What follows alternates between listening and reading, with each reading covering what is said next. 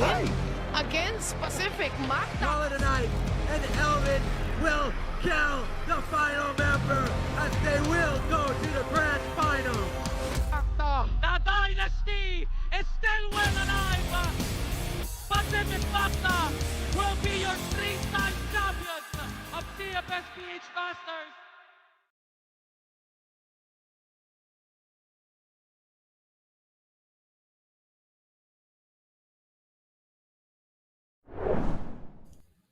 Today marks the day that you will witness the greatness. One of the top tier teams dito sa ating Crossfire Philippines.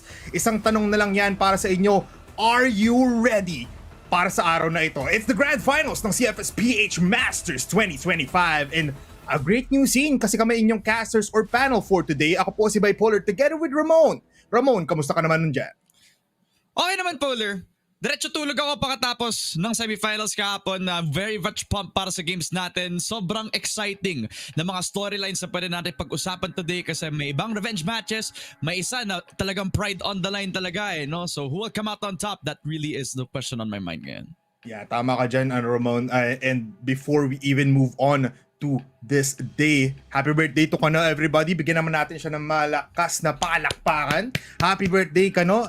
Pakitaan mo kami mamaya ng mabangis mong galawan. But before that, isang tournament format muna tayo para malaman natin for the very last time ano nga bang pinaglalaban at ano ang journey ng buong mga teams dito sa ating Cfs Ph Masters. Of course, qualifiers started off with 2 open qualifier legs, a best of 1 and a best of 3 series, wherein you witness na open qualifiers 1, top 2 teams ang nakuha doon. Open qualifiers 2, top 3 teams naman ang pumasok. So a total of 5 teams that joined the 3 invited teams in the group stage. Yung group stage natin has finished and now we are in the playoffs. We're in single eliminations, best of 5 series ang nangyari. Top 2 teams represent Philippines in the ESPORTS World Cup. And flash news, everybody, it's EVOS and UBECMANIAC ang pumasok dyan. Ramon, ano naman yung prize pool natin? Ang prize pool natin, of course, is a total of 20,000 USD para sa ating total prize pool na definitely distribute natin sa kanya all over to the champion, 10,000 USD, 4,000 USD as well for the first runner-up, 2,000 and 1.5 as well para sa second runner-up and third runner-up respectively. So everybody's coming out of the playoffs bracket nang talagang may mauuwi sila maganda. So the playoffs kahapon pa lang, Bipolar, sobrang ganda nang naipakita talaga ng mga teams natin. They're looking hungry sa ating second day as well. Very much so. At panandali ang highlights muna tayo, Ramon, and everybody here because we need to throw back a little bit. Kasi syempre, nagsimula ang araw natin kahapon on a Saturday na EVOS versus Team Secret. Ang init ng laban, ang init ng mga pinakita nila. Totoo, pre. I mean, this team, EVOS Esports in particular, has had one thing in their minds to prove as well, that they're group 1 they're top 1 in the group stages for a very big reason. They're the best team in the tournament, and for some reason there's been a lot of doubters na nagsabing hindi sila yung top 1 or si UBEC yung makakahanap or yung Pacific yung makakahanap. Talagang yung EVOS, they were here to come into this with something to prove, and they have proven that against Team Secret, where they had a Cinderella run. They really had a good performance all throughout the group stages with their constant improvement, with the likes of Aiden and A7J reigning the helm with their performances. It's just that EVOS Esports, they were on a different level talaga. Yung mga shots ni Cetra, yung mga support ni Elvin, as well as yung mga entries ni KSA na masasabi nating lightning fast talaga when it comes to those duels. Just giving a lot more of that oomph para dito sa EVOS Esports, just solidifying themselves at the top, getting themselves at grand finals, which has forced yung Team Secret, unfortunately, in the third place match. Yes, very much so. Mapapakatsaw ka talaga sa mga labanan natin kahapon. And moving on, after the Team Secret at EVOS matchup, makikita mo naman PE versus UM, the revenge match of the day. At talagang it was a bloody warfield or battlefield para sa atin ito kasi it ended like almost midnight na rin, tapos nakikita mo neck and neck halos talaga ang pinakita natin.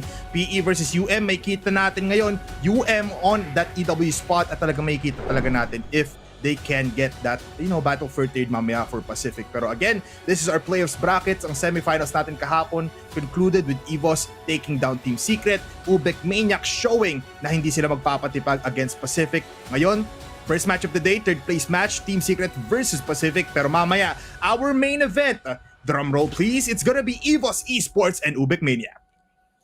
Just one heck of a grand finals day to watch out for, and all our focus, all our eyes will be on that grand finals slot talaga, where EVOS Esports, again, a team that has a lot to prove, pero in our eyes talaga, they are here for a reason. They arguably have all the players that are top 1 in their respective roles, tapos talagang may international experience as well. So feeling ko yung viewers na lang, kailangan na lang tong grand finals na to para mas solidify talaga yung matchup nila. For UBEC naman, there's not really much to prove other than to just keep themselves going papunta sa grand finals natin. Tama ka dyan, Ramon. Ngayon, makikita na natin, the battlefield is set. The playoffs will now conclude with our very first match of the day. It's gonna be Team Secret versus PE. Lumabas na lahat ng mga Secret fans and Pacific Macta Dynasty followers because you are gonna be expecting one hell of a show kasi syempre, kailangan dito ng isang team or both of these teams are very much hungry in taking that podium finish. Pero match number 2 again, dito sa ating playoffs final day, it's gonna be EVOS versus UBECMANIAC. Ito Ramon, may onti lang akong tanong sa'yo before we head on into the game and we head on into the team introduction. Paano nga ba ang ano sa tingin mo yung mga mood ngayon ng Team Secret and Pacific? Kasi kahapon talaga it's devastating that you will lose for these two powerful teams. Pero ngayon they are very much hungry. Marami silang gustong ipatunayan, marami silang gustong ipakita, lalo na last spot na lang ng ating podium ang pwede nilang kunin. I mean, honestly, if you think about it, you can't really fault these players nga naman to be a little bit dejected dahil doon sa naging performances nga kahapon. And this is not to say that these teams are bad nga naman whatsoever. They're very talented teams, and there's a reason as well kung bakit sila malakas.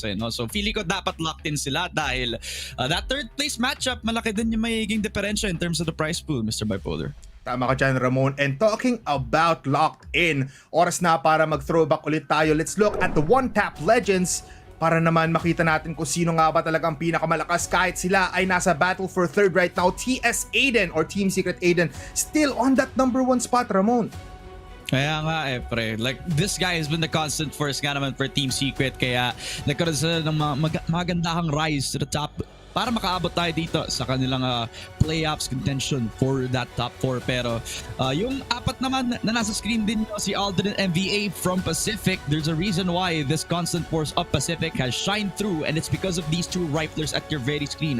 Experience and also very much the mechanics to keep it up against the young guns talaga. While the young guns themselves, si JG at saka si Kano, sila naman yung masabi natin precise in their prowess talaga. Sila yung hindi mo ma-expect na makakapanalong duels.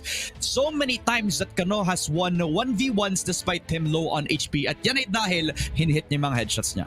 And speaking of headshots and just speaking of overall sheer power, ngayon tingnan natin ang top fraggers of Cfs Ph Masters. It's concluded na almost. PE Aldrin still with 295 total kills, a KR of 0.94 and a KD of 1.40.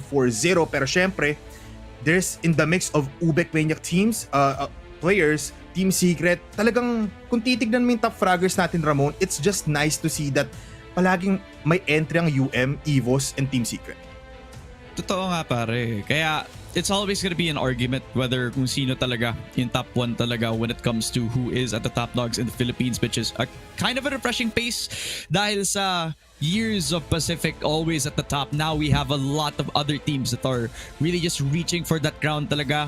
You see MVA and Aldrin again on the conversation, but with Kano's presence and as well as si KSA actually showing us up dito sa ating top fraggers list, it just shows that everybody is hungry for that crown, and these top fraggers were a big reason kung bakit sila nakaabot dito.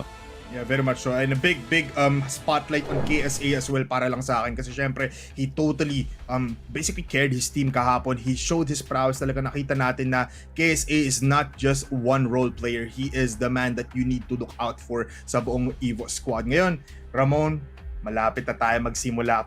Habang patagal na patagal yung intro natin dito, palapit na tayo ng palapit sa ating mga laban. But before that, Ramon, let's greet our very much a lot of viewers right now sa ating mga viewers. For everyone that is watching right now, please share, like, and share the stream. Maraming manonood, mas masaya ang ating Crossfire community. So be sure to check them out, and also just thank you very much to you guys. Kayo po ang nagpapabuhay nito at oras na para buhayin natin ang battle for third. Let's look at Team Secret. Team Secret.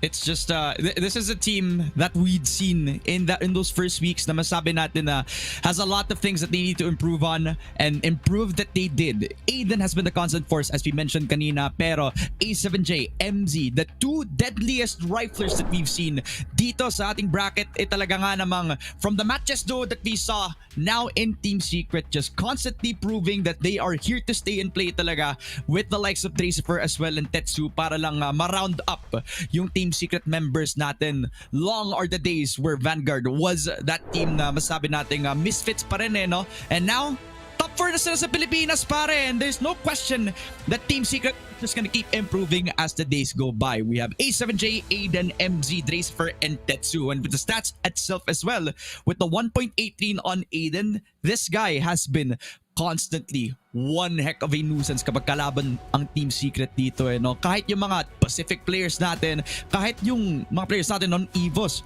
doon sa compounded game nila kahapon, talagang mainit tong si Aiden as well as si A7J, which has proven to be enough of a firepower para masabi nating deserving sila sa spot nila dito sa playoffs. Very much so, Ramon. Talagang malaking sampal sa mukha to sa lahat ng mga nagko-comment sa atin, and also those hot takes na nakikita natin sa mga previous show na Team Secret is, you know, not deserving in that top spot daw or sa top 4 spot natin. Well, looking at these statistics and looking at their performance sa buong playoffs natin, they really are deserving here, at talagang makikita mo na the misfits really have proved a lot sa buong Cfs Ph Masters. Now, let's look at the team data. Nag-conclude na tayo guys from week number 1 until week number 8. They lost the very first matchup, masasabi din natin, and also it was mentioned by Sneaky and as well as Salvi na Team Secret was one of the teams na talagang mahirap yung journey nila from start to finish. Parang mix and match palagi yung labanan nila, and not like those other teams na talagang tinangkin nila yung big forces at their very first weeks, tapos naging madali na lang yung ending. Pero sa Team Secret talagang alam mo yun, mahirap yung labanan, pero nagpakita pa rin sila na sila yung magaling. Totoo pare. And it was just one heck of a journey to get here talaga, where now Team Secret, they're now fighting up against one of the best teams in the Philippines right here. They already beaten them once, as we see dito sa match 26 natin in Pacific, na makakalaban nila on their third place match as well. No? So will it happen this time around? Kasi BO3 sila naglaban last time, and it was a very close game by Polar. At dahil nasa BO5 territory na to, we're talking about a battle between a ragtag bunch of teenagers playing Crossfire, against Pacific, who are one of the best teams and organizations in Crossfire. So sa BO5 na laban to, yung experience talaga yung papakitang gilas dito. Tama ka dyan, Ramon. Isang BO5 na naman ang kailangan nilang ipakita, lahat ng kailangan nilang ibigay. Right now, oras na para mag-interview tayo ng one of the top players coming in from Team Secret. It's Aiden, by the way. Aiden, kamusta naman tayo dyan? Yeah. Kailangan Aiden, masaya tayo. Dapat ipapatunay natin na tayo yung at least deserving for that third spot. Pero Aiden, may tanong lang si Ramon sa'yo for today. Ano nga ba yan? So Aiden, napanood ka namin kahapon no, from your game against EVOS. Kamusta? Gusto ko lang matanong ikaw, kamusta yung vibes ngayon pagkatapos ng matchup din? Kasi naramdaman namin kung gaano ka-close yung naging fourth set ninyo. Gusto lang namin malaman kung kamusta yung Team Secret pagkatapos ng talo na kahapon. Okay lang naman po. Pang mga 30 minutes lang, move on na din lahat. Ayun lang po. No problem. Syempre, kailangan talaga natin mag-move on sa mga It's a tough defeat, pero Aiden, first of all, gusto ko kayo i-congratulate sa, malayo ang nirating ng Team Secret. Marami rin kayong haters. Kung EVOS maraming haters, also Team Secret, marami kayong haters. Pero pinatunayan nyo na you guys are not just a bottom 8 team. Pinakita nyo na you're deserving of this spot right now. Ngayon, against Pacific, one of the top teams as well. Anong plano natin mamaya? Ayun po, parang gagawin pa din po kung ano yung mga play namin na parang nag-work sa kanila. Siguro, ganun po. Okay, Aiden. Parang nag-lock in na kayo ngayon. Palaging it's all medyo unsettling na wala si Buko sa likod, nangahampas ng balloon.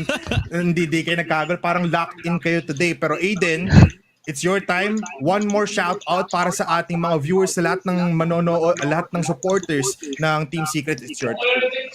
Sa mga supporters ng Team Secret, thank you. Okay, maingay. Thank you sa mga supporters ng Team Secret and kala Madam Yam and Kuya Bash. And sana mabigyan namin kayo ng magandang laban. Kahit battle for third lang.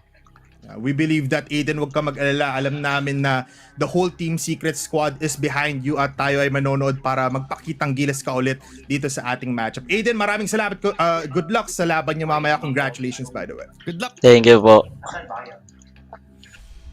Naku po, no, Ramon, nakikita natin na there's also just some tense nerves or very much nakikita natin na parang may onting focused lineup na mula sa ating Team Secret squad. They were very much, it's weird na talagang na naging tahimik medyo ang ating Team Secret squad. They really were one of the misfits pagdating sa ating buong tournament. Pero definitely so, magpapakita sila ng magandang laban mamaya. Ngayon, let's talk about their rivals for today sa ating Battle for Third. It's gonna be Pacific. Kamusta naman kayo dyan? Tignan natin mamaya, Ramon, kung ano nga bang sitwasyon nila. Baka sila naman yung squad na sobrang saya, sila naman yung sobrang nagkakaingayan dyan. Pero oras na para makita ang ating mga nagagwapuhang Pacific squad. Justin, Jamero, Aldrin, Revenge, and MVA. Ramon, kamusta yung laban nila kahapon?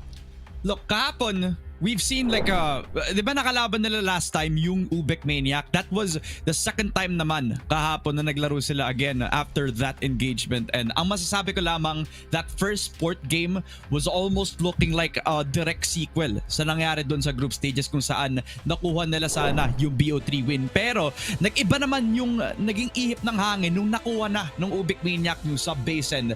That Ankara game, which looked like a Pacific game all throughout, ay talagang heartbreaking para sa kanila na umapit na nakapag-comeback ng UBEC, which led us to here where they're now in this third place game. Pero that's not to say na hindi talented yung mga players natin. That's Aldrin, Jamero, Revenge, Justin, and MVA. Kind of like istorya ng Team Secret, they had to rebuild the system pagkatapos na mawala si ZYK sa roster nila. Ang long time nilang IGL, which now Jamero in the lineup, just meant that Revenge has to carry the torch as the IGL now. Every single week, we're getting a different version of Pacific. A lot more composed but a lot more precise in their gameplay as well.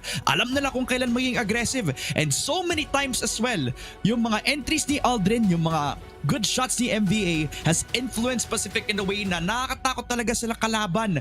And what about the performance from Revenge as well? The calling IGL na talagang fragging IGL as well. This guy's been proving time and time again that Pacific will have a fight imminent kahit tambak sila or kahit match na match pa yung kalaban nila. Yeah, very much so, Ramon. Ngayon may kita natin ang ating team data for Pacific. Nakita natin it's just 2 losses in their name and a lot of wins, especially up against those top 8 to top 6 teams. EVOS and Team Secret lang ang nakatalo sa kanila. So very much it's devastating to see them once again in this battle for third. So there's a lot of kung titignan natin probability of winning dito ng Pacific after a 1-2 loss dito sa Team Secret. May angat ng onti yung Team Secret, pero alam naman natin, the Pacific, the Dynasty is here to prove us wrong. So mamaya may kita natin yan. A good journey, by the way, Ramon, yung ginawa dito ng Pacific. Kaya nga talagang this team has been proving time and time again that this organization has been standing the test of time and has been keeping up against the likes of the teams that are at the top 4 right now. And also, we'll see if they still have their grit and grind in them para lang makapanalo dito sa third place game, kasi talagang PE or just the type of team that can really be reliable in these sorts of setups. Yeah, very much so. Ngayon, wala nang tumpik-tumpik pa. It's time to introduce MVA, coming all the way from Pacific. MVA, kamusta tayo dyan? Hello po, okay naman po. Okay naman. Mas masaya ba tayo compared sa Team Secret right now? Hindi ko alam, para kami talo eh. Ay, okay lang yan. Mananalo, talaga si Five may chance pang manalo mamaya, MVA. Yan dapat ang ating isipin. Ikaw ba, Ramon, may onti tayong tanong? Okay. Well, eto MVA. So, balik mo muna tayo sa sa games kahapon eh, no. So nung kinalaban nyo nga naman yung mga dun sa semifinals eh, no. Was it a very surprising result na nakapag-bounce back yung UBECMANIAC kahapon sa games nila? Kasi I think nung nanalo sila sa sub-base, iba na yung moral eh, no. So tapos nung unti-unti yung comeback na nangyari dun sa Ankara, like parang feeling ko naging tense na yung Pacific eh, no. Ano yung nangyayari sa room ninyo nung nangyayari yung comeback sa inyo sa Ankara? Siguro yung yung timing namin hindi tama. Ayun siguro. Tsaka yung timing nila, yung tama, yun. Doon kami nadali siguro. Okay, MV, alam mo man, alam kong medyo yung yung vibes natin not really good after that fight against UBECMANIAC. MVA, I just want to congratulate you for getting this far. You have the chance to get the third spot. MVA, you're one of the top players para sa akin pagdating sa Pacific. Kasi syempre, like 186 AP yung ginagawa mo every time. Talagang nakikita ng mga viewers natin na you really put in the work. So it's just nice to see that you guys are here fighting for battle for third. Pero MVA, may mga plano ba tayo dyan later on against Team Secret or may tatargetin ba kayong player? Lalaroin lang namin yung laro namin. Ayun lang. Okay. Magpapakita ulit mamaya ang Dynasty, no, MVA? Opo, ayun lang po. Lalaroin lang namin kung ano laro namin. Okay, MVA, it's our last question of the day. Ano nga ba mga shoutout mo for all the Pacific supporters out there? It's your time. Sa mga sumusuporta sa amin, thank you. Sa mga walang sawang sumusuporta. Sorry kasi talo kami. MVA, naiyak ako man. Sorry. MVA naman. Pero MVA, Ganun talaga, ganun. Ganun talaga man. Pero it's okay. May pambawi pa tayo if you guys win this Battle for Third. Congratulations on your run. Magpakitang gilas muli kayo sa ating Battle for Third. Good luck mamaya, brother. Thank you. Thank you po. Thank you, MVA. Naku po, Ramon. The vibes are very much low, pero alam natin na pagdating sa server natin dito na talagang ibang mga dragon, ibang mga leon ang makikita natin mamaya.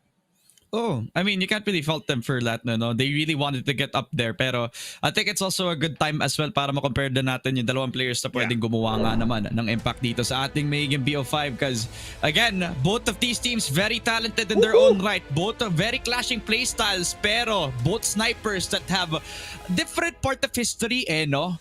Revenge the Filipino sniper na masasabi natin there's always gonna be a fight in him. Now that he also has the responsibility of calling for the team as well, na I believe it's also one of the few times or at least the first time in his career na ginawa niya yun dahil kasama niya lagi si UIK for that matter. It will be double duty for him against a Team Secret that has been adapting to every sort of counter, pero it's a Team Secret that likes to be individualistic, pero kapag nag-lock in sa server ang tatlo ng riflers ay talagang ang Pacific kailangan na rin magdoble kayod. Yeah, very much so. Looking back at these key players right now, nakikita ko pa very fresh in the memories kung paano nga ba gumawa ng milagro si Revenge at si Tetsu. These players right now have really showed us that they are one of the top snipers, one of the top fraggers pagdating sa entirety of the Philippines in terms of Crossfire, and they really are just a formidable team and formidable players. Makikita natin ngayon ang kanilang match history. Makikita nyo ang CFS 2024 Regional Finals PH, naging third ang ating Pacific doon, fifth naman ang Team Secret. So basically makikita natin na there's a lot of improvement not just on Team Secret but also for Pacific. Nung impact naman nandoon yung Team Secret getting that first spot at Masters 2024, Masters 2023. Dito nyo nakita first hand ang ating Dynasty.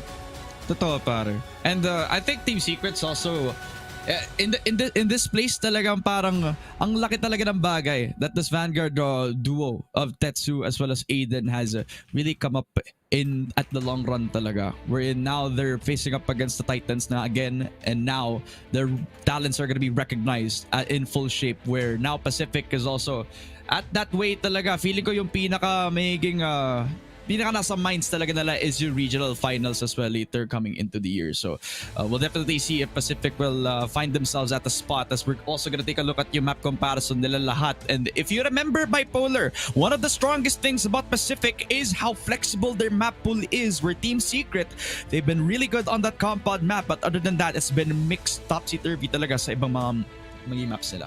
Yeah, very much so. Alam mo, kung titingnan mo talaga yung map comparison natin dito, there's a lot of ups para sa Pacific, but you can also see na humahabol naman ng onte ang ating Team Secret, especially on that compound. Look, there's 6-1 yung kanilang sets played, and also their domination here, so they do have some maps under their bag or pwede nilang ilabas. But looking back at it, hindi naman kasi talaga naglaro ng Black Widow too much ang ating Team Secret as well as Mexico. So there's, may angat dito ang Pacific also in terms of map, but also, not also in just maps, but also in the experience itself. So ngayon, there's also, may kita natin dito na there's a lot of things possible. Pero ngayon, keys to victory muna tayo, Ramon.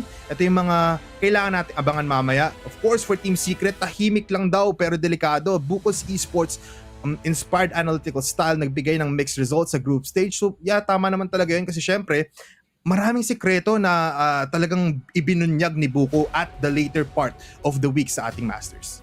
Totoo, pare. And with the synergy of Tetsu and Aiden, talagang they have the brains and the brawn to actually contend against the top teams dito sa Pilipinas, and that's been one of the more biggest strengths para sa Team Secret doon sa naging improve nila on the group stages. It hasn't been the best of cases nung playoffs kahapon dahil yung EVOS talagang getting the number every single time, so hopefully makita natin yung disiplina nila coming into this matchup in particular against Pacific, who not only has got the aim pero gigil na gigil din sila sa laro. Talagang from yesterday, we've seen yung impact ni MVA at saka ni Justin actually opening up so much spaces para sa kanilang mga entries. Pero against a team like UBECMANIAC kahapon, talagang nahirapan talaga sila. So hopefully this time, the star players do shine out in the server, as their experience is also one heck of a factor coming into this as well. Very much so, Ramon. Alam mo, oras na ata para i-introduce natin. It's just right to see na these two are gonna be our casters for our very last matches of Cfs Ph Masters. Kamusta tayo dyan? It's Salvatore and Sneaky Frag on the caster's deck. Ay. Man, grabe. Komportable para dito sa right side, all the way here, man. Totoo man, masaya dyan. Tsaka ang sarap lang na nakita ko ulit yung dibdib ni Salvatore once again. Uy, tol, halata ka, tol. Ba't naman sorry. ganyan? Sorry man.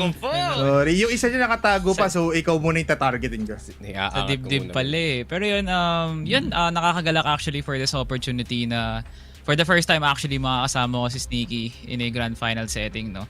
At lalo na nga rin na ganito ka solid yung binigay sa aming teams for top 4. It's just gonna be pretty much hype all throughout. Yeah, very much. Ikaw ba, Sneaky, anong thoughts mo dito sa ating matchup for today? Startup natin, Team Secret versus PE. Yeah, Team Secret versus PE, no? Obviously, both teams na were kind of running behind the shadows dito ng UM at itong EVOS with their whole rivalry going on dito sa ating top spot. Pero, ayun nga, no, this third and fourth is still probably one of the best third and fourths we have seen in a while, pare. Yeah, very much so. I agree with you on that. Pero right now, oras na para simulan natin ang bakbakan. Pero before that, Map Veto muna tayo para onting snippet tayo kung saan nga ba maglalaro ang ating mga players. Anong thoughts natin dyan, Ramon?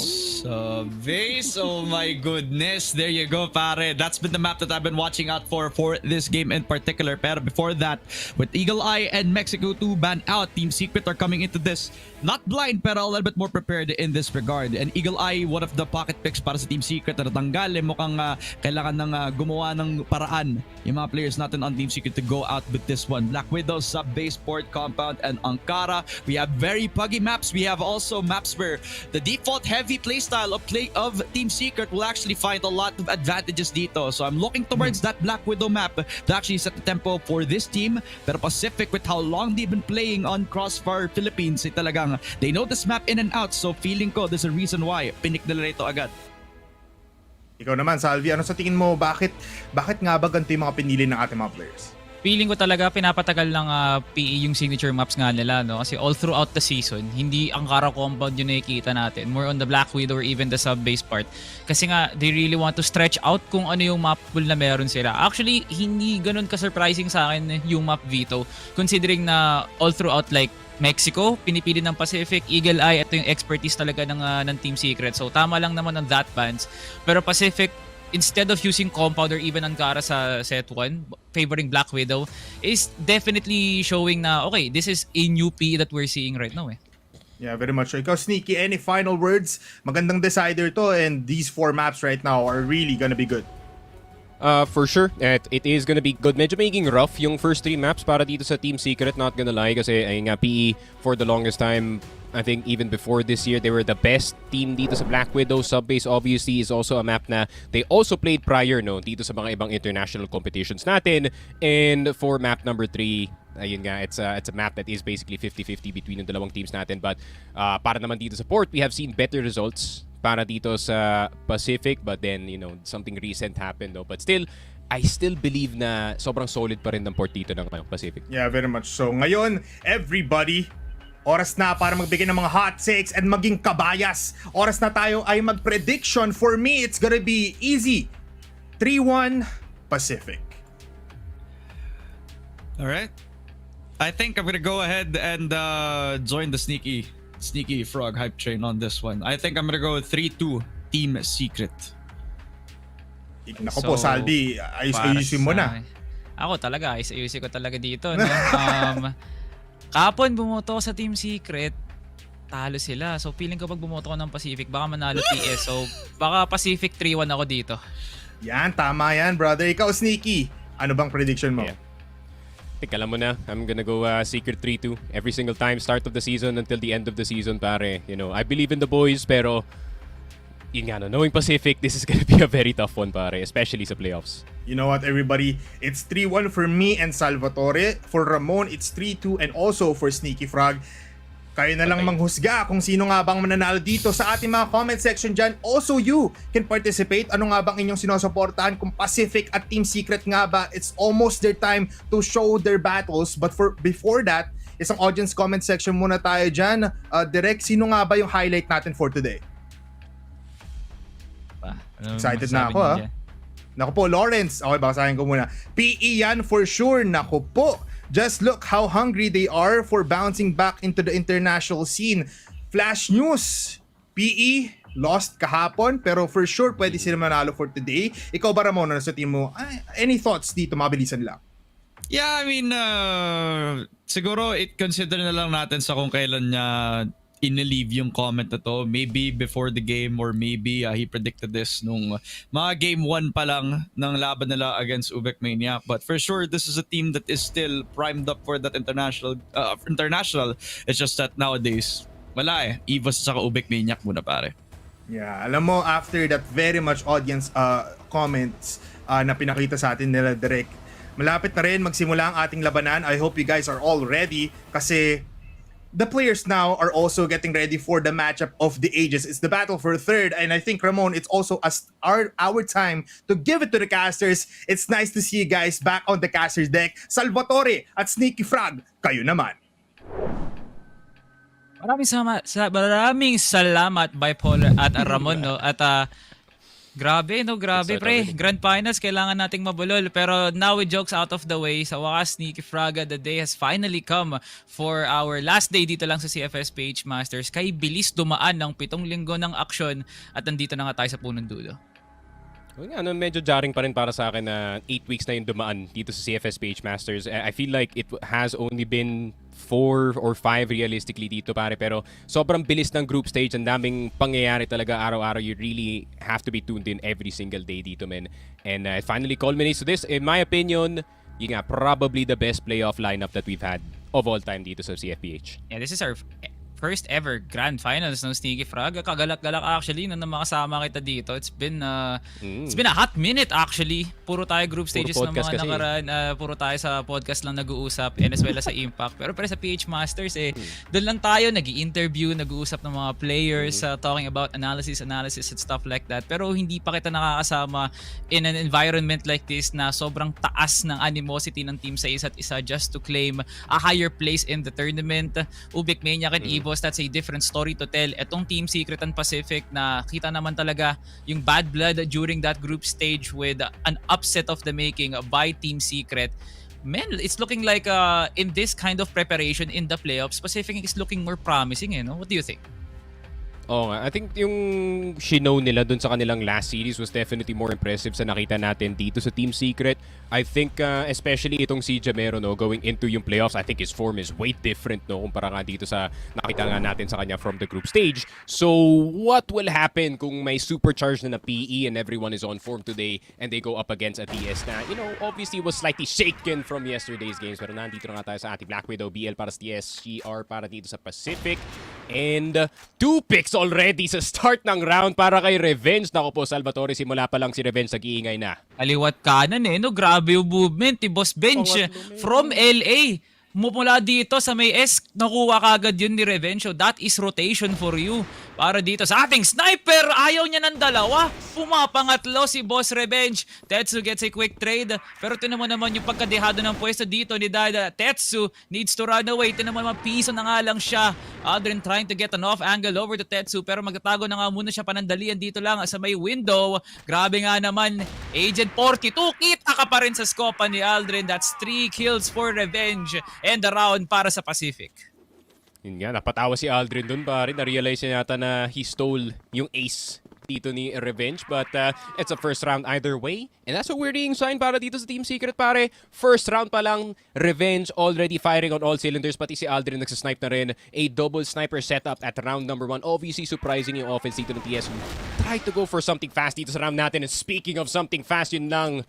MVA with a fast headshot dito kay Tetsu. And all the sudden, wala na silang control sa B-side ng mapa. Pero Aiden, nakita na nga si Revenge. Medyo spread out pa yung Team Secret dito. Are actually looking for some map control on both sides. Nakangapa pa yung Team Secret actually, no? This is a PE that from yesterday, kitang-kita mo naman kung gaano talaga ka-flexible yung playstyle nga nila, no? And how they execute it. Pero pagdating sa mga duels, dito talaga pumapaldo ang Team Secret. Kita pa lang dito sa kamay ni A7J at ni MC. And Aiden as well. Every TS duel na ipapanalo nga nila. Pero may harang pa dito via MVA. Bomb drop. Madali na nga lang itong babantayan. MVA is still him. 3 kills already for this guy. At si Aiden meron na nga sniper. Pero what a lurk by Aiden. Ginulat niya yung pwesto doon ni MVA and Team Secret. Ang ganda ng bawi. Grabe naman yun, yung ginagawa ng Pacific dito. I mean, despite the TS win, no? Parang sunod-sunod na warning signs yung binibigay nila dito, Salvatore. Una yung 3K ni Revenge. Ngayon, yung 3K dito ni MVA. So, looking very dangerous ang form ngayon ng Pacific Esports despite the loss of that round. And another opening pick para kay MVA. Full waters control para sa Pacific sa start ng round. Eh, grabe naman yun, man. MVA relentless sa pagkuha dito ng waters, pare. Man, ganun talaga kumuha ng, ng pwesto eh. If you know you have the confidence, pag alam mo talagang first contact ka kagad dun sa papik pa lang na Team Secret, talagang ipapadala mo si Revenge na grabe nga naman talaga yung pinapakita niyang reaction time just for the duels, just for the picks. Ngayon, Aiden, now with a switch up of roles dito, usually Tetsu and A7J, but Aiden will be taking that sniping responsibility. Jamero, nahanap kagad dito lang sa may door mid, sa kalagitnaan pa ng smoke. So yeah, PE moving around the map despite them taking a defensive approach dito lang sa unang half natin. But with that sort of mentality, PE, their aggression might give them dividends, pre. Yun nga, medyo old school na crossfire na nakikita natin na galawan dito, no, Salvatore. Yung aggression lang sa start ng round, try to take an aggressive part ng mapa and then back off all the way dito sa kanilang depensa, no. And obviously, Team Secret with their fast and erratic na playstyle, always looking for openings dito sa mapa natin. Someone is eventually gonna get caught and Aiden and Tetsu did get caught eventually. Mid control though gonna be attempted para dito sa Team Secret but is denied by Jamero gamit ang kanyang M4. Pero B-side yata ang pakay dito ng Team Secret. Nades, flashes are gonna start to fly. MZ, Dracifer gusto pumasok dito sa loob ng B-side. Pero alam ba nila na naandito si MVA na nasa metal box? Pero yun lang, hindi makapasok si MZ. A7J, sinamahan niya na ang kanyang teammate dito na nasa loob ng House B. Justin mahuhulog, pero Jamero nakuha na si MZ. A7J na lang natitira. C4 sa kanyang kamay, walang utility. At 28 seconds par, nako po, kailangan 3 napakagandang tira ang makuha na dito. Pero nakita na si Aldrin na iwasan niya pa. Pero lalaban niya, men. Kailangan niya ilaban to eh. 1v3 naman to eh. May sniper na nga naman siya. At asintado si A7J. Re-engage incoming. Pero paparkurin niya na nga lang to. Pero kotlacking ka, A7J. As MVA finds the opening and the off timing. And PE scores a huge round off the back of MVA's Already 7 kills performance sa pang-apat na round pa lang. Pag nga naman talaga preparado at nasa kondisyon, MVA is that guy. Maaasahan. Now in PE's pursuit para talaga mas lumaki pa yung lamang dito. Tinan mo kagad yung high ground na kinukuha nila sa may HM as Justin just walks up ng parang ganun-ganun lang. No defense here para sa Team Secret. As MZ gets picked. Aldrin meron na kagad pwesto dito lang sa may ES. Pwedeng makrosan dito si Dracifer or si Aiden. A7J paparating na ngayon. Aldrin threads the needle. Pacific is just hitting Sneaky Prog. Yun lang, Aldrin full of surprises dito sa season natin, men. But he gets the third through the smoke dito kay A7J. Aiden will get itong si Justin. Grabe, pati si Aldrin sinapian nandito ni Revenge, men. It's a 4 versus 2 at the start of the round. A minute and 35 still left. And pansin mo dito sa PE, kanina pa nila inatake itong catwalk, pare. Because of that water's control, pwede silang bumalik ng mid. Pwede silang kumuha ng pick. Or ng pick, rather. And that created a very advantageous situation para sa kanila dito. Pero Tetsu, saying hi to his old teammate dito in that mid position. Pero maghahanap pa ng TS na map control. A minute and 14 is not much time to work with. Pero Tetsu spotting si MVA, LA, Ter. Pero hindi nila laban to. Not Aldrin. the sniper. That is not a winning fight. Aldrin missing the shot. Aiden, tamang half HP nandito kay Aldrin, pare, on those tags. 59 seconds, not much time para sa Team Secret na makapasok ng site. Tetsu will go down. Revenge nakatutok na kay Aiden. Naku po, kinold pa, pare. Bakit kinold dito ni Revenge? Naku po, he should have just sniped it. Aiden with a chance and opportunity for this 1v2. Alam niya kung nasan si Aldrin. Aldrin dead. Revenge, last one left alive. Nandito sa metal box. Alam na alam ang kanyang posisyon. Aiden, so close yet so far. And Revenge finally pulling out the secret weapon, pare. 3-1 PE start dito sa Black Widow. Gana yung boomstick talaga ni Revenge, no? Much like Aldrin, pre, umaasinta nga naman ngayon ang Pacific. All of those high pressure situations or even just putting out that kind of pressure even at the early rounds, damang-damang mula sa Pacific. Jamero already making an effort para makapag-push nga sila dito sa may waters. Aiden magpapadala nga ng goodbye Philippines sa pagmumuka ni MBA.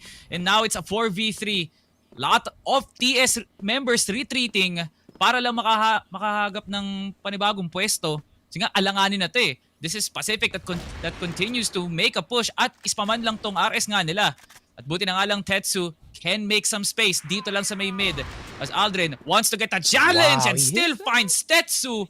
Kita yung hibla ng damit. And now on a 3v2, Dracifer nakakatanggap na nga ng damage. Pero si Jamero hindi pa nga nila makiklear dito. Look at the high-low by Pacific. Pero 1-for-1 trade lang ang mangyayari dito as Justin still on that HP na pwede kang mag-contribute pa rin para sa 2v1. Once more, Aiden now on the 1v2 on a familiar situation. Kailangan niya na nga makuha to para magkaroon na nga ng rally dito ang Team Secret. PE wants to make this happen for themselves. Pero una pa lang to, meron pang pangalawa. Matatimingan nga ba ni Justin? And Aiden goes for a 180. Gets the clutch. Finally, nangyari na nga para sa kanya. Grabe naman yun, men. Aiden di makapaniwala na lumabas dun si Justin right on his crosshairs as soon as he came out of window A.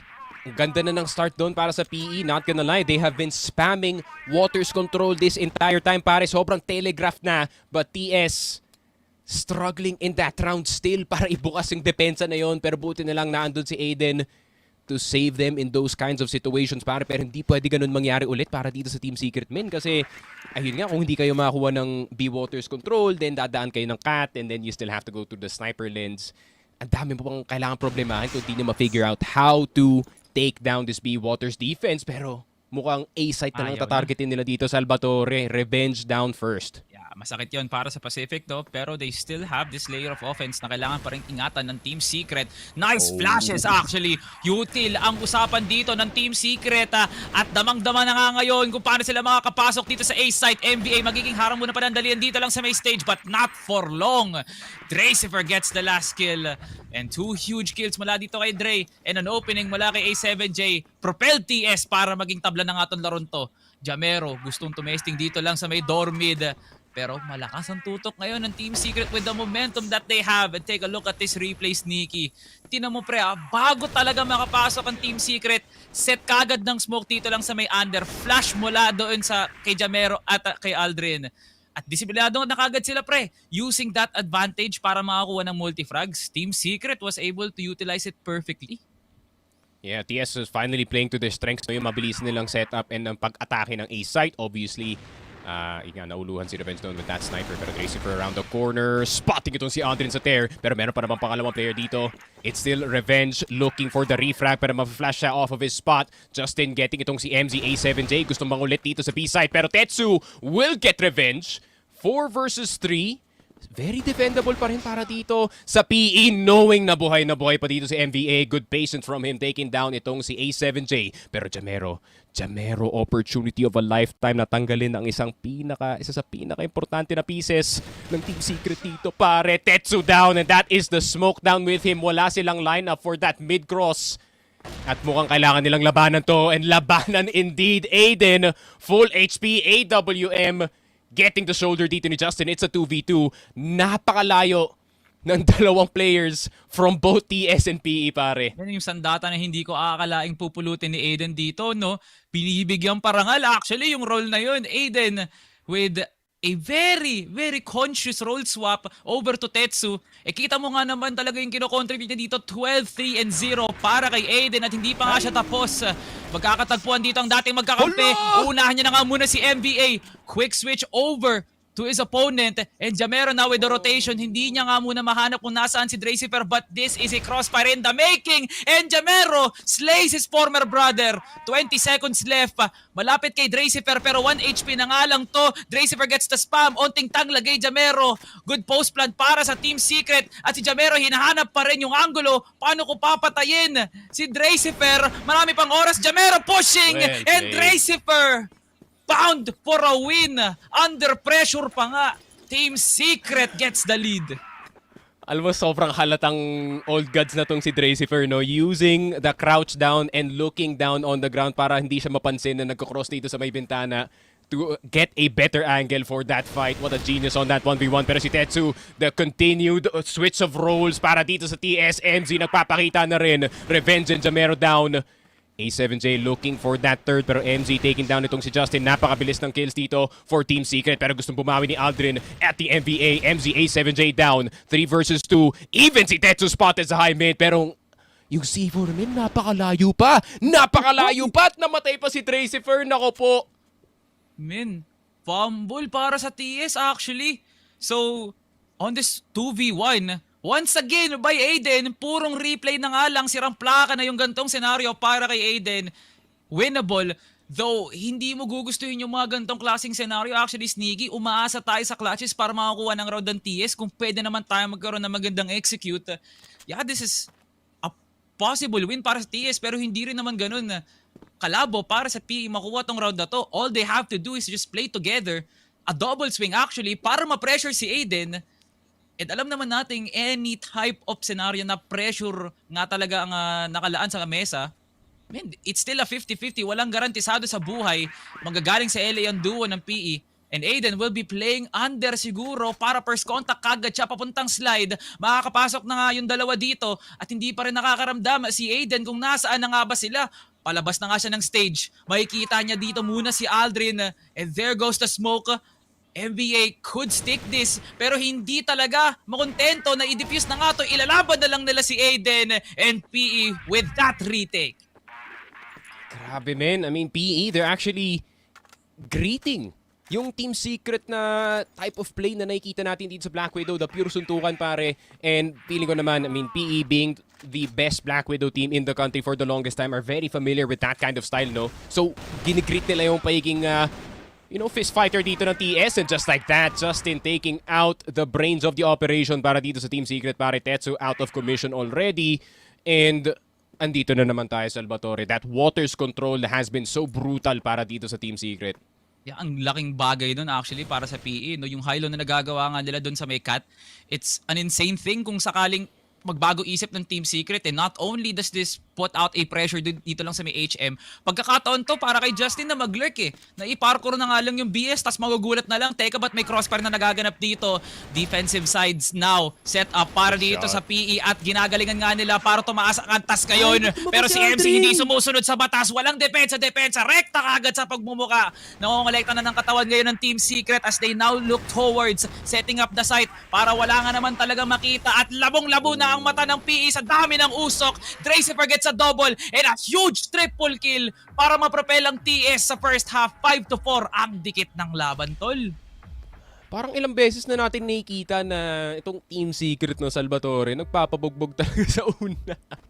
And the fact that they somehow figure out a way to come up with a lead by the time na nakarating na tayo ng second half is nothing short of amazing para sa akin despite of lack of B control. A7J, the aggression's not gonna stop para dito sa Team Secret, taking down itong si Revenge.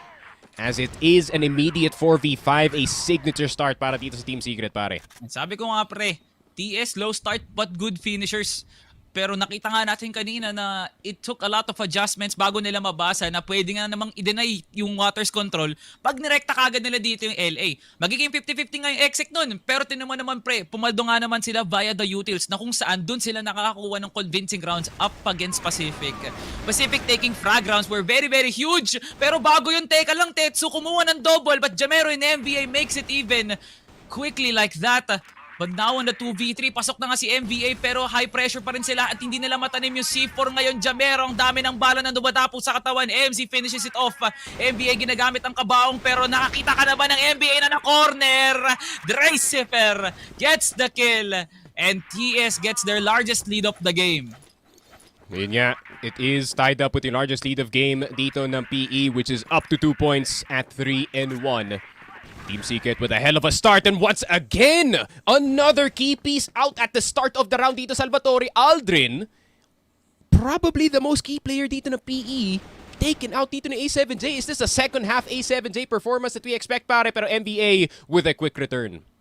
Okay na yun actually no for Pacific, knowing na Aldrin is indeed a key contributor. Buti na nga lang NBA is still having that pop-off performance with at least an 80% headshot percentage mula sa kanya. Pero si Aldrin, iba pa rin talaga yung recoil control na binibigay niya, no? From 2 to 3 kills max na binibigay at kinocontribute ni Aldrin just from holding it down. During the post plants, talagang hindi mo pwedeng ipagkait ang lakas ni Aldrin, but Dreisifer just destroying everybody na gustong lumapit dito lang sa may door mid. A7J, hindi mo na makikita ang unang pass lang dito. Pero magre-re-challenge nga siya kasi tumitesting sila Jamero, makapasok nga ng site. Justin now with a good lurk at mapipick off nila ang sniper dito. Masyadong pushed back ngayon ang Team Secret pero Dreisifer making a play. Pinasok ang window. Walang katakot-takot. Revenge clears down window pero pasok pa rin sa train si Dreisifer. Jamero ginagamit ang metal box bilang pantago. Pandelay lang muna ng onte. Tetsu nakakahanap na nga ng kill and goes to the Revenge. Dreisifer will get the last one actually, no? Pero Pacific, wala pang natatamo at wala pang napapala sa round na to. Yun nga, they tried to go for a little A-split action no na nakita natin. Men, si MVA nasa mid, may isang tao sa short. Lahat ng iba nandito sa long. But unfortunately, the opening picks dito ng TS were a bit too much. And speaking of opening picks, naubos na agad ang Pacific dito sa B-site. Revenge na lang natitira and in a span of 12 seconds, pare, Team Secret acquires that round. Nag-any percent sila sa round na yun. Tapusin nga natin to agad nang hindi makapag-adjust ang Pacific doon. Akalain mo nga naman pre, magbubunga na ngayon yung usual Team Secret tactics na mag-stack ng Storby. Kadalasan talaga kina-counter sila kasi nakakapag-cross yung kalaban sa door mid tapos mapipick off sila. But now finally Team Secret releasing that strat dito lamang sa playoffs na pre, crucial times yung hindi mo na afford na ayaw mo ng 50-50, gusto mo talaga para sa sarili mo 100-0 yung rounds. That risk is putting TS on a watch na grabe nga naman. Okay, pwede kami gumawa ng kung ano-ano at kalokohan basta gumagana. At sa wakas, nahanap na nga ng Pacific yung kauna-unahang round na sila ang mga kuha ng pick.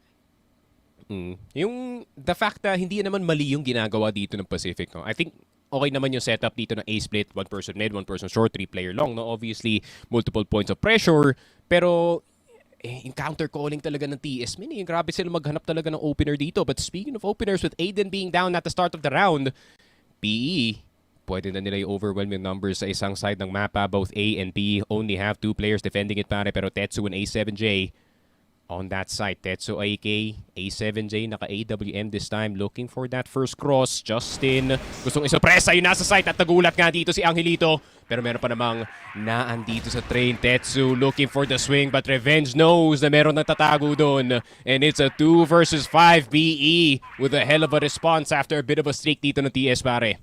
Ito na, pasok nga si Dracifer on the hot hand here dito lang sa second half. A lot of multi-frags from this guy. And Jamero just gets dunked. Pero mabilisin din kagad at pinalitan to ni Revenge and Aldrin with the easiest swing of his life. Bumabawi na nga ang Pacific at tulad ng Team Secret, nagpapabugbog nga sila sa una, but Pacific with that huge recovery from that amazing entry mula kay Justin. Yeah, and alam mo naman how good this team is in that overtime position, pare, no? So kung kayo yung TS dito, you're gonna have to end this right now, pare. Kasi pag nabigyan mo pa to ng momentum, itong Pacific, nako po, pare. Kung yung 9 ni Revenge men, magiging 19 yan. Pag pinagbigyan pa tong PE. Ano naman, delikado si Boss Christian Amores. Tandang-tanda natin yung pangalan na yan. Halos yung iniiwan niyang legacy dito, nagagawa niya because of his sheer brute force and skill nga naman eh. Tingnan mo naman yun, MVA, nakatutok ka lang sa dormid, tapos yung sixth sense mo lumabas para mag-flick dun sa Masters. Men, Pacific on the second half, if the momentum is momentuming, pre, makukuha nga talaga ng Pacific yung isang rally na baka hindi pa rin mga score ang Team Secret dito. The setups are indeed good para sa TS actually, you know, with numerous high-lows. Pero paano naman pupuwersa ang Team Secret sa isang magandang entry ng Pacific na papabor sa kanila yung trades ngayon? Setup na mula kay Tetsu, pero masyado ng maraming movement dito lang sa may BS. And now Tetsu and Aiden calling it now. Pwede kami mag-flank, pero pwede rin naman naming rektahin na lang sa pagmumukha. Dracifer, good pick para kay Justin, pero hindi pa rin tapos ang entering at pa-entrada ng Pacific. And Dracifer is an absolute machine! An android in the making, ganito maging Terminator, sabi ni Dracifer. 4 ang pinakawalan. NBA, nasaan ka na para sa aking ikalima? And Dracifer with a 5K para sa Secret. Grabe naman yun, men. No fear on Dracifer's face as he was defending itong A-side galing dito sa hagdan. Umakyat pa siya with the help of the smoke and hindi yata siya nakita ng PE. Right between those and Aiden right before the smoke. Fully plumes pa rin nakita na si Justin, but Revenge will get MZ back. If that was a 5v4, ganda sanang simula nun para sa TS, pero mabilis lang dito si Revenge pagdating sa pagkuha niya ng pick, pare. Man, what was that, Team Secret? Kailangan na natin mag-move on, pre, pero look at Dracifer's performance. Nakakala natin si NBA yung makakakuha ng honors is 17-7. Yeah, this was not the Dracifer we saw yesterday. This is a new look Dracifer na pag talaga na sa condition, pre, no? On that carry role as the backup. But he's looking like that aggressive player na hindi mapigilan nga naman talaga ng Pacific. Pre, yung pa-entrada niya dun sa katapusan ng first half, akala natin hanggang dun na lang. But yeah, this man is speaking volumes right now. Yeah, Pacific, paano tayo makakahabol sa ganitong klaseng sitwasyon? Team Secret, nasa kanila na nga ang kalamangan yun plus the momentum. But yeah, all TS has to do is just rely on their raw skill right now. Kasi nga gumagana naman kahit papano. Aldrin with a push and they're eyeing for a short push. Yeah. Tama naman yung call dito ng Pacific. In all honesty, just a good old hold. Obviously, pag 9-5 na yung score, you're gonna be a bit desperate to end it, pare. Pero Aiden will not get the second quick scope. Instead, will only get itong si Aldrin. A7J will get legged in the process as he gets a kill dito kay MVA. Down to 20 HP, Colt Graffiti, AWM, at isang HE para makakuha ng clutch dito in order to end this game. Pero Pacific, most likely, alam na nila kung saan manggagaling dito si Lito. And the fact na he is low HP is not gonna help kasi naka-M4 pa dito si Jamero. And speaking of the devil, pare, ayun na nga, running headshot through the door into the head dito ni A7J. This is looking like that one compound game mula sa TS at Pacific. Kung saan kailangan nilang mag-force nga ng overtime para talaga makaluwag pa nga sila. No? And what a shot by MVA A7J, pre. Sayang yun, pre. Onting galaw na lang sana, mabubuhay ka pa at may kita ka pang ilaw. Pero MVA, talagang may presensya ng Diablo ngayon eh. Like this man is looking pretty solid para dito sa PE. At kailangan nila yun actually, no? This scoreline is on the favor of Team Secret pero baka nga hindi pa patagalin ng PE. Yun nga. Tama naman yung PE, men. Pamilyar sa laro ang comeback. So, Team Secret, kailangan nilang tapusin na to right here, right now. Or else face the wrath dito ni Aldrin.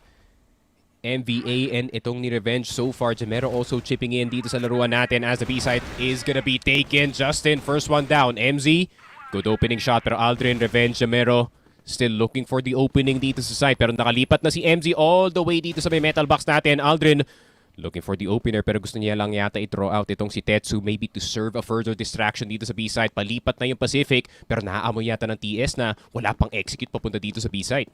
Yeah.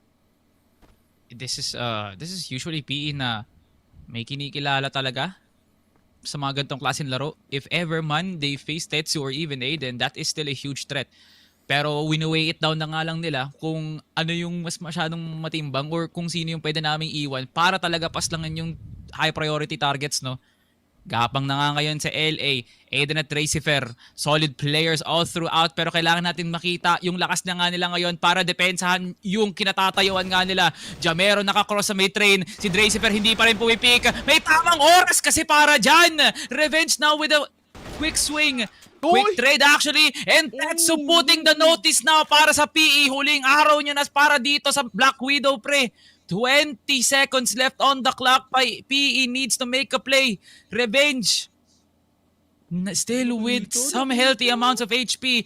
Pa-swing si Tetsu. Hindi nakakaramdam si Revenge. Rerekta siya dito sa may window B. Tinakbuhan na nga kagad. Pero hindi pa bababa sa kanya yung oras of timing. Where is it coming from? And MC spraying it down. Black Widow maukuha ng Team Secret.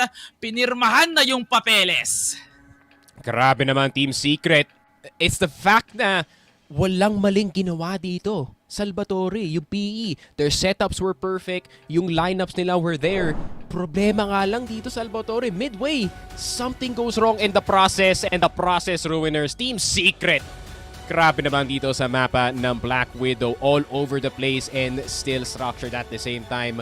Tracifer showing a different side of him today, pare. Aiden showing his usual, and Tetsu, pero rifling men galing sa kanya dito. And look at that change of pace mula dun sa Team Secret, no? I feel like that second half really boosted their morale. Kasi heading into this matchup, no? Talagang mararamdaman mo dun pa lang sa interview na medyo nahihinaan ng loob. Sige, ilaban na namin to kasi formalities nga, no? But yeah, Team Secret is still on their 100% form.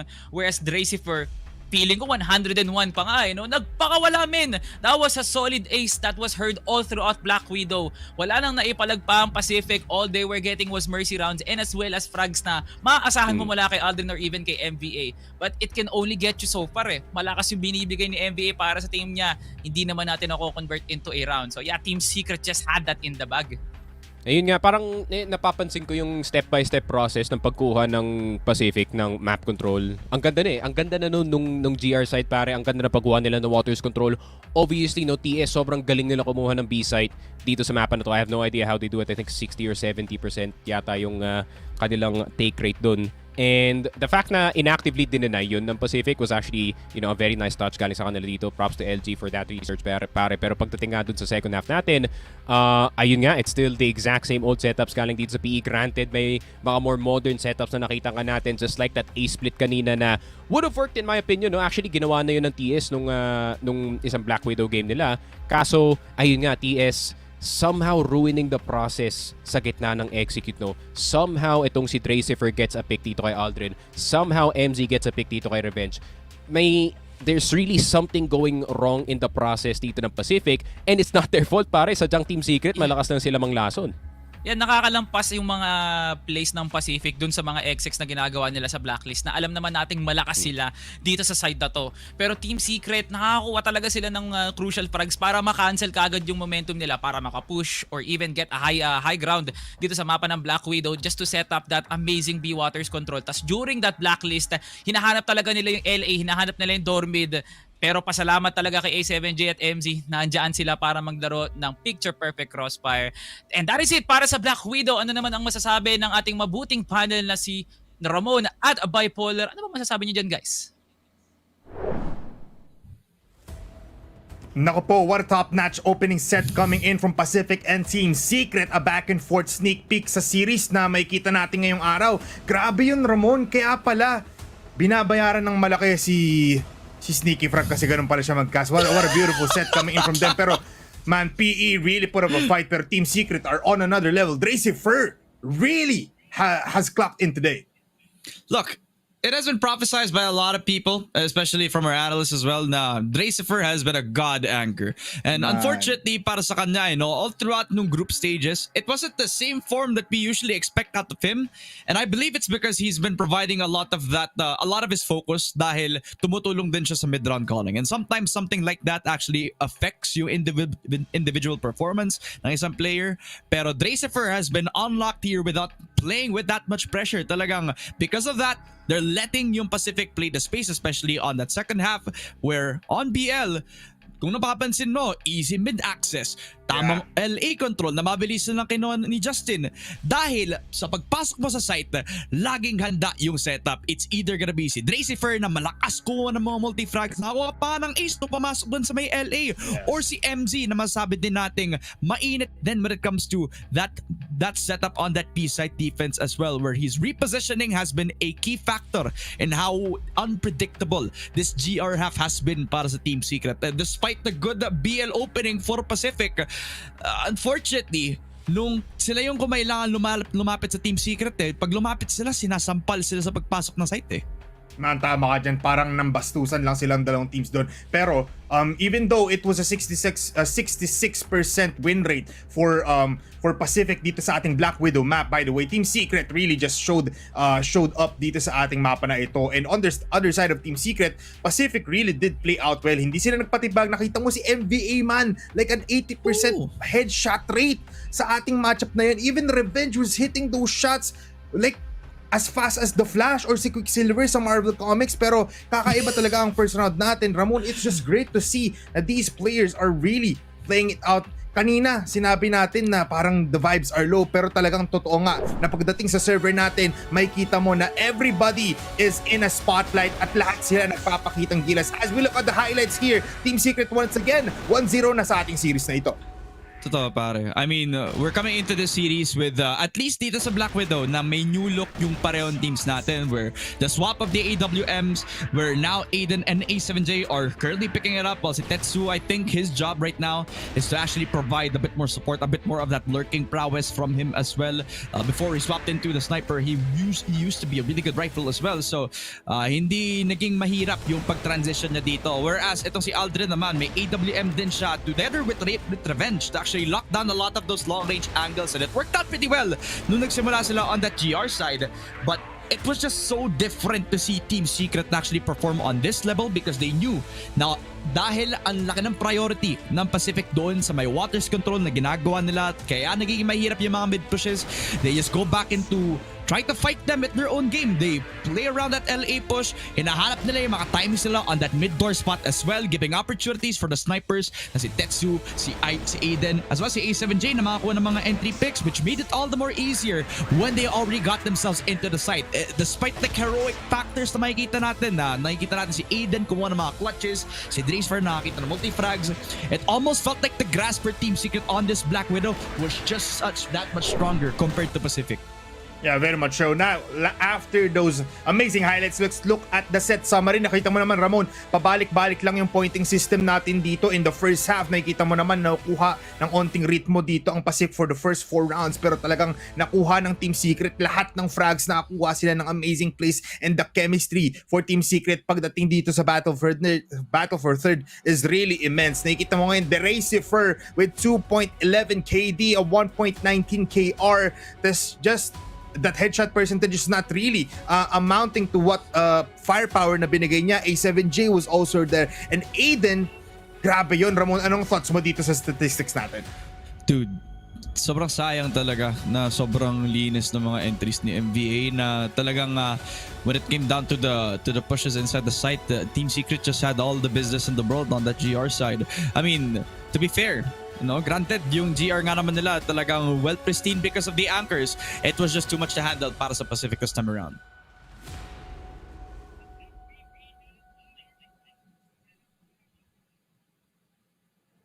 Hello. Well, I think my poll is gonna reconnect in a bit, pero ladies and gentlemen, ang set MVP natin na si Dracifer talaga nga namang mainit when it comes to that third place finish nga naman. So far, that set 1 has been all Dracifer nung nasa GR side sila bipolar. 2.11 on the KD ratio where he has had so many kills per round. I think it was a back-to-back multi-frag, started with a 4K, and then on the next round, nag-ace naman siya dito. No? So what a performance from this guy. Even on the BL side, he had so much priority on trying to push them every single time. When he was the one trying to push that under control, he was the guy who actually had all the research kung kailan sila mag-rotate, diba? So again, Dracifer, sa pag-glow up niya when it comes to this third place match, it's just one heck of a performance from him and one heck of a way to actually start our series off para dito kay Adrian Piscal. Yeah, alam mo Ramon, honestly, na-flabbergast ako to a point na nanahimik na lang ako after those highlights. Ang ganda talaga na pinakita nila. Pero audience comments muna tayo, talagang we are really showcasing. So it's your time actually everybody na ma-feature dito ngayon. It's gonna be the man of the hour. It's gonna be Carl Louis Garcia. Tapos na ang prime ng PE. Mas gigil manalo itong mga bago. Naku po. Alam mo sir, medyo may naririnig din kami na one spicy lang sila dito, pero yung other side naman natin triple spicy. Para sa akin, Carl Louis Garcia, you have some thoughts na medyo valid para sa akin. Pero alam mo, prime pa rin naman para sa akin ang PE kasi nakapasok pa rin sila sa third spot nila. There's still a lot more to unfold. Pero Team Secret right now are really just looking better. It's just the new gods versus the old ones talaga. No? Hindi ko masabing nasa point na gods pa rin naman yung Team Secret. They still have a lot of things to improve on. But if they show up like this on set number 2, then pare, it's not just them being new gods talagang. Baka ira na talaga to ng mga new players natin, whereas Pacific really have to get back into it if they want to get another set in them papunta dito sa ating number 2. Alam mo yan, tama ka dyan Ramon. And speaking of gods, ang Hercules versus Zeus matchup natin ay magbabalik mamaya lang. First set goes to Team Secret. Magbabalik tayo for the second set. Kami po si Bipolar and Ramon. Magbabalik ang Cfs Ph Masters 2025.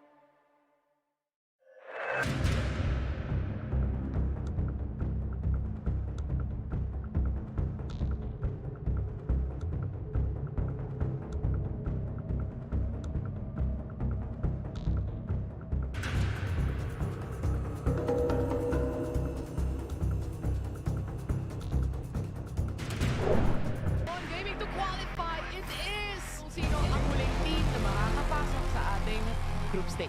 And will end the goal for the win. And they win against Pacific Map Veto. Call it a night, and Elvin will kill the final member as they will go to the grand final. The dynasty is still well alive. Pacific Masta will be your 3-time champions of Cfs Ph Masters.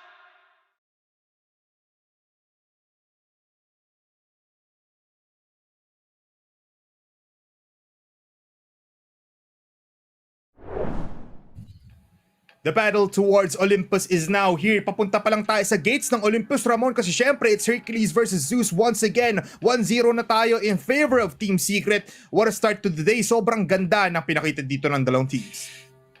Yeah, sobrang lumalakas talaga ang Team Secret when it comes to the surprises. No? The role swaps and the way that they have been improving sa kanilang comfortability when it comes to that GR side has been impeccable to watch talaga, which has been at the cost of Pacific naman getting some growing pains when it comes to their BL side. No? So kung pagpasok natin sa sub-base, I'm trying to see a world wherein that Pacific roster is gonna get back into shape, which I believe it will be that case nga talaga, but again, pagkatapos ng Black Widow ngayon, medyo mahirap nga sabihin, pare. Totoo man, pero before that, isang shot call replay muna tayo para makita natin kung paano nga ba naglaro ang ating mga players. Ay, kung napapansin mo sa Pacific, lagi sila nagre-rely sa mga setups na ganito. This is one of the impossible things about playing around that house B, is that they're not even letting you get the space. Kaya talagang sila mismo yung lalapit sa inyo. Now they couldn't get the space. Sa pababa kaliwa. Ito yung gusto ko pagdating ng Team Secret, alam mong malakas na 200% yung microphone nila. And it's just good place as well kasi dito talaga nag-pop off, and there's a lot of a lot of good place na almost was a crucial thing. Ayun talaga. It's Team Secret getting on top, and those communication between these 5 people have improved from day 1 until today. Nice ka, Danster. Piso. Nag-180 bigla si Aiden. No? Uy, may nakatago side rin Sobrang kalmado lang. Dorby. Sa ganito round, nagsisigawan na yung ibang tao dyan. 82 na yan! Parang kalmado lang Ang ina! Kung grabe yung metri sa gato si Bert. Talaga, naramdam ko. Mas okay yan kasi Tits. Yung mga shot call natin dito. Yung mamatay sa ating dalawang teams na to, very first round pa lang alam mong binibigay nila yung 100% nila. At palang pag naririnig kay Dorby, naririnig ko si Sneaky sa ano nila kasi man, yung shot call niya din na pagdating ng smoke doon, it was just crazy. Gago! Sakto, ang bilis nun! Ang bilis, gago! Tara, tayo naman tatlo tayo dito, dali. Alam mo yung pinaka nagustuhan ko sa lahat ng new words of affirmation na labas. Talagang this Team Secret roster is just one loud team. And they're loud on the server, pare. Mukhang this sub-base game is gonna look very, very fun to watch. Yeah, very much so. Ito na oras na para tayo ay pumunta sa sub-base ang mga bahay ng mga Cebuano. Pero ngayon, dadayuhin muna ng Pacific and as well as Team Secret. Pero ngayon, it's gonna be Sneaky Frog and Salvatore once again. Kamusta kayo dyan? I love you too, Team Secret. Nang daming pinakawalan doon ng Team Secret just to show na meron nga naman talaga silang init sa sistema. Now, heading into the second map, it is going to be high expectations para sa Pacific. But this is Team Secret that essentially pushed the limit of Pacific sa mapan to, pre, during the group stage. For sure. Pero yung Pacific, they still should not be underestimated pagdating sa mapa ng sub-base. I think for the longest time, bago tayo nagkaroon ng Bisaya wave towards itong sub-base natin, I think Pacific for the longest time was the best team pagdating sa sub-base. And I think yung isa sa pinakamalaking points kung bakit sobrang lakas nila dun sa mapa na yun was actually Revenge being such an effective sniper despite it being such a tight map. And at the same time, yung GR side sa mapa nila dito, men, I mean, it was like no PH team could beat it, pare. Yeah. A lot tried actually, kung talagang sa ibang mapa malakas ang blacklist ng Pacific like Ankara Compound or even Port, but you can never really match yourself with Pacific during the GR ng sub-base mismo, kasi kakaiba yung place nila compared to UBECMANIAC na it kind of feels like it's risky but at the same time napaka-rewarding niya nga. From Justin and MVA utilizing their body system to spread around the map, Aldrin doing Aldrin things, si Revenge na nakaka-pick off ng ganun lang ka-flawless. Feeling ko talaga yung space na nakukuha ng Pacific hindi hindi nare-replicate ng ibang teams nga naman. So it's quite unique. So talagang may oras naman para piliin tong mapa na to para sa Pacific. But no, they tried a different map. Team Secret laid down the challenge para dito, no, pre. Talagang nagpang-abot sila sa punong dulo just to force that golden round, no, pre. But at the end of the day, Team Secret still has that confidence na pinakita nga nila during the Black Widow. All we need to see is that consistency play out. Ayun nga. I think gusto ko itong makitang, or actually gusto ko ito i-explain sa chat, yung ganitong point of view na obviously no, sub-base malakas naman for both teams. Why does it make sense na, you know, i-pick ka ng ganitong kaaga? Obviously, guys, ilan lang yung maps natin dito ngayon sa map pool? 6, 7 pare. So obviously 2 bans and you're gonna have to get some of the harder maps out of the way una, no, para by the tail end ng series natin, it is maps that you're more familiar with. So I think nakikita ko what TS is trying to go for. Granted, meron silang lakas pagdating sa mapa ng sub-base, no, but I think they want to get sub-base out of the way immediately dito sa series na to, fully knowing that this could be a big problem galing dito sa PE, pare. Yeah, it's going to turn in the long term eh. Parang hindi naman gugustuhin ng Team Secret na comfortable nga kami sa unang dalawang maps tapos ang makukuha ng Pacific, mapa din para sa kanila, no? So kailangan lang talaga laruan ng mental lang dito. At pinapangunahan na kagad ang dalawang sniper dito. Tetsu tumitesting kagad sa may MR. Ang lapit mo na kagad sa longgahan ni Revenge. And 2 kills para sa Pacific para pasimulan ng ating round number 1. Parang may gustong umisa pa ulit dito, no? With Aiden going for a possible retreat. Here comes the clear. Madadali dito si Aiden.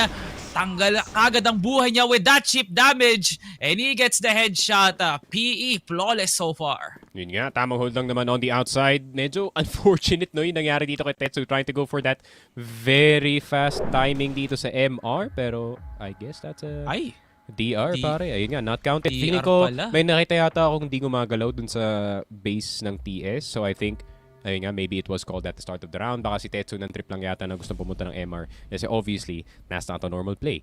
Pero yun nga, interesting round number 1 already. Para nakikita natin kung anong gustong gawin dito ng PE. Maybe full punish mode kung anong gagawin dito ng Team Secret at the start of the round. And obviously, Team Secret, usual pacing para sa kanila dito. Maghahanap na naman sila ng opening pick. Yeah, it's the usual Pacific, no. Nakatakihin na lang talaga namin yung MR dito, hoping that we could try to spread out hindi lang sa may mid, pati na nga rin dito sa may MR. Kasi malakas yung pick-off potential ng nila Revenge dito or even ni MVA with the duels that they take. It's just so happens na Team Secret may kalakasan nga naman talaga ng mid-round. Nakakapag-adjust sila accordingly na to throw off ang Pacific kaya sila nakakuha ng rounds. Kung ibabase natin yung pinakita nila during that Black Widow and transitioning it into sub-base, malakas ang Team Secret sa ganong klaseng bagay. Kasi nakakapag-adjust nga sila during that post-plant and the pick-ups will be huge. Kasi nahihinaan ng loob na ang Pacific using that momentum. Wala na sila magamit dito. So ito na nga, official game. Walang magbabago dito. Sneaky, ganun pa rin. Pero iba ang magiging kakalabasan neto with the Tetsu push and an Aiden follow-up. 4-3 na lang ang nangyari dito with Team Secret still living healthy. Pare, you may call it crazy, pero para kay Tetsu, normal day lang yung ganyan nagalawan, pare. 3 versus 3 immediately. Aldrin Jamero out, A7J, Tetsu out of commission as well. 3 versus 3, pare, full MR control para sa Pacific. They have the option to go into itong lockers or pwede silang pumunta ng outside as well. Maybe try and get itong passage, pero nandun si Aiden just in case na may dumaan na PE player dito. Okay. Holding dito lang sa may MR. May gustong mga sumubok eh. Kung makakalampas nga ba sila ng passage para makapag-flank nga dito, possible si Aiden or even si Dre. Pero atras na nga sila. Aiden still gets the pick. MVA, masyadong naging testing dun ah. Parang okay lang naman para sa TS yung ganun. Pero it's still a huge trade na pwedeng ikapal doon ang Pacific. And look at this push by the duo of Dre and MZ. Ginulat kagad yung momentum nila Justin. And Team Secret just sneaks around. Yun nga, man. There wasn't even any realistic na strategy happening dun sa round na yun, Salvatore. I mean, PE was just holding itong machine room the entire time and itong Team Secret was just relentlessly pushing one by one into them, pare. At gagana nga yun. Somehow, some way, the pure fist fight rounds just go in the way dito ng TS. Pero ngayon, PE, a lot more structured. Second mid control potentially para dito kay Justin. Pero naandito na si Aiden to try and get it back. Pero ang ganda na simula dito ng PE, pare. They can actually spread out yung depensa ng TS. Maybe bait one player to go to either A or B and then, yun nga, go to the site with only one defender, pare. Yeah. Finally, some breath of life para dito sa Pacific. Kung kanina nga hirap nga sila makapwesto dun lang sa mga mahalagang picks, parang nahanap na nga nila dito yung mga magagandang swings. And also, look at that entry from Aldrin. No? Hindi niya na nga kailangan ng hagdan. Talagang tatalo na lang siya para dakdakan, i-posterize si Dracifer. And now Aldrin also gets another one mula dito kay Aiden. It's now 5v1 suddenly. Kung saan hindi na nga gumana dito yung aggressive push ng Team Secret dun lang sa may MR. Knowing na Pacific can make quick ends dito lang sa ating woods.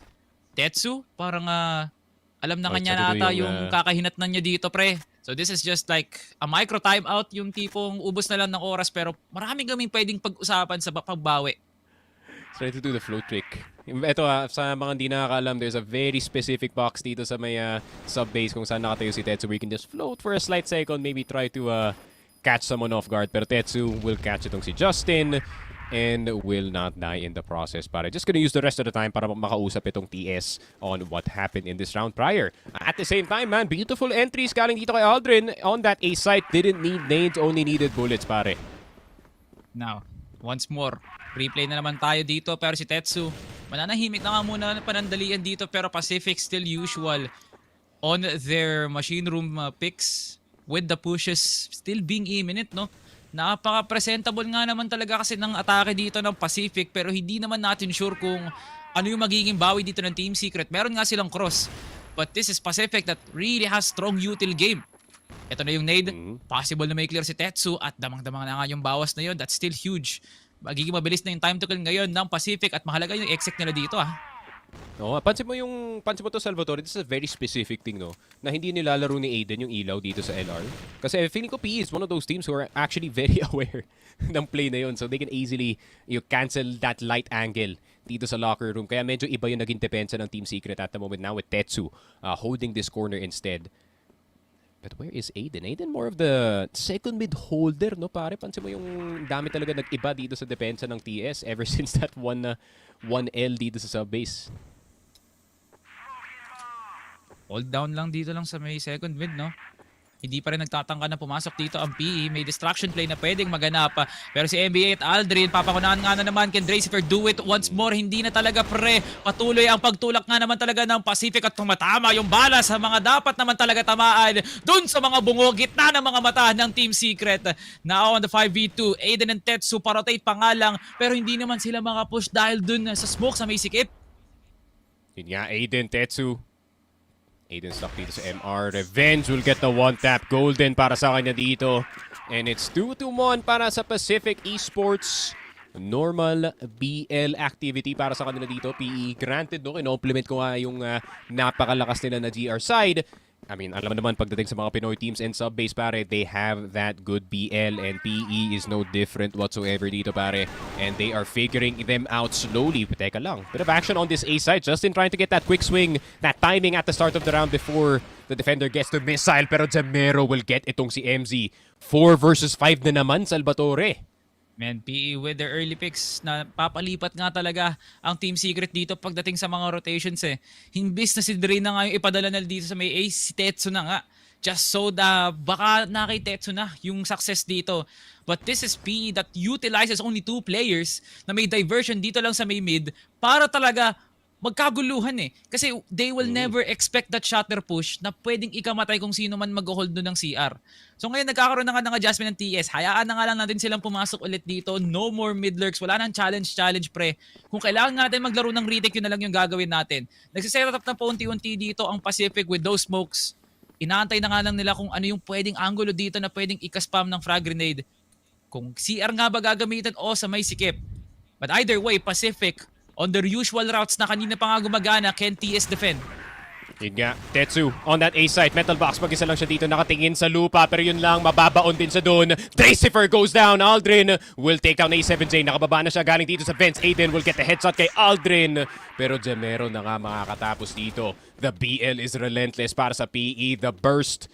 Hindi man lang nakasagot dito yung TS. I don't know what's up with that angle dito sa metal box, Salvatore, na ayun nga, it's exposed immediately. Kung nakatalon nga yung sikip player dito, obviously, na nakitaan agad si Dre twice, nakitaan agad dito si Tetsu once. So, I don't know, maybe it's time to change up yung A defense dito pare kasi trying to get that early information, fully knowing na PE knows the map like the back of their hand. Medyo mahirap to pare. And you can really see how relentless nga. Tama nga doon sa sinabi mo, pero no mercy ang ginagawa dito ng Pacific. Kanina pa gumagana, hindi na namin kailangan palitan. But this is the usual route na ginagawa ng Team Secret. Isang layer kagad doon sa may metal box, pero dalawa sa control room. So talagang inaga-adjust na si Team Secret, pero hindi pa rin gumagana, no? That's a no-smoke control room na pinipikan kagad nila MVA at nila Jamero.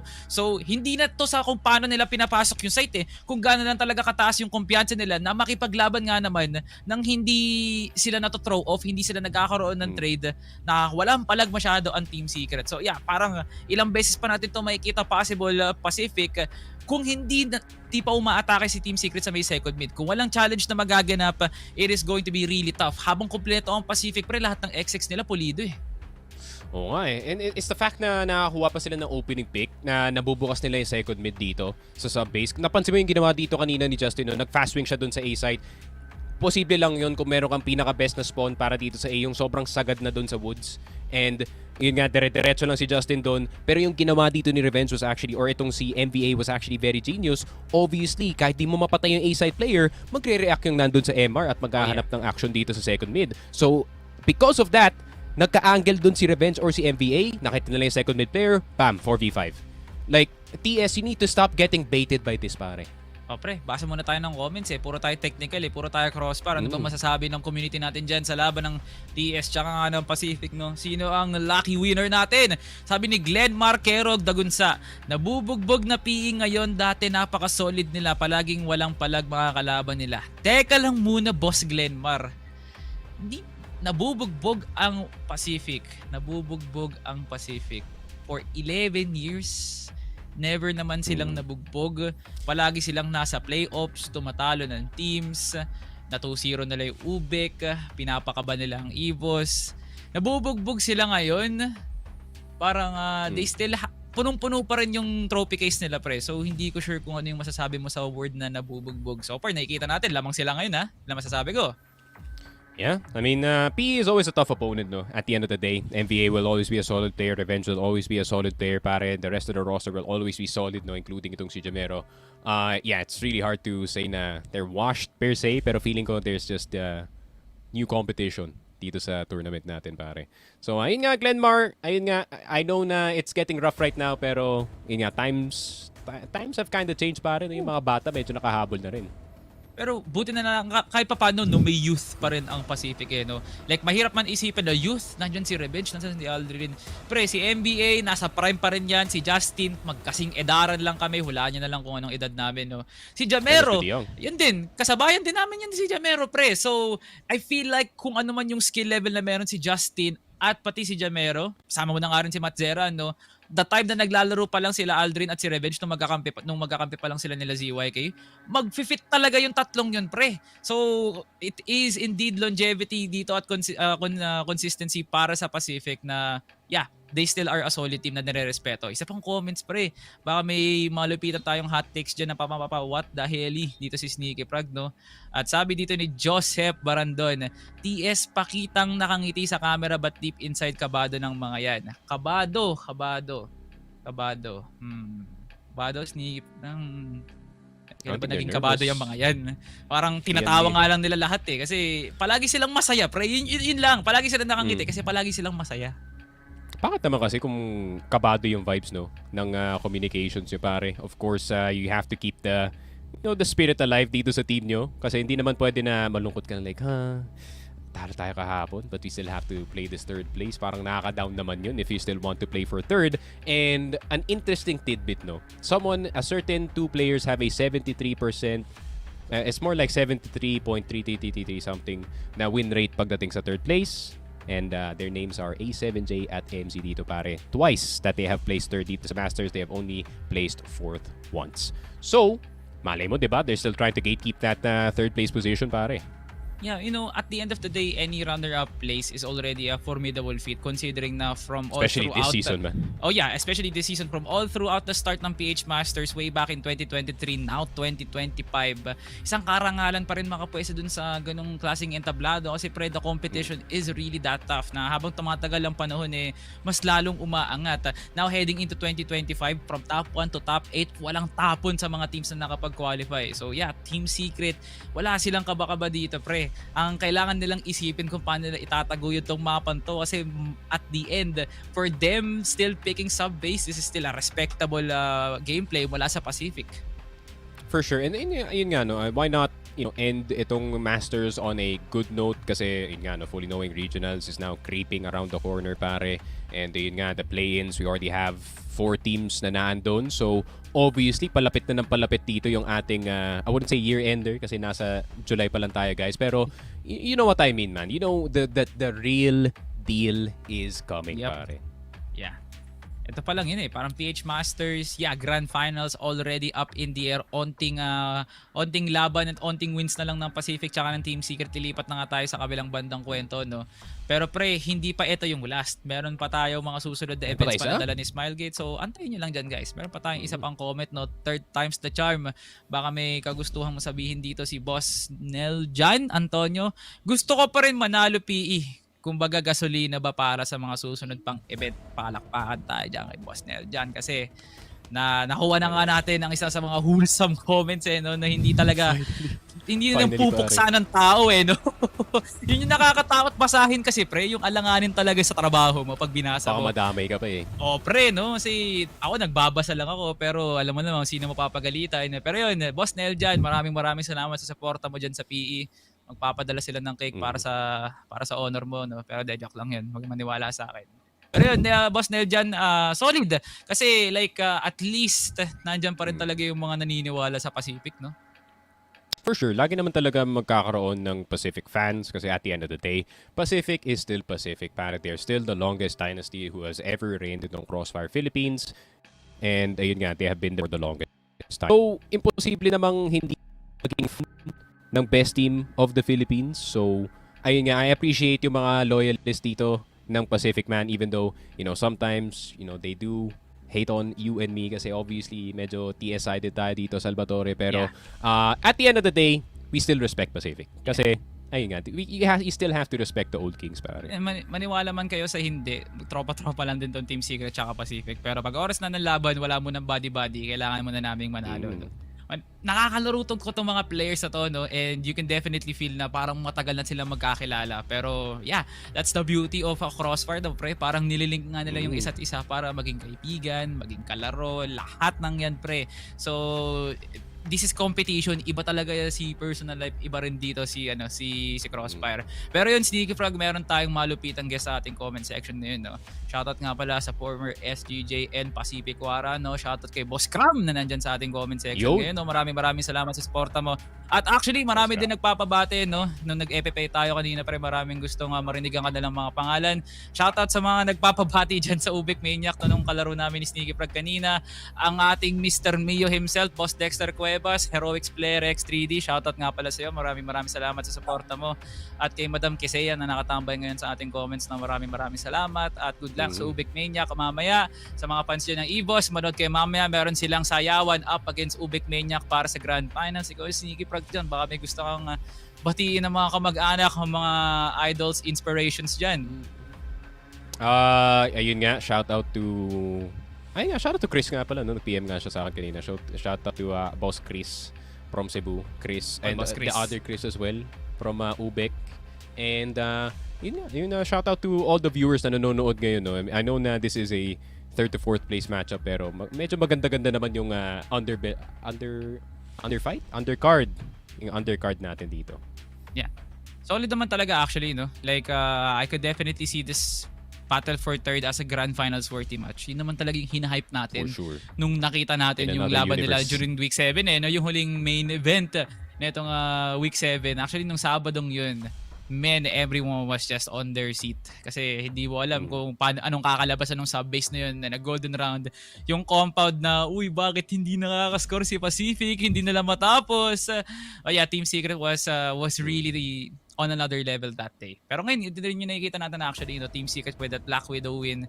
Pero ito naman pre, sub-base looking pretty kinda tough para sa ating Secret family. Pero Pacific, on their usual routes na mag-dominate nga naman talaga sa kanilang attacking side, yeah, their blacklist really that respectable.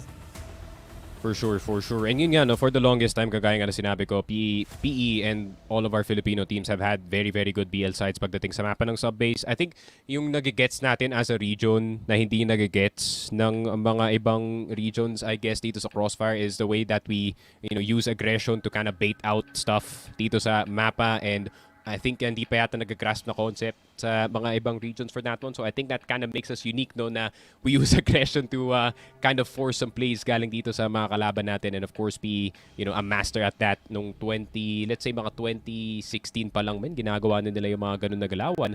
So ayun nga, it's not unfamiliar play. Yeah. Para dito sa Pacific, no. We have seen this kind of play galing sa kanila before, years over years.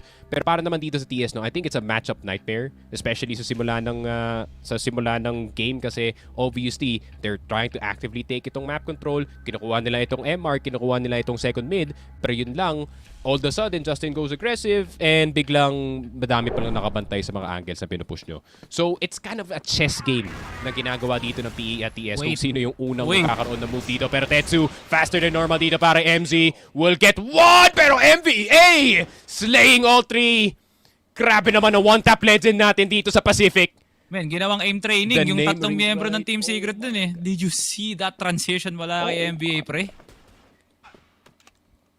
Yun lang, namatay si Jamero, but I feel like MVA, a scary form para sa kanya ngayon. Feeling ko pag nakita mo lang si MVA dito, if you miss your first shot, your head's gonna get taken off. Pero MVA spotted dito sa loob ng woods.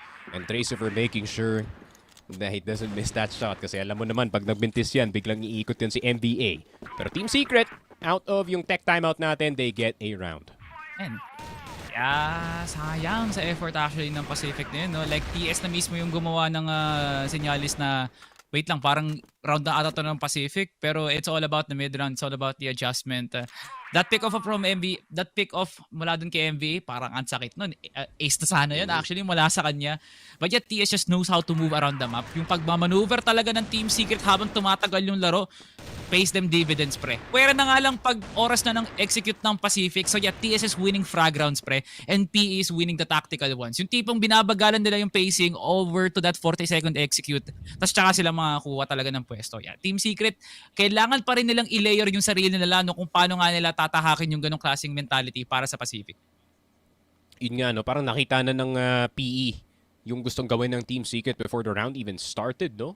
But then, ayun nga, with TS, the fact na they're trying to ruin yung structure dito ng PE sa simula pa lang ng round with the chaos that they present dito sa may MR is obviously a really good idea, no? PE very structured pagdating sa kanilang kalawan and pagdating sa kanilang setup sa mapa ng sub-base. So, obviously doing the same thing that they did no Black Widow is gonna work for some of these other rounds. Pero para naman sa PE, I feel like they're getting a grasp ng ginagawa dito ng Team Secret. So they're gonna try and see if they can penetrate itong locker room and put a bit of pressure dito sa B-site natin. Pero Tracer, perfect timing on that passage lurk. Taking down itong si Justin. LR na lang kailangan nilang isipin dito at 2F. Jamero gustong lumabas pero Aiden taking his head off 3 versus 3. Hindi pa tapos, stuck sa LR ang dalawang players dito. Pero Aldrin malilikuran ni Tetsu. Aiden getting one other head, pero revenge na lang natitira dito sa loob ng LR flash grenade. 2F occupied ng sniper ng PE. 30 seconds left.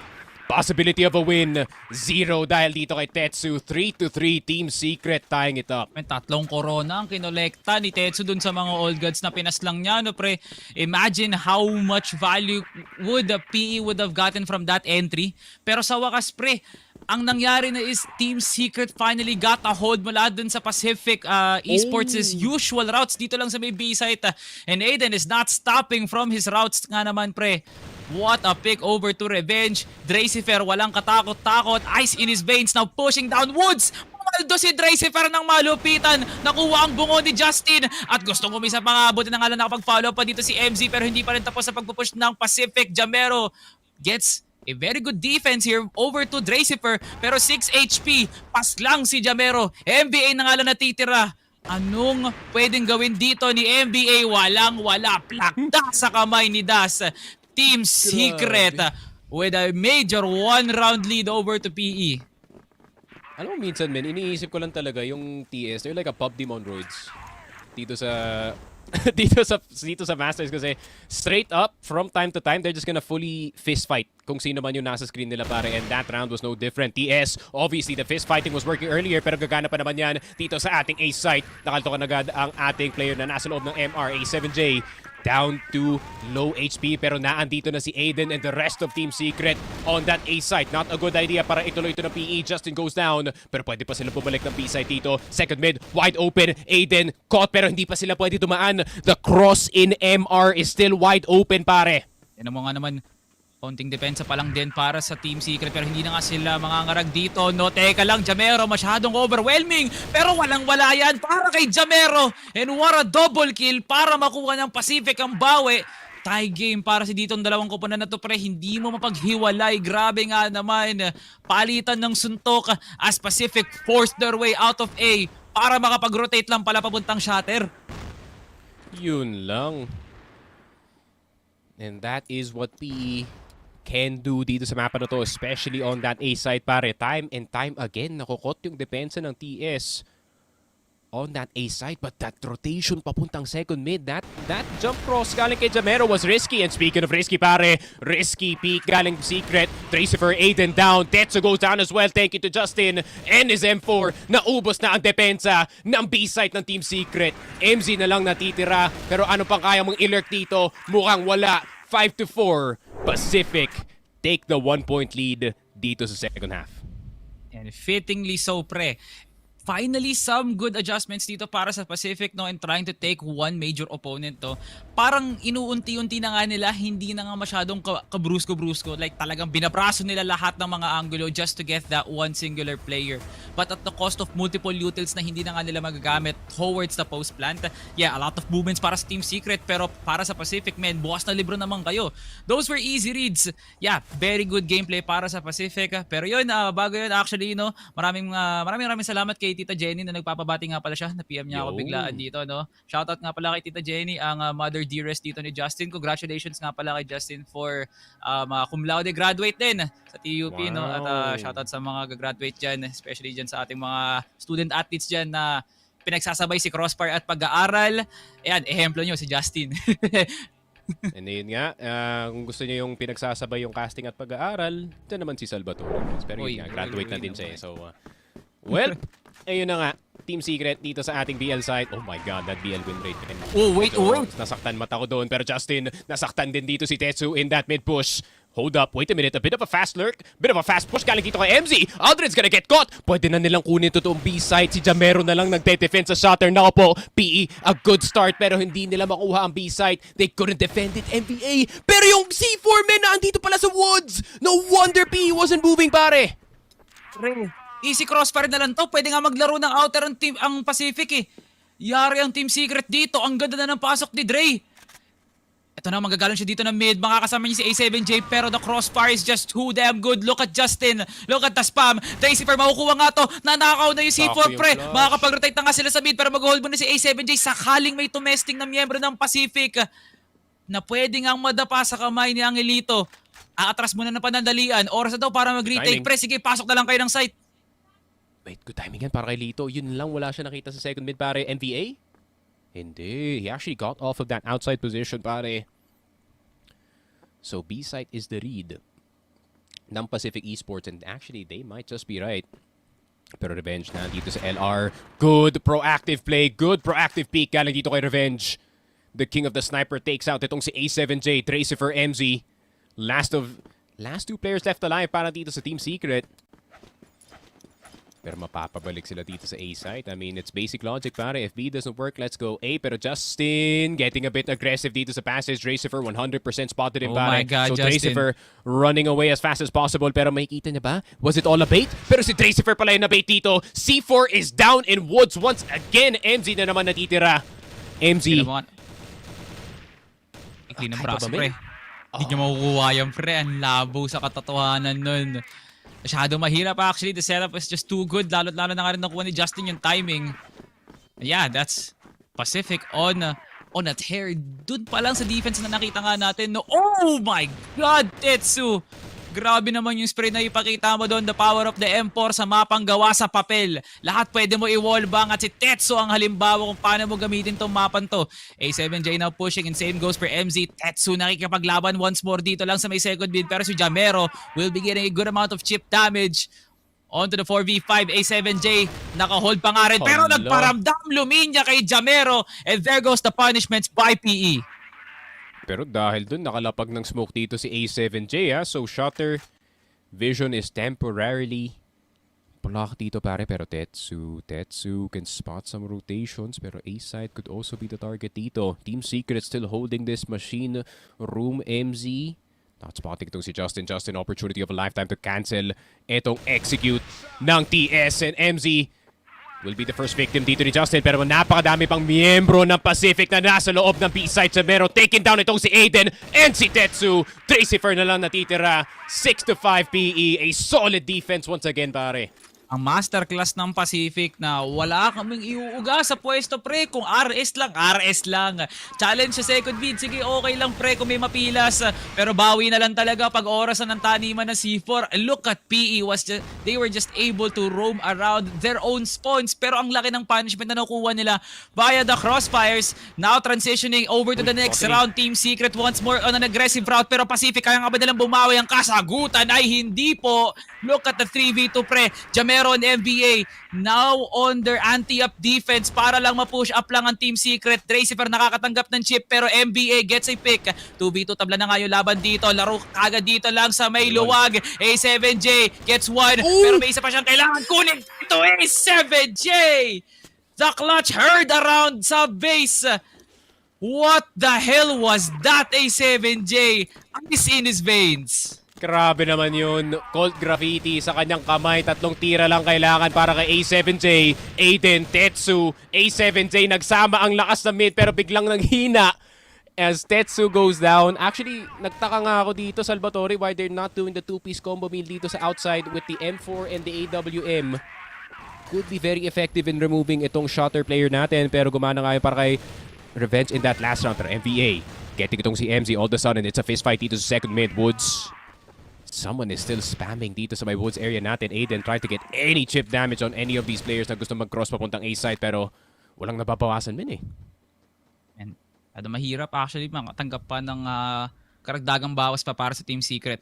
Tatanda nga lang sila magiging dalawa pa or even any sort of damage mula sa frags or sa spams ng PE. Masyado na masakit yun actually. So the safest route here is to just cancel out yung woods na lang kasi palagi may nakabantay sa shutter. Automatic na yan kahit sinong team gagawin yun eh. Rektahin na lang nila. Dito lang sa may luwag. Go for the lineup dun sa may vents para covered kagad yung control. Ang kapal, hindi makapag-push si Justin but this is still putting him on notice na pwede nga niyang gawin yung last play dito habang hindi pa nga nag-go-commit. Ang Team Secret may iwan si Dre. Kakalabanin to ni Justin and here goes Justin with a kill over to Dre. Pero patuloy pa rin ang push nila A7J gets the quick scope. Beautiful over to NBA. Si Revenge naman ang susunod na atake dito. Tatama nga ba yung bala ni Boss Revenge? Kumakalaban si Aiden dun lang sa may CR. Ang daming tao ng Pacific na lahat ng angulo na nakikita mo. Merong miyembro na kulay asul. Jamero now pushing. Bulag si A7J. Si Aiden nawawala na yung bulag sa mata. Jamero swinging and Jamero is killing. Tie game na nga tayo pero magbumuha ng kalamangan dito ang P at yun nga ang mangyayari. Nakuha na ng Pacific ang lamang. Grabe men, sobrang gandang delay yung ginawa nila dito. And very smart play yung ginawa dito ng Pacific men. Obviously, pag kukuha ka ng A-site, you need to have players inside of CR. Pero speaking of CR, MR pala ang papasukan natin dito. Aldrin with a 3K. Jamero getting Tetsu. MZ na lang natitira. Nakapostak na yung TS sa sarili nilang base pare. Nades are starting to fly into MZ. MZ getting itong si MVA. Can the base hold work? Nades are still flying sa kanya pare. Pero finally, MZ goes down. PE knows how to play aggressive as well. Men, sino nagsabing blacklist ng atake? Binaliktad ng PE yung kwento. Doon pa lang sa MR na ginawa ni Aldrin eh. Look, bro had a field day actually getting those kills. Tapos madali na lang actually sa PE na makapag-rotate dun lang sa mid kasi wala nang mid control. Patay na lahat. Si MZ na lang natitire. So that's proactiveness para sa PE. May oras para maging aggressive para sa laron to. But this is not PE that all the time could use that tactic. Look at the vents. Dalawa yung papadala nga nila. No? But Aiden finds Jamero. And Aldrin gets the control dito lang sa may CR. Revenge nag-scope out pero nakuha pa rin yung timing. Justin with the double. Boss ang Team Secret na naman, Sneaky. Ayun nga, Tracifer na lang natitira despite a great performance dito sa ating first map. It seems like it's not ringing the same dito sa second. Revenge does go down. 1 versus 3. May sniper pa naman dito yung PE in the name of Aldrin. Pero MVA gusto na lumiko dito sa MR. Flash smoke gonna go through. Tracifer spotted. And that is the 9th para dito sa Pacific Esports. Pacific on the cusp of taking itong sub-base natin. And kagaya nga ng sinabi ko, Salvatore, the sub-base ng Pacific is not to be underestimated, especially itong kanilang GR side, pare. Oh, pre, like, we all thought noon na Blacklist was just, you know, really tough para dito sa Pacific. Parang kinakalaban nga nila yung mga sarili nilang demonyo. Bakit nakakatakas ang Team Secret? Pero men, iba na yung naging change of pace ng Pacific heading into a defensive-sided map. Like, imagine no pre, na dapat nag-hold lang sila ng CR, dapat kinokontrol lang nila yung MR kahit papano, not force anyone out of lockers, nilalaro yung mga ilaw. Pushing palagi ng MR, control palagi sa passage, yung forklift hindi nadadaanan ng Team Secret, yung woods lunggaan ng bangkay para sa Team Secret kasi palaging pumapaldo ang Pacific dun sa mga spams na nakukuha nila sa woods. Yeah, Pacific just really has a different approach sa sub-base. Team Secret naghahanap ng play para mabasa yun. Parang kanina pa natin nakikita na hindi talaga gumagana, pre. Ayun nga pre, there's so many things going wrong para dito sa Team Secret. Yung nga, the timings that they're usually getting dito sa mga ibang mapa, which they did get nung first round siguro ng ating second half, but then they were not getting it the same, pare. The fights are not panning out para sa kanila dito. Tracifer not seeing the same opportunities na nakita natin ng Black Widow, so obviously it is a harder time para dito sa Team Secret. Ayun nga, no, PE, this is what I was worried about nung 5-4 yung score natin, na despite Team Secret having the lead, yung GR side pa rin talaga ng Pacific ay napakahirap talagang i-figure out sa map na to kasi yun nga, they could be all over the place and go aggressive, passive, pwede silang umatake ng map control dito. There's a lot that PE can do, and the fact na sobrang tagal na nilang ginagawa, sobrang sharpened na yung mga ganun na plays, pare. Yeah. How will Team Secret recover from this one, no? Ang laking momentum swing para sa Pacific, knowing na yung Black Widow, sige, sa inyo na yan. Ang bilis mag-move on actually, Ang bilis mag-move on ng Pacific, no, from the barrages na binibigay ni Tracifer and Aiden, hindi na natin nakikita ngayon. So, in terms of transitioning into maps, nakikita natin na Team Secret really isn't that team na reliable sa mga ganong klaseng usapan. But Pacific though, despite them being handed out the pressure lines dito lang sa Black Widow, now heading into sub-base, may laban pa rin sila sa Blacklist side nila the moment that they started Global Race. Para nakita ko na baka nga naman may tinitimpla pa yung Pacific ng unti-unti. And yeah, they definitely did. From Justin holding down dun lang sa may mid, Aldrin hindi nakakakuha ng masyadong kills on the early runs, pero pag mid round na, maaasahan mo na pag may nagbe-vents, wala talagang makakalampas. Every scenario na binabato ng Team Secret kasi nga kailangan nga nila mag-force na pipigilan kaagad ng Pacific. It's just the amount of duels na kailangan i-force ito ng Team Secret na medyo nadadali sila. Hindi na nga nagkakaroon ng storytelling kung paano yung simula, paano yung dulo, ano yung kalagitnaan, yung mga ganong usapan. Yeah, Pacific, kung ano yung dapat para sa kanila, yun na lang yung nangyayari kasi ang galing nila mag-react dun sa place na ginagawa ng TS. And ayun nga, yun din yung na-miss dito ng Team Secret, and I think the former Vanguard boys as well, no? That anchoring galing kay Jamero, pare, that 10 kills dito sa second half, especially pag nilagay mo na si Jamero sa GR side and you just allow him to do whatever he wants.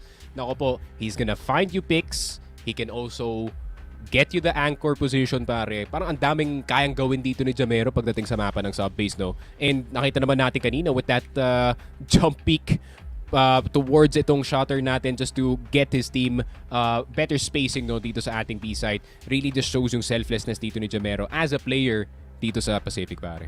Support is really there, no? Like, you can definitely feel na Jamero had tendencies to be the leaders din dito sa roster na to, no? Way back in the days of Vanguard na siya nga nagtatawag para sa teams, no? And then alongside Tetsu, yung combined forces na meron yung dalawang yun, pagdating sa utak nga nila, no, hindi mo matitibag, naramdaman yun ng mga naglaro sa Impact. But now the influence of Jamero being the backup player para dun sa mga ginagawang plays ni MVA and Justin, from setting up the flashes, from setting up the nades, yeah, you can definitely feel some leadership here ongoing para sa Pacific, no?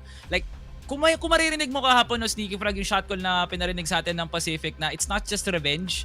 Aldrin nagiging vocal na nga rin, nilalayer din ni Justin, NBA parang taga-paalala lang na wait lang pre, 4v5, parang ganun.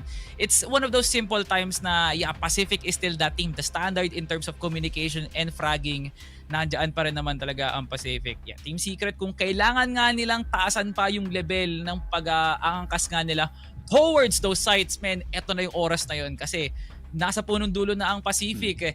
Onting hakbang na nga lang, makukuha na nga nila yung panalo sa subbase na quote-unquote pinili ng Team Secret. Yeah, ayun nga, maybe in my thinking as well, no, TS does also want to get itong sub-base out of the way as early as possible dito, pare, kasi yun nga, you don't want to be Game 5 sub-base, no, dito sa series na to, especially knowing what's happening now dito sa ating Team Secret. Pero ayun nga, I mean, Pacific still, just like I said, pretty solid yung ginagawa nga nila dito. I think para naman sa TS, they really got baited a lot dito sa mga plays na ginagawa ng Pacific. Obviously showing aggression on one side, yung pala sa flank on the other. Maganda rin yung anticipation ng PE dito sa ginagawa ng TS. I feel like bago pang gagawin ng TS yung kanilang play, there's already itong si Justin or itong si Aldrin in position to punish said play. So PE is slowly getting the read of it. And I like yung point na ginawa mo na everyone is chipping in dito sa PE. Kasi feeling ko, they have been together for so long na, ayun nga, they could probably all share the calling. And knowing itong si Jamero and his history with some of the other players dito ng PE, feeling ko naging, granted, hindi naging madaling integration ng group stage. Feeling ko nakikita na natin yung resulta dito sa playoffs. Yeah. So, PE is indeed a ticking time bomb na hindi pa sumasabog ngayon. Buti na nga lang pre, may mga pagkakataon pa sila na makita na nga natin pag nag-peak tong Pacific. Hindi pa ito yung punong dulo pre. Like, wala pa tayong nakikitang mga kakaibang plays ng Pacific. Yes, may mga pahapyaw kahapon dun sa pinakita nga nilang series up against sa UBECMANIAC. Yung port na yun pre, kung napanood mo, grabe nga naman pre. Ang dami nilang nilabas na libro na inspired mula kay LG, no, way back in MSI.EV days na walang nabasa. Ang UBECMANIAC ni isa. Litong-lito sila litong-lito sila JJ, and now pre, sub-base, a map that is very quite well known for Team Secret just because of the nature ng kanilang tatlong players. Pacific is looking like a team that can really adapt to any situation. Mahalaga yun actually para sa series na to, no, yung adapt, pati na nga rin yung consistency. Kayang basahin ng Team Secret Ganun din naman para sa Pacific. It's just a matter kung sino yung mas matimbang kung paano mo gagawin yung play na yun.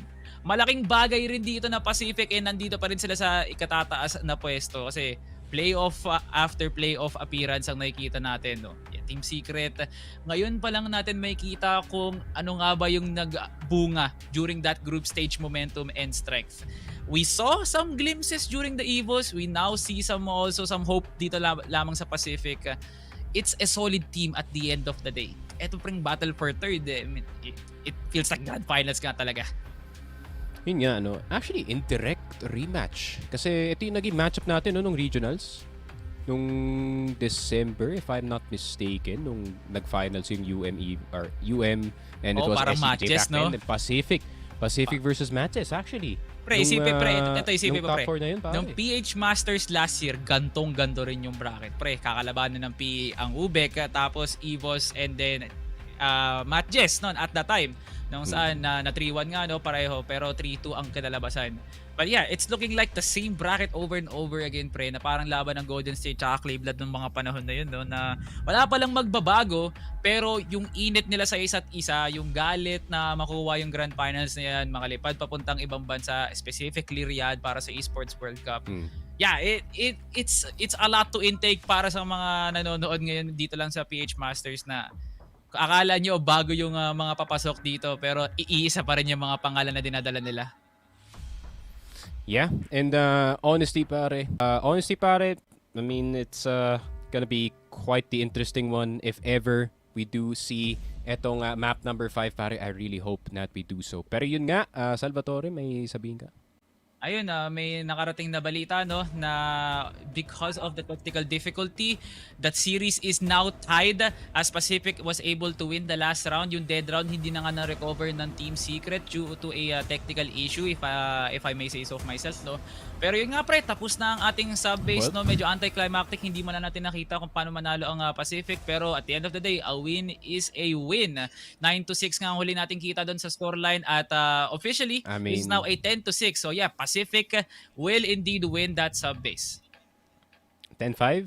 Alright, 10-5, 10-5 okay. yung official na score. Okay, 10-5. I mean, to be fair pare, yun nga, it was going that direction. Let's be real, Salvatore. Ayun nga, it didn't feel like yung TS was gonna come back anytime soon, knowing yung the paragraphs of strat book. Meron dito yung PE. Grabe, pre lang. Ilang beses kailangan ilabas ng Pacific yung notebook nila no, via Coach LG. Pero yung pre, tapos na ang pangalawang laban dito lamang sa sub-base. Ano bang masasabi ni B1 at B2, Ramon at Bipolar? What are your insights?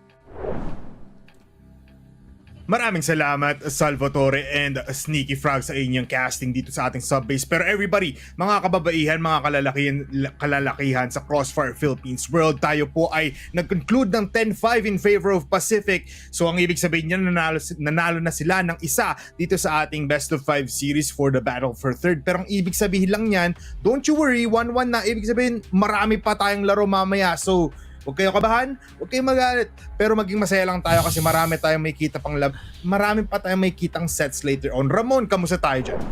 Alam mo, that sub-base game was just, it's just a sub-base that kind of highlighted a few of the strengths that both of these teams actually had to perform on their respective sides na nagsimula tayo, where GR was just an active TS altogether, and no machine room pushes from both Tetsu as well as one more supportive player from that Lockers Control. Yun yung parang gulat plays na na-expect natin sa kanila. Nakikita natin yun from their group stage performances at hindi yun nawala dito sa game natin itself. But for Pacific, it was just expecting those plays, no?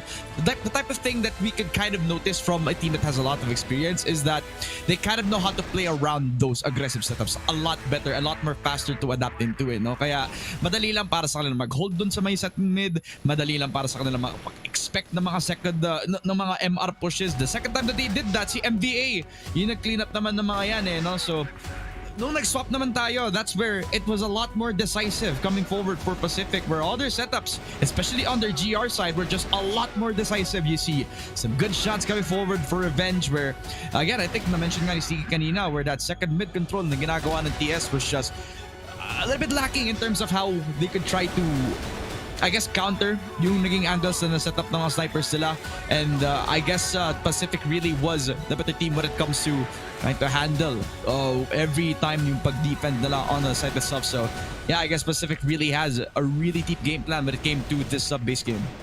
Yeah, very much so, Ramon. Ngayon, parang talagang naging back and forth situation wherein face-to-face ang labanan natin sa sub-base coming in from Pacific and Secret. It will end out with 10-5 in favor of Pacific. Talagang nakita naman natin na deadly ang labanan kapag Pacific ang kalaban mo sa sub-base. That's what they did on to UBECMANIAC, if I'm correct. Looking back at this set summary, may kita mo, Ramon, Pacific really outshined Team Secret dito. Jamero with a 3.0 by the way, KD, and Justin with a 2.22 ay 29 KD.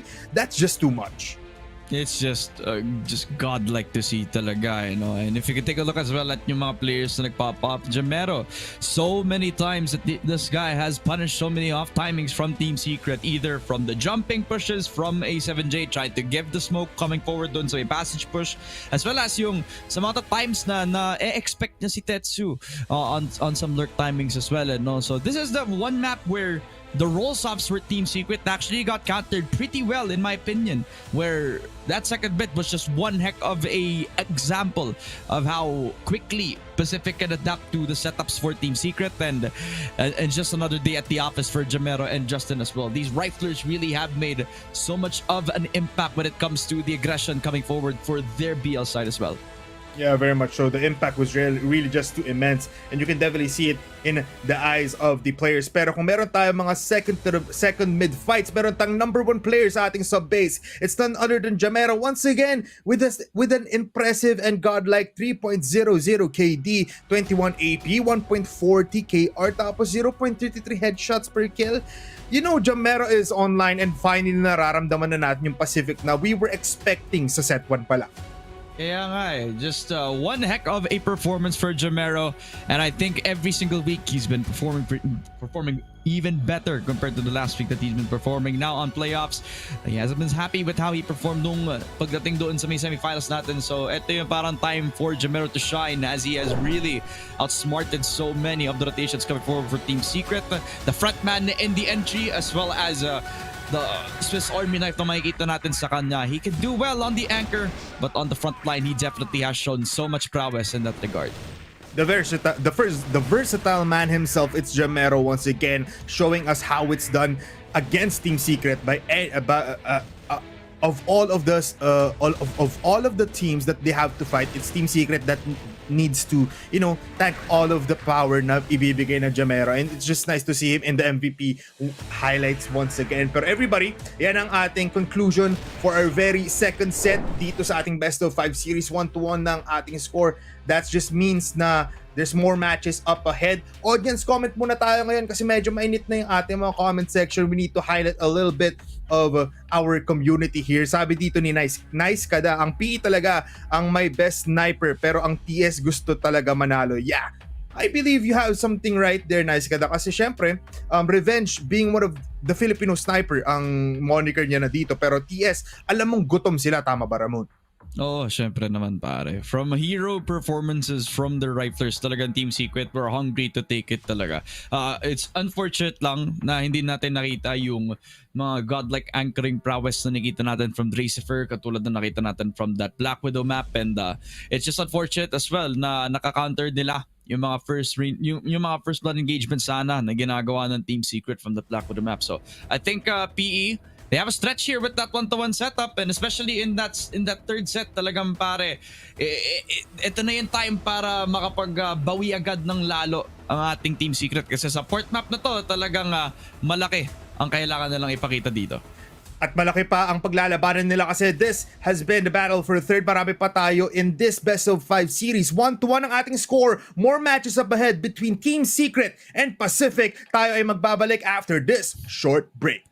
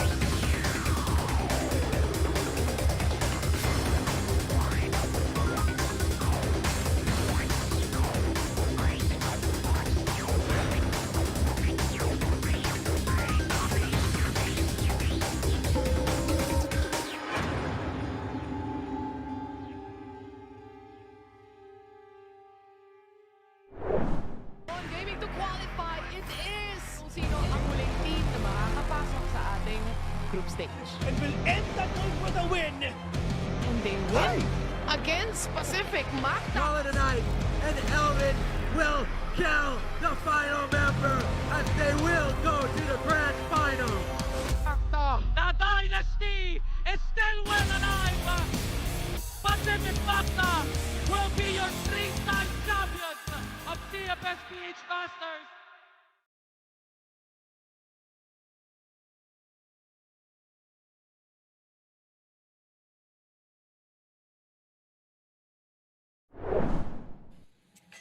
Kung meron tayong face-to-face na naglalaban ang magkarelasyon, meron tayong face-to-face sa Cfs Ph Masters na dalawang teams ang maglalaban-laban para sa battle for third, and the third spot will be crowned later on. Ramon and Bipolar pa rin ang kasama niya sa panel. Kanina nag-conclude ang ating second set with 10-5, a dominating spree coming in from Pacific, at sa wakas, nakikita na natin ang lakas ng Pacific. Oh yeah, man, definitely. Talagang the rifling prowess from MVA and the sniping shots coming forward for revenge actually activated at the right time para sa kanila. As we, I feel like there's a lot more to be said as we take a look at the shot spells, pare. Meron pre oh, patay. At kanan, CR pa. CR. Binalong pa rin. Binalong. Tek pa rin. Okay, papa-CR na ako. Bungad lang to ah. Okay. Shutter pa. Silip na ako CR. Hindi ko check yung kaliwa. No, pa-CR CR. Boxes patay. CR pa. Patay Paul one. Patay CR pre. CR pa. Ito, CR na lang, pababa. Nice one boys. Wag na. Try, wala na. That was one of the time na talaga nakita natin Jamero really Ang ina popping. naman! Ilalim na ako ah. Ito, pas. Passage. Bulog ako. Super fast. Elan nas revenge. Wait. I'm hurrying. Tara, Tet. 1, 2, 3. I'm hurrying. Gugulo. Mga box ah. Nandiyan pa nga din. English nga report pre, di ko. Patay, Perd. Wag Dre, baka na. Baka. Bentry ha. Nauga. Oh, si Matt na tayo magbata, si Matt. Point nga, 91, pre. Ay naku po, may tumitili pa sa shot call ng Team Secret. I love it every time may contrast tayo, man. Pag Pacific, tahimik, metodika, flash mo ako dito, ready na natin. Pagdating mo sa Team Secret, tumitili sa dulo, sumisigaw sa umpisa. Yan ang gusto natin makita sa dalawang teams na ito.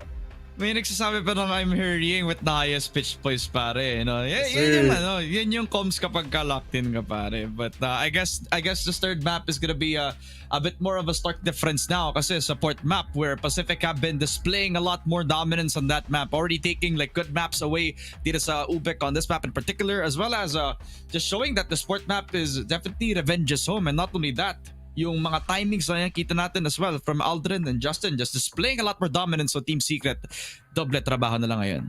Tama ka dyan, Ramon. Alam mo, dahil 1-1 ng ating score, mas matindi ang labanan at mas seryoso na ang ating mga teams. Pero let's throw it to the caster, Salvatore and Sneaky Frog. Let's get to game number 3. High stakes, game number 3 at pressure ang binibigay ng Team Secret at Pacific sa isa't isa, no, pre. Ay, Sneaky, ang tawa natin sa mukha ay hindi mawala kasi solid ang comms ng ating mga tropa, no? I'm hurrying, sabi ni Dabewab, no? Pero tinan mo naman, kumpara mo sa Pacific, no? Like, the confidence is really there para makuha nila yung sub-base. Yun nga, there's slight panic naman dito sa comms ng Pacific, pero granted na rin yun eh. Medyo mabilis yung pangyayari. Tapos maririnig mo na lang si Jamero. Patay sa luwag par, patay sa missile par, patay sa sikip par. And that's all you need to hear kung kayo yung Pacific dito para naman sa TS, no, they're doing a lot dito sa mapa. Maybe a bit too much pare, kaya nangyari yung 10 and 5 nga natin dito sa sub-base. And map 3, port. Obvious. Alam naman natin yung nangyari between PE at EVOS men in that series, especially in that port map. And ayun nga, Pacific I think could probably be one of the best port teams dito sa country natin. Pero alam mo naman nangyari dun sa game with Team Secret as well. Team Secret full of surprises pare, kaya hindi mo talaga masasabi na sure win na to ng Pacific. Parang feeling ko, pre, dahil nga may hints of influence. Malakas ang port ni MZ tsaka ni A7J way back in the matches and metacore days, no? Yung dala nga nilang aura para sa Team Secret na, sige, pwedeng mag-call si A7J, pwede ring mag-lurk si MZ. That was something of a change para dito sa Team Secret na naidala nga nila towards that fight with Pacific. At walang naisagot to ng Pacific other than, what is this? Parang nalito nga sila from the gameplay that we saw during the group stage, but this is still Pacific that we are talking about that ruled over UBECMANIAC 10-6 kahapon sa laban nga nila, no? But now, it is now a different style, no? Para dito sa Team Secret and as well as Pacific, kung nandun pa rin nga ba yung angas na meron ang PE, or there will still be a secret that hides within Team Secret, no? So yeah, parang labanan na lang talaga kung sino may pinakakaibang gameplay.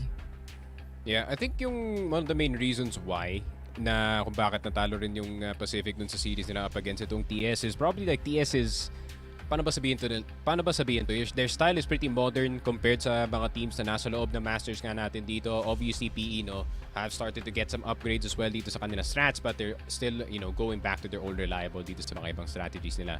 So, maybe, ayun nga, LG obviously being yung bagong coach natin, might have studied itong Team Secret up and down, but at the same time, Team Secret having their own coach as well, probably anticipating na, you know, Pacific is also trying to get some leads going. So, ayun nga, this sport is gonna be very interesting, especially itong first half, pare, considering na considering na Team Secret, they can offer some very, very fast gameplay, pero nakita naman natin dun sa sub-base na Pacific has no problem with that kind of gameplay, pare. Yeah, it also makes sense now, no, na dati rin namang naging Pacific tong si Buko, now heading that influence to Team Secret on a map like Port, a map that really shined para dito sa Pacific last year, no, with close bouts up against Gaon and as well as matches. The fight that Pacific brought towards Port dun sa mga ibang teams except Team Secret was really strong. Pero Team Secret, knowing na alam ko naman paano gumalaw si Revenge, alam ko naman paano gumalaw si Aldrin, stuff like that, malaki nga naman talagang factor, no, yung experience kung bakit nga naman talaga pinipili tong Port na to via Team Secret and as well as Pacific to. Nasa loob na nga tayo ng Port, mga kaibigan, high stakes para dito sa TS tsaka PE, kung sino makakuha ng panalo, set point na kagad, and one more will give them that battle for third winner nga, no. So yun na nga, PE versus TS, 1-for-1 so far between A7J and Revenge. Yun nga, opening pickoffs already. Revenge trying to get an early pick dito sa LB. And MVA taking out itong si Tetsu, who is trying to take the head off of that top A sniper, pare. And ito na naman tayo with the exact same adjustments that we've seen from the other teams as well. Hindi na nila nilalagay yung kanilang main sniper dito sa top A. I think they'd rather have them in a more mobile position, kagaya nga ng exit, kagaya nga ng A, or kagaya ng mid, at kagaya ng LB. So si MVA na bahala ang magsasnipe dito sa top A. Granted, it's not that hard once you get used to it, pare. Pero titignan natin if MVA can hang on. Yun na, pati si Justin nakisnipe na rin, pare. Nako po, kinuha ang sniper ni Revenge at sinapian siya dito.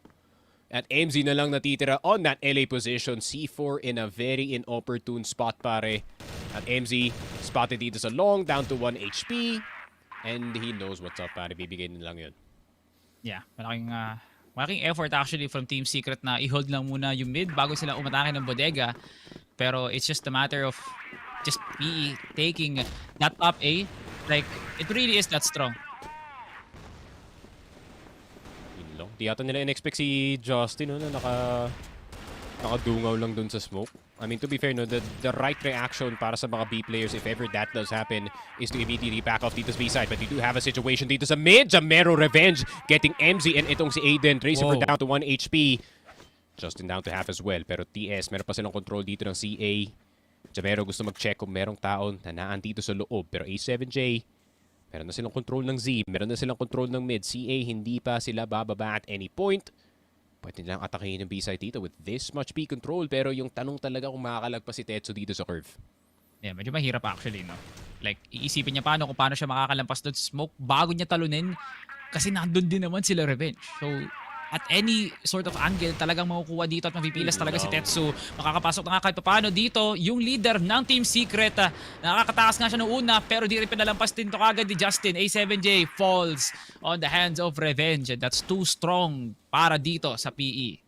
Yeah, yung strat na yun, pare, that's all or nothing, whether or not na makakapasok dito yung curve player or hindi, in order to kind of alleviate yung defense dito sa B-side, especially dun sa babaan. But unfortunately, para dito kay Tetsu, Granted, he did get the kill but got caught immediately by the second PE player dito. So, what is the course of action para dito sa Team Secret? Same old 3-1-1 default para sa kanila. LB control, possibly maybe curving into Z to further expand yung kanilang map control. Pero MVA! Bad place, bad timing pare. Yeah, indeed, man. Like, the timing couldn't get any better para sa Team Secret. Parang gusto lang naman talaga mag-rotate sa under nun ni MVA, pero nakarangan din siya kagad doon ng Team Secret. Na feeling ko nga dahil dun sa opening na yun, mapipilitan mag-rotate ngayon ang Pacific, leaving down mid-side. Purong miyembro na nga ng Team Secret ang nakikita natin dito lamang sa may House B. And inaantay na lang natin magpaulan ng util ang Team Secret at flare gun na nga yun para makapasok na nga sila. Flashes over to under. Justin hindi makapwesto dun sa God box. At grabe naman ang paulan doon ni MZ at ni Aiden. Aldrin naman ang susunod din. A7J picks him down. Dalawa naman ang natitira dito para sa Pacific. Revenge and Jamero nade-delay pa mula doon sa flashes. And we now see a Team Secret stock site. Walang makapasok na miyembro. Nasa ng ID mo, idolo? Wala talaga. Team Secret gets a site take. Yun nga, fast B control. Fast LP control actually para dito sa Team Secret. And alam mo naman, medyo mabilis pumindot yung mga players natin dito. So MVA not expecting itong si Tetsu to be right in front of this HB entrance pare at that point in time. So yun lang.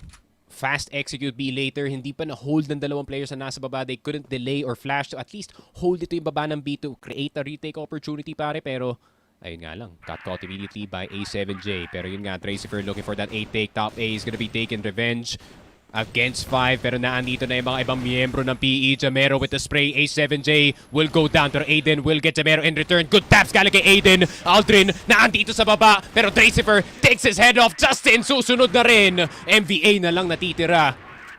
2-2 so far. Can turn that into 6 very quickly if he do decide to go for this clutch. Pero Salvatore mukhang mahirap na to. Tracifer picking up Revenge's sniper. 2 and 2. 2 quick rounds para dito sa TS on their BL side pare. Yung bawi, no? Like, it's usually on the part na Pacific gets a momentum tas hindi makakapwesto agad ng Team Secret. But with their aggression right now na pumapaldo nga pre, like you can definitely feel na Aiden and Tracifer, they are hitting their shots. Yung stride na meron ng Team Secret ngayon is just to stack down one angle na pwede ngang ikapunish ng PE knowing na isa, dalawa lang naman yung pinapadala nila. Walang malakas sa marami mentality para sa Team Secret, no? It all boils down kung makakapag-parkour nga ba ang PE, mahihirapan nga ba nilang ikunin tong high mid na to, walang sniper-sniper. Kung pwede nga namin kunin tong Storby na to nang wala mga kaming padala dun sa may curve or even sa may Z, it's just easy. Elementary para sa Team Secret. Pacific, nagre-rely na lang sila sa retake na medyo risky actually. Coin flip yung mga ganun. Yeah. Kasi yung B talaga kanina, man. Feeling ko kung nahulog na lang dun si Justin tapos delay na lang talaga sa baba ng B site. I think that would have been retakeable. Pero considering yung numbers ng TS nung time na yun, that seems unrealistic and napakabilis nila mag-take ng A site. They're taking opportunities right there, right now para dito sa B site. Justin, Tracifer taking his time para i-plant yung C4, pero Tracifer taking out itong si Aldrin. He has bigger problems dito sa baba. A7J with the perfect peek dito kay Jamero. Tracifer will get one more. A7J will get 3. TS with 3 dito sa BL side, pare. This is a GR-sided map.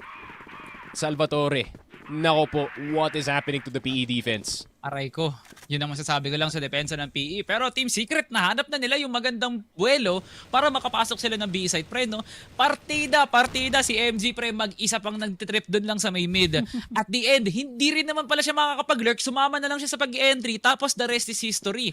Ngayon, panibagong tipla, iwan si Tetsu. Parang gagapangin nila tong A-site na to habang parotate pa lang si MBA. Kaso magiging dalawa na. This is still going to be deadly, but the flashes will connect. Makakapasok si Day sa may ninja. But here comes Aiden with a swing. Pass lang naman siya kay MBA. And Jamero gets a quick hold as well. 2 kills now para sa Team Secret bilang pamalit. Pero may mga gustong tumesting pa rin para sa Secret Family. 3 versus 3. MZ wants to get a push. Aldrin and Jamero nakapag-control pa rin sa may top A. Aldrin nagpaulan. At si A7J tutumba. Jamero nakahawak pa rin sa may ninja. Pero hindi niya makukuha yung flick kay MZ. Revenge nakakukos. Dito lang sa may bridge. And Aldrin spraying. Can Aldrin kill? He will definitely will. 2v1. Tetsu na lang natitira. Yun lang, Tetsu narinig yata. And there we go. Quick scope to end it. 3-3 PE with the response, pare. That was very chaotic, especially dito sa A site. And all 5 members ng Pacific Esports finally having their own sniper kills. Even itong si Jamero, as soon as the climb up from the ladder player came up, pare, tamang putok lang. Grabe, that was a fist fight just to defend itong A site, Salvatore. Men, suntukan kung suntukan nga naman eh. Like, eto na yung nakita nating TS na naniniko. Para lang talaga makapasok ng site, yung stock nila sa bodega. Parang, ano pa bang pwedeng atakihin namin? Magsisipa ba kami? Na yun for sure. Pero pre, sa slight hesitation, onting milliseconds lang sana yung pagitan nila bago mag-rotate si NBA para samahan si Aldrin. Siguro makukuha pa ng Team Secret yun. And A7J/BR0. Yung bungo ni Jamero, men. Tagos na tagos eh. And that's a pick para sa TS. Alam naman natin ang nangyayari pag nakaka-pick ang TS dito, pre.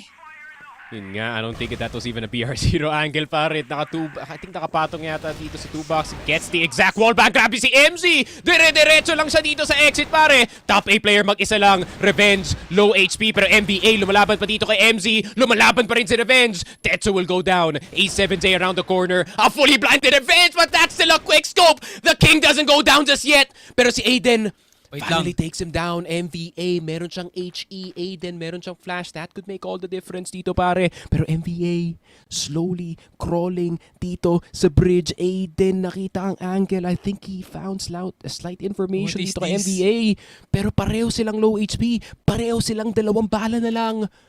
Pero mapapalayo dito si Aiden, man. He wants a fight in another spot dito sa mapa natin. It's the battle of the 90% headshot, pre. Akalain mong dalawa kailangan nila, si Aiden at si NBA sa caliber na meron sila, pre. Isa lang ang kailangan nila sa bungo, pre. NBA first contact, Aiden not hitting, and NBA wins the duel. Talagang pigil hininga yung nangyari doon, Sneaky Frog, but PE will come out on top. Grabe, the 1v1's finally going the way dito ng PE. MVA saving his team from certain doom kasi medyo nagkagulo na yung round dito. It was already Revenge on his own dito sa top 8, but because of that kill dito kay Tetsu and that kill kay A7J, grabe man, he did so much in that round. MVA, I think even he was surprised na he won that fight considering siya yung second contact doon. So, a round saved para dito sa PE, pare. Pero A-site ang gustong kunin ng Team Secret. Another fast A execute from that CA position. 4 players in. Papatayin nila agad dito si Aldrin who is in that boost box. And top A is down immediately. Pacific, hindi nila alam kung ano yung tumama sa kanila dito sa A site. 38 seconds on the clock para kumuha ng retake. Yeah, huge para dito sa Team Secret. Yeah, they're definitely winning the frag rounds dito. Not just that, but the execute was just too good. A7J with a lot of movement on the map. Lalo-lalo na nga rin si MZ. Yeah, the pickups were just really nice. Actually, you know, kaya naman tablahin ng Team Secret yung mga rounds na kulang sila sa tao. But yeah, Team Secret with less of a movement dito mula dun sa 3 players except A7J, except MZ.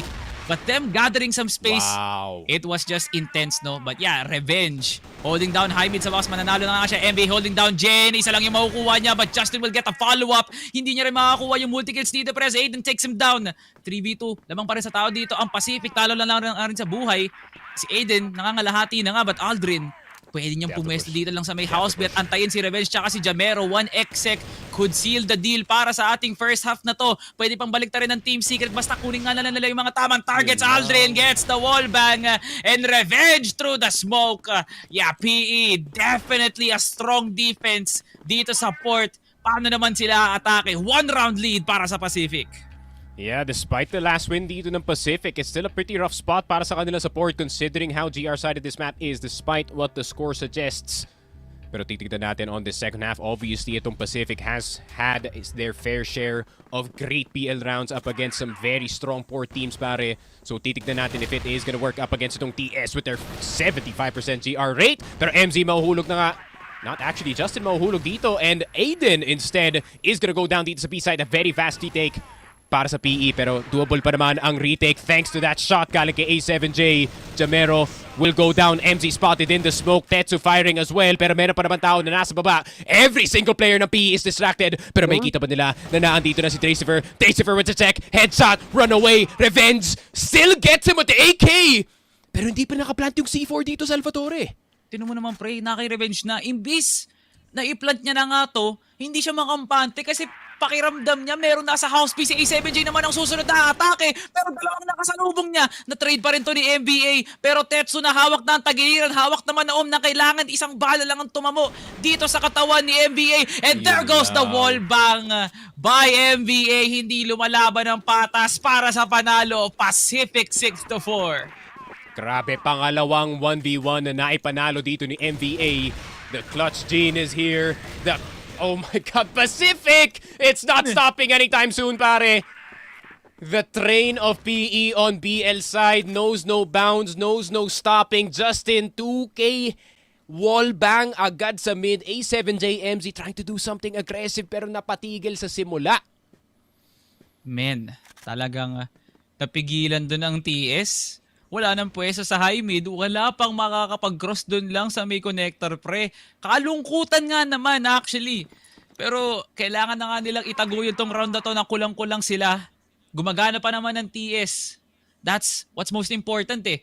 Kung pwede nga nilang lakarin tong retake na to, yun na lang ang gagawin nila. In terms of defense, kanya-kanya na to, pre. Spread around the map. Pero ang sasalubong naman sa kanila, 3, 4. Ang worst case, pre, 5. Tingnan mo si Aiden, hindi naman ka mag-anak. Pero eto na magkakatagpuan na si Aiden. Saan nga ba susunduin to? Papuntang langit si Aiden. Justin takes him down. Dracifer and Tetsu pa-rotate na sa B. Yun nga, Tetsu. Fully blinded pero nakita pa rin dito si NBA. Naku po, bulag na bulag. Kita pa naman yung screen niya. Puro puti lang. Pero Dracifer getting itong si Jamero. Dracifer getting sprayed down ni Aldrin. Aldrin getting 1. Pero nadamay na ang kanyang teammate dito. It's a 1 versus 1. Tetsu versus Aldrin. Aldrin aware kung nasan si Tetsu dito. Pero Tetsu aware of how low he is as well. Team Secret, isa na namang round para sa kanila dito. 6-5. They need to fight back dito sa Portman. Man, sabi ko nga, gumagana, kanya-kanya na nga lang para sa TS no, na walang bisa kagad doon yung ginawa ni Justin. Team Secret, anong niluluto nyo? Baka masunog! MZ nakapush na nga ng mid, pero ginagamit pandali lang yung smoke. Nakakataka si Justin, pero nakalinya naman si MZ. Si NBA pipick din, gustong tumakas, pero buhay ang kapalit. Oh my goodness, Team Secret, a 1-for-1 na nagpayanig sa atake ng PE. Yun lang. 4 versus 4 now dito sa round natin. At tingnan mo naman si Tetsu.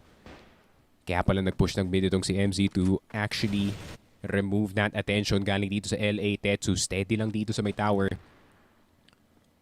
Hindi pa naman gumagalaw sila revenge. So this is the setup na gusto actually ng TS. The only way na mamamess up etong position ni Tetsu if he does get checked and swung at the right time. Pero Aiden getting Jamero. 3 versus 3. Pero dahil nga na kay Tetsu ang buong LA, makikita na dito si Revenge sa bridge. MVA, Aldrin, last 2 left alive. C4 nasa kamay ni Aldrin. A7J around the corner dito sa RS. Still getting ito si Aldrin with the Colt. MVA na lang natitira. 2 1v1s but can he produce a 1v3? Pare, mukhang hindi. Ang sagot sa tanong na yon, 6-6. Team Secret catching up sa kanilang GR side. Malakas lang talaga yung depensa, no? The early game could be in favor of anyone dito. No, it's the usual PE route na makakuha kami ng pick-off at magkakaroon kami ng punishment. Pero hindi, pre, no? TS is indeed fighting. And fighting is their name here. Just so that they could have this slight hint of advantage, pre. And once more, Justin spraying down the M4. Wala nang accuracy dito, pre. Basta dumapo yung bala sa katawan. Kahit wallbang pa yan, effective na para sa side ng Pacific. Look at them just trying to hold down high mid. Kasi nga natatauhan na nga sila. May pinadala na sila sa SD, pre. Kasi masyado nang sumasobra ang TS sa pag-hold ng map. Spacing, baka mo napigilan to ni Aldrin. Yun nga, fully aware na dito yung Pacific that after that first pick, dito kay Aiden, that they're gonna react on any other side of the map. So tamang hold lang talaga from for their sake. And A7J will get itong si Jamero though. Pero sobrang spread out ng depensa ng TS. There's only 2 players on the A side, 1 player in B. However, Dracifer, if he can find a quick headshot dito kay Aldrin, this could make all the difference. Pero Dracifer, inatake na nga dito yung top A. Flash is gonna go down. Pero MZ nasa loob ng bodega. Aldrin already crossing paloob dito ng ladder. Will get itong si Dracifer eventually. MZ will go down dito sa bodega but will take Aldrin down with him. A7J na lang natitira pero 1 HP na lang, men. Yeah, looking like a lost cause. PE, 7th on the board. Dumalaban pati BL side nila, pare. Man, like solid din naman yung pinoproduce nila during the blacklist. because they got a handful of rounds over to their aggression. Pero kailangan pa rin talaga nila mag-adjust no? Hindi na reliable yung paulit-ulit nga nilang ginagawang pag-hold ng Storby, hold din ng high mid. It's the matter of how TS just is able to read yung ganong klaseng game style eh. So at the end of the day, hirap pa rin ang PE na makapag-come up ng isang consistent na plano. May mag-hold nga ng SD, pero ganun pa rin naman yung tendency ng Team Secret na i-hold pa rin tong LA, or worst case, i-push nga to. 1-for-1 is going to be guaranteed. But I don't know how Aldrin will fare dito sa pwestong kinukuha ni Tetsu, let alone yung panggagambala dito ng Pacific kung yung timing na pag-iingay nila will result to a rotation by Tetsu and Dracifer para makapag-push si Aldrin. Ganun nga ba? Dracifer, hinahamak pa rin yung ninja. Wala pa rin kaguluhan para sa side ng TS. Natauhan na nga sila Sneaky, no? Tinan mo, hindi sila magalaw, pre, oh. Yeah. TS now full map control para sa kanila dito. Mid is where PE is gonna do their most work para Justin. Finding himself dito sa loob ng CA. Opportunities to set up nades are here para dito sa PE, pero Jamero, once again, caught dito na naman sa mid position. A7J, his aggression has been very effective para dito sa TS. Pero A7J, hindi na masaspatan dito si MVA. MVA ninja around Tetsu. Worried about the wrong thing, pero A7J not knowing about the second player. Grabe naman yung timing doon ni Aldrin at pati si Aiden nadamay na rin. MZ na lang natitira. I mean, he will get itong si Revenge. Low dito si Aldrin, but then Justin's just gonna take him down. 8-6. Pacific looking to finish dito sa port. Yeah, Pacific indeed looking like the blacklist that they all know and love, no? Kasi nga, the aggression can deem risky. Pero dito pare sa PE na dinadaan na lang talaga nila yung depensa ng Team Secret, whether it would be from the difficult LA or even dun sa may curve. Like, I can really see the confidence na oozing from Pacific na ganun naman talaga eh. Kailangan lang namin magalit sa kalaban para manalo dun sa mga duels na yun eh, no? Kahit nga hindi ganun kaganda yung approach ng Pacific, dahil nga may movement, dahil nga may double swing, nakukuha ng PE yung mga ganong klaseng panalo, no? It's just the mid-round setups here by Pacific na hindi nakahanap ng Team Secret yung magandang counter push. Lahat ng angulo talaga nakukubra dito ng TS, and Justin on another tear dito sa ating early game.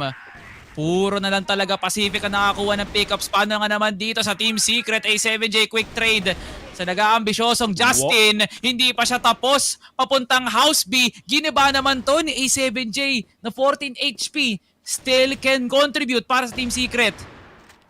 Yun lang, Revenge will get one of the 3 players na nag-rotate papuntang mid. MVA around the corner, spotting itong si Aiden, pero alam niya ba dito si A7J, MVA now spotting both. Pwede na siya manade down, not so sure, taking their sweet time. Itong TS, Revenge, still looking in the back just in case. A7J will get taken down. Aiden, known entity na nga dito sa baba ng B-side, pero nakita niya si Revenge. Aiden will go down at another 1v1 para kay MVA, and he knows na magagaling sa likod itong si Tetsu because of that earlier noise. Pero Tetsu, kanta ng timing paloob ng Z. Gets the better of MVA that time. Finally, a 1v1 going in the way dito ng Team Secret. 7th on the board. Tatlo pa sila dito pare, pero kailangan nilang kumapit. PE, 2 more for their sake in order to close out this one. At pag na-close out pa nila sa BL to min, the confidence is off the roof. Ayod nga naman talagang binibigay dito ng Team Secret. Hindi magiging madali para sa kanila, no? But look at the fallout already via the kill feed. Aiden and Revenge trading blows. Gusto atang kumuha ng control dito ng Team Secret lang sa may SD para malakap nila dito yung high mid. And MVA pushing. He is indeed killing. Revenge gustong kunin din yung trade doon kay MZ. Pero MZ is still pushing down. Papunta na nga siya ng court. Pwede siyang mabasa dito ni Revenge. MZ hinohold pa rin. How will this fare? Revenge gets the top. He wins it. And now a 3v2 na nga lang, na-punish si MZ, walang lasa na magaganap, Sneaky. Uy, Trey! He's dead. Oh! Hindi nakita ni Jamero pare. Oh my God. Nagkasalisihan na nga tayo dito sa mapa ng port. Dracifer all the way dito sa LB. Pag tumapak dito si MBA, lagot siya men. So the tapoks have to be on point, man. I-hold lang to ni Dre, pre. Matimingan lang siya. Masenyasan lang siya ni Tetsu, pre, na mag-rotate ka na. Malaki na to para kay Dracifer. Grabe yung katahimikan dito sa A site. Na dami ng nasilisi. Tracy first stock on LB, pero nandito naman si Tetsu now starting to suspect na merong nangyayari dito sa LA. We'll see revenge crossing. Nasa C4 safely across. Hindi kailangan dumaan dito ni NBA. All he has to do is hold Tetsu down, and that he does. Tracy na lang natitira, the entry fragger para sa kanyang team. Flash is gonna go through. But of course, Dracifer falling for the oldest trick in the book, pare. Flash on the ground, peek before it pops. 9-7 match point para sa PE. Opportunity to close out itong third map natin. Same thing over again para sa Pacific, no? The aggro, high mid coverage. Hold lang dito lang sa may LB. Pero pre, Dracifer had the golden opportunity. A7J, the patented crouch pick, pre, hindi nagagana. Dito kay Old God. Now Pacific. Could this be a fair share of firepower? Kasi una pa lang si Revenge na nagpaulan. But it is still a different story to tell para kay Justin at MVA kung makukuha nga nila itong control na to. Hinahanap ni Tetsu at Aiden yung angle para makapag-peek out nga sila, and MVA wins his duel, and another swing dun lang sa may bodega. Yeah, PE just absolutely tearing up the map. Grabe pre. A Pacific masterclass na hindi na nga nakabawi ang Team Secret sa side na dapat malakas at lamang sila pre. Dihadong-dihado nga. At ang PE, yamadong-yamado naman. MVA nasa BS. Tetsu pa cross pa lang ng exit. Justin hino-hold dito yung store. Pero mahalaga to pre, they are evenly spread out. Lahat may layers. Mahihirapan ang duwong to. Ang kapal ng smoke, kahit sino uubuhin dyan. Paulan flash, onting pandelay lang pre para mabilis din mawawala yan sa mata nila Revenge at MVA. And there goes the spam and MVA at Justin. An absolute warfare dito lang sa port. At pinakita ng Pacific, 3-time champion kami for a reason. 2-1, set point para sa kanila. Grabe men, what a performance. Galing kay MVA, 21 frag strong dito sa mapa ng port at hindi tumigil yon dito sa BL side pare. The output is absolutely insane. Galing kay MVA. The amount of contribution na nagawa na dito is, ayun nga, just put itong PE over the edge. Granted, maganda yung laruan dito ni Justin, Revenge. Ayun nga, everyone's hitting their shot. Even si Aldrin, no, napasniper na nga dito. Pero MVA, that guy, when he turns it on pare, napakahirap talagang kalabanin yung tao na yun. Hindi lang talaga siya known for his, for his raw gunplay eh. Like yung lakas na meron siya as game sense, from holding down high mid pre, yung pag-hold niya palagi ng bodega, lahat ng yan pre, resulta ng pagkapanalo ng Pacific kasi ang tagal mabuhay ni MVA. A lot of 1v1s won actually. Yung Team Secret na halos ipadala na nga nila yung tatlo pre, MZA din at Tetsu dun lang sa high mid para lang mawallbang nila MVA at Justin. Ang sakit Kuya Eddie para sa TS pre. Kailangan nilang indahin yun pre from the fact na they started taking over yung top A. Yun na lang yung gagawin nila pre, sending down a lot of members dun lang sa may B, pero hindi pa rin talaga gumagana. Yeah, the Pacific execute is just too darn easy para sa kanila, no? Pero itong Team Secret, hindi ko alam kung paano nga nila babasahin yun eh. Ayun nga, no? The amount of times na they try to actively fight for map control, and that's very natural, no? Pagdating sa laruan talaga ng TS. But unfortunately, no? Para dito sa Pacific Esports, ayun nga, nabasa din nila ang buong gameplay dito ng TS. Obviously, nakita mo naman sa 4v5 kanina pare, nung namatay yung isang player ng TS, immediate reaction galing dito sa dalawang A players, and inexpect ito ng Pacific. So Pacific is now starting to get the read kung ano ginagawa ng Team Secret, men. Ayan. It is history na sa loob ng port. Pinapakita ng Pacific. Hari pa rin sila ng mapa na yun all throughout the 2025 PH Masters, no? Ibalik na nga natin sa ating maigiting na kaibigan na si Ramon at Bipolar para sa masasabi nila dito sa set 3. The 3-time champion on the way to their third set to claim the bronze spot at TS, on the edge of defeat or baka lang on the jump towards pushing this to set number 5. Ramon, what a map support natin. Grabe yun. PE really showing that TS is something that they can defeat. I mean, GR map no longer talaga. You know, this PE squad on BL has showed us how it's done which talaga. is wow. Para sa kanila mukhang basic lang talaga eh. Which honestly speaking, this is no means to be biased talaga. Because this really is like a really huge remark talaga out of the Pacific squad, where it's just a masterclass in how they performed on the rifles talaga. Where on BL, they were just completely expecting so many individual plays from Team Secret, either from the pushes on that house B peak na laging encounter ni Revenge, all the way towards the mid side na grabe yung ilang beses na tinaray i-set up yun ng Team Secret, where the one time only got some damage, pero so many other times where Pacific actually expected that, no? It didn't help na laging solido yung mga M4 setups ng meron ang Pacific, where they usually will get their first pick off. And Justin also laying down the law dito doon sa mid side, no? Just proving to be a rifler that everybody should not forget at all talaga when they're studying Pacific. It's just every single game plan that the Team Secret are trying to throw at them, there's always an answer to Team Secret. And it didn't help as well na pagka-swap ng sides na sobrang dikit na laban na akala mo with TS on the strong side, they would have actually run away with this, especially with how well E7J has been performing on this map. He's been doing a really good job back on the rifle, as well on that sniper, but Pacific just has too many layers upon their attack as well, where MVA with the aggressive pushes, Justin always with that priority on the mid side.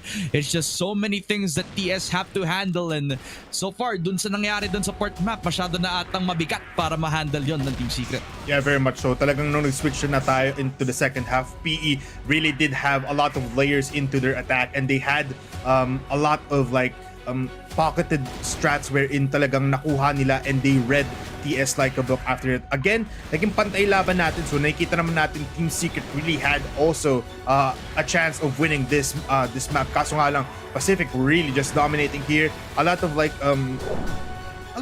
chances wherein Team Secret had it in the bag pero nakuha pa din ng Pacific. But now, looking at the set summary, let's look at Team Secret first. 1.21 KD on A7J, and together with Tetsu with 1.10. Sobrang ganda na pinakita ng dalawang players na ito. Pero for the side of Pacific, may kita mo naman talaga, Ramon, na MVA was really the one na kumuha ng spotlight for the entirety of the team. I mean, sino ba hindi matatakot kay MVA, who's just trying to counter every power position away from that mid curve as well. No, talagang this guy is on another level when it comes to the presence on the map kapag naglalaro on BL side yung ating Pacific. No? It didn't help as well that Revenge also picked up his play from that sub-base game. I think we were looking out for him kahit nung first set pa lang, and all throughout those sub-base games at saka dun sa port game natin, nakapag-warm up na si Idol as well as si Justin. Talagang pretty much a good game plan coming through for Pacific to get that 2-1, pero that compound map is looking much more of a different game plan. Pero yun na nga, set MVP para kay MVA, talagang proving to be an ace up the sleeve para dito sa Pacific. Yeah, and nakikita na rin natin sa mga player caps na MVA is really feeling himself. 2-1-0 on that KD. An AP that is 18 is really good. Yung SR niya, gamit na gamit yung mga utilities and the skill per round. Talagang you can definitely feel him in this map, and hopefully so we can see him even more later on. Ngayon, makikita natin ang highlights for MVA. Maganda talaga ang pagpasok dito sa mapa na ito by Pacific. They did win sub-base, so they had a little bit of a confidence boost pagdating dito sa mapang ito. Pero a big question right now for Pacific, can they defend against a Team Secret na tapos na makipaglaro? They want to push this into game number 5, and can they really sweep them up in 3-1? Again, we can definitely see those two things happening, pero syempre, it depends on the players. Ngayon, MVA being one of the crucial factors in the key players na may kita natin dito, can he provide even more? Is he still that guy? Alam naman natin he can, pero MVA really dominating so far.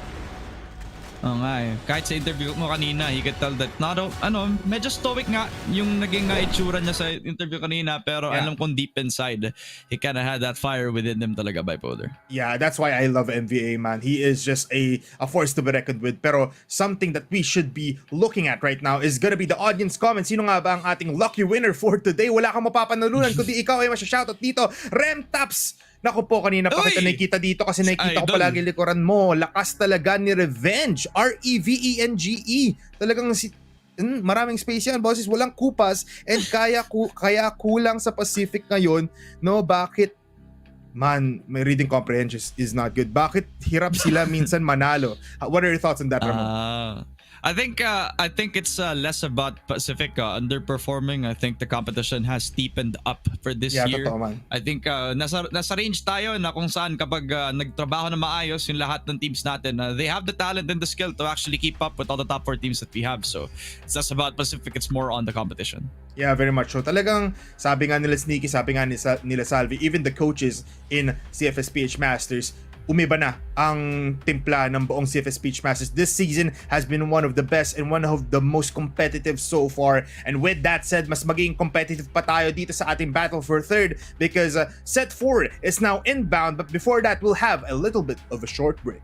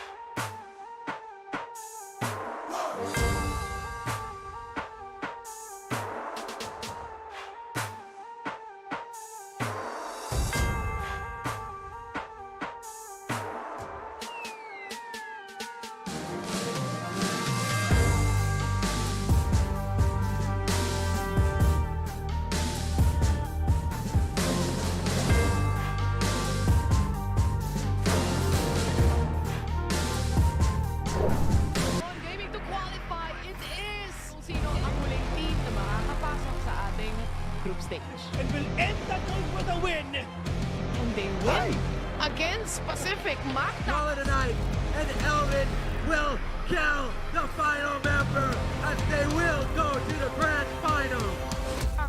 The dynasty is still well alive.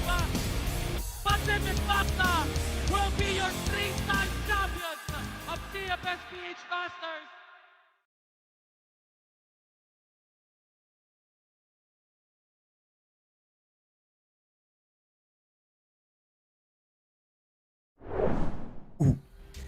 Welcome back to Cfs Ph Masters Yun. 2025. Naku po, ang next map natin dito sobrang ganda. Ramon, kamusta tayo dyan?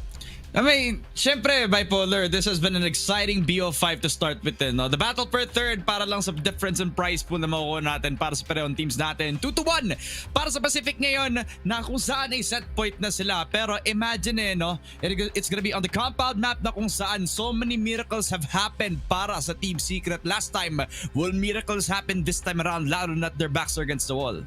Yeah, that is the question in all of our minds. Pero ngayon, ano muna ang mga milagrong sinabi ng Team Secret and Pacific with the shot call? Papabudega nila. May kita na ulit natin everybody. The shot calls coming in from this map up. Bodega Pacific, lang. no, never mind. It's Team Secret. Bodega lang, Akin buong likod nyo, pre. Pati CA, akin ha. Akin buong CA ha. Utang ina din na set. Patay. Sige, na po. CA LA sa akin.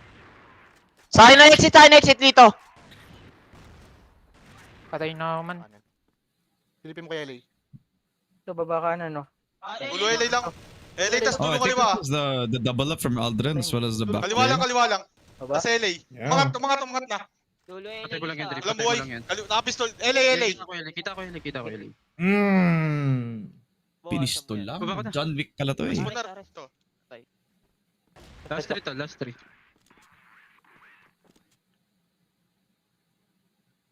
Masayang yung Eto na. 1v1 na to.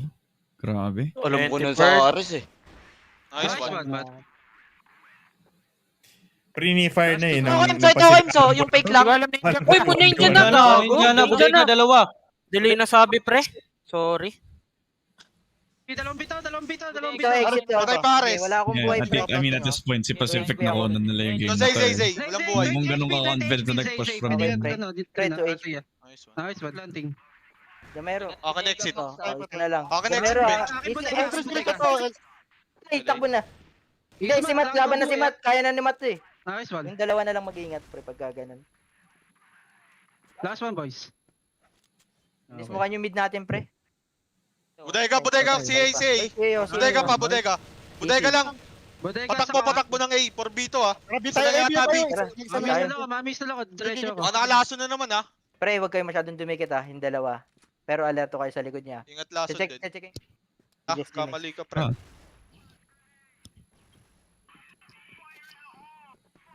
Taas. Sa smoke. Nice Nice one, one. boys. Last map. Tinatry Alam mo, kong Ramon. pakinggan. Alam mo, sorry pero may tinatry kong pakinggan kasi yun yung nag-remind sa kanila hindi dumikit. Yung mga small differences na ganyan. Yun Si nag-matter Revenge sa ata panalo yun eh. man. Oo, Si Revenge shot, ata yun man.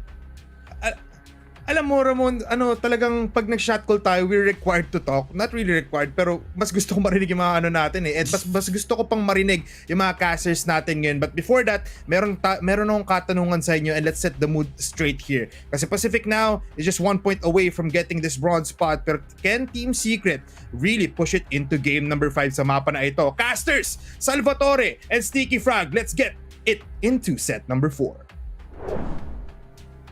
Thank you sa Aliyop, Boss Bipolar and Ramon, no? And you can definitely feed some tension on the Team Secret port gameplay.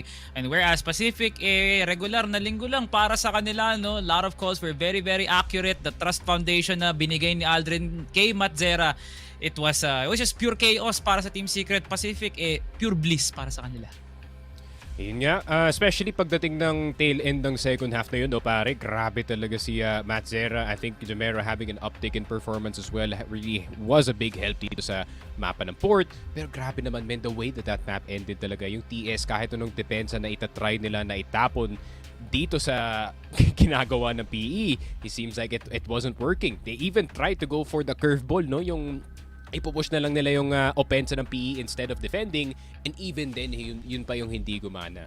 So para naman sa Pacific, no, I feel like gaya na sinabi ko kanina, they're slowly starting to get the read dito ng Team Secret. You know how reactive they are, you know what sides of the map they want to punish as soon as mamatay yung isa sa kanilang miyembro. So paano ito i-exploit na PE yung ganitong tendencies na ginagawa ng TS? Yeah, I feel like yung pag-exploit na lang ngayon is going to be really seamless kasi this is a Team Secret na medyo nangangarag na eh. Like hindi natin alam kung ano yung direction na tatahakin na nila heading into the next set. High pressure actually from them, but we all know Team Secret really does shine during these high pressure situations. But at the same time, you cannot really rely on that mentality alone para makuha yung penalo. It's like Pacific knows the bounds of how it takes, of what it takes rather. Nasa simula hanggang punong dulo, maganda dapat yung kinakalabasan ng plays nila. No? That first half, despite it being close, it was that flawless mula sa Pacific na lahat ng rounds na naipanalo nila, it was just pure good execution.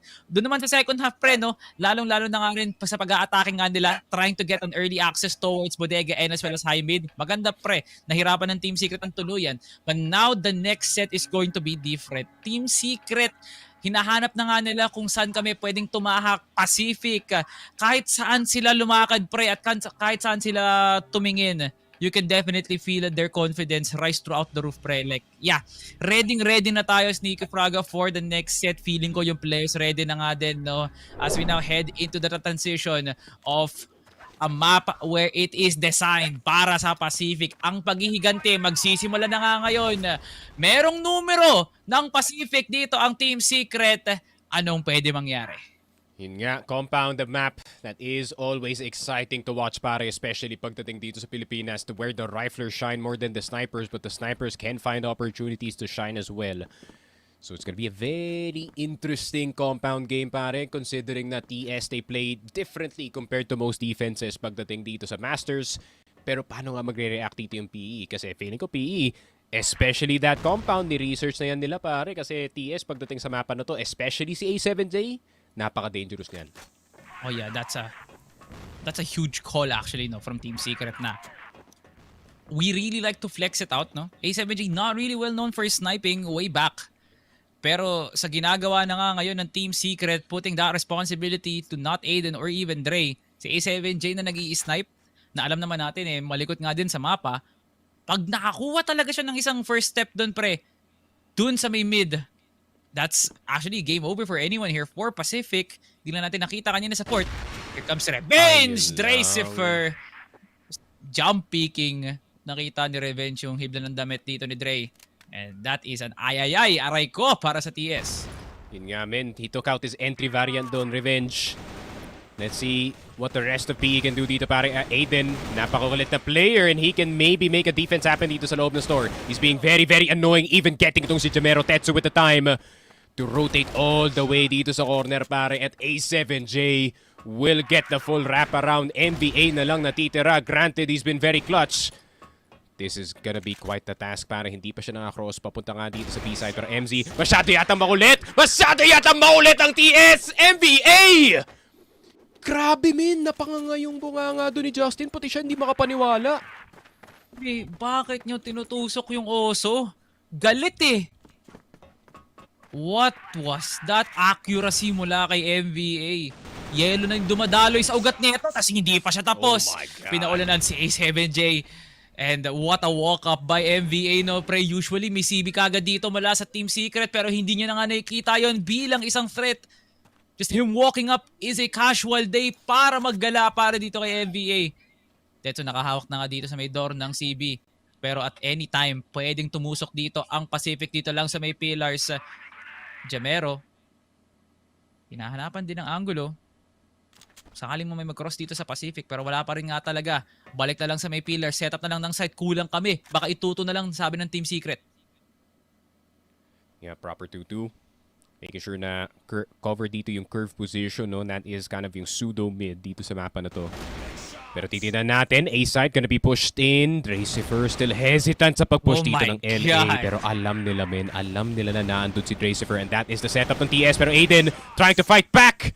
It's a 1 versus 2. Tetsu, AK-47, not a stranger to it, pare. Pero MVA, masyadong kilala ang AK-47. 8-0 with 7 headshots, pare. This is my trusty AK. Ako lang ang kilala nito. 8 kills for 2 rounds. 4 yung nakukuha niya kada may lumilipas, pre. 7 of those being headshots. MVA in compound is a dangerous man. Partida hindi pa nga nila nakukuha yung strong side neto. At si Aiden gusto rin gumawa ng pangarap. Justin gets the trade. MZ trying to pick down mid. Sakali may kaguluhan dito, walang bumubomba ng midcon. Aatras nga ba ng tuluyan ng Pacific dito? Parang gusto nga nila kunin si Tetsu. This is going to be a solid control dito lang sa may Storby if they do get this. Uy, pero Tetsu nangulit nga dito sa pillars, pare. That is a big piece out as well para dito sa PE. The man with the most kills. And MZ lumaban pa nga dito sa smoke, tracing the tracers para makuha dito si Justin. 2 versus 4. Pretty standard defense para dito sa TS so far. More aggressive than usual. Pero kailangan nilang gawin yun. MZ looking for Jamero in this tower position pare. Pero meron din tao na magagaling dito sa LA. Revenge can maybe make something happen kung makuha niya nga dito si Dracifer sa 2F. Pero medyo malayo-layo pa yata yun, men. Yeah. Going to be rough, no? Para sa Pacific. Knowing the high contributors para sa laron to is already gone via the MZ spam dito lang sa may mid. Revenge na bigyan pa rin ng pangalawang pagkakataon. Despite MZ's high ground dun lang sa may mid, nagawa pa rin yung itaguyod ni Revenge. Pero ito naman ang kalagayan ngayon ng Pacific. Medyo mahirap pa rin knowing na Team Secret, they do have the numbers para magtawag pa nga ng lasan at si Tetsu yung ipapadala nga nila. Hello. Ang laki na kagad ng space na nakuha niya dito lamang sa may LA and now towards mid. Jamero ginulat and Tetsu is going to get that pick. Revenge na lang natitira. This is elementary para sa Team Secret. Revenge ginagamit yung kabaho ngayon bilang pantago. Pero onting gapang na lang mula kay A7J. Makikita na din agad ng Team Secret. Yeah, there we go. A7J capping off the round with a shot.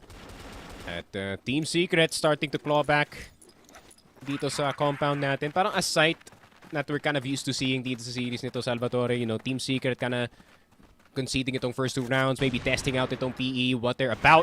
Pero titignan natin if this is gonna be another tester round para sa kanila dito. Dracifer, MZ getting 2 headshots. Dracifer nagko-continue pa rin, pumapatay dito sa mid at naubos ang buong Pacific sa con mid pa lang pare. Pre, usual eh. Parang bato ng smoke, bato ng frag sa may mid-con. Pero tao yung ipapadala ng Team Secret dun. Hinarangan talaga ni Dracifer lahat ng gustong pumunta ng CB mula sa Pacific eh, no? Sa Pilipinas mo na makikita yan, Salvatore.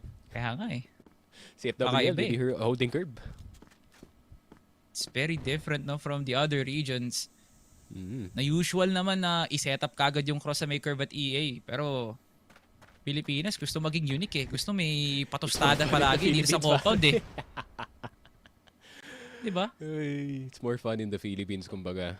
Pati rin dito sa Crossfire, pare. Pero, okay, 3-2. Medyo bukas yung mid dito ng TS, ha? Not gonna lie, Salvatore. Ano mo? Aiden and Tetsu. It kind of like a Crossfire. Pero masyado na maingay. Cross na si Aldrin, na-clear niya nga. Pero hindi naman yung buhay ni Aiden. Marami nga siyang nakuha. At tinan mo yung nakuwang lambat ng Pacific. Hindi naman pumapabor, pre. At he has really definitely won that trade. Pero hindi pa rin tapos ang boxing dito as TS still looks for an opening. Para talaga matrap down yung mga miyembro ng Pacific na natitira ng alang MVA now. Really odd, no, na hindi pa rin siya nakakipagpalit dito kay Jamero. Mas kakailanganin niya yung AWM. Tatakbo ang oras, pero MVA and Jamero, ini-scout kasi nga malikot ang TS. Mga nanlalason yan. Oo nga. And that's also a good angle, no? Para pang-punish lang dito sa bottom B player natin. Pero ang ganda ng position dito ni Dracifer playing this left side instead. Pero MZ helping itong si A7J make his way all the way to mid. Jamero investigating dito sa may catwalk B natin, pare. Pero mapapabalik dito si Jamero in that store B position. Dracifer, perfect place, perfect time. MZ nandito na sa EB for that quick reaction. A7J confirming na wala ng tao dito sa A side. MZ getting closer. A7J getting closer as well. That's 1. That's 2 with the cold para kay A7J.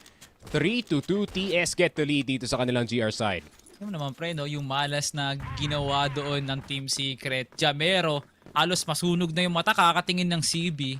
Tapos kung onti na lang yung oras, kaka nag-push ang Pacific. At lalong-lalo na nga rin maganda yung ginawa ni A7J, no? Knowing na nasa kanila yung pabor ng oras, dapat mag-roam lang ako dun sa angulo na kailangan mapipilitan yung PE na pumush na lang ng batteries. But yeah, that's mindset para dito sa Team Secret na knowing how long the snowball will grow para sa Team Secret. Unti-unti lang, layer by layer at ngayon hindi na makakilos ang star fragger ngayon ng Pacific. Aiden gets a golden crown and Jamero happens to get the trade. Tetsu gusto rin gumawa ng play dito para matahimik dito si Jamero. Tetsu, nagmamarathon na nga. Papuntang SD. Si Jamero paatras at makikita si Jamero at luminya Nagkatagpuan ng dating magkakampi. Napakasakit tanggapin para kay Jamero pero kailangan gawin ng Team Secret. 4-2. What a bounce back by TS. Yung pa yung maling sitwasyon, no, Salvatore, na kilala mo talaga itong si Tetsu na nasa kabilang side ng survey kasi napacheck si Jamero eh. All the way sa SD, he knows na ganong type ng player si Tetsu to look for a bigger play and siya pa nga yung na-punish doon. That was unfortunate para sa kanya. But the PE squad, hold up, LA target, Aiden, spray's gonna be through para sa kanya dito on the AK!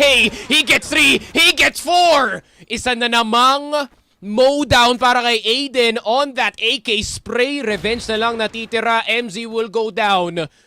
Pero A7J looking for that Pacific sniper, missing the shot. Pero naandito na ang kanyang kakampi. Aiden looking for it as well. 360 to avoid the flash. Pero A7J holding the angle. 5-2, Team Secret in control dito sa compound.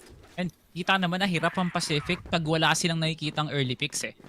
This is Team Secret that utilizes double sniper para ma-pressure ang Pacific. So given talaga na nakukuha ng TS yung high ground dito, no? Kahit anong effort na bombahin nila yung mid-con, pampaatras sa Team Secret, pag oras naman para lumaban sa pillars or even sa may store A, lamang na lamang sa pag-aangkor ang TS. O yeah, Pacific, kahit anong execute pa, kung hindi nyo naman makukuha yung sapat na trades, walang talagang mangyayari dito. Sa pula at itim, Justin now pushing, and Dracifer now the second layer of offense, and Dracifer still mowing down. Grabe naman na pag-aangkor. Si A7J umisa pa. Si Revenge hindi kasama. At si A7J nakita din yung timing. What a half para sa Team Secret. Lahat pumapabor. Maaga ang Pasko para sa Team Secret. Look at that lead. Yun nga, MZ even in disbelief on what he's doing dito sa mapa na to, but I think he's pointing out how good A7J, Aiden, and Tetsu are playing at the moment dito sa kanilang GR side. But titignan natin, PE getting a bit more aggressive, pero yun lang, mukhang hindi yun yung sagot dito, Salvatore. Tetsu more aggressive. Then Revenge with that early peek, taking out that sniper. Jamero getting itong si MZ, pero Tetsu getting a bit too greedy. Aldrin will get itong si Dracifer. Aiden caught as well, and yun lang, TS. Ito pala yung itsura ng round spend na medyo wild, and they all get caught at the same time. Aldrin running on in, A7J looking for the second. Uy, nakuha pa si Jamero. A7J, this could be something. MVA spotted C4, hold on! Wait a minute. Teka lang, Lito. This could be something. 11-3 so far dito sa laruan natin. Justin, nagkakatabi na sila doon. Aldrin is gonna get him, but that was a very sweaty round, Salvatore. Pero PE will at least cap it off with the point. Nagatak yung pawis ng Pacific doon, pre. Like Justin and Jamero na timingan na naman ni A7J. Pre, hari ng oras ata to si Lito eh.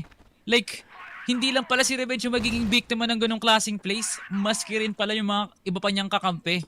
So now Pacific, on their not really that presentable global risk dito lang sa compound, pre. But this is still Pacific. Yung kayang lumaban, does have the raw aim. They do have the skill.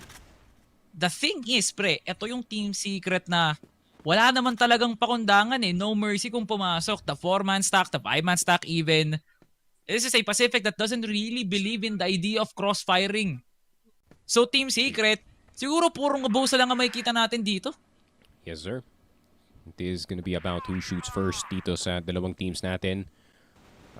Very common na strat na ginagawa dito ng TS where they take over itong story early just to create some presence dito sa A site para mapastay yung dalawang players. Pero tamang steady lang yung ibang TS members dito. I mean, it's the El Clasico, no? May fake A, go B. Pero dahil nga sa ingay na nangyari dun sa A side kanina, Salvatore, hindi na gumagalaw yung mga depensa dito sa A. Wala na talaga eh, oh. Hanapan na lang talaga kung paano makakadiskarte ang Team Secret sa site na mabilis lang din nilang i-rotate. So, una dito si MVA. Actually, no? He will be at Z. Pero sapat din naman kung mag-curve ang Team Secret, crossfire din yan. Batteries yung pasok nila. Ganun din, makakapag-respo din kagad. So sumenyas na ang Pacific. Kailangan na namin magtawag ng backup dito. Pero una muna mga kalaban ni MVA, yung naglalason na A7J. MBA hindi na clear yung curve. Yari ang Pacific. Good flash. Magpapaulan na nga ang Team Secret dito. Justin half-blinded but he is still fighting revenge. Magtatago na nga muna. Justin, ako nang bahala. Revenge nakapag-follow up. Aiden peeking. And Justin now switches to the auto. Kuha niya ang buhay ni Aiden. MZ na duguan. 20 seconds. Paano mo tatawirin to? Yun lang, MZ. In a 1 versus 2 pare, Justin showing his head with that jump peak. 15 seconds left on the clock. Justin, first one down. Aldrin na lang natitira dito pero hindi siya masaspatan dahil sa katawan. 6-4. Pacific, opportunity of a lifetime para sa kanila dito na uminit na maaga dito sa kanilang GR side. Team Secret, granted medyo random and sporadic ang kanilang gameplay dito sa kanilang PL. PE still has to hang on, man. Pero ganda na Isipin, no? Iisa lang yung sakit ng mga teams. Yung tendency na mag-hard engage, knowing na may high ground naman sila. Like, nakita natin yung tendency ng Pacific na from Justin, sige, feeling ko nagiinit ako, ipipick ko na lang to. Like, when is going to be the time na magiging discipline yung mga teams na antayin na lang mag-overextend yung kalaban knowing na 2v1 naman. Yeah, Pacific, the risks are there. Kailangan nilang mag-ingat, pre. Team Secret still has the momentum kahit nga ganito kadikit yung laban na to. Team Secret still has that dog in them na kahit anong mangyari, kahit anong iba to ng Pacific, lalaban tong Team Secret na to, pre. Yeah, despite that, itong PE, I had no idea kung bakit ang tagal na buhay doon ni Justin, man. He was just slipping and sliding in between yung batteries natin sa baba ng B-site and unfortunately, dahil nga doon, that served a long enough distraction para sa mga ibang PE members na mag-rotate papunta nga dito sa B. So let us see, TS, second try for this B-site. Will not get revenge on that jump peak. Nade is gonna be thrown. Pero mapapaalis na lang si Revenge dito sa baba ng B-site. Re-angle. Tetsu actually entering itong storage. Very, very brave man for doing so. Pero MVA nandito sa ilalim, Justin here in the batteries area as well. Pwede itong iwanan ng TS and they can actually regain the mid control. Pero inaantay nila si MZ. MZ not hitting that drop-off. Instead, si Tetsu pala yung mahuhulog dito. CB. They need to fight the CB player na. Pero MVA going for the crunch. Jamero's gonna go down. Pero wala yatang tao dito sa A site. MZ might start to investigate. Pero medyo natagalan yata yung TS dito sa Storby, pare. Naku naman. Pero PE, may kalamangan pa rin na tao. Pero not for long. MZ anticipating the Z push. Justin naman on the hot hand. And Revenge has hold of curb. Makakakross pa rin nga ba? Justin clears 2 players. And Revenge and Justin, the duo that they are. Naibubuhat pa ng Pacific yung sarili ng mga bagahe dito. Kahit gaano pa kabigat kanina yung pressure na binabato ng Team Secret. Yeah, it's the differences na binibigay ng Team Secret pagdating sa long term sa mid rounds, sa post plants na Pacific, hindi nila pinapabayaan yung mga ganong klaseng plays. MBA, nakapwesto kagad sa mid cone. A7J kamuntikan, but Justin on the quick trade. Jamero with a huge double. At grabe naman ang setup ng Pacific. Wala nang pa-delay-delay, wala nang flashes. Grabe, men. You hit him with a good old CB and mid-crunch, no? Galing dito sa PE. The amount of pressure na naramdaman ng mga con-mid players dahil doon is absolutely immense. And it is all up to yung IGL dito ng TS, which is also their sniper. Flash is gonna go through. Pero Tetsu, quick on the trigger. Will get itong si Justin. Jamero around the corner. Will get taken down as well. 2 players left alive. Pero alam na naandito si Aldrin sa A-site. Mukhang hindi. And PE slowly crawling back sa game natin and they have made it all the way dito sa score ng TS. Oh man, that 6-3 just went out in the wind. Hinanginan lang talaga At itong PE na to, gamit na gamit ang pagka-depensa nitong mapa, pre. Like no forces. Wala dito sa Pacific. Talagang macro lang ni Jamero na panlalason at basa lang sa MVA pushes. And Tetsu, yeah, that was very suspicious, no? Pero yeah, tama lang naman yung pagkakahold ng Team Secret dito at mas lalo pang katakataka yung ginawa ni Revenge dun. Pure tracers lang yun, pre, ha? That was pure tracers, pare. Do the smoke even. Aldrin will get itong si A7J. Teka lang, PE. Taking a chapter out of the book dito ng TS, pare, with that double sniper. Especially on this compound map. Pero MVA around the corner, kasama niya nga dito si Jamero. Waiting for that eventual push ng TS pero hindi pa nadarating dito sa mid. Instead, I like yung chances dito ng LA pare, but they need to instantly take down itong si Aldrin. Aldrin, ayun na nga. Nasagot na nga ng Team Secret dito. Kung ano yung pwede nga nilang gawin dito lang sa may exit. But that's just one. Para dito sa Team Secret pagdating sa mid-round. Ang takbo ang oras na kung saan napapalapit na nga tayo sa magiging play ng Team Secret para makuha nga nila ang lamang na to. Or will PB be able to defend this one? So far, kanina pa nga tayo nakakita ng purong depensa lang mula dito sa Pacific. Whereas Team Secret just really likes to go aggressive sa kanilang mga opensa. So yeah, it contradicts, no? Merong clashing talaga ng styles. Hindi natin mapagkakait yun at di natin pwedeng i-deny. But Pacific, so far, has been dominating the ranks.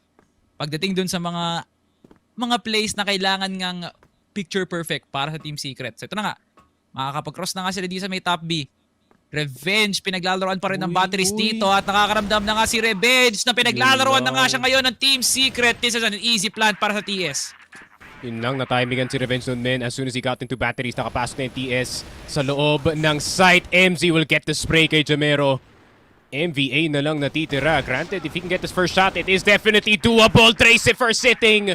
But he gets the shot anyways, pare. Team Secret, after a slobber knocker of a start ng second half, finally gets a point on the board, pare. Men, hindi na control ni MVA yung spray niya doon. Like, hirap na hirap siyang ipababa doon sa bungo niya ni Trace Free.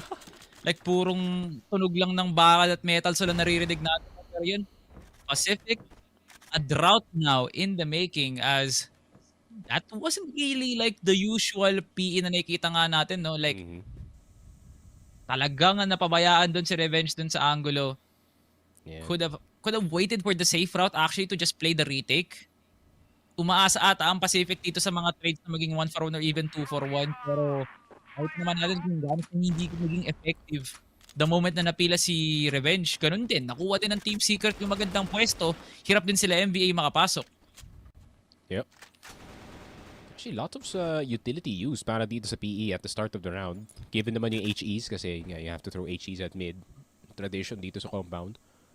Pero, ayun nga, utility is still plenty para dito sa TS. If they can bait some flashes or more smokes pare, mapapadali yung pagpasok nila ng A site potentially. Both Curve and EA smoke pero TS mukhang gusto nilang targetin ang site. Pero Aldrin with the drive-by kay Tracifer dito sa tower. Pero Revenge nandito sa long. Couldn't get a shot down but the second one hits para sa kanya dito. Jamero will get A7J. Revenge will get Aiden. And Revenge will get MZ. Grabe, kahit matago ka pa sa likod ng pader, si Revenge pa rin makakapatay sa'yo. Grabe, no? Like living up to his name, Revenge. Really did bring out the revenge in that round, no? Like, bakit nyo kasi hindi pinatay? Nandun na yun eh. Like, I feel like TS could have gotten an aggressive push papuntang C2, papuntang exit din.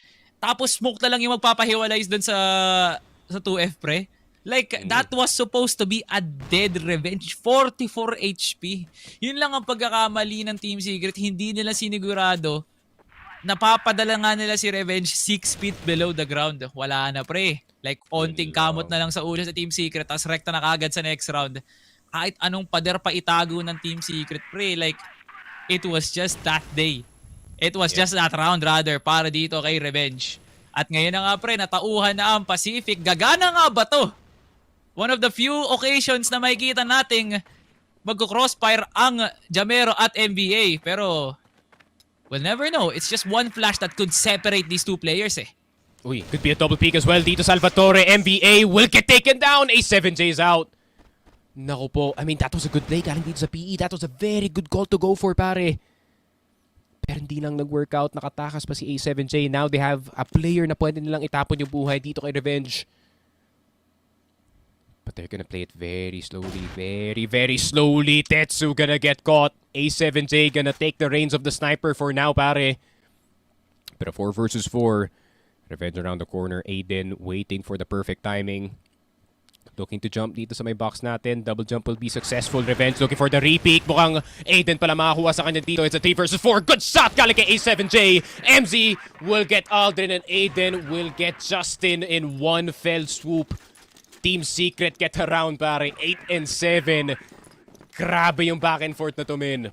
Ang lakas ng hiyaw doon ni Aiden, no, pre. Para magpapang-abot na naman ata tayo sa overtime, pre. Na kung saan Team Secret, nakuha nga nila yung panalo sa huling laban at huling sayaw nga nila. But look at MVA, just pure on confidence na itulak nga yung midcon na yon. At mapapapunta nga sila dito sa SD. Pero magkabilang mundo. From B-side, nasa A naman ang Team Secret. Isa pa lang ang magdedepensa nito. At isa pa doon dito si Aldrin. Jamero now pushing and Jamero hindi pa inantay yung kasama niya, pre. Crucial mistakes costing PE their defense. But it's still indeed a 1-for-1. Pero kulang pa rin naman talaga ang pwedeng gawin dito ng Pacific. And look now at the adjustment now for PE. Yun nga. 4 versus 4 good spot to be in kung kayo yung TS. That means there's only 2 possible defenders on each side dito sa mapa natin unless PE gusto ka nilang tauhan dito yung curve. Resmoke lang dito sa mid. Still plenty of time on the board to decide kung ano yung pupush dito ng TS. Pero ang dami na nilang map control dito, men. They have LB, CB, mid na secure na nila pati yung store A. So they're gonna try to target a deeper spot dito sa mapa natin, which is the store B position. Pero ang ganda ng angle dito ni Revenge. This is a highlight angle, pare. Oh, would have gotten a call at actually kung luminyo pa dun si A7J. Pero kakailanganin yun ng PE actually. Onting pitas pa. Mapapadali sa kanila ang retake dito. But this is Team Secret at is defying the odds every round. 4v2 after 4v3. Nakukuha pa ka rin dali panalo dito. Aiden! Medyo masakit na sa may bandang likod, tol, na hindi mo naman maabot. Justin now finding A7J. Si Aiden nag-cross na nga. Aldrin spraying down everybody. And Justin clears it out para sa Pacific. And would you believe it, Pacific crawling all the way back to this game. Now 8-8 na nga tayo, pre. Yun nga, 8-8 is the scoreline. TS and PE, this has got to be probably the second most important round, third most important round dito sa game natin. Who will get that map point first between yung dalawang teams natin? Tetsu spotted ang kanyang paa. Aldrin with a nice shot. Papabalik dito yung TS. Nade gonna be thrown in Aldrin's direction, pero 20 HP lang ang mababawasan dun, pare. And it's classic TS, men. Kung wala silang mahanap dito sa A, they're gonna try to do something sa B, pero tignan mo naman kung sino yung bubungguin mo dito, men. It's Revenge. Yeah, Revenge is indeed a reliable sniper.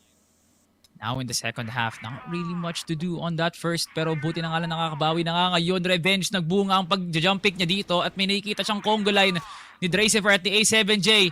Aiden pwesto. But this is indeed a entry at commitment. Wala dito sa Team Secret. Revenge muna ang unang kukontak.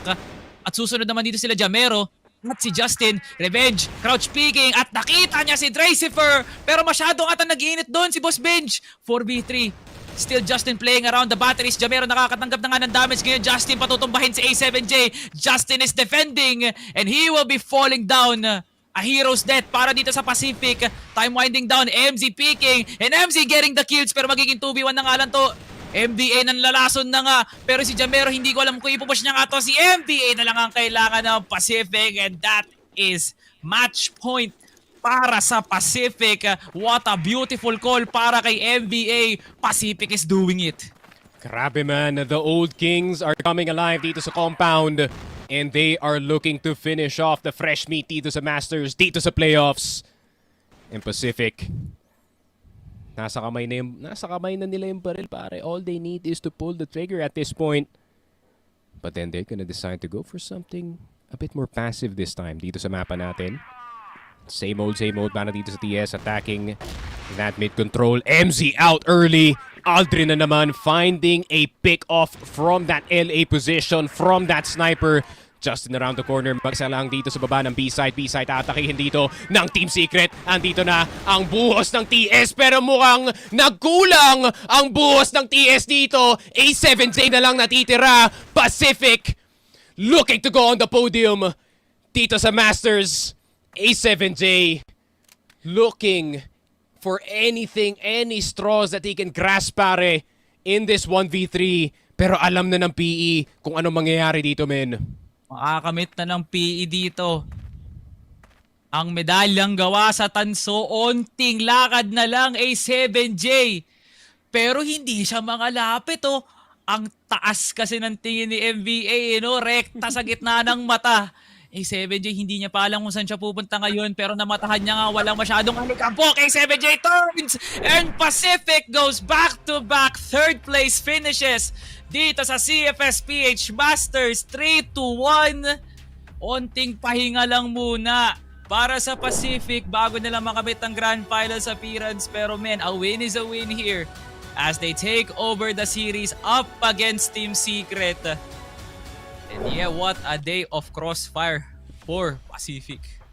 Yun nga men, what a day of Crossfire indeed. Team Secret, a very great challenge para sa kanila dito on some of these maps, especially pagdating dito sa compound. But then PE man, they locked in dito sa last few rounds natin. Aldrin especially, bro, you can do that with a sniper? Like you already had the generational season pare. And the fact na nadagdagan mo pa yung ganun ng level ng sniping dito sa Pacific is just straight up impressive.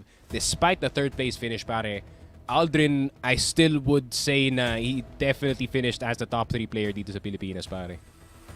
Of course pre, like on that conversation kung sino nga ba talaga makakuha ng ating top fraggers dito sa buong tournament na to, no?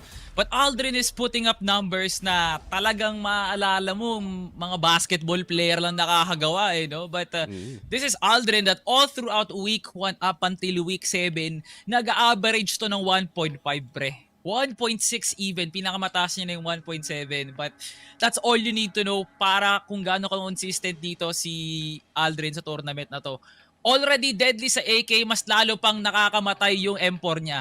AWM pala ang magpapapatay sa pangarap ng Team Secret, makaabot pan lang ng entablado at ng isang podium na masasabi nating successful season pa rin naman para sa Team Secret. But Pacific, champions for a reason, a decade worth of a legacy para sa team na to. Just 3-1 the Team Secret's dreams.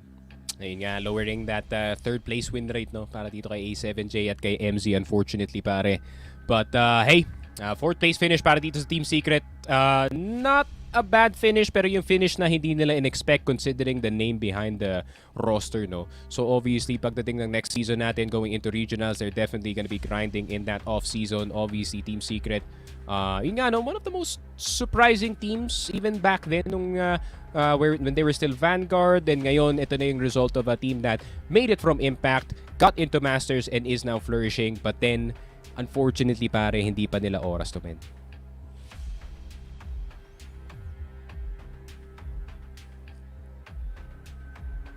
Oh, wait lang. Onting atras lang muna sa mic ko. Hindi kami tropa na ito. Pero yun pre, going back Team Secret nakita na nga natin na somehow, some way, they still have that strength na deserving nga naman talaga ng top 4 dito lang sa PH Masters. But hoping for something different heading into PH Regionals pre. Na sana na nga no na medyo magkakaroon na ng angas. Pero yun pre, tapos na. History na for Pacific and Team Secret. Grand Finals na tayo, Sneaky Frog. Anong masasabi ni Ramon at Bipolar sa laban na to? At kita-kita tayo mamaya sa sayawan dito sa El Clasico, UBECMANIAC versus EVOS Esports. History repeats itself. It's 2 times 3 or third spot dito ang ating Pacific Esports. What a beautiful game there is. Team Secret though almost clinching their way onto that podium, kaso nga lang talaga iba ang compound dito. Sabi ng mga tao mahina daw ang PE sa compound, pero everybody pinatunayan nila sa inyo, pinatunayan nila sa buong mundo that they can get in that podium once again. Ramon, what a beautiful set that we had. Pre, imagine mo yun no? An undefeated compound for Team Secret dapat coming into this. But PE are just, hindi sila pangkarniwan na Crossfire org talaga pare. They can make magic happen, and magic we have witnessed. Talagang, we have been at the witness of very good star power coming forward for MVA nung nagsimula yung kanilang BL start no? It started with a 1v3 clutch. And then it all came down into a very close contest between A7J as well as nung si Revenge pare. Talagang back and forth executes where MVA was just the star of that BL side talaga. picking up so many of those entry frags at nagsimula pa nga siya with a 90% headshot rate in the first couple of rounds talaga. You know, what a beautiful player that we're expecting out of him talaga. Pero it's not to say that Team Secret never really had any fight in them, you know. Nakipaglaban talaga sila. After some beautiful rounds from Pacific, sunod-sunod lamang yung entrada ng Team Secret all throughout. Especially doon sa mid-con push na ginawa nila that started their stride on the way towards what could have been a really good streak for them to end up that first half 6-3, no? Pero wala, by the end of it, Aldrin just decided to pick up the AWM, and that quickly shifted yung naging focus ng Team Secret. When he started on that, naging concerned na sila sa mga pushes nila on LB. Naging concerned na sila sa mga picks nila on that mid side, making Team Secret a little bit more, I'd say, aware of the threats and the risks that they're taking kapag ka nagpo-push sila. Pero what culminated into that execute papunta dun sa may exit became a shining moment para kay Aldrin, pare. Surprising them with the AWM and picking up so many impact frags that definitely stopped Team Secret within their tracks. Now, we can definitely see the set summary between these two teams. Team Secret got that first half in the bag, kaso nga lang nakita nyo naman kung paano naging powerful ang ating Pacific. You can definitely see that these players coming from Pacific, Aldrin, Jamero, Justin, MVA, and Revenge played together as a team. Wala tayong star player. It was a star team. Instead, ang nakita natin, they definitely had the same kind of kills at the end of that matchup. Maraming highlights, pero kung titignan nyo talaga yung bigger picture, Pacific is a team, not just a star player within a team. Nakikita nyo rin naman Team Secret definitely had it in the bag. Nakikita nyo naman 1.42 kay A7J, 117 kay Tetsu. A lot of players na talaga nag-shine dito, Ramon, sa ating compound map for Team Secret. Alam naman natin that they had a lot of win percentage pagdating dito sa mapa na ito. Kaso nga lang, Pacific, mukhang binasa nila ang libro at dictionary na nakatitle ay Team Secret. Now, it's MVP. It's gonna be MVA na kanina pa natin nakita sa interview now. Making his appearance once again. 1.36 KD, 0.83 kill per round. And look at that headshot. 0.73, one of our highest right now in this day. Grabe talaga si MVA. Just starting where he meant to go on, pare. Headshot sa pagkapasok ng server lobby at talaga nga namang he just kept on going all throughout. The consistent force para sa Pacific. And he kept going habang nasa BL side sila, you know. And definitely, we can also give some props as well to Revenge, who really was a stoic force dito on the AWM. Literally, the Filipino sniper. The Team Secret had a big problem coming into this, which honestly, I knew in the back of his mind na he wanted to get revenge against Team Secret, and they very well did. Revenge took his own para lang magkaroon sila ng panalo dito sa compound. Very much so. Now, let's look at the match result. Kung paano nga ba nag-end ang ating very first matchup of the day. 10-6 for Black Widow, taken by Team Secret. Pero after that, you can definitely see it. Hindi na tayo umabot ng overtime. Sabi dito ng Pacific, ibigay nyo sa amin yung set 2, ibigay nyo sa amin yung set 3, at ibigay nyo namin yung set 4 para makuha ulit namin ang back-to-back naming third spot against Team Secret. Good game, well played, pero Pacific still on top. The allegations have been concluded. The allegations have been broken. Pacific pa din nasa taas. Totoo, pare. Still on top. Still on the third place. Pero knowing Pacific, pare, they're not gonna be contented with that then, no? So the next time we'll see them is possibly gonna be at that regional finals. I'm pretty sure they're gonna be trying to get out of that third place spot then, no? Possibly taking it to the likes of the very team that actually put them down to that third place. So we'll see if they're gonna be able to get that. Now, let's look at the match MVP for the entirety of this best of 5 series. Kung sino nga ba to, hindi nyo na kailangan magtanong pa, because it's the one and only, the man himself. It's MVA with a total 1.70 KD. KR niya every time he has a kill. You can see it in the kill field. 0.56 average headshot per kill, and that AP na kanina natin nakita around 2019 lang, ngayon nag-stack up na 66. And looking at these highlights, Ramon, sobrang dominating niya. Oh man, if he was somebody who actually had full control of the game, then that definitely is not far from the truth talaga. Talagang naging demonyo si MVA. All the way from Black Widow to that compound map, he has definitely performed hindi naman above expectations, kasi literally this guy has already been touted as a monster when it comes to that rifle talaga. And even in that sub-base game talagang he wanted to stop the game right there and then. And definitely he did talaga pare. That match MVP for him is much deserved para kay MVA. Very much so. Alam mo, Ramon, sobrang ganda talaga ng pinakita dito ni MVA. Not just in the entire team. Talagang siya ay nagpakitang gilas dito. Even though it was bad vibes in the beginning, nakita naman natin on that server, he was locked in. Pero ngayon, oras na para mag-lock in ulit kasi we are now being joined by one of our beautiful players coming in from PE. It's Jamero. Jamero, kamusta tayo dyan? Okay naman. Medyo malungkot. Okay naman? Medyo malungkot pero sumaya naman no, kahit onte.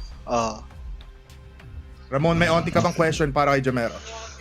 Syempre naman. Okay. So, coming into this, Jamero, sa third place match ninyo, nalaman nyo na mga kalaban nyo yung Team Secret. Ano yung parang naging thoughts nyo as a team? Did you naisip nyo ba na parang mabilisan lang yung game na to? Or did you feel like Team Secret was gonna be an opponent na dapat mag 5 games talaga?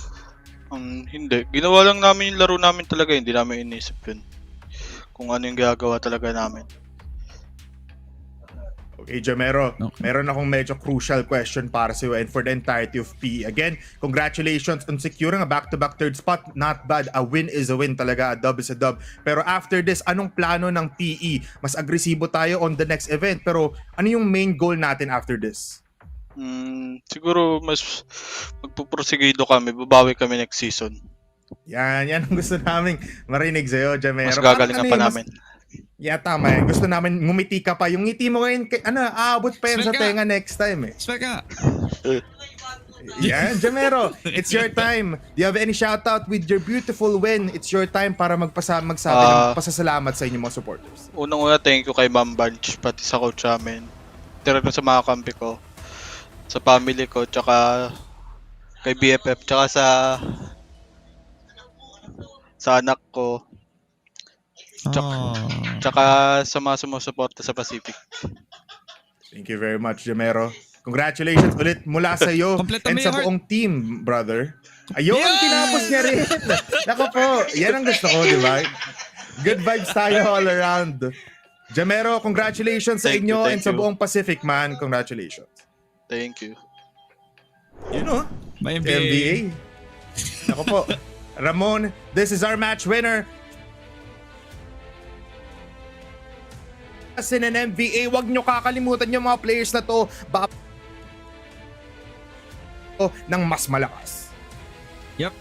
And alam mo, parang solida na ako dun. In terms of like appetizer, I think okay na ako sa main course bipolar. Imagine, a battle between EVOS ESPORTS versus UBECMANIAC. Parang ready na ako, nakahanda na yung fork at knife ko pare. Ready na ako kumain at ready na ako makapanood ng Crossfire. Tama ka dyan, Ramon. Right now, let's look at the audience comment muna bago tayo pumunta sa mga spicier moments in this live stream. Everybody, Richard Allen nandito, mabuhay PE. Kahit tapos na ang panahon nyo, hindi pa naman. Meron namang susunod naman sa yapak nyo. Go UM, my idols. Tama ka dyan, Richard Alim. Alam mo, beautiful run coming in from PE, pero tama na. It's time to focus on our next matchup. Sino nga ba? Onting snippet naman, Ramon, yung susunod nating matches. Ba, syempre, EVOS ESPORTS versus UBECMANIAC ba naman din yan eh, no? A battle for two of the titans dito na pupunta sa Riyadh na sure ako talagang magiging napakamaayos talaga para sa atin eh, no? Pero narinig ko, meron daw tayong announcement para sa mga nanonood, especially on Facebook kasi magre-relive daw tayo na mabilisan eh, no? So kung naisip niya mawala yung live bigla, huwag kayong mag-alala. Nag-refresh lang yung stream. So kung gusto niyo makita yung buong Grand Finals, hintayin niyo na lang mag-relive kami dito sa Crossfire Philippines. Tama ka dyan, Ramon. Everybody, just stay put. Babalik tayo muli after this very short break. Pero once again, congratulations to Pacific and also to Team Secret. Beautifully outplayed. But right now, konting relive muna tayo. Magkikita-kita tayo sa main event sa dessert of the night. It's gonna be UM versus EVOS. We'll be right back. Hello, ako nga pala si Coach Tanks and maglalaro kami ngayon ng Maze Mode. Kasama ko si UMKLB and si UM Loy. Kami ang Team A para bigyan ng leksyon tong team ni Kano, ang Team B. Ako po si No, Captain ng Team B. Maglalaro kami ngayon ng Maze Mode. Kasama ko si KLP tsaka si JJ. Kalabanin namin yung Team A, sina Coach Tanks, Loy tsaka KLB. Dudurugin namin yung matatanda. Tingnan nyo. Tara na! Let's go! Simple pala. Makulit na kayo ha. Sige. Sa G. Ara G. Ara G. Ay. Saan? Supply. Alo. Kinuha yung supply, di ka coach. Wala po sige. Supply? Ay, glingi. Anong patay? Ay. Wala, matanda na last J. Log, lagin niyo. Lolo. Log, yato. Log, bito. Pinagbigyan lang Wala namin lang. kayo. Lag ako eh. May reasons ako pag Ano na matalo. to? Ba. Tumoy. Walang kaya. Wow! Bye. Ano? Nandun ako. Si Loy. Loy, tiran mo kami Loy. Tira. Dulo ah, tumoy. Daro to. Base nila. Supply. Base nila. Uy, ayaw mo na ba? Arong. May sniper. Yan. Ayun no. Ano?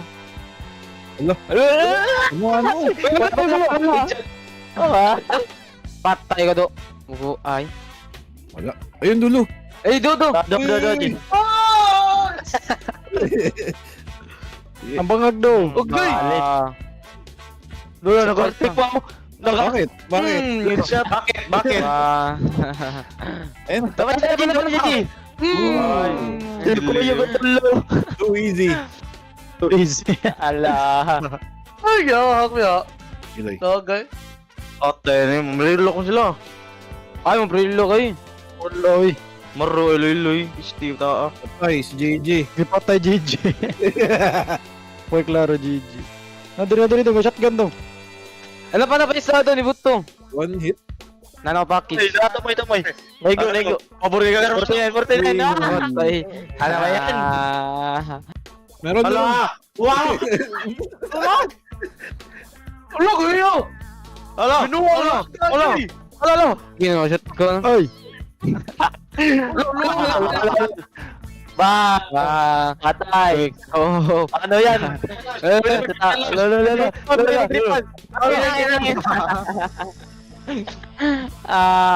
Last. Wala kang Paano gana yan? matanda. Paano yan? Last na kami. Okay, ganun talaga. Hello. Wala tayong magagawa. Mahal mo Pinagbibigyan na. namin kayo eh. Wala na ako! Patay isa! Napaisa. Gubatan ng G.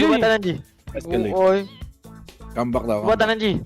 Di yan. Kaya to nangakampi na. Ay, Dito. nayartik ni G. Dawag na. Els, sama tayo, Els. Package. Package daw. Ano, pikas. Suda na bangag dong. Wala. Tira. Dugi ka sila dong. Patumoy. Sige, magpakita kayo. Gino kay Kiba. Patay. Ang. Napatumoy na. 2 rounds.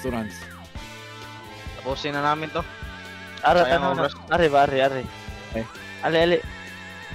Ali, G. Piso. Ay! Wala na, shot with. Ay! Piso. Bukol kayo la, piso. Di mabot shotgun. Piso. Ano na eh. Wala! Oh, patay no. Osan kayo si Coach. Coach Mab, asan ka? Piso. Coach! Patay. Dawag na. Ano, package. Di mo na right click. Patay. Nice game. Fue klaro. Hello guys, we are Team Arcilia. Hello. Game. Yari to. Dalawang ugok ko na mga laban. Talo pa kayo Oh, sige, tingnan natin. Subukan mo. Ang gabi, tinalo namin kayo. Ito din. Talo to. Parang di na po yung araw nyo pag di kayo natatalo. Ayun na. Paano ba to? Ito. Left click yung bato. Uy! Magsimula na ito. Uy, tama! Right hook nyo. Nagdagawa na to. Right hook. Dito ako sa payatot. Namutal sila. Ito. Paano to? Si Puno. Naglag! Gago! Bulog si Puno. Oh, bye-bye! Wala na kampi. Sa gitna. Ano yung kampi ko? Hanap yan. Ya! Laglag kaya! Sa likod. Hanap yan. Right hook. Oy. Sa likod. Patay si nakalo. Laglag ka ulit. Nagreklamo na naman oh. Ito yung 4 mata. Patay si Major. So ito na ito, nagmadam. Kaso na? Sa likod, sa likod, sa likod. Likod din, sabi sila. Yaman sila mapit. 2v1 to, 2v1. No. Umakit Dalawa ka. na kayo. Yeah. Lag. Lapit natin. Marap ka, oy! Marap yan. Yarap ka naman niya! Lag. Ito to.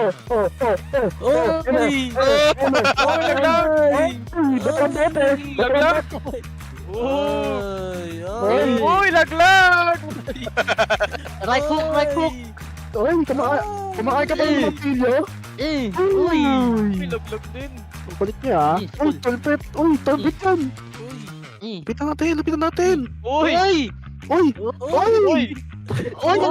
Hello, Isa Rich. sa likod, isa sa likod. Ito pa, tulungan natin to. Isa lang to. Isa sa taas, isa sa taas. Sabuhin natin nasa taas. Ito muna ang isa. Yung nasa baba. Wala, ito. 1v1 oh. Tatlo dito. Ay! Patay si Major. Dalawa na yan. Ina mo. Uy, malayo. Antay ko kayo. Last 500. Dito ako sa box. Uy. Spotted lang ako. Lapitan niyo ako, sir. Right hook. Gulog. Right hook. Lapit. Talo na kayo. Right hook. Taas ako natin pagkatalo. Kasi pinapain ako eh. Isa na lang. Sapay. May unggoy sa taas. Talo na naman. Mga talunan. Araw-araw.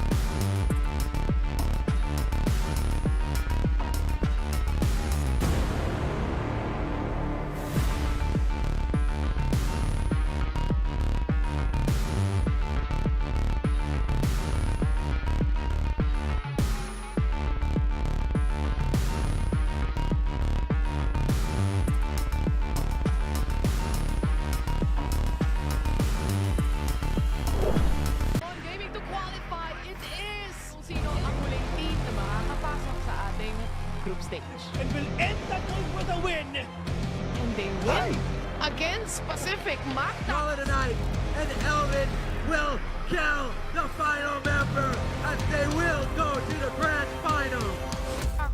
The dynasty is still well alive. Pacific Map Cfs Ph Masters!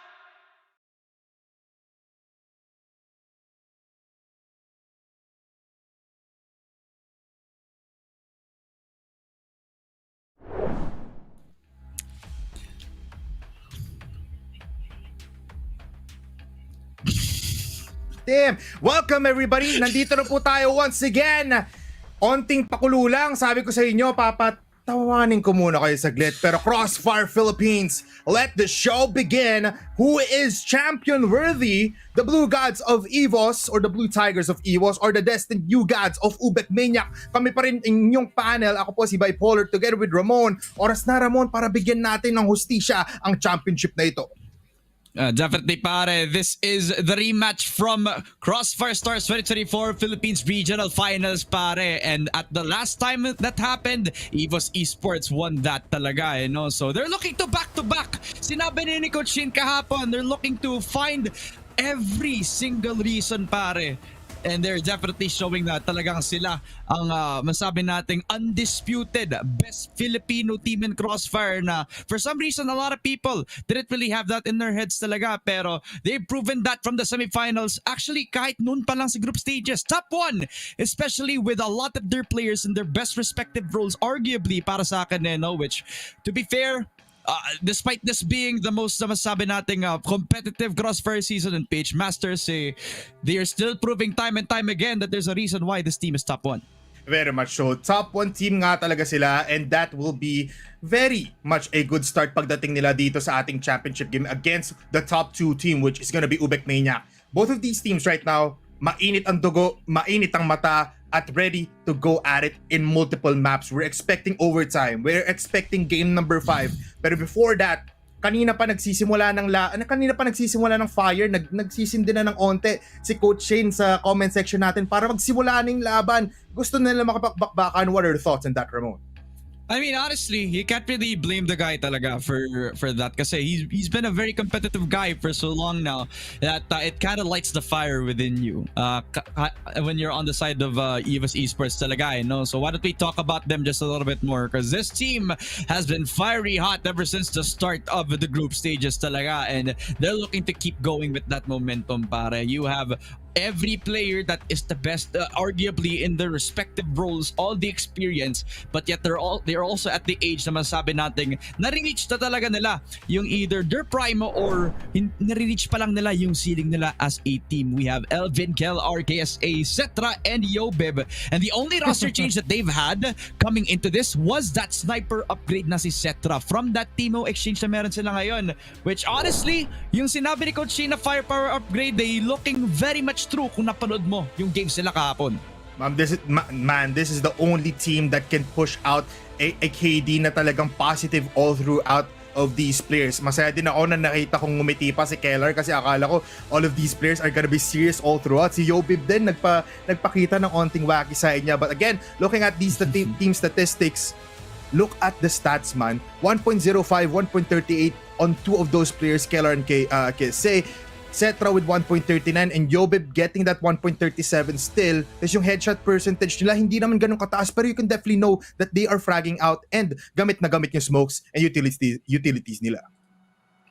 I just want to highlight that these players, while at the top of their form, there's been a bit of the question kung kailan papakita si Yobib, no? Which, to be fair, a very talented player and still in that good conversation, but he's been playing at a level that is above standard, pero hindi masabi natin consistent Yobib level na nakita natin from last year, no? Si KSA yung kumukuha ng reins as the aggressive riflers, and time again, him and Kellar have been proving to be very, very efficient when it comes to that aggressive rifling duo as well, no? So malay mo sa grand finals natin makikita kung gaano ka-aggressive si Yobib, as he will be a key piece para sa panalo nila. As you look at yung team stats nila, like grabe yung naging performance nila on the group stages. Yeah, very much. Almost a flawless team data right here. Win, then 1 loss against their competitor right now, UBECMANIAC. So medyo dito talaga nagsisimula ang labanan ng dalawang teams. Ito, EVOS has something to prove against the UBECMANIAC squad, against all the Cebuanos out there. Again,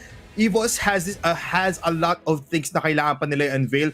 That is Yobib, that is somewhat underperforming for the past few days, pero alam naman natin na once he's on that A game, he is definitely pushing out all of those stats at kaya niya mag-outfrag lahat even in his team. But everybody, yan ang ating EVOS for the very first team interview. Pero ngayon, oras na para mag-highlight ng isang player. Welcome in to the live stream. Kellar, kamusta tayo dyan? Bigyan mo naman kami magandang ngiti. I love you, brother. You know?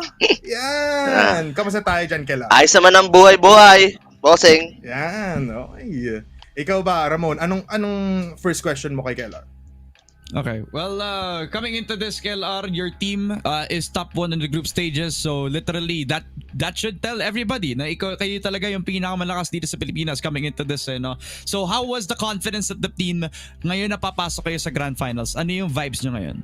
Sobrang ganda maganda gising namin. Parang feeling namin kakain kami ng Cebuano ngayon. Uy! Yeah, big... Yes, sir, Kellar! Laki ng ngiti na taas sa likod. Let's go, Kellar! Kellar, meaning, may ibig sabihin ba yan? May tatargetin ba kayong mismong player mamaya? Wala, siguro lahat sila. Yan ang gusto ko. Idadamay na ba natin si Coach Shanks? Huwag naman, Kellar, no? Nothing personal, but sa laro lang tayo. Yes, sa laro lang tayo dapat, no, Kellar. Kellar, any words of wisdom or like parting messages sa ating mga supporters? Kasi syempre, tutok ang buong Pilipinas sa inyo ngayon. Shoutout sa mga supporters namin dyan. Maraming salamat sa inyo. Sa mga nanonood dyan, manood kayo dahil bibigyan namin kayo ng magandang show. I got you. You know, sabi nga dito ni Kellar, I got you. Kellar, maraming salamat sa interview. Hindi, nagpakitang gilas na rin. Good luck sa inyong good luck sa inyong matches later on. Bigyan nyo kami ng magandang laban. Sama yan. Yan. Ramon, yan ang gusto ko. Like fireworks coming in from EVOS. Alam mo, the confidence itself is really something to behold.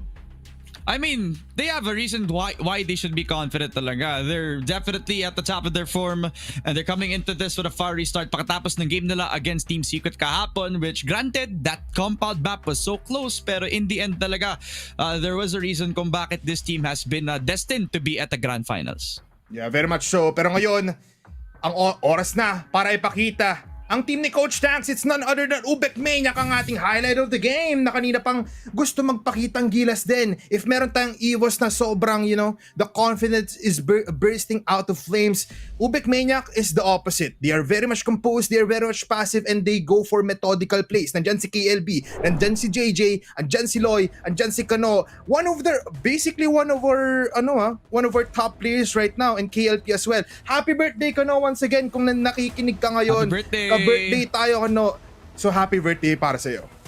Happy birthday talaga, no? Will the birthday buff come in para sa UBECMANIAC, no? Kasi this has been a story to tell for them. Yesterday, or actually hindi yesterday, last year, let's start from there, no? They came out of the scene out of nowhere talaga, and that surprised everybody with an aggressive playstyle that not even the old gods can calculate their aggression talaga, no? It got them enough para makapasok sa mga international games natin, and they have come into the PH Masters League na sobrang ganda talaga ng momentum. Almost an undefeated streak na din when you come into this, looking at it before that Pacific game where everybody is also at the top of their form. You have Loy, JJ, Kano, KLB, and KLP. The two KL brothers na masasabi natin has shut the door closed nung last game nila against their opponents in sa compound game. Literally a game changer of a squad when they burst onto the scene last year. Alam mo, every one of these players are also positive KD. So aasahan mo talaga na UBECMANIAC is ready to fight against the Tigers coming in from EVOS. Pero team data muna tayo ngayon. Also, almost a clean record. Pacific lang naman ang nakatalo sa kanila, and they definitely got their revenge last time kahapon lang against them.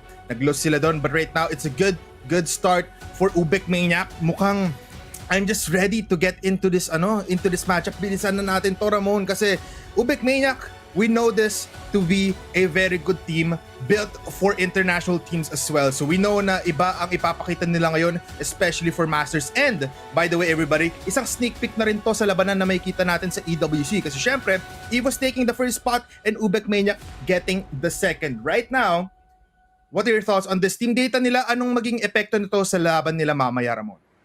I mean, from that Pacific game, they've shown very much big mental resilience. And I think we talked about Coach Tanks about their playstyle as well. They've evolved in a way that it can also affect or adapt to any sort of playstyle talaga, no? And against a team where EVOS also adapts to the situation. And we're looking at a very, very close BO5 Grand Finals mamaya that I'm sure will deliver at all fronts. Yes, very much so. Alam mo, it's just right to get this man in the interview. It's none other than Kano coming in from UBECMANIAC. Kano, happy birthday, brother. Hello, salamat po. Yun. Kamusta ka naman, Kano, for now? Kamusta tayo? Okay lang. Kalmado? Oh, may kaba. Ano lang, maliit. Ayun. Okay. Ramon, well, first question tayo dun. May tanong ako para sa'yo, Kanoy, no? Balik muna tayo sa laro kahapon nung nakalaban nyo, yung Pacific. Tandaan nyo, yung Ankara game na yon nung nag 2-8 yung simula.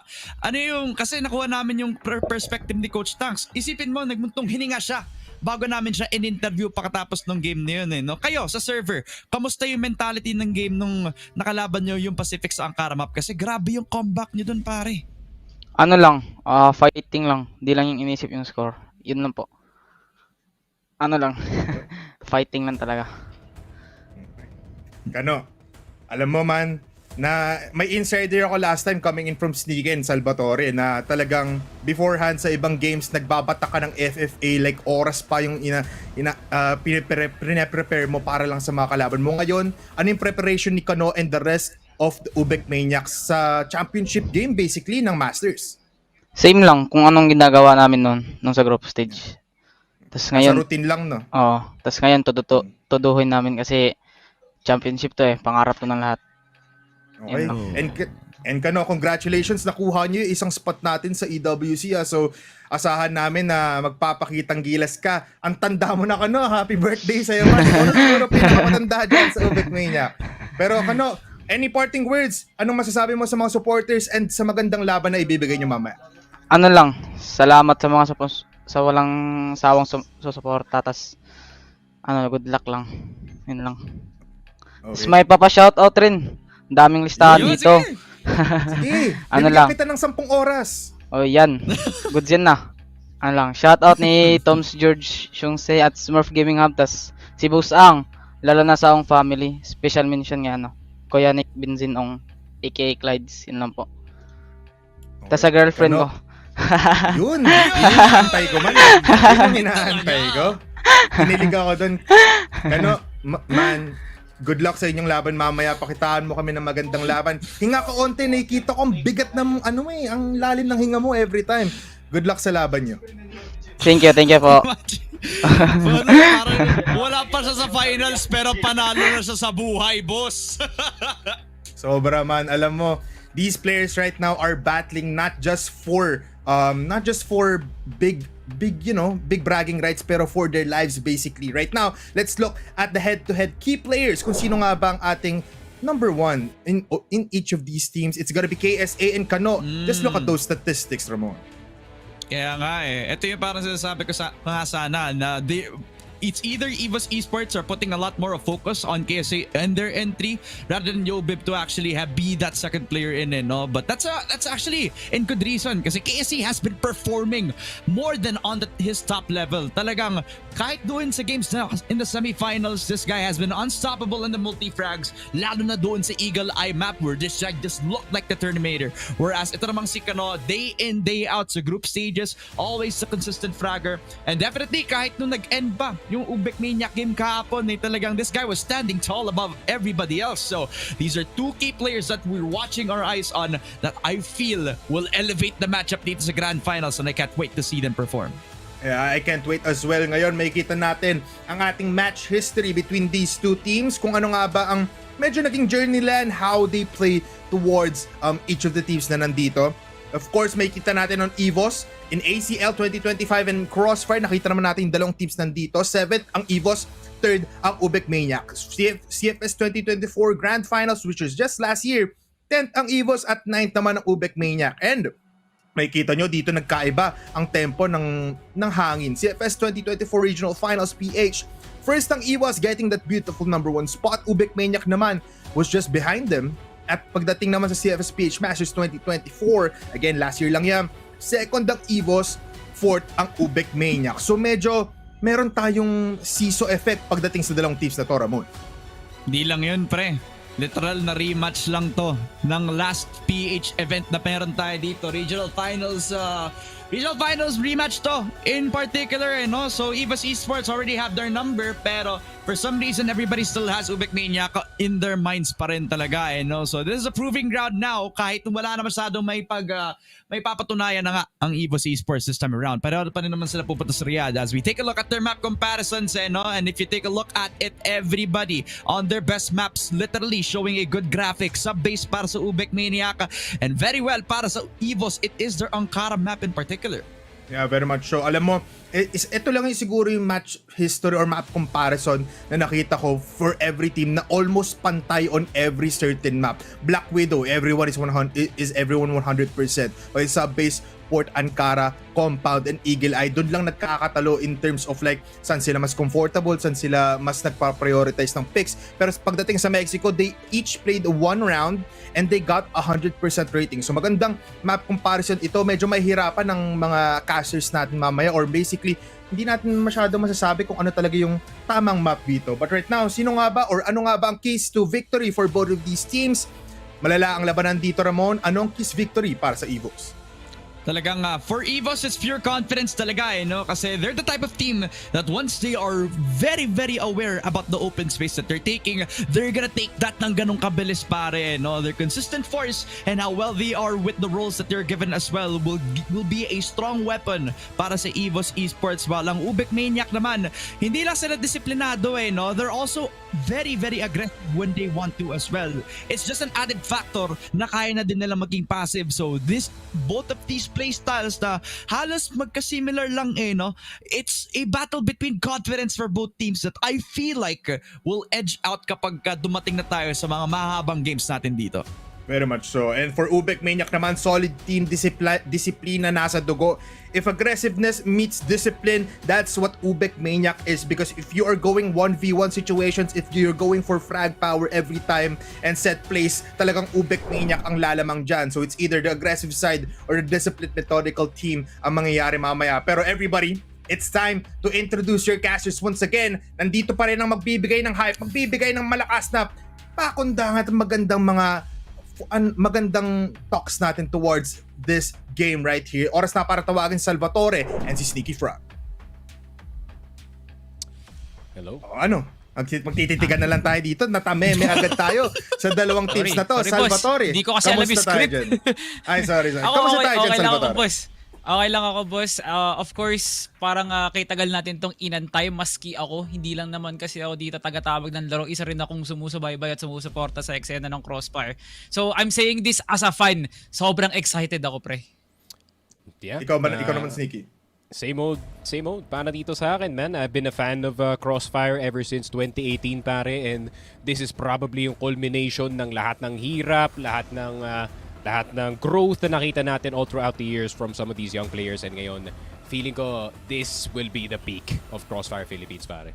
Yeah, very much so. And we're about to see peak gameplay as we go into the map veto ng dalawang teams na to. Oras na para magseryoso. Kasi, Ramon, give us some thoughts kung ano nga ba yung mapili nila dito.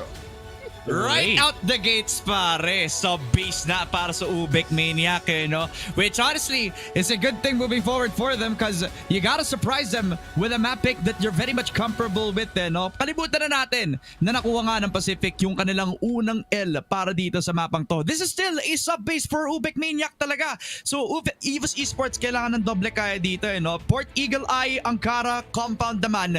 Para sa first 3 maps natin, this is definitely gonna be a challenge in terms of tempo. And now that nasa Port yung EVOS Esports under set 2, that's gonna be looking towards trying to either bounce back or to continue the momentum if they do get yung sub-base. So these first 2 sets will be a good game changer sa pagset ng pace.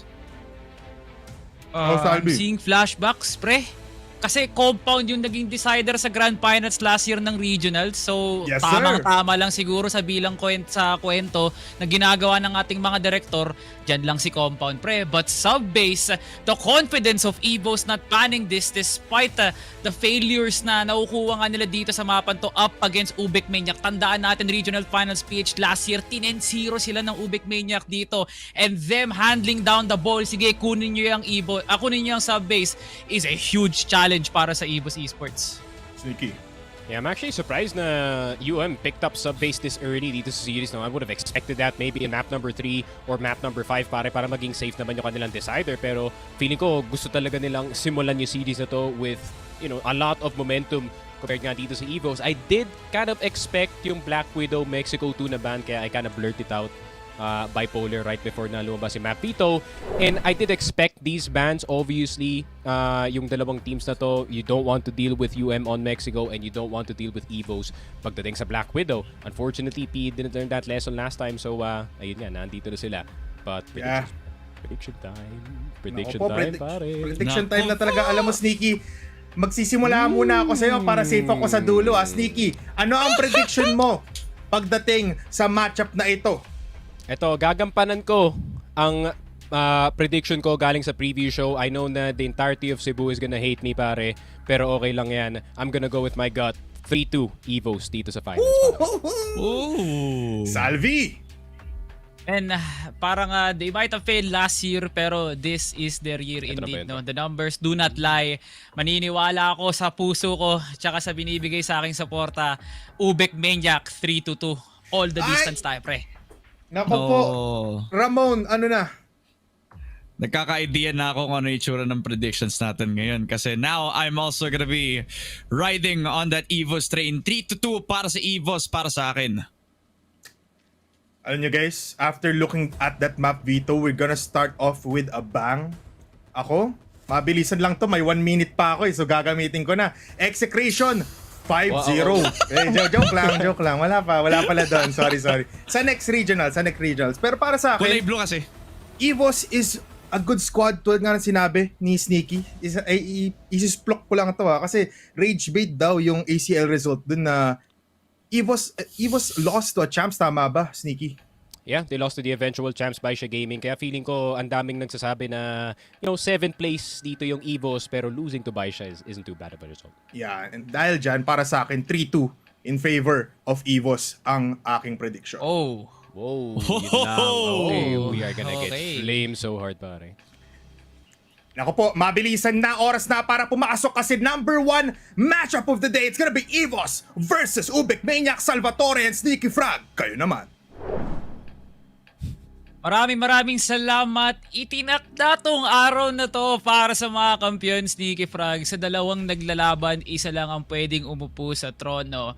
Finally, the day has come. Welcome sa Grand Finals ng EVOS versus UBECMANIAC at hindi na nga tayo patatagalin pa, Sneaky Frog. Nakarinig ako ng kalembang sa tenga ko na oras na para maglaro ng sub-base. UBECMANIAC versus EVOS Esports. It's now time to dance! Ayun nga, EVOS dito sa ating BL side, on their GR, and actually EVOS, interestingly enough no pare, pinik nila yung BL side muna despite their win rate dito sa side ng mapa, pero feeling ko kasi alam ng EVOS that their strength lies more within that GR side, so they do want to end that second half in that position, pare. Pero para naman dito sa no, more of a standard defense, 3-2 lang as you expect. Itong si KLB at si Loy working together on this A site, meanwhile itong si KLP holding down itong second mid. Yeah, it's the usual that we see here from sub-base. Feeling ko nasa labanan na lang talaga ng kumpiyansa to. Look at the amount of wall bangs na pwedeng ilantad dito ng EVOS actually just to challenge second bid. So kailangan pa rin mag-ingat dito ng UBECMANIAC, hindi nila afford makatanggap ng chip damage. EVOS is a strong side take. EVOS is a strong side taking team rather, no? To complete the sentence. Pero pre, a lot of respect actually from how turns things around. Whether it would be from rotation or just pure skill alone sa pagkuha talaga ng angulo just to get those kills. EVOS, parang natatakam sila dito sa A-site, Sneaky. Grabe, parang internationally pinapanood natin at the moment. Not gonna lie, with the pacing, with the carefulness ng dalawang teams natin. But an A-side take is gonna be underway. Pasok na sa A-side yung mga members dito ng EVOS, but Loy will get itong si Keller. The flank is gonna be in a bit of trouble dito, pare. KSA will get itong si KLB, and KSA will get itong si Loy. Wala nang tao sa CR. And the plant could go down, pero si KSA, piso na lang. Kung ako si KSA dito, I'd rather just do something risky, pare. Palit na lang sila ng baril ni Cetra. Pwede din actually. But KSA, I don't know, pre! Bakit ka ganyan kadelikado? Kapit sa patalim pag nga naman talaga takatondo. EVOS, talagang ginigilitan ngayon ang mga miyembro ng UBECMANIAC at hindi pa rin siya tapos. Nakakaramdam dito si Kano na may naglalurk na KSA. Wallbang incoming and KSA, of course, he gets taken down. 10 seconds left. Lahat ng oras sa mundo, ibigay nyo kay Kano. Kakailanganin niya lahat yan. EVOS, ESPORTS, strike their fangs. 1-0 agad. Yun nga, man. This is what I mean nung sinabi ko na parang international yung pinapanood natin kasi yung exact strat na ginawa ng EVOS, ginawa na rin ng Alcadzia, the delay just to punish the pushers dito sa mapa natin. But at the same time, that amount of silence can't be bad for the opponents. Pero JJ gets the one tap, KSA gets one in return. Pero meron pa tao na nasa loob ng CR. Kano, gustong magpadalay pababa dito sa site pero hindi na sila makakababa. Meron na nakabantay dito sa Sikip. And that's possibly a bomb plant pero mahirap na retake to para sa UM. Wala silang control sa luwag. So isesend na lang nila dito sa Sikip. KLB will get KSA. Yobib around the corner. Meron ng dalawang tao na nasa loob ng missile. Zetra will go down. Meron pang Yobib na nasa taas. Kano will get Elvin. They have turned a 3v4. Yobib na lang natitira. Nasa kanya yung C4. Napakalayo. Obin naman, pre. Look at that defense mula dito sa EVOS, no? But you cannot just really commend yourself from just defense, eh. Nakakapag-hold nga naman sila ng angle. Pag oras naman, pag may kalaban sa harapan nila, pre, napapabayaan nga nalang natatayuan nila. Like EVOS transitioning from offense to defense was seamless, pero nagulat na lang kung paano nangyari to. Yobib finding KLB, pero masyadong marami and KLB mows it down. UBECMANIAC gets around back sa laban na to. Kita mo nga naman yung bawi na yun, pre. Maraming nalagas na dugo sa loob ng missile. Grabe, men. First 2 rounds pa lang. Back and forth na tayo dito sa Salvatore. Naku po, nakita ko na to. 12 all the way to 5. We're gonna be here for a while. Make sure to get comfortable kung fan ka ng CF dito, pare. But at the same time, a very impressive 3v4 na retake na recognize na maaga ng UM na hindi nila kayang umikot ng luwag dito. So instead, KLB is like, F it, punta na lang ng Sikip and hope for the best. And the best did come in that retake, pare. Very impressive calling from the young KLB. Okay. Holding down. Itong si KLP. Alam naman natin na EVOS likes to rat play, no? Lalo na nga rin si Elvin or even si KSA. Okay, pero kadalasan talaga si Elvin ang namumuno nito, but hindi siya lipaan actually. Dun sa dalawang rounds na nakikita ko, parang hindi nag-i-stay si Elvin usually on outer. Ngayon lang. So the entry na nakuha ng EVOS nung round number 1 was a huge success kasi nga binulldose nila yung kahabaan ng luwag. But now the adjustment is now seen here mula sa EVOS. Look at the spread. Outer pati na nga rin yung wood. Napangawakan nga nila sakaling may mag-cross dito lang sa may luwag. And then for UM to overstep. Possible nga na makita natin, Loy, kakalabanin si Cetra. Kahapon ng Team Secret pero walang-wala yan kay Loy. As EVOS and Kellar trying to go for a trade pero hindi nga nila mahanap yung pwestong to. JJ now rotating mula 2F. Pabalik siya ng MR kasi may kaguluhang nangyayari. EVOS hindi pa rin makatusok. Yun nang, di sila makatusok kahit saan dito, pare. That should have been a kill para dito kay Zetra, men. Pero Loy, a bit too aware na pwede nang may dumaan dito na second mid. JJ knowing na nandito si KSA at si Yobib, the M4, the better weaponry para dito sa LR. Loy will take down itong si KLR. Yobib buhay na buhay pa rin sa loob ng MR. Pero yun lang, KLP in trouble. Or is he? Elvin pa nga mahuhulog. Yobib na lang natitira sa loob ng MR. JJ takes his head off at UM. Second round on the board para sa kanilang GR side. Pre, walang preno ang UM doon, no? Talagang pag may open na angle, kinikita talaga nila. Loy had no business na maging aggressive doon lang sa may second mid. Cetra was trying to get a clear. Usually, pre, usually. Big sabihin, kadalasan, nakukuha ni Cetra yung opening na yun. Pasok kagad sana si Kellar at Elvin para matake na lang yung shatter and then a bomb plant. Nagawa ni Loy na itawid yun using the off angle. Namatay si Cetra. Tapos naging snowball na yun para maging UM round. Ang pagbawi na nga ngayon ng EVOS, and look at the split. KSA and Yobi makakapasok na nga, si Cetra muna madedelay sakaling may mag-cross. KSA nagpaulan and he will get the life of KLB. Bumabawi ang EVOS ngayon. KLR pinupush na ang CR para talagang sure pa sa sigurado. Salyadong-salyado. Walang makakapasok. Kasama niya dito si Elvin, makakasetup ng cross si Kano manggagaling ng bench. Si JJ makakakuha nga ng follow-up para sakaling maging trade to si Elvin. Wala nang pakundangan. Nagpaulan na nga kagad. And there goes the headshot. 20 seconds left. Nasaan nang execute ngayon ng UBECMANIAC? Walang-wala na. 5 laban sa 2. Doon pa lang alam mo na kung sino nang panalo. JJ holding it down. Nanalo pa rin si Elvin kahit piso pa nga. Si Kano, dinaanan lang din ni KSA. And just like that, pre, isa lang ang nabawas sa EVOS. What a hold sa missile. Yeah, it's been about those openers, no, pare. Galing dito kay KSA. Keller, as soon as na nawala dito si KLP from that boost dito sa may vents, pinasok niya agad yun, men, at nagulat yung CR player na si Loy. That is so unfortunate na ngayon pa sila gumawa ng adjustment at the wrong time. And yun lang, that one singular mistake na nangyari dito sa UM opened up the entirety of their A site. Pero props pa rin dito kay KSA, man. That's a banger of an opener dito sa ating missile position. Pero B site naman ang pakay dito ng EVOS. Baka may drop down na mangyayari dito sa second mid in order to further pressure itong shotter. Maybe try to get attention away galing dito sa lockers. Pero papasok na EVOS. Inching ever so closer. LR defense para dito sa UM. Wala masyadong tumatambay dito other than kay KLB. And ayun nga, maybe EVOS wanted to go a bit faster this time, pare. Ang gagawin nga nila ulit yun, yung special nila sa A. Sa ibang site naman, Elvin. Ultimo mo nga naman yung binawas niya, etc. Just runs it down over to JJ. Sobrang maraming kaluluwang nandito sa may DR, lalong-lalo na nga rin sa shatter. So that's a beautiful sense here mula dito kay Cetra. As Loy wants to get this position done para talaga makabalik sila ng LRLB. Nakita si Loy na gusto lang naman mag-top walk, pre. Just for that information. Kano nakita si KLR at pinasabog ang bungo.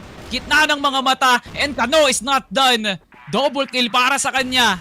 At patuloy pa rin ang pagtanim ng EVOS dito. 2 duguan para sa kanila. But look at the high ground na kinukuha ngayon ni KSA and Yobi. Bang unang contact dito. The high-low is just pretty good. Kailangan din nilang i-clear yung passage. Lahat ng angulo masyadong mahirap para sa UBECMANIAC. Kano finds one. Yun yung duguang Yobi. And Elvin clears it para sa EVOS. Lamang bumabalik para sa EVOS. Yeah, 3-2 EVOS. Looking good so far dito sa kanilang BL side. Catching what they need to catch dito sa mapa natin. And yun nga, kagaya na sinabi ko kanina, Salvatore, this is a very Alcadzia-like sub-base galing dito sa EVOS where, yun nga, nag-aantay sila na medyo matagal dito sa outside. Obviously, playing with yung proactivity dito ng UM, no? So, I think they're really doing this on purpose na, you know, maybe they will concede 1 or 2 frags but then they will place itong UM in a very bad position. Kasi 4v4 pagdating sa mapa na to, Salvatore, the map all of a sudden turns back papunta nga dito sa BL kasi wala kayong pangbantay dito sa second mid. And if you do, meron kayong lack of players on that A or B side, pare. Pare, to draw the picture, no? Para makagawa tayo ng kwento. Ngayon na lang ulit natin nakita ang EVOS sa mapan to. Halos 1 taon nating inantay para makita ulit ang EVOS na maglaro sa SB. Whereas UBECMANIAC, identity na nila to. Every attack for EVOS has been a total success. And look at that double nade by Loy. Pero patuloy ang pasok ng EVOS Esports. Wala silang kinakatakutan. KLB hitting the headshot. And Kano will also get another one. JJ defending down second mid. UBECMANIAC, what a hold sa may luwag. Masyadong nirespeto ng UBECMANIAC yung pwesto nila, and EVOS didn't see any of it. Grabe yung double nade na yun, men. Pan-check lang yun kung may tao dun sa gilid. But, yun nga, apparently Cetra eating 2 of those, pare, and instantly going down. The HP bars were a disaster already bago sila pumasok ng A site. And that second mid attempt was nothing, pare. Kasi yun nga, Kano just run through the smoke. Pero kay LP, nasa loob dito ng vents. Can he do the XA spin? If ever nga may may papasok nga dito sa may vents. Pero tamang kalmado na naman. Same old para dito sa EVOS. No? They're really trying to draw out yung impatience dito ng UM, pare. Pero feeling ko UM steady lang sila dito. ALP. Nako. Ganda pa rin ang pwesto niya dito, no? KSA lumilinya para sa CR Smoke. Pero hindi rin to i-commit kagad ng EVOS Esports. So he might be sensing, no, na mayroon ng tao dito pero hindi niya afford yung pick. Masyadong masakit to para sa EVOS, but ganda yung antas ng depensa nila ngayon. Look at the flash from Loy. One swing and already a death of Elvin. Susunod naman ngayon si Yobib. KSA, makukuha din kagad yung trade. Pero tinan mo naman yung buhay niya, pre. Hindi na pang-sustain sa round na to. And Kano, what an opening para sa UBECMANIAC. Lahat gumagana para sa kanila, pre. Oh. Grabe men, parang kanina lang nakikita natin si Kano men. Medyo kabado pa pero mukhang lahat ng kaba na yun men nawala na sa kanyang katawan. 11-3 with 6 headshots para dito kay Kano. Grabe naman. I mean, this kid is built different on his birthday, pare. And he is still so young. There's a lot to improve pa, pare. AWM ang hawak ni Kano. The double sniper setup sa sub-base. Men, hindi si KLB ang magpapadala nito. Hindi naman talaga kilala ang UM sa pagda-double sniper. Pero sige, ibigay natin kay Kano na halos nagpapaliyab nga naman talaga ng ulo. Pero ngayon, sa isang bala lang katawan ng malalagas dito para kay Kano. Let's still see kung magagampanan nga ba ni Kano yung bago niyang role dito. EVOS, the usual setup. Walang masyadong magbabago. Iwan lang muna si Yobib. Setra, wala nang mahanap na duel dito lang sa may shatter. Kaninang nag-iingay ang UM, ngayon nananahimik muna sila. Elvin makakasama na yung mga katropa niya dito. But I feel like nagre-react na ngayon ang UM sa possible push dito lang sa second mid. And JJ with another swing again. The play na palaging inuulit ng UM, gumagana nga naman talaga. At si JJ kumuha ng isa pa. Now on the 4v3. Tumatakbo ang oras. Pero naka-stale pa rin ang EVOS dito lang sa may second mid. Papasok na nga sila. Pero si JJ napigilan si KLR. Papasok nga ng passage si KSA. At makukuha niya dito yung buhay ni Kano. Yobib, nilalason yung LR. Onting pwesto lang muna para mas maganda yung itsura ng mga katawan. KLB and JJ fighting for their lives. And Yobib nakuha yung lason. Si KSA na lang natitira. Bulong-puno pa yung buhay. But JJ with a 4K para sa round na yun. Pakalaki para sa UBEC. Grabe men, maaga pa lang gising na si JJ dito. And that is a big piece to come alive this early dito sa game natin. And speaking of coming alive, KLB will take down itong si Yobib. Obvious response galing sa EVOS is to run down this A site. Loy, the only realistic defender sa pangauna magsiswing. Siya yung unang mamamatay. 4 versus 4. Nakapasok na ng missile itong EVOS UM with the retake potential. Zetra down once again. KLP tagging itong si KSA. Pero di pa tapos. EVOS still site control. KLP gusto mauna dito sa loob ng site. JJ looking for that head. Pero KLB spray killer still gets him. Pero naandito na ang buong kampon ng UM. Elvin na lang mag-isa. The fellow Cebuano is getting chased by his own Cebuanos, pare, and it seems like the Cebuanos are gonna take the 6-3. Ang laking lamang nito para sa UBEC, pre. Strong side indeed. Putting the strong on notice at bold letters with emphasis pa.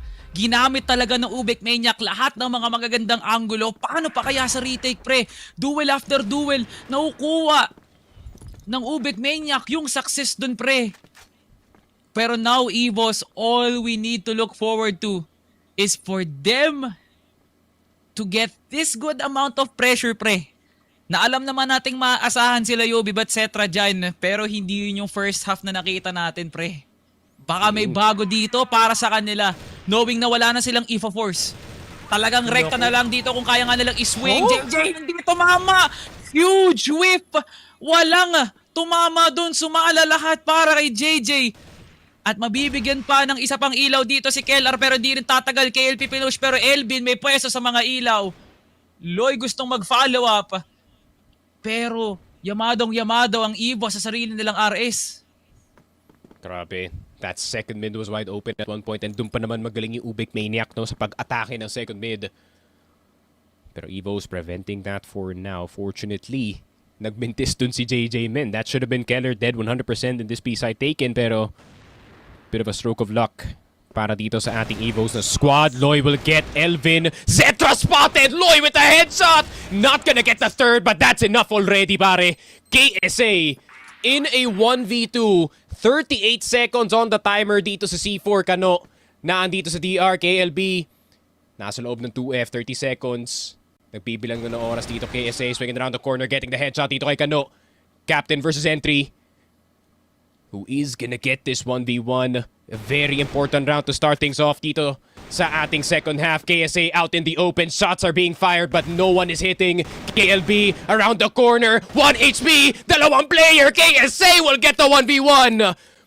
Grabe naman yun! Oh my God, KSA. Pre, nung natag niya na dun sa... Nung natag niya na si KLB, pre, pinush niya na kagad eh. Pero KLB did a mid-job, pre. Kaunti lang yung naibigay niyang hustisya dun sa oras na tumatakbo sa C4. Grabe, pre. Like, I knew the high ground was for KSA pero hindi ginamit ni KLB yung bait, etc. through the smoke. Paggalinaw ng pangalan naman talaga na si Cetra nga naman ang dapat ipadala mo dyan, pre. Nung nakikita niya yung pangalan ni JJ, pre, grabe nga naman yung sense netong lalaking to. And now the second half coming out alive here for EVOS. But there is still a position here para sa UBECMANIAC na makabawi nga. One bomb plant could put them on notice. But EVOS is just putting on the pressure. Tinan mo kung gano'n nakalalim ngayon sila Yobib. Palabas na sila ng outer ngayon. Elvin and Cetra may iwan nga muna. But the play na ginagawa ngayon ni Yobib at KSA, pre, hindi ko alam kung makakuha sila ng magandang pwesto dun. Tingin ko pa din na sila mag-back pag ganyan din eh. I mean, you've already made presence dito sa woods and obviously pushed back itong UM na B na lang ang possibility na pwede nilang tignan dito and there's already an overstack happening. Elvin, nasa rafters. KLB will get naded pero kaunting bawas lang naman kay Kano ang mangyayari dito. Good shot dito kay Keller pero meron pa naman tao na nasa loob ng 2F, etc. Try to dance around the pole pero nakuha na nga siya dito sa rafters and the side player are down. Ayun lang. One burst later, UM, meron na silang buong B-side control. KSA will get itong si Loy pero known entity na dito siya, pare. No, though. Kano gusto lumaban dito sa may MR. 28 seconds, looking for his fellow entry fragger pero mapapaback na lang sila dito. Men, sabi Salvatore, wag namin. Sure win na natin to. This is a very important round. Man, kailangan naman talaga eh. But, I don't know, pre, sa ginagawa ngayon ni KSA, I just really feel like nag-iisip na siya ng panibagong adjustment now heading into the next round. Yeah, UBEC definitely has the number of this map. Isang buong taon nga nilang ginugol tong mapa na to, pre, para lang maperfecto to sa kung ano yung nakikita natin ngayon. Lahat ng yan pininturahan mismo ng UBECMANIAC. It's now showing that this team has total control of every part. Kahit umatake, kahit dumepensa. EVOS is just continuously getting punished na kahit nga makakuha sila ng momentum on the early round with their pick off over to Cetra. Di pa rin nila nakikita dito yung conversion ng mga rounds. But now, it is a possible attack here for EVOS. Dito lang sa may passage, pre. Ito na yung EVOS, pre, na hindi na nga natin nakikitang nagagalitan dito lang sa may MR.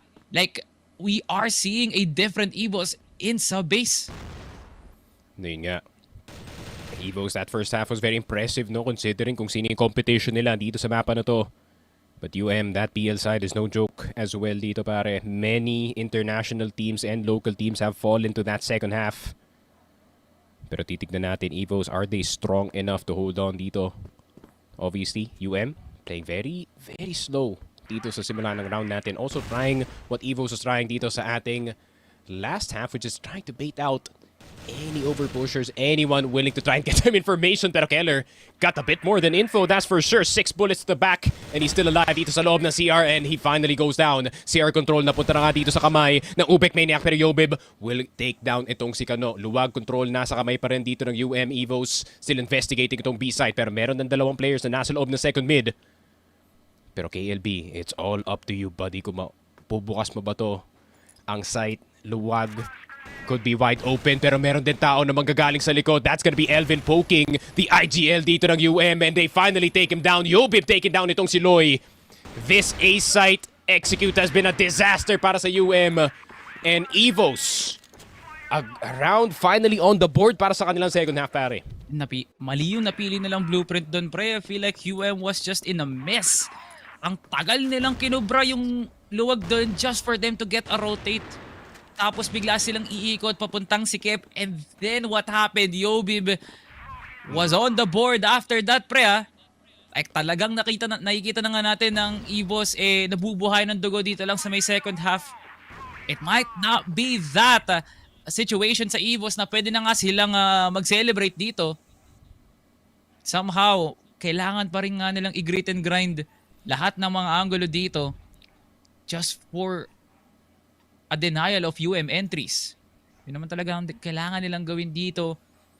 Stop down the utils. Huwag niyong hayaang makapwesto sila KLP as EVOS needs to look that pick. As KSA, wala pa rin nga naman talaga. Look at the stat of KSA, 16-7. Man, lighting up and carrying everything. Lahat ng roles kinukubra niya na nga. But let's wait for the attack of UBECMANIAC. At the end of the day, sila pa rin talaga ang magpupumilit kung saan sila angulo titingin. Uy, Zetra does get the flick that time dito kay KLB, pero si Loy could be one of the bigger threats. JJ goes down. Great angle through the smoke dito sa shotter. Loy will get itong si Elvin, pero hindi nila alam na si Kellar nandito sa loob ng rafters. Pero Zetra still alive, getting away dito sa passage. Pero Kano with an M4, 16 kills strong for this kid. What can the birthday boy do in this 1 versus 2, pare? 50 seconds on the clock. He's gonna investigate itong MR, and maybe curiosity does kill Kano. 7-6. UM still in the lead, but you can feel EVOS coming back, pare. Gustong makalakap ng impormasyon, pre. Ang yun ang pagkakamali ng UM, no? May kagustuhan silang mag-overextend, pre, pero wala namang conversion kung ano magiging mid-play nun. Like, they had a good amount of control sa may MR. Tumagal si Kano, nagkaroon ng hesitation. Cetra was in a field day. Lahat ng nakuha niyang kills dun, pre, was just that game-changing. At ngayon, UBECMANIAC, sila na naman ngayon ang bibigyan natin ng katanungan. Paano kayo makakabawi? EVOS, may consistent na game plan. Maaasahan mo yung mga pinapadala nila sa sites. Gapang na gapang ngayon ng second mid. 4 ang nakikita natin. Isa ang pwedeng manlason dito lang sa may woods. May mga may iwan, sure. Pero KSA and Yobib, they still have eyes dito lang sa may CR. Same goes para sa luwag. Cetra, hinaharangan na muna nga ngayon just for safety, but this is a patented UM5-man execute. Ang dami nila nagugugol na oras, pre. Kapang-kapangan nila kung paano magiging off yung possible timing ng EVOS. Yun nga, 7-6. Still, definitely a doable scoreline para dito sa EVOS, no? But then UM, this is the time na they really do switch a lot around dito sa mapa natin. They start to become a lot more quiet. And this is what Tanks was talking about. Hindi lang push ng push ang naiisip ng mga tao pag pinapanood nila yung UM. They also are looking for those strategies. Zetra, reaction time better para kay KLP. Actually getting baited to shoot because of that cross-scaler spotted sa loob ng shutter, and he's gonna go down as well. Elvin's gonna die. And JJ will get Yobib. 3 kills para kay JJ lang, pare. Parang di na nila kailangan yung LR push doon. Grabe naman, JJ. Merong mata sa likod ng ulo niya, no? Entry player, pero nagagawa niya pa rin mag-flank watch. Nasa ng backup, Loy? Hindi na daw kasi kailangan, pre. Si JJ na ang gumagawa nun. Both him and Kano needs to have a statue, pre, para maalala ng UM kung gaano nga ba talaga tinatrabaho ng dalawang players na to. Maitaguyod lang ang isang round. EVOS with a solid defense, but UM better offense. Kellar on 44, nakakatanggap ng marahas na chip damage dito. Elvin cannot reposition. Pressure amounting para sa EVOS. Di makakilos masyado nga, pre. Look at this kind of default na hindi naman talaga dapat pakomplikahin pa ng EVOS. It is going to be that day, indeed, para sa UM. One thing's for sure, pre, sa pang-hold up ng UM dito lang sa may second mid, it's safe to say na EVOS could try and utilize luwag. Hindi natin nakita yon, pero baka ito yung round na yun, pre, na magkakaroon nga ng kahit papanong pagbabago ang atake ng Global Risk. Yun nga. Tatanong dito yung EVOS. Grabe, kailan nyo pa tatantanan dito yung second mid? Mukhang ito na ngayong time na yon. I mean, KLB gonna go down. Zetra, nice shot on the AWM pare, pero pwede pa silang bumalik all the way into woods to pressure that second mid position. Kano, 87 HP, KLB leading a bit on that AWM, pero Loy, half HP na rin. Keller, opportunity to shave some of the numbers here dito ng UM. Good angles para sa kanya. KLP trying to go for the pre-fire pero hindi gagana. Kano will have to force his way into that B site pero naandito na si Elvin getting both. And there it is. 8-7. EVOS still hanging on dito sa sub-base pare. Where are the flash at UM? Nasaan yung smoke? Pre, you see how threatening Zetra. Ito lang yung pinaslang niya, pre. 4 yung umatras para sa UBECMANIAC. Rotate sila doon na sa may second mid. Nandoon din si KLR with the off angle. So yeah, UM with their hesitations. Talagang dinadagaan na ngayon ng UM sa puso nga nila. No? They couldn't seem to find that execute na pwedeng ang ikahamak dito ni Zetra. Yes, it is indeed a dangerous player, pre. Pero at least babaan nyo yung mga pagkakataon, yung mga numero na pwedeng makatama dito sa Zetra sa isang player ng UM. No flashes, no smokes, not even a frag grenade para ma-out of balance dito si Zetra. Ganun lang naman yun kasimple, but UM with lots of respect sa kakayahan nga talaga ni Zetra, costing them around. And now once more, tetestingin na naman nila dito ang longgan, binuo ni Zetra at nakuha na nga ng UM ang pwesto dito. Wala na munang sniper, pero magpapaulan sila ng nades para hindi makapasok si Elvin at KLR. JJ will get one. Low on the follow-up, hindi makapasok si KLR, naka-standstill ngayon ng EVOS. And now on the 1v3, the KSA effect. Mararamdaman ba ngayon ng UM? Bomb drop and JJ swinging. What a drive-by kill. Attitude amounting para dito sa UBECMANIAC.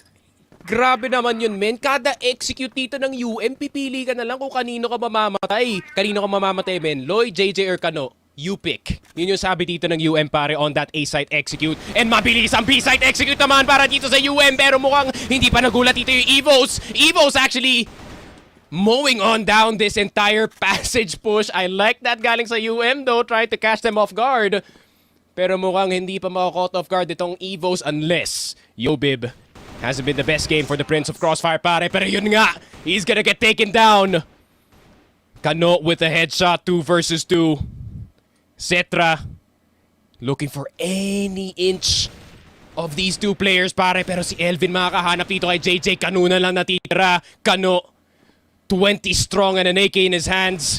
Complete utility. Zetra, see who is gonna be the better one this time. Kano still gets si Elvin. It's a 1v1. 19 HP si Zetra. Colt is gonna win this time. What a tense round, pero Evo still pull it out pare. Hanging bias thread UBECMANIAC.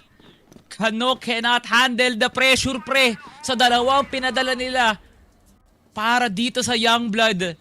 EVOS just shredding down every sheepskin na meron sila, pre, ng pagkukunwari para talaga magulantang ang UBECMANIAC. Hindi preparado ang EVOS sa sarili nilang RS. What a complete 360 by KSA, etc. para baliktarin lahat ng mga nagduda sa pagpasok ng UM sa site. Now Elvin and Zetra going aggressive dito lang sa may luwag. Buti na nga lang merong smoke na humaharang dito sa dalawang to. Pero pre, kung wala yun, I'm already seeing bodies fly out dito lang sa may exit or even at woods. Aatras na nga ng husto yung dalawang players na yun. Zetra now back to metal box. EVOS, wala nang kailangan gawin. This is the setup na gumana kanina, pre. UBECMANIAC, ang bola nasa inyo. Ball is in your court. UBECMANIAC, EVOS on the defense pare. Hindi na sila gagalaw anytime soon. Nakita na natin to, men. Nakita na natin to, Salvatore. This kind of defense sa EVOS na, you know, we're not gonna check anything. Maybe now, 1 minute and 11 in pare. KLP gets taken down, Zetra. That's why we're calling you a hacker last year, pare. Easy. My God, Zetra. Jesus Christ. My. Paalis pa lang si KLP. Hindi nga siya nag-hold ng second mid, pre. Paalis si KLP. Kung hindi ka ba naman talaga binebuenas ng oras, hindi ko alam. Elvin! Mouse down 2! What a hold by EVOS! Tuluyan ang umatras si JJ at Kano. Biglang nag-hesitate. Pero wala nang mangyayari kung mag-hesitate pa tayo dito. Right na natin sa magbumuka ng EVOS. Dalawa ang makukuha nila. JJ still fighting. Kano mamamatay. And Yobib, the golden boy, forces overtime. Oh my God! Oh my sabi ko na God. sa inyo, Pre, sabi ko sa inyo, Grand 12-12 every Grand single game, Finals. game 5 pare. Oh my God!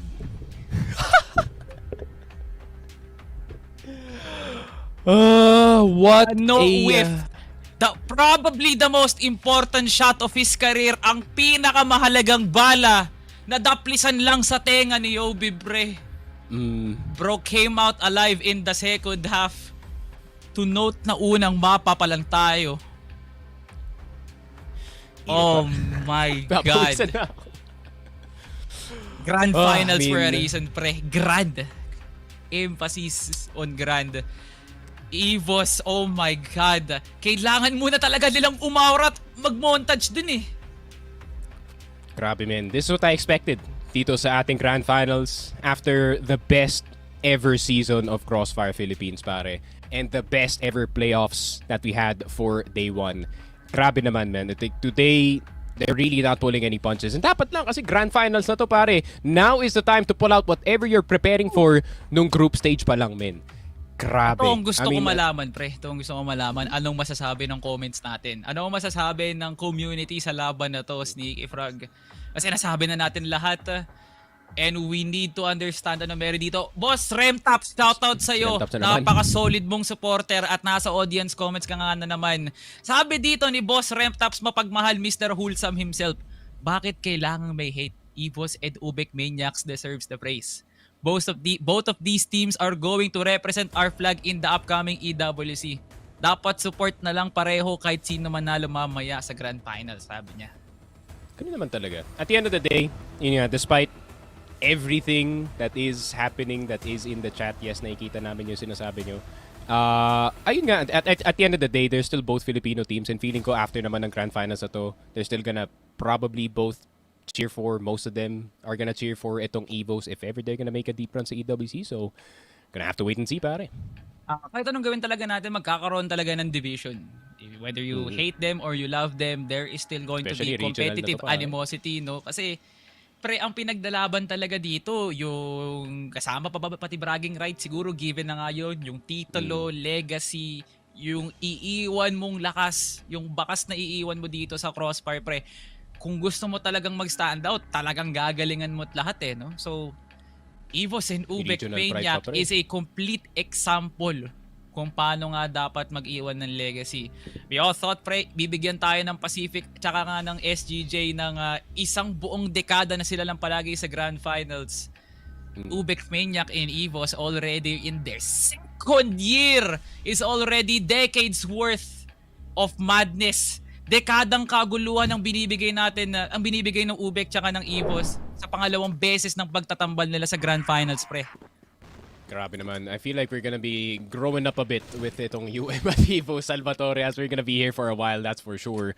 Pero 9-9 ang ating score dito sa ating game BL para dito sa EVOS GR para dito sa UM. Obviously, EVOS doing well dito sa kanilang BL side. UM has had their very good round dito sa map na to as well on that side. And now, UM on their defense. The most success that they had during the first. Seems elementary, pero may dalang kargada pa rin dito ang EVOS via the momentum. Nade now called. Cetra and JJ gets taken down. Cetra on situations no na kailangang mag-reposition ng mga kalaban niya, he always hits 100%. Hindi ko alam anong training regiment mo, pre, pero pagpatuloy mo lang, nagbubunga ng EVOS dahil sa mga pinaggagawa mo sa mapan to. Yun nga, Zetra with an opener, but can they get the finisher dito sa round natin? Second mid's gonna be the target dito ng EVOS. KSA Gonna jump on through pero spotted yung kanyang pangalan through the smoke. Loy will get one. KLP will get itong si Keller pero Yobib finally gets a quick trade dito sa sniper ng UM. Pero si Elvin, napansin dito si Cano sa site. B-side is wide open. Zetra, shot ringing dito. Pero meron pang KLB at hindi pa nagtatapos si Zetra. Zetra looking for the jugular, pare. Man, Zetra, kalmahan mo lang. Regular ka na pero parang gusto mo pa atang mag-double time dito, pre, ha? Zetra walking up and KLB finds the crown. Kano, kukunin din yung buhay ni KSA. At parang ganun lang, dalawa sabay mamba out. Fade away na parang Kobe. UBECMANIAC, nagkanda-ugaga doon sa MR pero sila lang din pala makakakuha ng kill. Uy, pero Keller, rinig, Yobib inside, Loy, dead! Yobib still gets him pero si Keller mahuhulog dito. It's a 2 versus 4. Dalawang players nasa loob ng B-side pero hindi pa nakaka-rotate yung mga A players dito. JJ, baka magulat ka pa nga pero pumasok na ng shutter dito si Elvin looking for the 2 B-side players.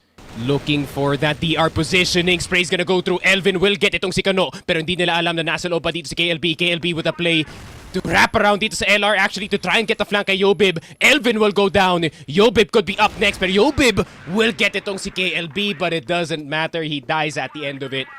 10-10, 1-1 dito sa OT, pare. Oh man, we are getting treated nga naman talaga. Wala palang bayad. Yung pelikulang pinapanood natin.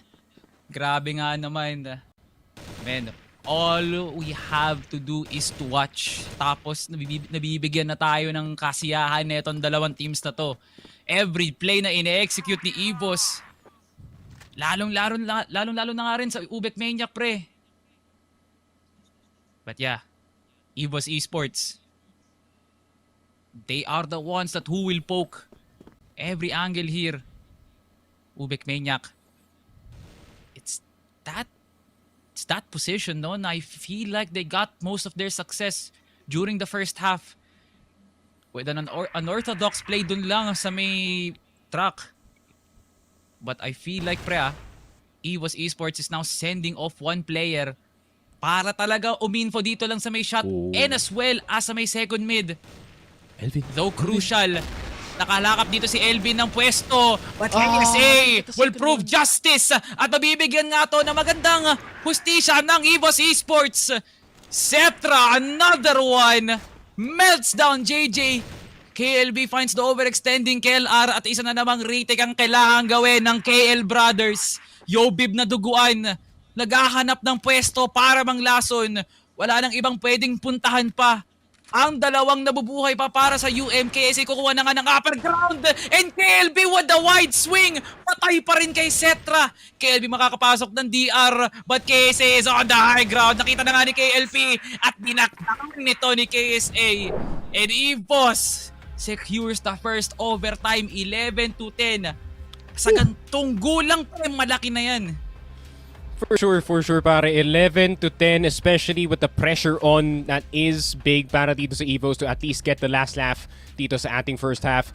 Grabe, man. What a back and forth. Kano was a second away from a highlight play dun, pare. Kung nabigyan pa ng onting segundo itong si Kano, ayun nga, we're probably gonna be talking about UBECMANIAC now, pare. Pero yun nga, EVOS, a very, very good assault on the site galing sa kanila dito. They got everyone in time. Granted, medyo naging spotty yung mga ibang mga takes na low na yung mga ibang mga players. But then, once na nakita ko si Zetra nakabantay dito sa shutter, I'm like, alright, they probably had this secured. Pero, grabe, min.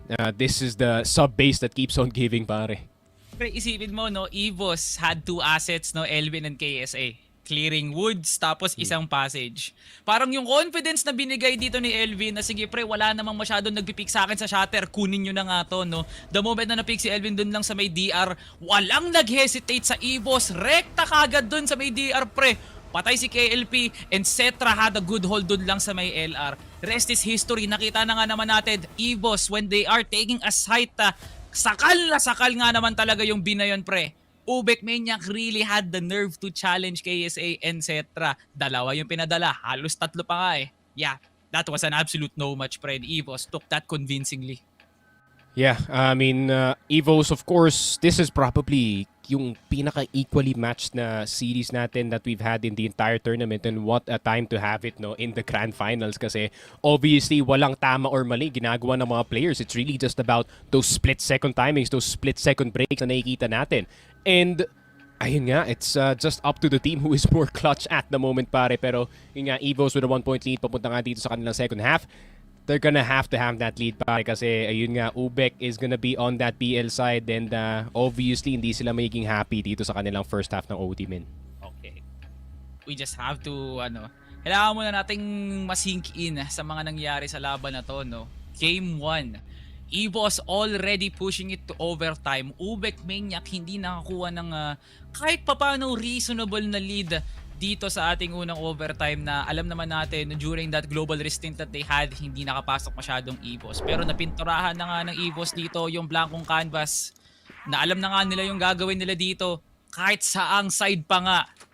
Yobib now on labs and KLP testing and Kano gets taken down as well. JJ makukuha yung opening sa may vents and KLB finds the low health Yobib. Loy gumagawa rin ng play. Nauubos na ang EVOS. Magkaliwat kanan. Nagsisiliparan ang mga bangkay ng EVOS dito. Setra pa push. Makikita niya nga si Loy. And there goes the round para sa UBECMANIAC. I guess that was just a Loy round dito, pare. I was questioning what was happening the entire time. But hey, if Loy gets 3 headshots, I'm not gonna question it, pare. 11-11, UM. Getting the first round dito sa ating second half ng OT. KLP nagmamadali papunta dito ng A-site. Gusto patayin si Zetra. Good flick galing kay KLP. Teka lang. This could be the A-site wide open. Kael, grabe ka na. Pati si Elvin nadamay na sa ligaw na bala na tumatama dito ni KLP. KSA will go down. At napakasikip ng daanan. Hindi sila makadaan. Loy will get both. Grabe naman ang UBEC. The Cebuanos are looking for it. Ice water in his veins. Baka nga lasa na laman nito. Wala kang business para gawin yung push na yun sa may luwag. Let alone get 2 players, KLP. Gawa sa bakal yung puso ng players talaga ng UBECMANIAC. Paano nyo na-sustain yun? The JJ entry was the icing on top of the cake. Akala natin hanggang yun na lang yung entrada ng UM para lang linangin ng EVOS na sa ibang site sila atake. The fall-on commit was so good. Wala nang kaluluwang nakita dun. Ang late ng rotations ng EVOS, and EVOS was not able to react on time. What a way to get 2 rounds, UBECMANIAC. I'm still in disbelief on what happened in that round. Grabe ka na, KLP. You're hitting those types of shots pero hindi na matamaan yun, nung nag-2v2 tayo. By the way, me and Kanoan, commercial ka pa talaga. For the record, pare, kasi medyo matagal yung execute. Pero yung tension, para ma-ease yung tension na onti. Kasi alam ko, in the next 20 seconds, stuff is about to go down. This is either gonna be 12-12 or the Cebuanos raising their hand para dito sa ating map number 1. Pero grabe, men. Ang tagal ng antay. The tension is real. Outside, inside, walang gumagalaw between UM at EVOS. And the tension is palpable dito sa mapa natin, men. It's eerily quiet. Only smokes and nades making noise. No bullets flying. No nothing, pare. Pero titignan natin ano yung choice ng UBECMANIAC dito sa mapa natin. And it is looking like a B-split. 3 yung dadaan sa second mid, isa dadaan sa passage, at isa dadaan dito sa lockers. This could be a possibility if they can get the right picks at the right time. Pero si KLP pala yung na-pick dito. This could still work somehow, some way. Zetra still getting 1 KSA, getting itong si KLP. At nagkagulo na nga ang B-split ng UBECMANIAC. EVOS hold on for the 12-12. Ayun na nga, pre. The one map na akala nating steamrolled ng UBECMANIAC. Mukhang EVOS pala ang gumagawa ng kwento dito.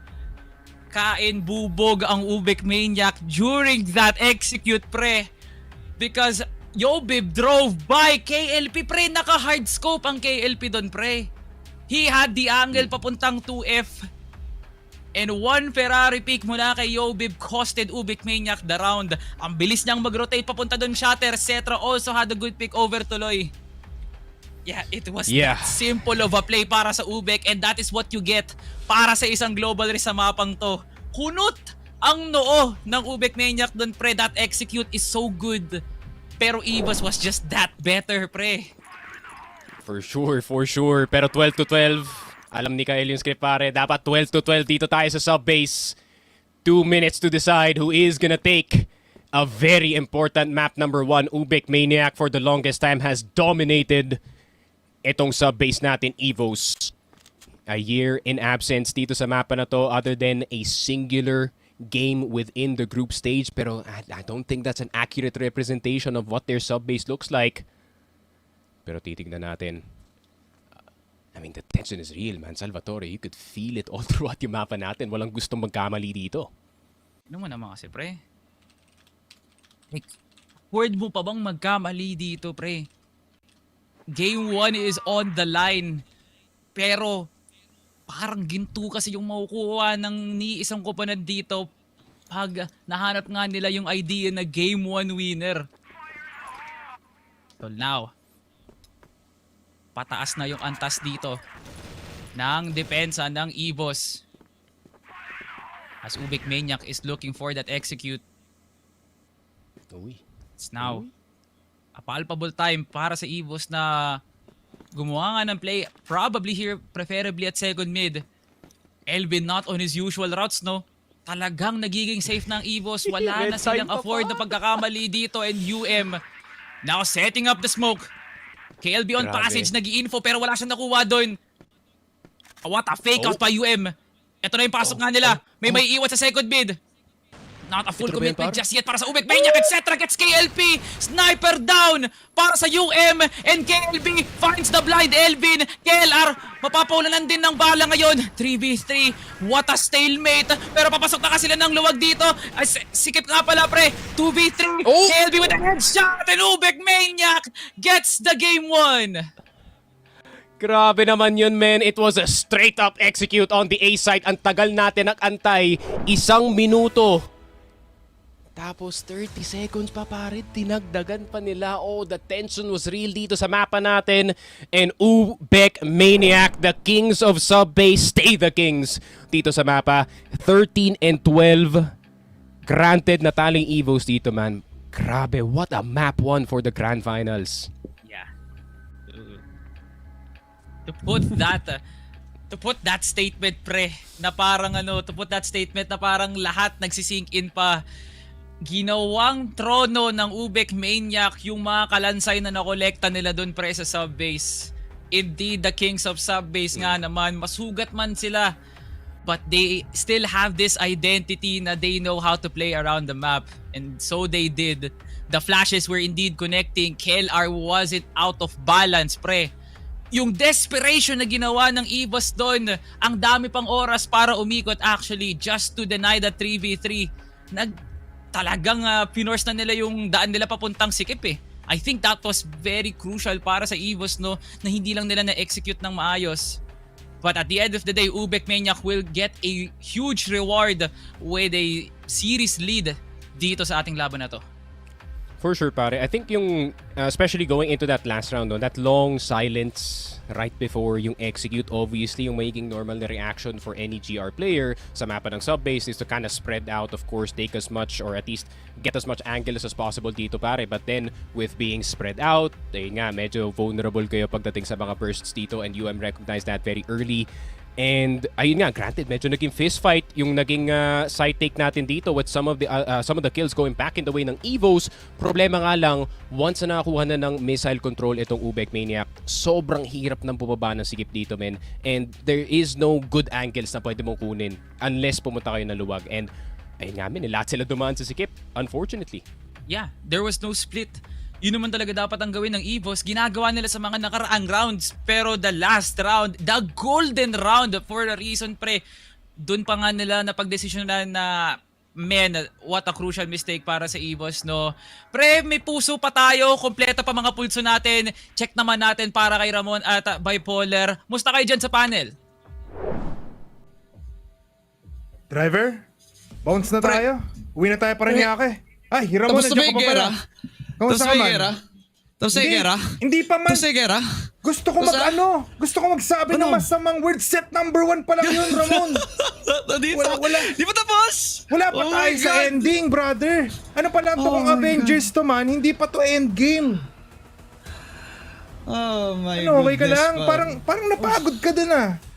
Oh, medyo na-tense ako sa gera kaya napatago na lang ako eh. Kasi ultimo, salitan lang ng bala yung pareho natin teams eh, no? EVOS Esports versus UBEC, nakakala natin talaga. Mapapunta si EVOS Esports makatapos ng solid na foundation on how they started this talaga eh, no? When, ang dami kasi pwedeng ma-unpack dito sa game na to where it came down to the golden round. So many OTs na masasabi natin na grabe, Cetra is a god on the sniper talaga. I think the comments have, nakita ko sa isang mga comments, somebody has been saying that this guy is definitely the best sniper in the Philippines talaga. Probably in contention against KLP and Revenge right now. Pero UBECMANIAC, the way that they have brought the game back from the jaws of defeat talaga with their split push from second mid all the way back in towards Cfs pare. So many times that the executes have been yung foundation for UBECMANIAC talaga eh, no? A performance of a lifetime from the likes of Kano as well as JJ. The duo of the KL brothers also splitting up dun sa may MR kanina nung nagsimula sila on BL where EVOS talagang nagulantang na lang sila sa timing eh, no? Pero before all that, si EVOS, yung masabi natin gumawa talaga ng parang trailblazing na entries led by KSA na masasabi nga naman natin na very deserving of the title of King SA. Sana he's been the king on the entries for so much on this sub-base game. Pero UBECMANIAC, JJ, Kano, players that have been performing on the top level. And you also have to assist itong si Loy talaga. So many times those passage pushes at saka yung pag-hold niya dito sa control room, opening up entryways para maayos yung defense nila from that backside position on A site, making it very much a difficult position, a task at hand. Ginawang trabaho ang pagkuha ng A site for so many times on EVOS on that BL side talaga, no?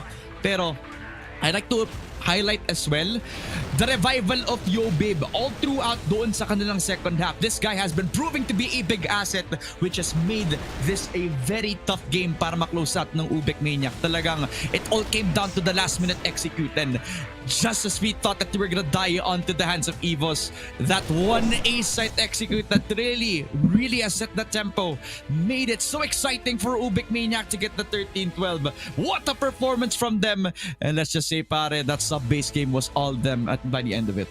You know what? I'll just keep it short and sweet, just like Sabrina Carpenter, everybody.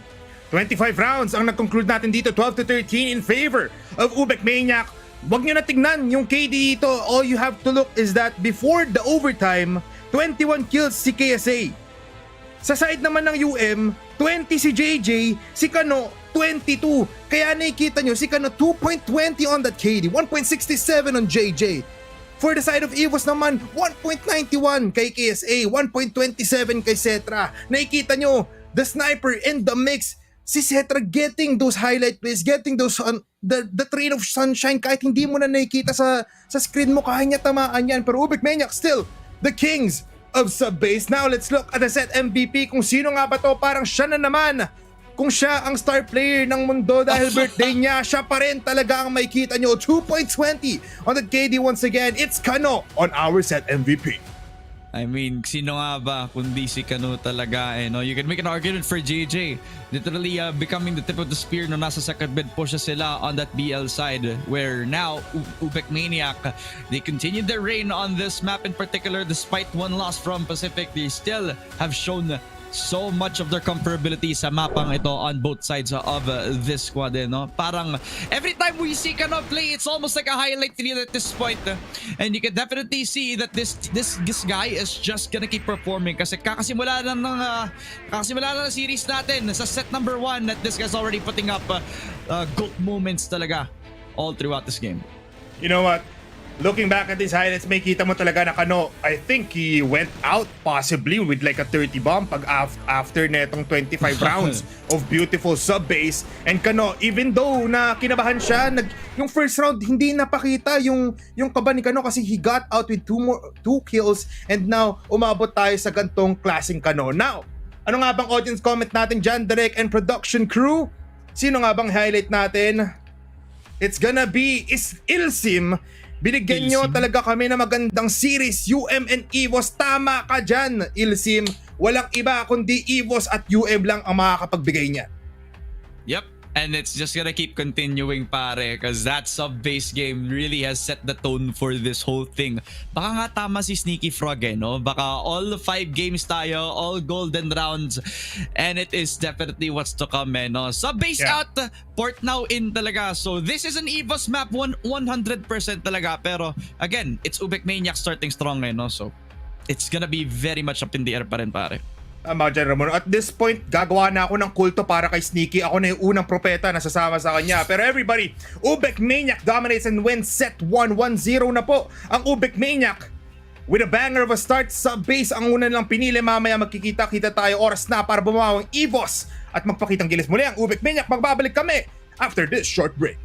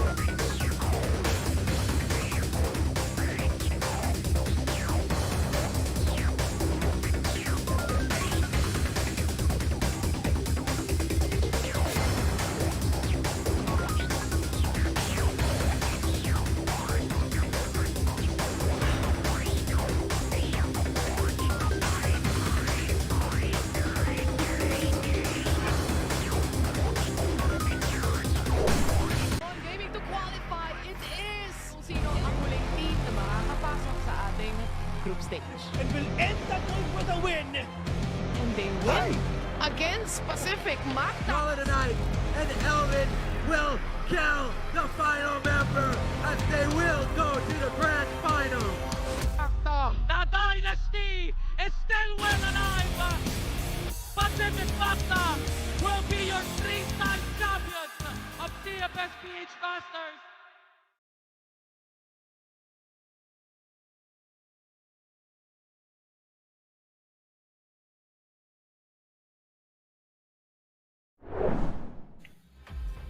Crossfire Philippines, this is Cfs Ph Masters 2025 at ating set number 1 in sub-base has finally concluded. 1-0, pero umabot tayo ng what? Double, triple, quadruple, overtime? 1-0 daw para UBECMANIAC, and the battle really does continue, Ramon.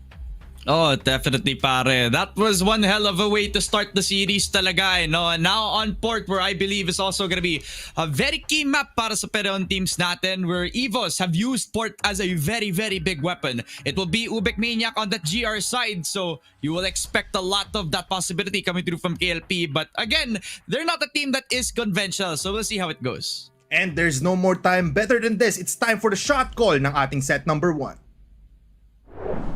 Boy, isa pa boy, dalawa dito si Ibor boy. Tatlo CR. Okay. Sige pa.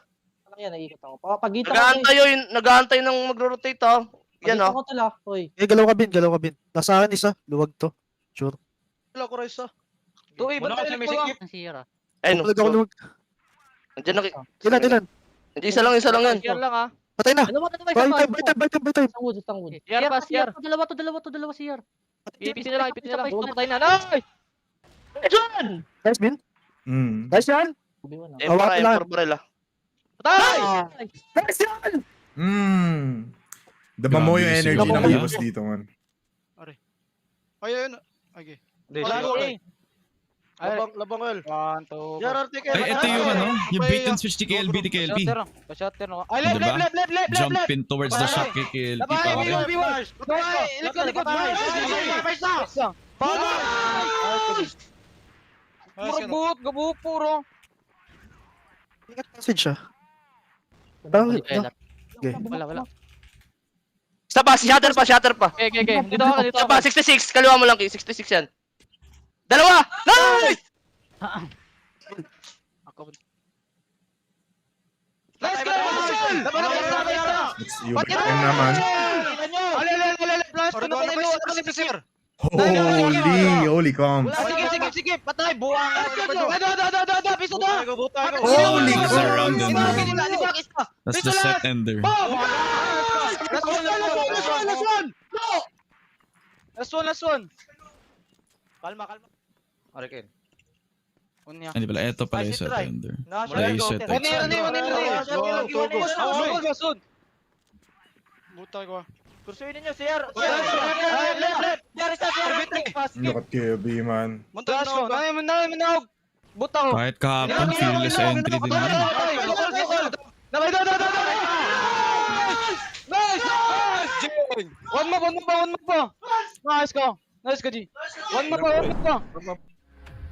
Alam mo, Ramon, hindi lang ang mga players ang sumisigaw ng mga time na yon. Lahat ng nanonood, the whopping 1 million viewers from all around the world na nakatutok dito sa Cfs Ph Masters were really had that kind of momentum and had that kind of moment din. Talagang nakikita natin yon. And now, coming into set number 2, I hope you're ready for more action, Crossfire Philippines. Sneaky Frank at Salvatore, bigyan nyo na naman kami ng isang magandang laban. Maraming salamat, Bipolar at Ramon. You can definitely feel the animosity, Sneaky Frog, sub-base, unang game pa lang yun.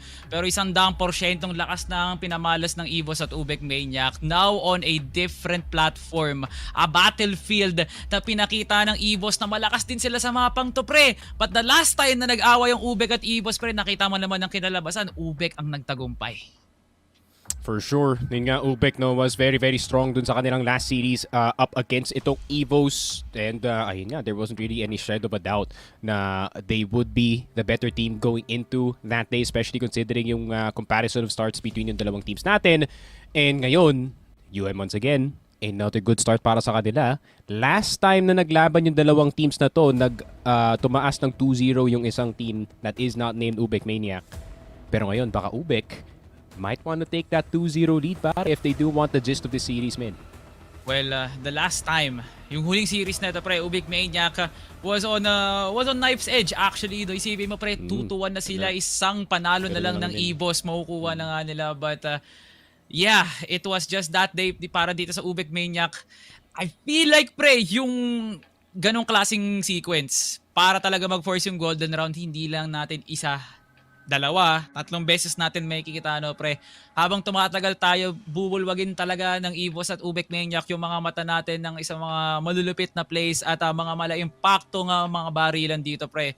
I could not wait, pre. Kasi alam naman natin yung mga ganito, hindi dapat pinapatagal eh. Dapat pagkapasok, meron na kaagad suntukan dito ng EVOS tsaka UBEC eh. Yun nga, napansin ko nga dito sa shot call, I think UM has gotten a lot better sa pagdating sa kanilang mga high pressure rounds. I think there was a time na medyo nagpapanik sila on some of these 12-12 situations, pare. Pero ngayon, up against a team, kagaya nga dito ng EVOS, no, they played it correctly, they flowed within the round perfectly dito, pare. Kahit namatay si KLP, no, sa simula ng execute na yun, men, they still solidly took itong site and did not look back whatsoever. So I want that exact same mindset para dito sa UBECMANIAC going into itong map number 2 na yun nga, no fear in making your own plays. Obviously, you don't want to be playing EVOS game, no? Pagdating dito sa map number 2. So, para naman dito sa UBEC, you have to force itong EVOS to play your game instead. Yung more fast, more, I wouldn't say gunfight heavy, no? Pero may thought naman yung mga fights dito ng ating UBECMANIAC. And they're gonna take that very, very fast compared sa mga ibang teams natin. Para naman dito sa EVOS, obviously their defense and their usual defaults, no, you're gonna get antsy, making impatient ka talaga, kaya whoever just cracks first siguro between these two teams really will take that L. Pero feeling ko, men, UBEC, judging from that map number 1, especially yung performance dito ni Kano at ni KLP at ni JJ dito especially, no, that's already a warning sign galing dito sa UBEC papunta dito sa EVOS na handa kami maglaro dito sa Grand Finals. Grabe, pre, yung magiging kaya talaga ng EVOS makuha man lang ang panalo sa mapang pinili nga nila, no, just for them. Despite the double efforts from KSA and as well as Cetra, no, hindi pa rin talaga natinag ang UBECMANIAC na gumawa ng mga plays na ikalilito ng dalawang players na yun. KSA was definitely hitting shots, but same goes for Kano. So binabalanse lang talaga ng EVOS kung anong binabato ng UBEC, ganun din talaga sa amin. But that last play, talagang ang laki ng agwat ng UBEC dun sa EVOS play na yun, pre. That was a huge mistake na sana hindi na natin makita pa ulit sa EVOS kasi hindi na afford yung mga ganong klaseng complications, pre. But now entering into Porta, it's EVOS written all over on it, pre. UBECMANIAC, can they secure the championship point? Pero ang alam ko sa EVOS, malakas to mga magsipagsuntok. Yun nga, man, they could be living vicariously through itong Pacific Esports, pare. One of the teams that actually beat EVOS in this exact map. And alam mo naman yung UM, no? Alam natin yan, Salvatore, with our some sort of inside knowledge how often itong UM and PE actually scrim together. So, yun nga, they might have picked up a thing or two from the old Kings dito, from the Pacific team that was once the best pagdating sa mapa na to. Pero paano naman si EVOS? Is a very standard slow take. Papunta nga dito ng LB, transitioning into Z. Pero Elvin almost gets his head taken off dito sa may ladder ng CA, pero mapapabalik na lang yata dito si KLP. Amado lang dito si Kano. Pero lahat ng kaguluhan, lahat ng ingay na gagawin dito ng EVOS nasa house B nga. So wala pang senyas para mag-rotate. Talagang inaantay ni Kano na baka may manlason, but this is pure overthinking para sa UBECMANIAC, and Yobib mows down yung Gen. Susunod dito si JJ. Loy makakakuha ng trade pero pumapabor lahat sa EVOS. Kano na lang natitira ang pinakamatagal na nag-rotate para sa UBEC, and EVOS dinaanan lang yung B-site. Very important win actually para dito sa EVOS to get this round number 1, especially dito sa BL side. Salvatore, an opportunity para sa kanila na kumuha pa ng isang round. Hindi pa alam ng UBECMANIAC what defense is right to set dito sa mapa na to. But then, Elvin will eat the dirt. Pero naandito na ang EVOS sa B-side. Pero Loy, lalaban pa rin. Baba ng B is gonna be secured eventually dito ng EVOS. 3 versus 4. Low dito si KLP. Colt in hand. Pero meron ng tao sa kanilang likod. Yobib will get taken down. Zetra's gonna be up next on the menu. Killer. Not even gonna have time to blink, pare. 1-1 UBECMANIAC, instant response. Yeah, nothing's easy sa buhay, no? At lalong-lalo na nga rin dito sa laban na to.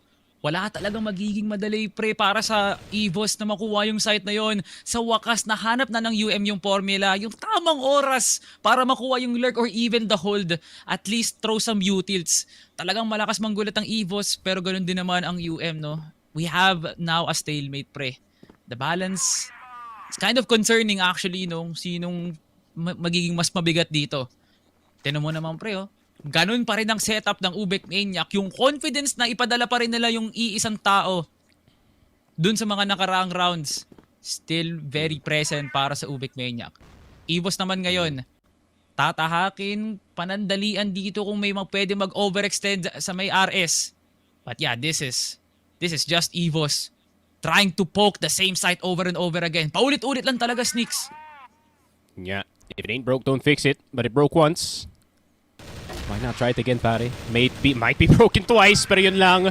That could be the sign. Loy getting itong si Zetra. Sniper out of commission para dito sa EVOS at mapapabalik sila dito ng LB. Grabe, nakisa na sila ng Watusi dito sa may HP, pare. Pero mapapabalik sila. Keller wounded. Gonna have to pick up that AWM, pare. Zetra out of commission. Which is not good kasi gusto nila mag-A site pero tignan mo naman sino nakabantay. Like, there's still this threat, no? Na EVOS knows how to play a mean mid-round. KLR, na one-shot, one-kill potential, can go for a 1-4. Nakitang nag-cross si JJ. Pero medyo may katagalan ng reflex. Kanon nakabantay pa rin sa may butas. Pero ipupush niya si KLR. Bantay sa lakay pa rin dito si Kano. And one backwards motion at makukuha niya dito kagad si KLR. Tinumang nga naman ang pag-clear ni Yobib dito. Ginintang lalaki nga naman talaga. The golden boy of EVOS doing it. And Elvin still finding that position. And everyone just got sent towards hell. 2v2. Oh, pero Yobib, nandito sa baba. Flash gonna go through, but they tried to go for the peak, pare. Curve flash gonna be great para dito kay KLP. Lineup check lang dito Salvatore. And ayun na nga, 2-1. UM, if they keep on going dito sa kanilang GR side, pare, this is gonna be great news for them. EVOS struggling dito sa kanilang mga bursts at the same time. Hindi sila nahihirapan sa side take, no, Salvatore. It really is about those retakes that are so brutal galing sa UM kasi paplant sila sa site, boom, may tao sa HB. What do you do about that? It's tough to say, no? On what EVOS should try and envision. At least some breath of life para dito, no? Players like Cetra and Yobib who is trying their best talaga na maka-angulo kagad. But the thing is, this is UBECMANIAC that knows how to play individually. Kumbaga, pag may tinawag silang play para sa sarili nila, no, the trust in foundation, in terms of execution, is just presentable like there. Like Kano, talagang inantay niya muna yung kakampi niya, or at least the util thrown was enough para talaga maging entry point niya. So it's just that flexibility na hindi lang talaga pang-iisang tao ang laruan dito ng UM. Same execute. Sirang-sira na pre, 2 beses na tumesting ang EVOS. Pinapatagal lang nila ng konti. Baka nga kasi mag-mid to RS sila. Or mag-mid to House B. Hindi pa natin sure. Nangangapa pa rin ng EVOS, pre. Wait, teka lang ha. This is a very good up-down. Galing dito kay Loy at KLB. Very creative. So, you will get one, maybe. Pero for sure, matatrade out ka dito, which is not gonna be good kung kayo yung BL side as you need all 5 to enter a site. Flash is gonna go through dito sa mid. Keller will still get itong si JJ. So that's a good pick-off to split the defense in half. Pero Kano, how does he get itong si Zetra? He just saw him for a second, pare. How has he found that? Pero 45 seconds. There's not much time to work with para dito sa Evo Salvatore. They're gonna have to send it to B. Man, Keller is the key here para magkaroon ng sandwich play dito. Kailangan niya ma-pick off si Loy. Relatively, it's going to be a 3v1 with just KLB defending this. Medyo late pa nga si KLB kasi nasa top A pa nga rin siya. And KSA, despite a flash, tinulak niya pa rin yung under. Yobib na ang susunod dito. Na medyo duguan nga si KSA. Keller hindi mahanap yung play ngayon. And Yobib mowing down 1. Pero 2 pa rin ang gusto mag-push. Elvin now re-engaging. And what an entry by EVOS. Partida, wala pang buhay. The desperation play paid off, pre. Wala nang oras. Atake na lang ang nasa isip nila eh. Yun nga, it was only 40 or 30 seconds left on the clock before they execute, pare. And fortunately for them, UM, maybe a moment of weakness, maybe a moment where they all blinked at the same time, pare. Pero ito na nga, LA push from UBECMANIAC, KLB, Loy, JJ, full force, UM on this LA. Kano nakakuha ng 2. Zetra will get Kano. KLB will go down as well. It's an even 3v3. Nahulog yung C4 dito sa SD. Pero kamay pa rin ng UBECMANIAC ang map control ng buong mapa natin. Pero Keller nag-i-investigate dito sa B-site. Naku, pag nakuha na dito si Loy, men. That could be B, pero nandito pa si KLP. He could be the difference maker. Huge sum by KLR. Nakarinig siya, may tao dun. Pero talagang hindi niya muna i-commit kasi mas maganda ang dalawa kesa sa isa. The patience by KLR para mahirapan si JJ sa retake na to. But this is JJ we're talking about, pre. JJ na nag-init kaninang sub-base, ipakita mo ngayon sa port sa 1v2 na to. Cetra and Elvin on that crossfire. BS ang pwesto ngayon. And Elvin just peeks. And he gets the crown of JJ, pre. Ganun lang ang ginawa ng EVOS. Pasalamat kay KLR. Ayun nga, and from this point forward, no, Salvatore, UBECMANIAC cannot afford to lose a round dito sa kanilang GR side, knowing how important GR is when it comes to the map of port. The rest of the half needs to go in the way dito ng UM. EVOS already solidly in 3 this early sa game natin, only in round number 6. And for any other team, this already would be a great half para dito sa port map. Pero alam mo naman yung EVOS, they're looking for that 4th. Pero UM, wala pang ni isang A execute dito sa buong game natin, Salvatore. It's been B, and a whole lot of B pa rin. Not much A. And I think there's good reason, no? Ayaw nilang daanan yung crosshair dito ni KLP. KLP has been performing very, very good all throughout ng series natin. But instead, he's actually in CA. Wala talagang mahanap na angle dito si KLP. Kasi the moment na papasok na nga siya ng site, it's already smoked in. Wala talagang ka-execute tong EVOS, pre.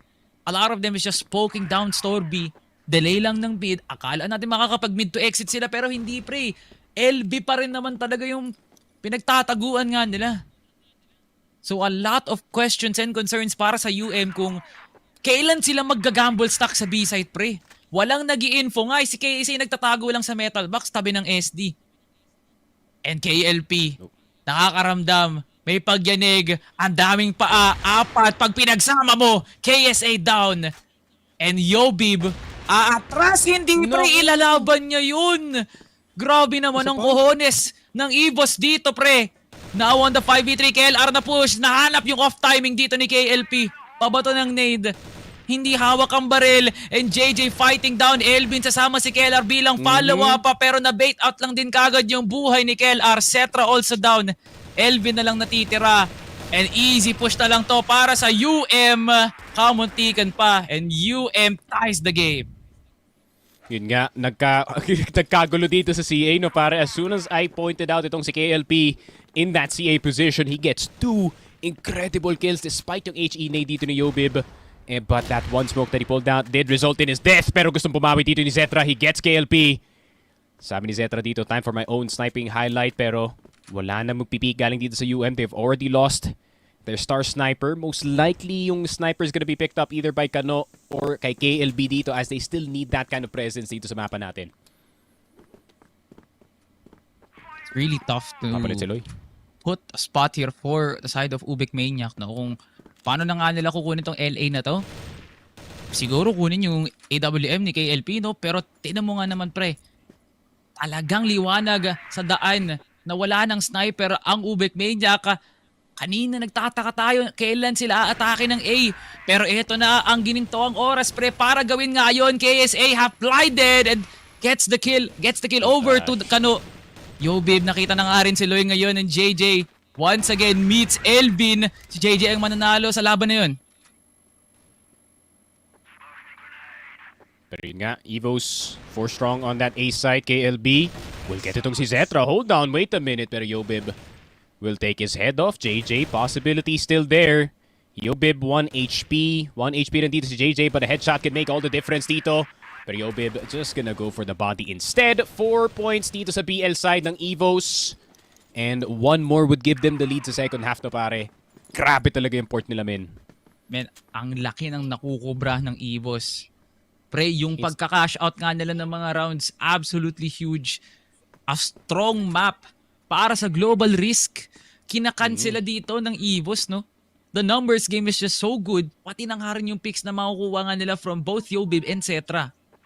Yes, Elvin, medyo na-delay sa pag-entry, pre, pero off-timing yung hinahanap dito ng EVOS, eh. Para talaga hindi makapag-rotate na maayos ang UM. A position by EVOS on that mid-round could spell doom para sa UM. Ngayon, So, ang ginawa pagbawi ng ng, UM, pre, feeling ko papakalmahin lang muna nila yung sarili nila. So, yung ginawa ng EVOS last round, no? Nung napatay nila si KLP, dumiretso sila sa A side, pare. Fully knowing that they're not gonna pick up that sniper anytime soon na nasa gitna kasi ng kawalan pa, no? Yung AWM, kaya it's kinda hard to try and recoup that, and EVOS was fully aware of it, pare.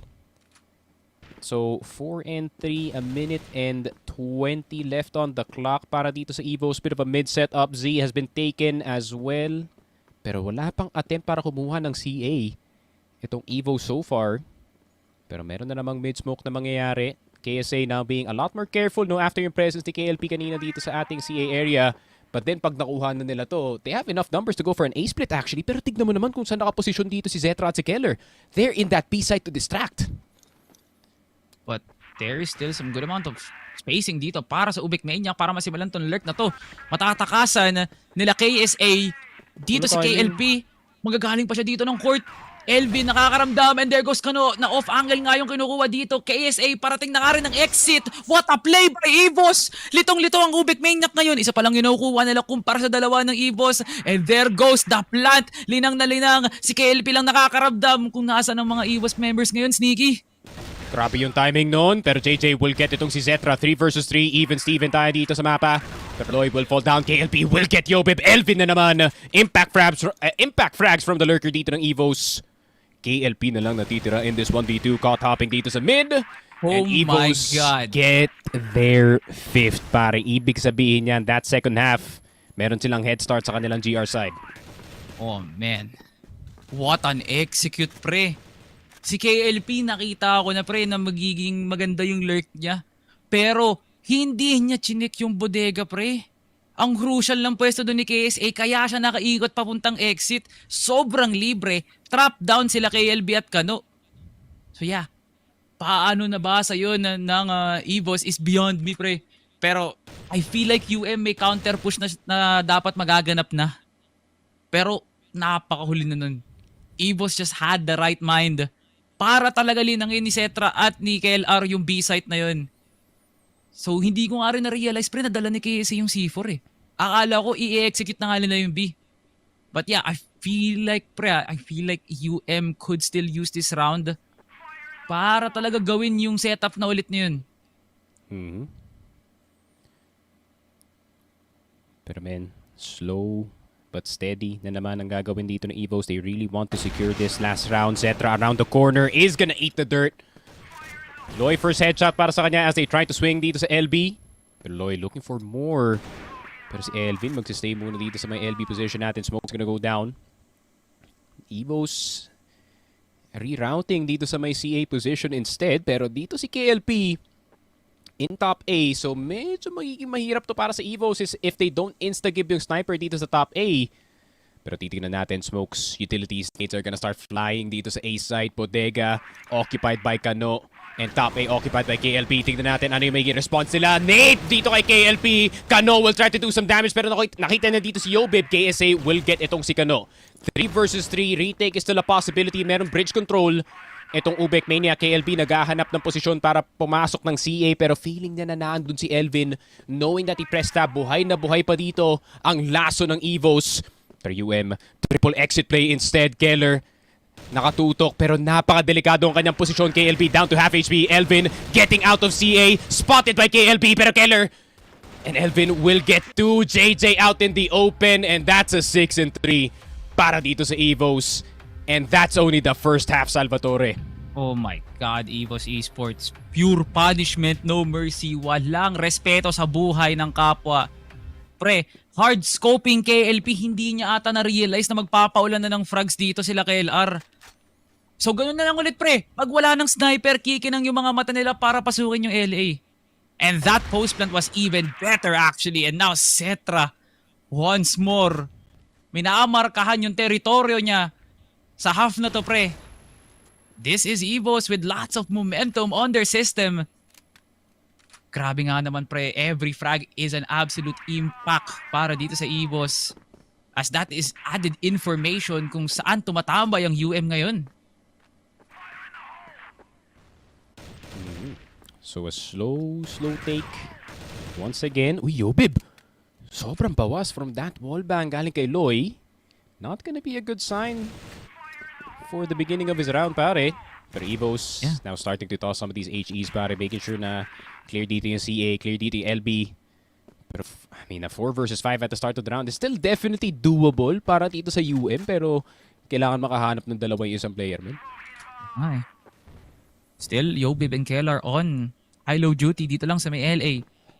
Kung itong EVOS ayaw na ayaw sa A-site, itong UM, kahit gaano pa kadami yan, lilinyahan namin to. And there goes the smoke.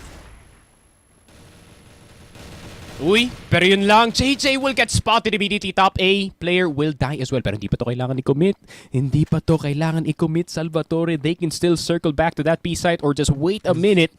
Pwede sila magantay dun. Pwede sila magantay dyan, pare. They don't have to go all the way back to B. Pwede lang sila magantay sa SD. Pero ano yung planong gagawin dito ng UM? Are they gonna go the simple route, pare? Tamang A to B lang? Probably. Pero Elvin, dito A-site man eh. Pero Elvin nasa LB, pre. Ayan na nga, pre. Narinig ka. Mag-LA na nga ulit sila, pero opening to para kay Elvin na pumuwesto ka agad sa high mid eh. Pero ito na yung execute. Onting lakad at gapang na lang, pre. Si Zetra muna yung opensa dito. Oh, yun lang. The timing galing dito kay Zetra, KSA. They will get all 3 members dito sa ating mapa. 7-3 para dito sa EVOS. 3 more points and it is a 1-1 series para UBECMANIAC. Medyo malayo-layo pa ang kanilang lalakbayan bago pa nila i-tie up yung score ng EVOS. Would be interesting do kung mga comeback sila dito, men. Nakita na natin yan eh. Man, UM, they just couldn't get the groove. Hindi nga makakilos, pre. Like, EVOS has a beautiful read sa A site. Like, I could really admire, no, pre, na talagang in early position na nga nila yung mid and as well as LB. Pero pre, ang kakalabanin mo dun, si Elvin, tapos si Zetra. Now, Yobib naman ngayon na mag-challenge dito ng bridge. But, safe to say, pre, na a lot of the duels here na fina-force ng EVOS is indeed comparable nga naman, pre, na di mo alam paano mo ititimbang para sa UM, papanalo nga ba nila to? Mas matimbang ba kung kukunin namin si KSA or si Yobib? Ifo-force ba namin tong angle to para ilaban si Zetra? A lot of those factors, pre. So now, LB stack. Paparating na nga ng House B. Low ang sasalubong sa kanila dito, pre. Once again, EVOS just on hold. Masyadong mapresko ang hangin ngayon para sa EVOS, pre. And UM, with one execute, could put them on a momentum. And now, Flash is gonna fly dito sa site. Yobib getting 3! Grabe naman yung spray down na yun from the Prince, pare. JJ, KLP. Last 2 left alive dito sa loob ng site. And that's a nade to finish off itong si JJ. Evan with the sniper. KLP around the corner. Nasa 2 box. Does get the spray. Does get the second one. Killer not gonna go down. Tanky enough to hit that shot. Pero 8-3 EVOS by the skin of their teeth, pare. Nakuha nila yung 8th, pero UM, they desperately need a round here, pare. Oh, pre, sinasabi ko nga na UM, that was their round to win. And teka lang, oh my God, Zetra, saan mo balak pumwesto dun? Medyo nagkaroon tayo ng saltek dun, idolo, but not really sure what was the play there by EVOS bago sa atak agad nila ng Z-Control. But yeah, it was really tough to see, no, na ganoon ang mangyayari. But going back to the round, UBECMANIAC had something in mind para dun sa entry na yun. Despite Yobib's triple, naging dikit pa nga yung laban na yun. And Loy, waiting the bout up against Yobib. KSA gusto rin kumuha ng pick si KLB, yung mga kasalubong niya dito. And there goes KSA, swinging it down. May kasunod pa nga pala yung KSA. What a reaction time. Pero walang-wala yan kay Kano na umaabuso sa mga taong hindi nakatingin sa harap. And UBECMANIAC gets it done. Finally around dito sa half nila. Feeling ko, men, kailangan huminga na malalim dito. I have an odd feeling na hindi pa tapos ang UM dito sa mapa na to. As mid control is gonna go their way instantly. EVOS less willing, no? Lumaban dito sa mid control. Instead, just gonna decide to go for the wall bangs. Pero tamang presence lang dito yung UM on that CA position. KSA investigating. Di yun lang, Kano takes his head off, pare. 4 versus 5 at the start of the round. And ito yung sinasabi ko, Salvatore. I have a stomach feeling na hindi pa tapos yung UM dito. And it's like, they know when to attack dito sa mid, no? It's like, they always have the timing. But now, nakakuha na nga sila ng kahit paanong pwesto dito lang sa may bodega. Si JJ na nakikipaglaban dito kay Yobib. It's not really going to be that day muna para sa UBEC, para talaga labanan to. Mahalaga na kompletos recados nga sila dito, pre. Because the execute will be tight. Mahalaga yung sinturon dito ni KLP at ni KLB. Gastos na gastos nga naman talaga pagdating sa util. One separation from bridge and as well as exit is going to be huge and vital para sa UM. Nagkinagapang na nga ngayon ng A. Marami pang oras pero hindi na ito yung panahon para magdoble isip pa kung aatake nga ba sila dito sa may B site. A na nga and KLR finds the opening over tuloy. JJ naglalurk si Zeta, hindi pa rin nakakaramdam. Buti na nga lang sinalba ni Elvin and EVOS reacting to the attack. And Yobib clears everybody. And EVOS Esports, isang round na nga lang para makuha nila yung port. Grabe, man. I mean, port is a map for the longest time. Even nung SGJ sila, pare, it has been the map dito ng roster na to and this is no different. Their GR side is too solid. To be fair, no, feeling ko sobrang bagay talaga ng map ng port para dito sa EVOS, considering more defensive-minded yung team na to kumpara dito sa UM. Pero EVOS, Keller, grabe naman umiwas dun si Keller, man. Nakaiwas siya ng 2 AWM shots. Galing dito kay KLP. And he does save his head para dito sa top 8 defense. Pero Loy, what an opening para makita dito si Yobib. Yeah, KLP. Looking for a trade. Yeah, follow-up, no? Hindi nga trade yun eh. The sense here of UBECMANIAC is to just take control of mid. Pero EVOS with a major adjustment. Malayo yung hakbang dito na kailangan tahakin ng UBECMANIAC. And JJ! My God! Oh my goodness. That was hard to watch. Tatambay lang si JJ para sa info.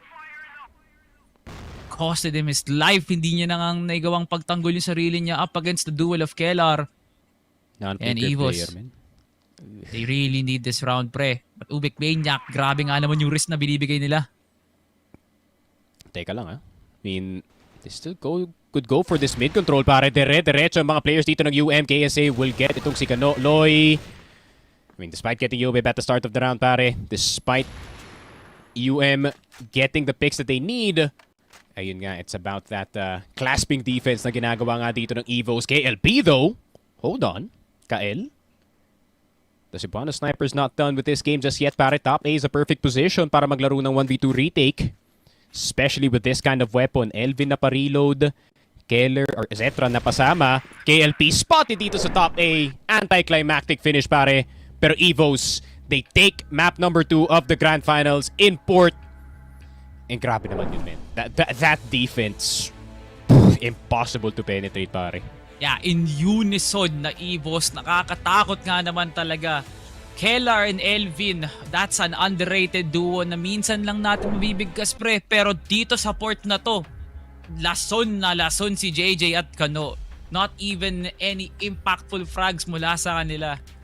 Yeah, EVOS, despite the quietness of Cetra dun sa larong yun, pre, from both halves, Yobib came out swinging from all throughout round 1 hanggang round, sa pinakadulong round, basically, no? So yeah, a revival in the making here by EVOS getting their own map pick. Pero tinaman naman, pre, palitan lang kung sino pumili ng mapa, sila makakuha ng panalo.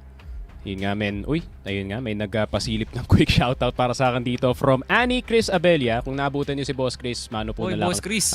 Shoutout dito kay Boss Yancis at kay Boss Bryle. I hope you guys are not flaming me in chat kasi yun nga, pinredict ko yung EVOS. Pero yun nga, shoutout sa inyo. Of course, I always put shoutout itong si Boss Chris. Pero back to the game, no?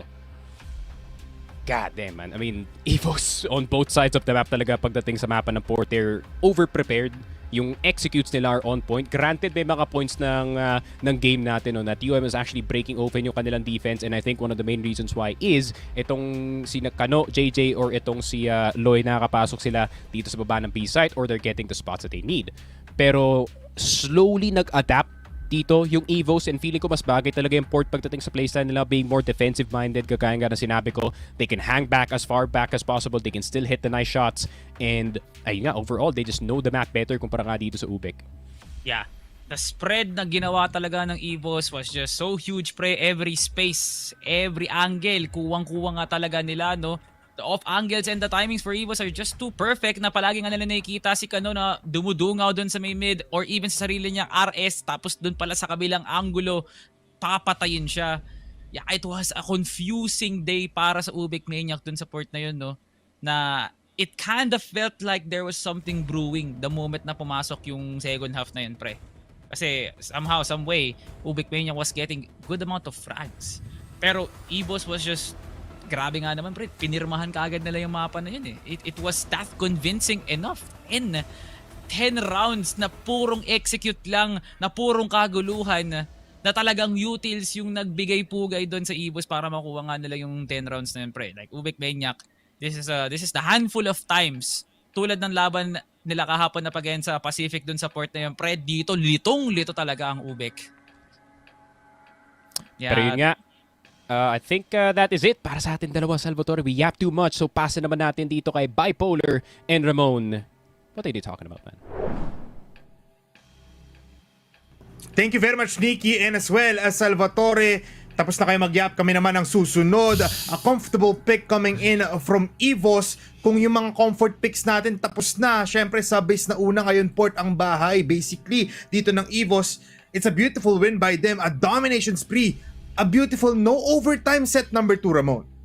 A night and day difference nga naman sa kung paano natin i-compare yung naging bahay ng UBECMANIAC on that sub-base to the port map that this EVOS roster has been building up a name for themselves kahit nung SGJ days nila, no, na sinabi nga naman ni Sneaky Frog. So why don't we break it down in parts nga naman para sa kanila, where they actually had a pretty good start dun sa kanilang BL. Even dun sa mga times na nagda-doubt tayo on this map in particular, whenever somebody starts on BL side, as this is a GR-sided map, EVOS have set a different standard where it comes to not only like yung mga two-prong approaches nila, kasi paulit-ulit na din natin hina-highlight yung mga entries nila. Let's talk about how well they actually use the map as well para lang magkaroon sila ng advantage. Every time that they would do something on the map, it's not always in the initial engagement.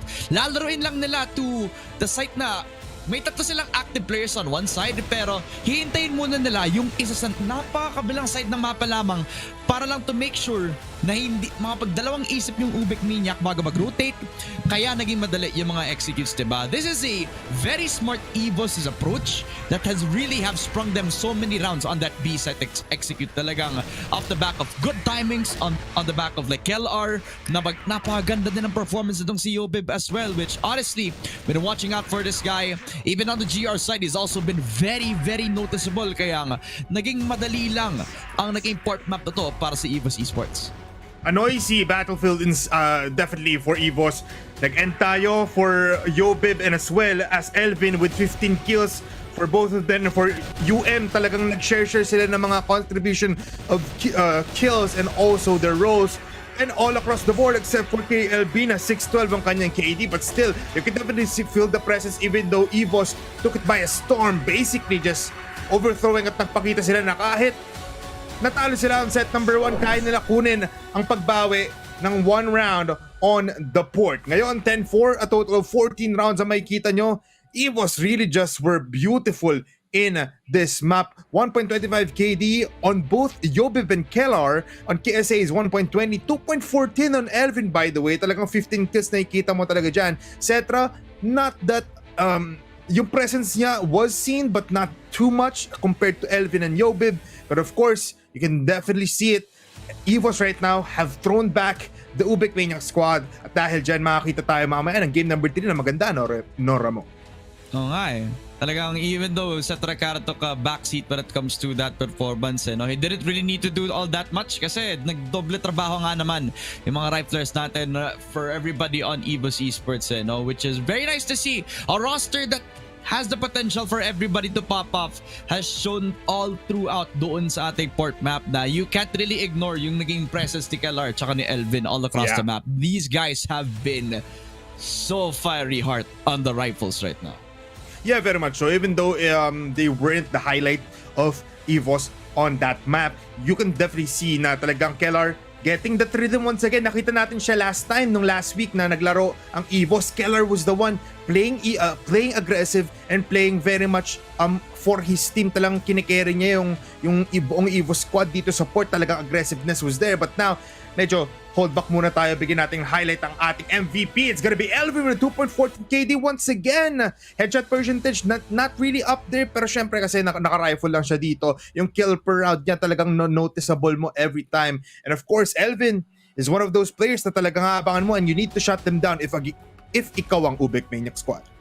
I mean, Elvin has been there since 2023, pare. He's seen the rise and fall nga naman and the tough times of SGJ Reborn nga naman. So him being here on that EVOS Esports roster, picking up so much numbers para sa port map on the grand finals is definitely a statement to make para dito sa kanilang port performance. Now, looking forward towards their third set, no? Parang nagsiset up tayo sa napakagandang series where Eagle Eye naman ang laruan para sa parehong teams natin, which is yung pick ng UBECMANIAC, pero at this point, EVOS can take anything at now, pare. Yes, that is right, Ramon. EE tayo. So let's look at the audience comment muna. It's time to showcase our beautiful audience na talagang talamak in this grand finals. And Zero Wing says, itong team ng EVOS nagpapainit sa CFPH.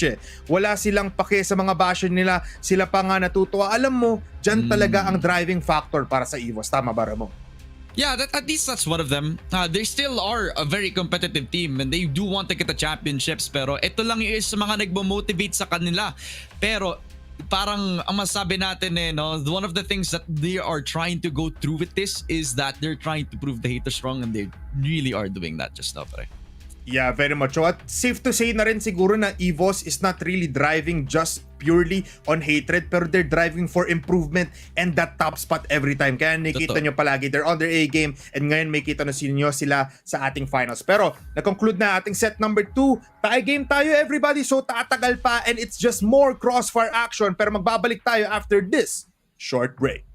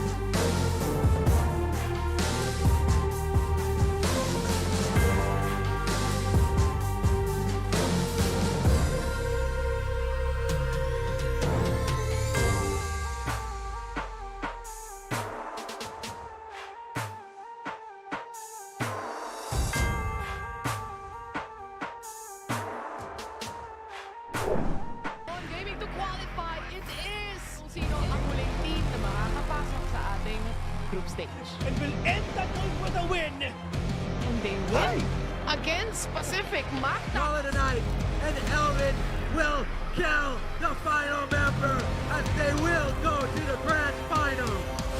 The dynasty is still well alive. Pacific Magna will be your 3-time champions of Cfs Ph Masters.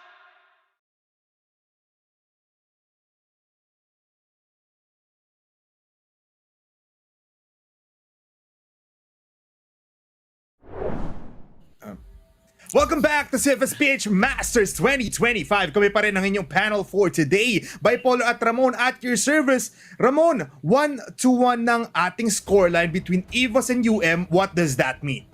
It's a statement made for both teams, pare. Talagang nagpakita na sa bahay ng sub-base, panalo. Nagpakita na sa bahay ng port para si EVOS. At dun pa rin sila.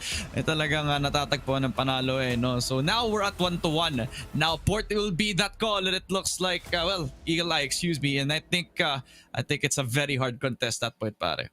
Tama ka dyan, Ramon. Alam mo, we should be talking in the shot calls, pero ako na ang bahala sa inyo. Oras na para pakinggan ang ating EVOS and Ano ko, flash, Loy! Man, I love these. Butay ko. Makilig niyo kung paano talaga Side pa! ang ating mga teams. Nice one, isa pa. Nice one. Bubo, nag-retake mais mo ko. Tuto ka. Nice! Sa atin ulit isang scope, pang ina. Wala silang magawa, galagong barilan, wala. Harasin natin to. Pansin ko si Casey natatakot talaga pag run forward positions. Ubus! Nice kill. Man, this is what happens kapag nasa port ang buong EVOS. It's crazy. Kahit sinong team pa, even if it's not bro, ganito sila. Nice kill! Sokolil. C4 C. Gigi, ano lang ka. Ibigay lang na tayo. Laban na pa. Oo. Sira. Mag-mid, wala na oras ha. Patay si. Patay mid. Pasi. Baro ka. Suko. Reload. No. Urap kin ako doon. Nice ta. Tapi. Tatlo. Exit pa. Nagdan. Nice! Nice one, boys! Bandera ito. Pero ito kami lang yun Pwede ka. Before Bartek. Exit. Smoke box. Nice one! Oh. Yun, pwede yung Grabe yung shot ni Seth. Oh, relax. Ay, patay. Kima ko na akin. Walang curve. Sa'yo lang yan. Walang curve. Relax, 3v1. Prigil sa akin pa nag-curve. Ares lang. Curve na. Okay. Tangina mo, curve lang. Isa pa ito. Ayun na, paano bin? Pares bin. Kala ka bin. Weezer. Oy, ayun na, bin. Ayun na, nag-ayun na. Kaya kill. Magkuyog ng duhay la. No! Ramon, as we finish this shot calls right now and as KLP falls down to the hands there of the enemy, isa lang ang na-take away ko from that. Talagang kapag ikaw ang EVOS para sa port map para kayo'y manalo, kailangan mo sumigaw, kailangan pure energy ka. At dahil dyan, Ramon, oras na para sa mga pure energetic casters natin ngayon. It's time to introduce once again, it's Salvatore and Sneaky Frog on the caster's deck. So much sa malupitang follow-up, no? Ramon at Bipolar. And you can definitely feel, pre, na that port was just on a chokehold by EVOS. No? Walang kawalado ng UBECMANIAC. And now heading into Eagle Eye with both of these teams having that unique identity. Pero etong EVOS na to, pre, the moment na lumabas si Eagle Eye 2.0, grabe, kinuha nga nila kagad. Ayun nga, Eagle Eye 2.0 has always been a highly contested map, especially as of recent, no, Salvatore. Napansin natin yung mga ibang teams like Pacific and itong Team Secret have picked up the map of Eagle Eye 2.0. To some extent, pare, pati yung Team Acceptance at Gaon Gaming, kinuha na rin nila yung mapa na to. So, ayun nga, it makes sense na we get into Eagle Eye as our split dito sa ating monotony of 1-to-1, pare, kasi yun nga, both teams very very good sa mapa na yun. Obviously KLP a very good Eagle Eye performer, ang ganda ng kanyang depensa especially pagdating dito sa top A. And etong si Kano, man, Kano has been one of the most annoying players to deal with pagdating sa mapa ng Eagle Eye kasi yun nga, bigla na lang siya lalabas sa kung saan mang parte ng mapa and is just gonna shoot you in the head. So, para naman dito sa EVOS, yeah, I think they can still get away yung usual na laruan nila, yung slow map control, antayin talaga na magkamali dito yung UM.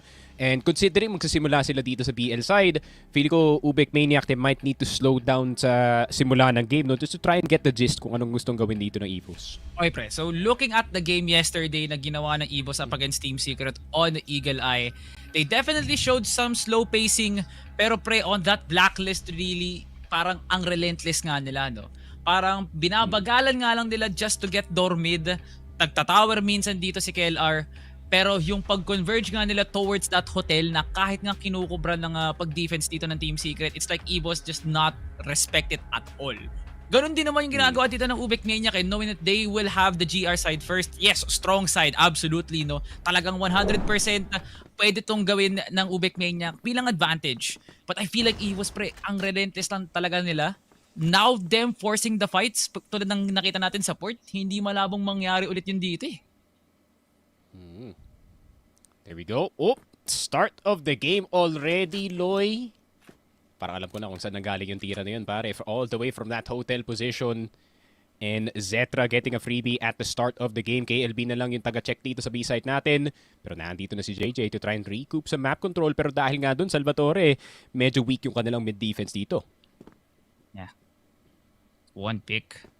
Feel like nandito dapat yung UM para hindi lang tumingin sa isang angulo, kundi dalawa eh. Parang si KLP na pinapadala na nila sa A. I feel like there's a lot of risk being thrown out of the wind here by UM. Pero ito pa rin ang EVOS na iiwan muna si KLR para lang sa LA. At impormasyon na ngayon na 4 ang posibleng mag-i-stack. Si Elvin nga na naman, posibleng maiwan dito lang sa may mid. Kano sasama, akala ata nila purong ingay yung binibigay dito ng EVOS lang sa may LA. At yeah, doble ingat lang. Wala nang posibleng mag-lurk dito, pero nang alam kung gagapangin to ni KLP. Pero sa ibabatohin ng EVOS dito lang sa site na to, pre, UM, kakailanganin na lahat ng tao dito eh. UM, 3 strong technically, no? Dito sa B-site natin, pwede mag-react agad si Kano. From that mid-stairs position, KLB looking for the opener. KSA is gonna go down. Pero Yobib, quick trade dito kay Kano. KLB will get Zetra as well. Pero Elvin getting that backline. Pero KLB na naman! He even got the third! The B-site has been cleared by the IGL dito ng UBECMANIAC. Seems like it's not only one KL that can snipe dito sa team na to, pare. And let's see, can they get the finisher dito kay Elvin? Elvin, the MVP of that last map. Can he make the 1v2 happen? KLB, bantay sarado dito sa may hagdan. Elvin hindi makaangat. Bawas na dito si KLP. And KLB with the surest shot of his life. A 4K to start things off dito sa Eagle Eye, pare. Tuno na simula pa lang yun, KLB. Nagpapatos na nga kaagad ng mga buhay dito, pre. Like KLP, the confidence na i-hold niya lang yung tower na yun. And then 3 are converging towards hotel. Napaka-risky nun UM, pero alam mo naman dito sa UBECMANIAC kay kapit patalim ang mentality nila, knowing that Eagle Eye is kind of like a retake na map eh. So kung kailangan naming ibigay ito, yun na lang gagawin namin. And KLB, nilason si KLR dun sa may tower. At ayun na nga pre, another opening here for UM. So now with a lot of members by EVOS na nag-converge na lang dito sa may hotel, safe to say pre na hindi na dapat ito yung panahon para mag-lurk si Elvin eh. Manpower is going to be huge pag ginawa to ng EVOS dito lang sa may B. Uy, pero Yobib, kita yata yung ulo ng isang player dito sa second mid. Zetra starting to investigate. Loy somewhat in danger, and in danger he was, pare. Loy is gonna go down dito sa sniper ni Zetra. 2 snipers against 1 dito sa B-side. KLB rotating quickly. Not getting that quick scope dito kay KSA. And KSA is gonna gain some distance. Galing sa kanyang anti-frag. No. Gonna go all the way dito sa long. JJ will get itong si Elvin. And that's a good start dito sa retake ng UM. Their retakes have been one of the biggest problems dito ng EVOS in that first map. Pero Zetra, not gonna allow entrance dito sa hotel just yet. Pero KSA manggagaling dito sa spawn. KLP still gets a shot. 2 versus 2, 24 seconds left on the shot clock dito, pare. And KLB hits it where it matters. Pero Yobib, it's a 1v1 sniper. versus star player dito ng EVOS. KLP around the corner, could not get the better angle. EVOS gets the 1v1. Napaka-tense ng round na yun, pare. Oh, men. Talagang binabalaan silang ng UBECMANIAC yung paa nila sa sampayan, pre. Like, isipin mo kung gaano sila kaingat para lang mag-clear ng angle, pre, dun lang sa may hotel. Oh my God, EVOS doing an early game route once more, going aggressive dito lang sa may LB. Hindi talaga natitinag ang EVOS just to get that slight of an opening. And another one by Cetra. Ngayon pre, pinadala na nila si KLP na dapat nasa A na ngayon. Oh my God, the threat is imminent. Ramdam na ngayon ng UM pagyanig as EVOS looks for a 4-man execute again. Not gonna lie, feeling ko EVOS, they're actively really trying to find itong si KLP dito sa mapa na to as soon as they hear that AWM shot ring, para they're probably gonna go on the other side. Pero KLP spotted, timing purely dito sa second mid, at pati si JJ nahulog na rin. Kanu na lang natitira. 1 versus 5, the young king. Let's see what he can do dito sa mapa ng Eagle Eye 2.0. A 1 versus 5 is a heavy task for a 16-year-old, pare. Or a 15-year-old rather, pero Kano will spot itong si Elvin.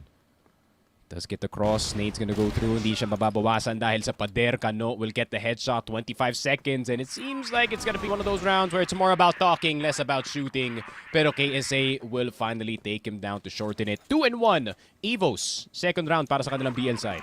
Merong mang team na ginagamit yung baril nila para makapagsalita, that's definitely EVOS, no, pre. Lalong-lalo na nga rin si Cetra.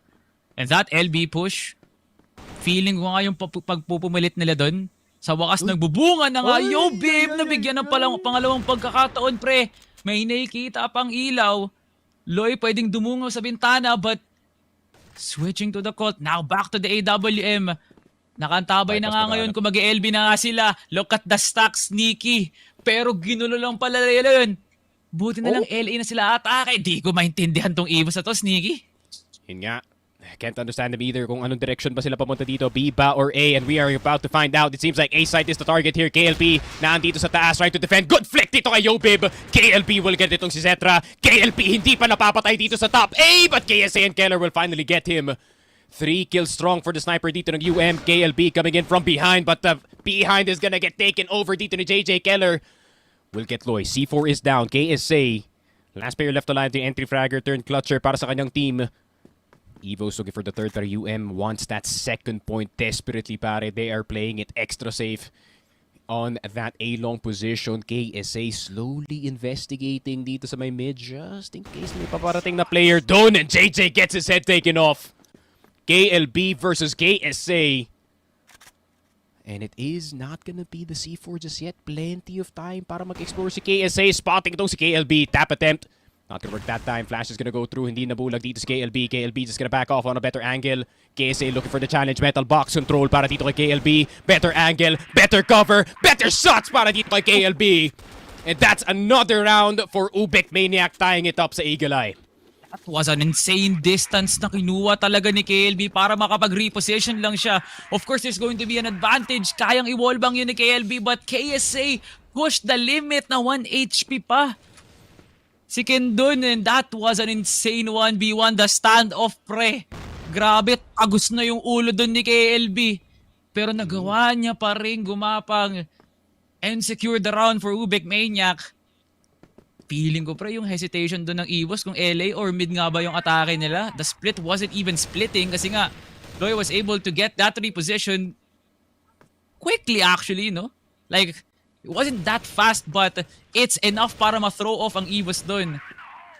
Cetra now going in for the nade, and Kobe, sinalo talaga ni Loy. And that is the most anticlimactic pick na pwedeng mangyari dito sa early round na to, pre. EVOS now on a hold panandalian. Kinakapat, kinakanvas pa kung LA o mid ang atake ulit. Uy, KLP. Bridge position taken. I think naspatan niya yung mga ibang players dito ng EVOS, so he is backing off all the way dito sa may bridge. But no hotel take attempt just yet. KLB more worried about bridge than yung hotel itself. But he is starting to look.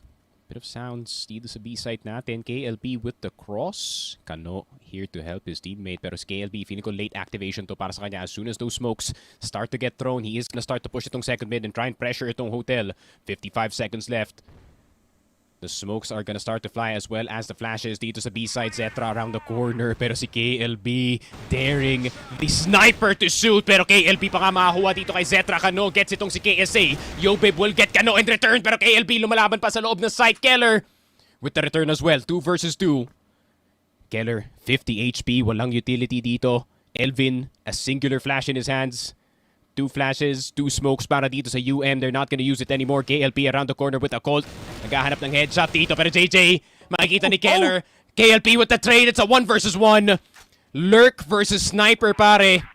KLP in another 1v1 situation. Doesn't hit the shot. And yun lang. It curves around dito kay Elvin, pare. Ghost kay Elvin yun. Sa POV natin tumama, pre. Tumama yun, par. Elvin. Wait. Grabe. May dalang anghel dito sa Eagle Eye. The usual KLP scenario, pre, tatama yun eh. At si Elvin ang layo ng iikutin niya. Baka nga pumunta pa ng hotel eh. But no, he went to RS. Para talaga i-force yung laban kay KLP. For sure naman, EVOS knew the information, pero Elvin was... Grabe naman, pre. I am so confused kung bakit ganito ka-risky ang binabato ng EVOS, pre. He had no business na agrohin dun si KLP, pre, knowing how much of a caliber this player is. Grabe. Parang in-iderio si KLP, no? Sa lahat pa ng tao niya, iderio dito ni Elvin. It had to be itong si KLP, pero sometimes you have to risk and sometimes... you have to fall. Zetra falls at the start of the round para dito sa EVOS. No more snipers. Keller's gonna pick it up actually. Try to take out itong si JJ, and what a nice shot out from the crouch into the body dito ni JJ. Pero meron pa namang KLP na kailangan pa nila isipin sa top A. Kung hindi nila makuha dito si KLP, pare, mauubos at mauubos sila dito sa A side. Knowing Kano is gonna have a great time supporting him, pare. It's a very bleak setup para dito sa EVOS, no? Wala na silang sniper, pero kailangan talaga itaguyod ni KLR, and this man talagang nagtayo na ng bahay dito sa tower, pre. Kahapon pa siya ganyan at hindi rin magbabago sa mapang to. Oh my goodness. Now here comes the execute. Pinapush na nga to ng EVOS. Si Loy ang unang magiging biktima ng entry nga, and KLB gets the clear. Pero lamang pa rin sa tao dito ang EVOS Esports, pero hindi nga sila mapakali. Si KLR nakabantay sa door mid, hindi makapag-cross si Kano. Si KLB, kailangan niya i-clear itong dalawang to. Tumingin kayo sa likod nyo, EVOS. May kapitan na kailangan nyong sumaludo. Pero walang karespeto-respeto dito sila Yobib. Elvin boy pa rin. KLR nakalason na naman. Grabe naman tong duo na to, pre. EVOS, maximum ang pag-disrespect. Yun nga, 4-2 in the face of UM dito, pare. And this is what I expect galing dito sa EVOS, especially galing dito sa EE nila, men. Pero hindi ko in-expect yung ganitong kabilis na gameplay, no? KSA being fearless, Zetra looking for the openers all the time dito, pare. And grabe, it's been a godlike performance para dito kay Keller, finding so much frags across the map, 8-4 dito sa laruan natin.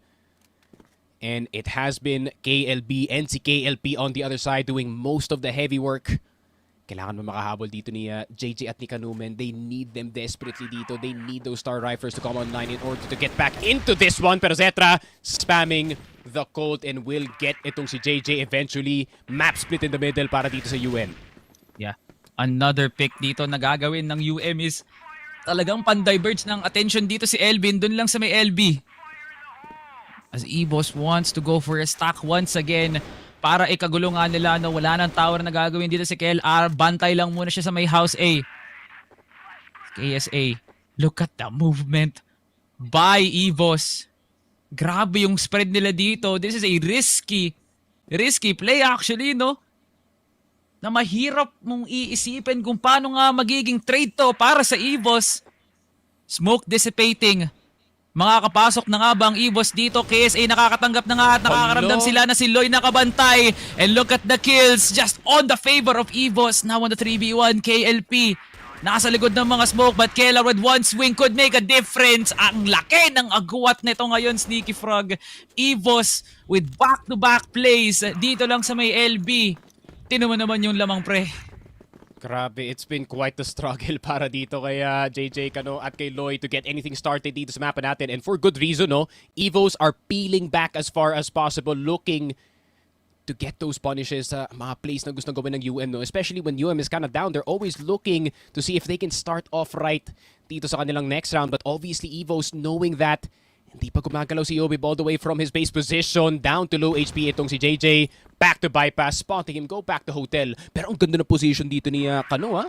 That could stop this entire A push, men, kung di sila careful. This could be another replay, actually, no? But seeing though na palagi na lang mid, at the end of the day, pre, the moment na mag-overstep si KSA dito lang sa maybe, yun na yun, etc. Just, he's just clearing everybody, pre. Kada challenge siya palagi na nanalo. Elvin gets the wall bang over to Cano. Akala nila makakapag-hotel control na sila, pre. Yeah, this is UM just going for desperation plays, pre. Sad scenes ang nakikita natin dito. Pikit ang mga mata si EVOS. Kada galaw nila sa mga papre, may napapas lang na UM. And this is just a slow execute. Hindi pa nga ito yung full eh. Binabagalan talaga ng EVOS. Hindi makasabay ang UM. KLP swinging, pero ang ganda ng trade na kukunin ni Yobib dito. And Yobib just drive-bys the captain. And EVOS, that was an amazing play. 6-2 in this game. Napahuna ang UM sa dos. Grabe talaga si Kellar. Every single time, he's found something. Pero si Zetra, man, he's slowly starting to activate sa mapa natin. And ayun nga, Loy, that's what we need. Galing dito sa UM, that's what we need from you specifically, pare. Not being afraid to look for those openers in the map. A 6-3 wouldn't be too bad para dito sa UM, knowing how good their BL side is. Pero titignan pa natin, EVOS. Definitely still capable on the 4v5, pare, if they can find the right spot at the right time. Pero si Elvin, siya talaga yung magiging difference maker dito, Salvatore. Kung makadaan siya ng mid and somehow finds a pick on Cano or JJ, pwede pa madistract dito yung UM. Kahit paano, no, this is a breath of fresh air para sa UM. Na hindi lang nila nakuha dito yung boy ni KSA, pero duguan na si Zetra. So just one clear over at B could mean a difference. And Zetra just walking in another pick by Zetra. Paktay si KLB. And now UM. Could this still be the setup dito lang sa may B site? O lahat ng mata ng EVOS rekta na papuntang mid to A. Still could be a different scenario here, but Kel Artome testing, and look at that setup here by Loy and KLB. Yobib kukunin din yung boy ni JJ Cano, going in for the lurk as Yobib pushes and he gets the kill. Bakanteng-bakante na nga ngayon ng A-side, parating pa lang dito sila Loy, and there goes Zetra getting taken down. KLP fighting for his life kahit bulag pa nga dito. Yobib is just getting the kills, and Yobib just delivers para dito sa EVOS Esports. The Prince, inaabot na yung corona, pre, oh. Ayun nga, the Prince of Filipino Crossfire is back in the server, pare. It hasn't been the best series para dito kay Yobib. Pero ito na nga, nagpapakitang gilas na dito sa Eagle Eye 2.0. Let's see what they can do pagdating sa kanilang GR side. Obviously, no, UBECMANIAC, sobrang galing nila mag-BL side sa mapa na to. That it boggles me how they get map control at any part of the map aggressively dito, pare. So let's see if that magic is still alive dito sa ating EE 2.0. Obvious defensive setup naman para dito sa EVOS. This is the 2-1-2. And 2 players playing itong Hotel. Zetra. Flash is actually banned. Almost getting itong si KLP. Colt in close quarters, a very dangerous thing. Pero yung HE nade wala magagawa dito. JJ gonna go back from that mid position. Mukhang tatargetin nila yung B-side dito and is gonna try to wrap around dito kay Elvin. Smoke's gonna go down. Elvin round the corner. Quick scope. Zetra will get itong si KLP as well. Pero Zetra also worried about his behind. Will not notice itong si JJ na umakyat na dito sa hotel stairs. Yobib will get KLP. It's a 3v3. Pero lalabanan ba nila yung B-side dito? Mukhang hindi. They're just gonna back off all the way into spawn, into tower, into A-long. Mapapaalis na rin si Keller dito sa A-side. But that moment's hesitation, napansin niya na wala nang ingay dito sa B-side. Babalik yata sila sa A. Aasa sila dito kay KLR. Kanina pa nga lumiliyab dito, nakita na kagad, pa-retreat na, and si KLR nabutasan na nga ng ulo dito, via Kano, and Yobib just swinging, and he always gets those kills, and what the hell, Yobib? Just what the hell, pre? Anong crossbar ba nilalaro mo? Si Kano tumesting, and he just floors everybody. Lahat tumumba. Lahat tumumba dito sa Wala silang kinikilalang prinsipe pero parang ngayon kailangan na nilang respetuhin. Ayun. Ayun nga, man. Finally, Zetra, after a hell of a streak on that AWM, pare, will get punished for sins. Gusto nga ibahin yung nickname dito ni Yobib. It could be the Dark Prince of Filipino Crossfire, but it goes dark para dito kay Elvin dito sa hotel. KLB, what a nice shot on that AWM, pare. It's been a while since we've seen him on that weapon. Pero still steady dito sa kanilang pagkuha ng mid control. EVOS realistically still has control dito ng long, and itong mid KSA will get taken down. Keller cannot hit the shot dito kay Loy as he does the second time around. Yobib spotting itong si Kano, trying to play the samba dance with that M4, pare, pero hindi pa siya mamamatay yet! Yobib once again out with 22 HP, pare, pero yun lang, it's 1 versus 2. 22 HP, and they dream the Dark Prince of Filipino Crossfire as a hell of a clutch under his belt, pare. Pero KLP yung kalaban mo dito, men. KLB now on an M4. KLB has the same as well. Isang daplis na lang ng bala ng M4 na to, and this is gonna be breathing a sigh of relief dito sa mapa na to. Pero yun nga, KLP finally gets it. And mapapahinga dito yung UBECMANIAC, man. Finally, around on the board para sa kanila dito. And hindi araw-araw Pasko para kay Yobi, pre. Pero who would have thought that Yobi was able to separate 4 players dun sa loob ng B-side, pre? How could you have possibly done that? Yobi, hindi na lang siya basta golden boy ng EVOS, pre. Parang unti-unti na siyang nagiging god nga talaga ng tuluyan. Unting patunay na lang. Pag natapos tong seryeng to, kikilalanin ka na nga talaga ng mga tao ngayon. Habang ang EVOS dito, pre, komportabling umuupo sa trono dito sa Eagle Eye. Gapang na gapang ang makaakyat man lang ng imperyo. Yo, bebe! Another pick! At ganun naman talaga ngayon, pre, nagpapakawala ngayon ng EVOS. Para talaga sure na pass lang si KLP. Tingnan naman yung ginawa doon ni Yobib. And here comes Loy. KLB now pushing KSA and KLR on defense. Bit of a quick setup. Actually, very quick para dito kay Loy to get all the way dito sa baba ng house. Or pero bit of a thin angle para dito kay Keller. Sasabihin ko pa lang, KSA will get itong si Loy. And spotted si JJ on that metal box. He's gonna need the help of Kano para i-clear itong si KSA. KSA vulnerable from that HE nade pero may iwasan niya just in time. Keller into top A position.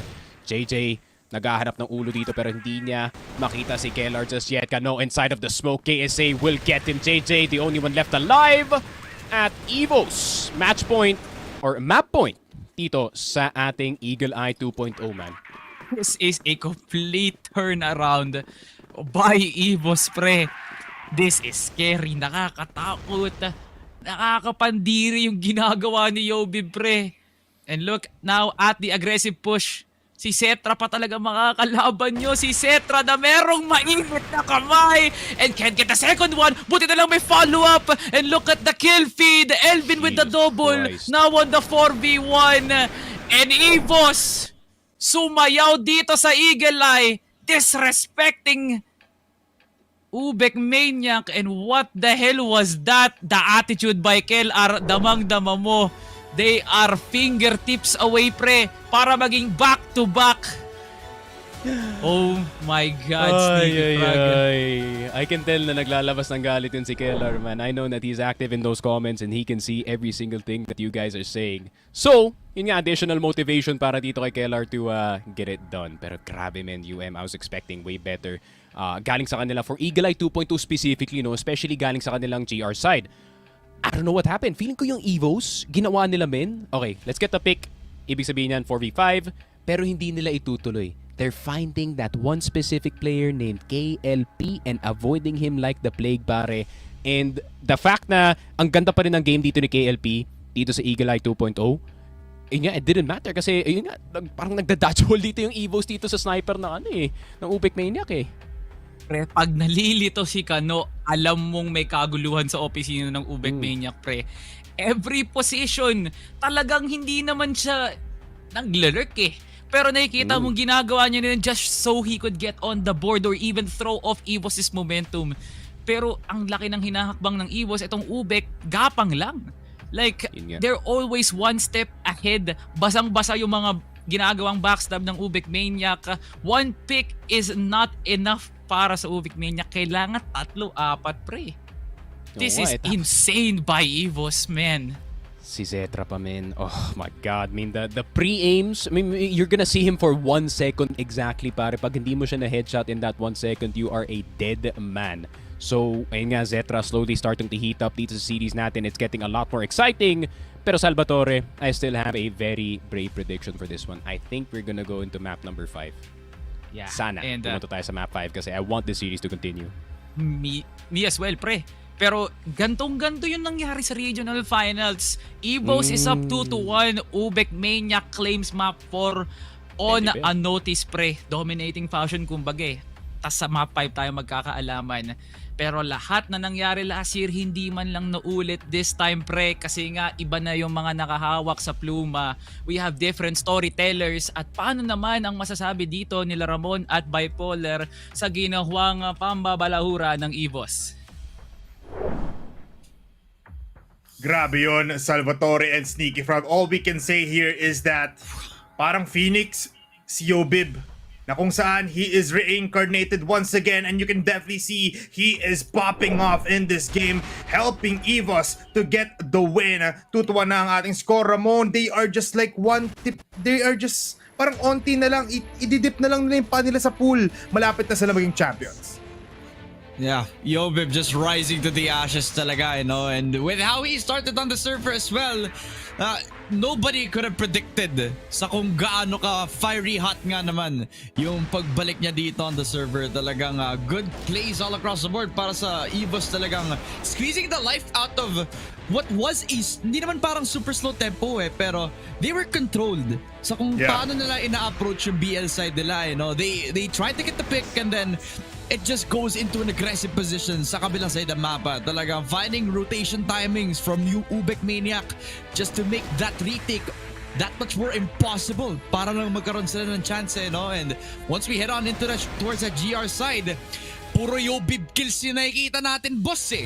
Talagang siya na yung nagla-light up ng kill feed ng paulit-ulit. And then you can also add Kellar into the mix as well.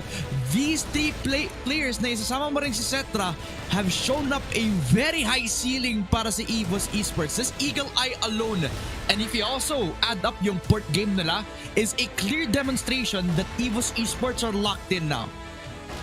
Yes, tama ka dyan, Ramon. Alam mo kaya nga sinasabi ko parang Phoenix lang dito si Yobib, because after the past few days na he was not popping off, finally, you can definitely see the legendary Yobib himself. And KLR also showing the fray that he is something to be reckoned with. 1.86 sa kanyang KD. 3.80 kay Yobib. Just owning UBECMANIAC dito. By the way, mas mataas ping KD dito ni Yobib sa points ng UBECMANIAC.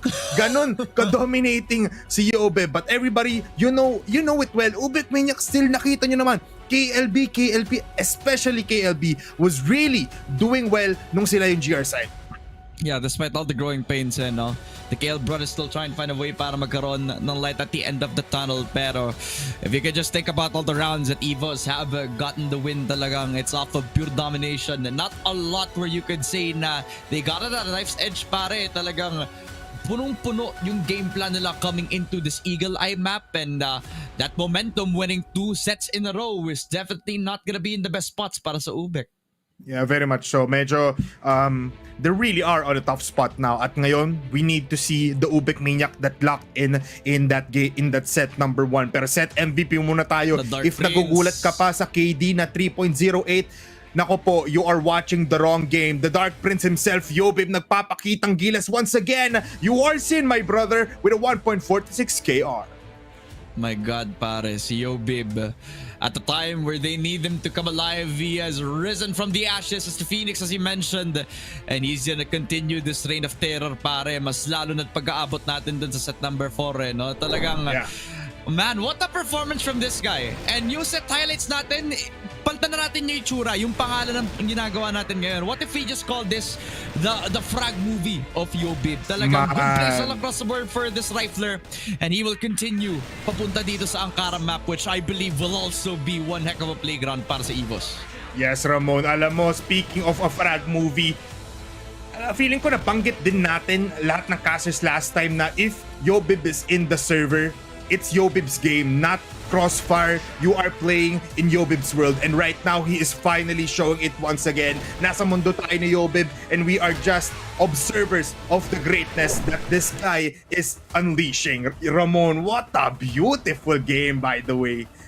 Coming in from EVOS and UBECMANIAC. Pero before I throw it off to you, mukhang meron tayong audience comment. Tama ba, Direk? Ayun, meron nga. Meron nga, boss. Tingnan natin. Comment lang kayo below para sa mga gustong makipag-sali dito sa audience comments, no? From Miss Bito Marin. Ay, nanay ni Yobib! Very awesome, boss. Let's go, Team EVOS. B-Boy Yobib. Idol, galingan ninyo lahat. Grabe naman siya, mami, Yes, sir. Alam mo, this is also something na you have to be in the know. Kasi syempre, sobrang invested din, not just the players, not just the audience, also the family members of these players, which is really, really awesome. So B-Boy, Yobib, man, you are making the people proud that are watching you right now. Bito Marilyn, man, thank you very, very much po. I hope you enjoy the show very much kasi there's still a lot more action. Alam natin, isang point na lang away ang EVOS to maybe get the championship. Pero ang UBECMANIAC, we know them to be a force na talagang, alam mo yun, medyo mag-awaken in the dark, just like Star Wars. Pero everybody, let's go into a short break bago tayo makipagbakbakan once again. Cfs Ph Masters 2025. We'll be right back.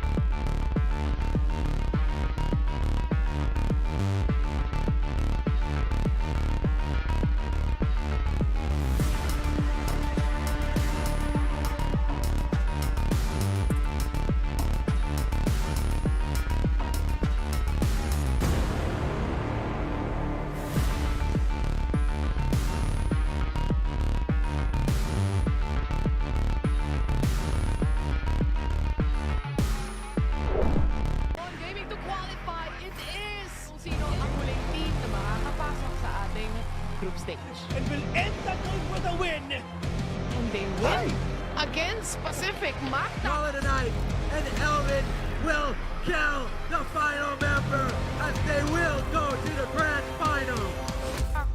The dynasty is still well alive. Pacific Masta will be your 3-time champions of Cfs Ph Masters.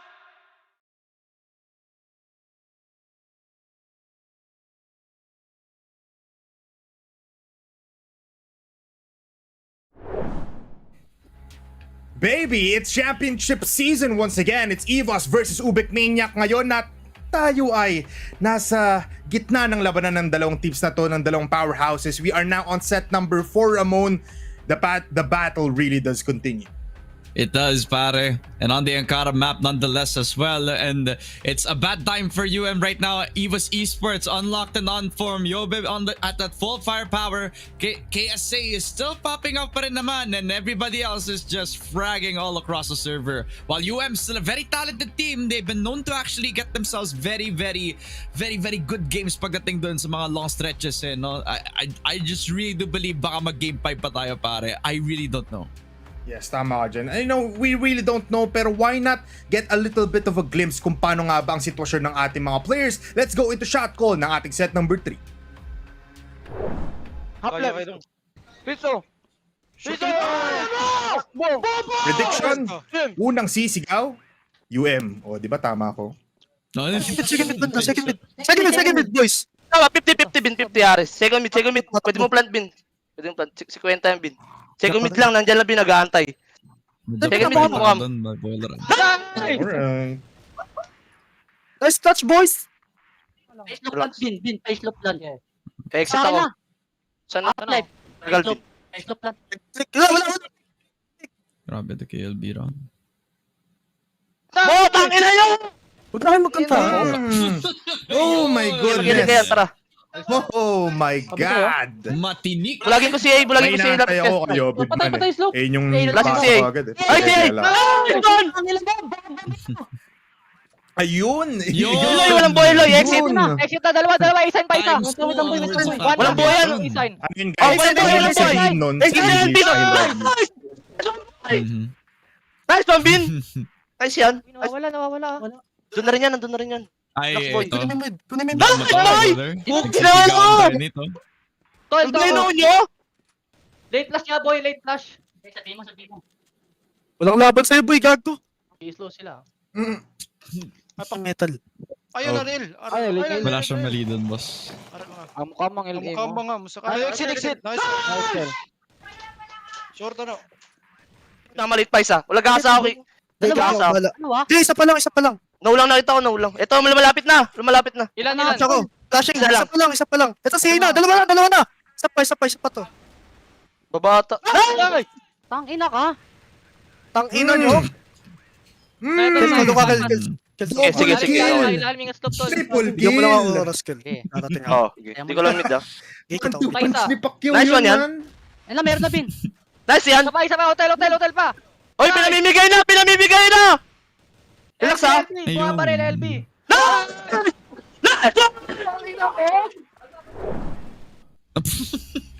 Naka-ready na yung kamao ko, Ramon. Naka-ready na. Kasi parang nasusuntok ako. Pero ganito kasi yung stance ko, Ramon eh. Ganito ako mag-stance. Ganun. So bukas ka dyan. Oo, hindi. Para left and right. Tangke ko lahat. Pero everybody, habang tumatagal ang laban, ibig sabihin na mas naglalako ng ating mga players for both of these sides. Pero for now, pasok na tayo sa ating set number 4, Salvatore and Sneaky Frog. Let's go! Grabe yung combination dun ng ng EVOS left right na puro crossfire rocks ang naririnig natin mula sa kanila. Palong-palo eh. At talaga naman na pinapatunayan ni KLR na totoo nga siya sa mga sinasabi niya. Kinain nila ang UBECMANIAC ng buhay dun sa Eagle Eye, pre. For sure, man. And grabe. I mean, it wasn't even like any, I wouldn't say any realistic chance. Feeling ko may chance pa naman dun yung UBEC if nagkamali nga lang ng OT EVOS. But then, Inang, di sila nagkamali pare. Every single round dito sa kanilang GR side was absolutely perfect dito pare. UM could not get any openings. Yun nga, Kano was struggling, JJ was struggling, Loy was struggling especially no pagdating dito sa kanyang hotel defense. And ayun nga, I feel like the more defensive-minded team, kagaya nga ng EVOS dito, kind of sitting back looking for those openers galing dito sa UBEC na sila na mismo yung magbibigay. It's working perfectly para dito sa Eagle Eye. No? And the fact na medyo maliit pa yung mapa natin no, kumpara sa ibang maps natin sa map pool, it kinda is a lot better para dito sa EVOS who are a lot slower of a team. Man, like the methodical approach na EVOS na hindi tayo talagang sanay totally kasi from the gameplays that we saw during the group stage, it's not really that sort of EVOS of an image, no? Sinabi nga naman talaga ni KSA noong una na wala pa to, itong group stage wala pa to, sa dulo pa tayo magkakaalaman at sorpresa nga naman talaga ang hatid nila dito sa PH Masters Grand Finals and Ankara, a familiar map na kung saan natumba ang UBECMANIAC sa Game 5 last year.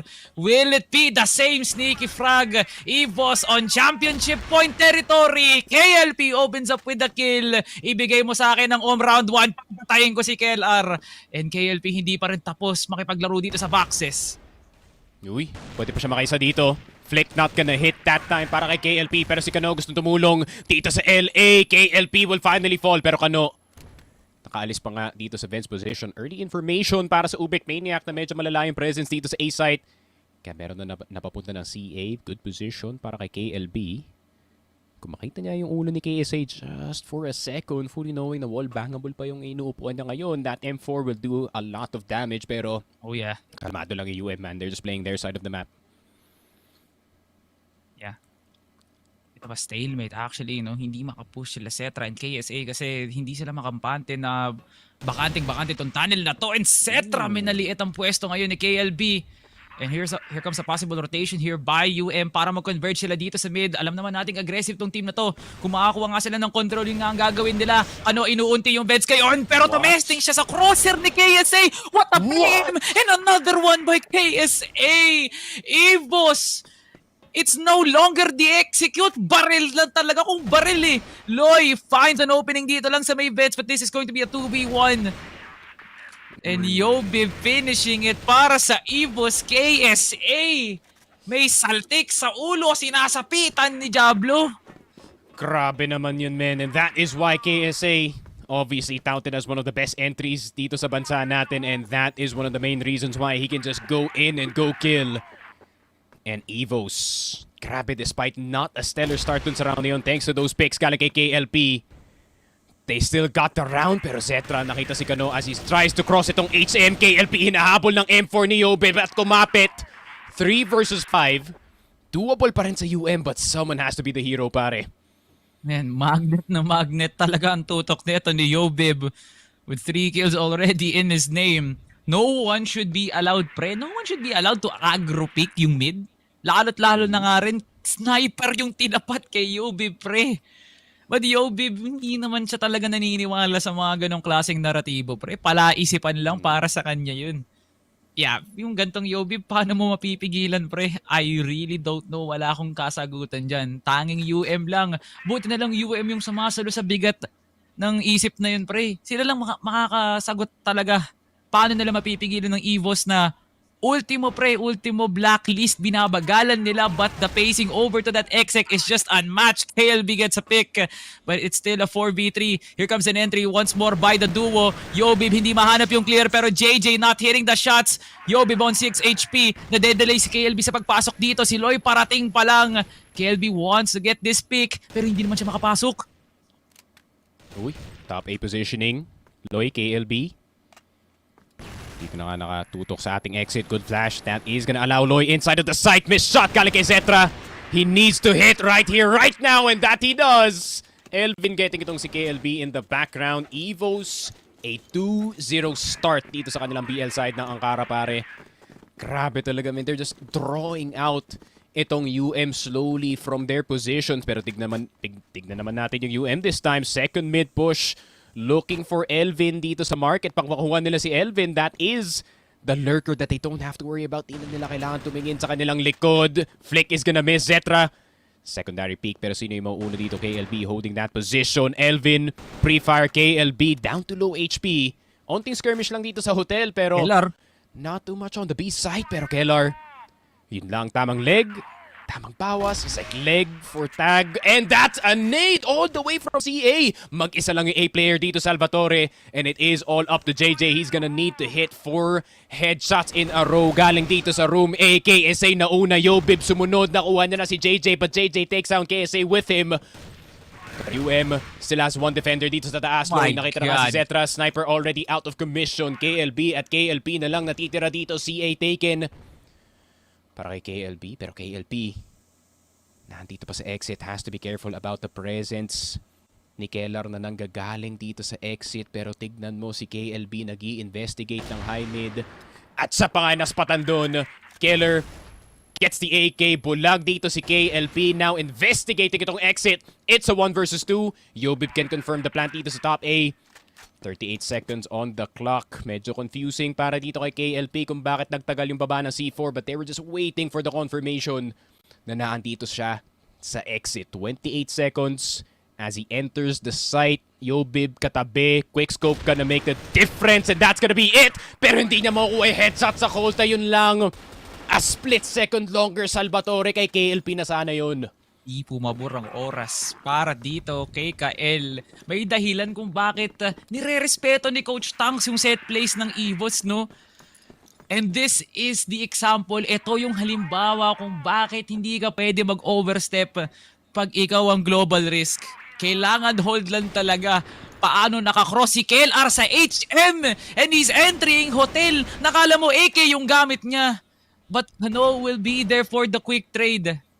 Pre, EVOS is just connecting. Lahat gumagana. Buenas nga naman. Ubos yung mga anting-anting sa Quiapo, pre, para lang mapagana nila yung mga rounds na to. And this is EVOS just putting all the stops in. Kano with a quick swing. And then a Mamba out. Nabubuhay na nga ba ng dugo ang UM? Hindi pa tapos ang round na to. Pero may senyales na kahit papaano lumalaban ng UM. Oh, what a shot! Galing dito kay Loy, getting itong si Zetra. Backing up all the way, man. It's just picks and run away para dito sa UM. And slowly the numbers dwindling para dito sa EVOS. Yobib, Elvin, the lurk and the support. The last 2 players left alive. KLP with a sure shot dito kay Yobib. Second swing, Elvin. Not gonna get hit through the box. Elvin getting the headshot dito kay KLP. C4 nasa kanyang kamay. Kano in that hotel position, will not catch itong si Elvin just yet. 34 HP. A shot to the chest and the leg, pare. Loy on a singular point of HP. KLB with the AK-47 as the timer ticks. Pero alam naman natin tong si Elvin Salvatore. He is such a rat na mag-aantay siya dito na matagalan, pare. Yeah. Elvin needs to get that right pick. Yung hindi si Loy, si KLB nga naman talaga. Ngayon mo gamitin yung pagkatahimik mo sa mapa, Elvin, para mapaghiwalay mo tong dalawang players na to. Pero si Loy hindi rin mawalay kay KLB, and that's shot by Loy. Beautiful para sa UBECMANIAC. But as it stands, Sneaky Frog, EVOS pa rin ang namumuno sa mapan to. UM got a very good play mula doon sa hotel, mula kay Kano. And that's just a start. Buti na nga lang UM can still fight habang kumpleto pa ang mga braso nga nila. JJ and KLP, very aggressive. Kano, pakross na nga rin ang bypass.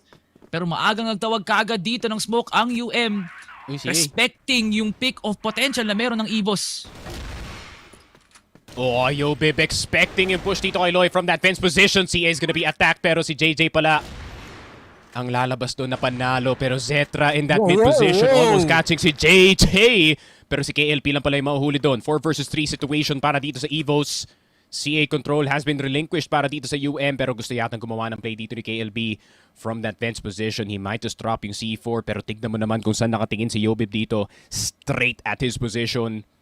Kaya medyo doubtful pa na lumabas dito si KLB, but you know he wants to. You know he wants the numbers back in his favor. KSA in that CA position. Catching itong si KLP as he falls down. KLP will get KSA, and Yobib, the captain, taking matters into his own hands. Elvin, Zetra na lang natitira. KLB nakaulo na. Pero KLB nandun pa rin sa boxes. He still wants to fight face to face with Elvin. Elvin, Zetra, 2 quick ones. And it's a 1 versus 2 all of a sudden. Pero Kano from behind with the timing. Will get one. Pero si Zetra pa nga yung natira dito, men. This is such a good weapon for this position, pare. EA with a sniper. Pero Zetra mapapaalis na lang. The pressure's with him. Pero Kano, recognizing na hindi na nakapeak dito si Zetra on EA. So he gets a bit of timing dito sa boxes. Oh Pero my God, Zetra. with the sniper. The timing is better para kay Kano. Oh my God, the new king is here. 3-2, UBECMANIAC. Hindi pa tapos dito sa series natin, men. Grabe. Nararamdaman ko na yung comeback galing sa kanila, but they need to get this next round, man. Paparating na ang UBECMANIAC, pre. Sa kung ano man ang binabato ng EVOS, nakakasabay na sila sa current, pre. Kahit papano, pre, there is still life para sa mga Cebuano boys natin. As EVOS, despite steamrolling 2 players para maging 2 for 2 and eventually a 2v1, akala natin si Elvin na yung alay para makuha ng EVOS yung round na yun. But Kano, pamilyar sa mga ganong klaseng sitwasyon, pre. And now, EVOS, nakakaramdam na ang UMA gumagapang nga sa series na to. There needs to be a statement made here by EVOS and UBECMANIAC. Ayaw nila sa mga ganong klaseng senaryo, pre. But now, with their defense slowly not really seeing any potential para nga naman talaga gumawa ng lurk play o talaga magpamalas ng ingay dito lang sa may tunnel, it's safe to say, Sneaky Frog, na hindi tayo lalayo sa ideya na baka 5 versus 5 na retake or even a 5v4 eh. And this is one of the more quiet rounds natin, no? For both sides of the server.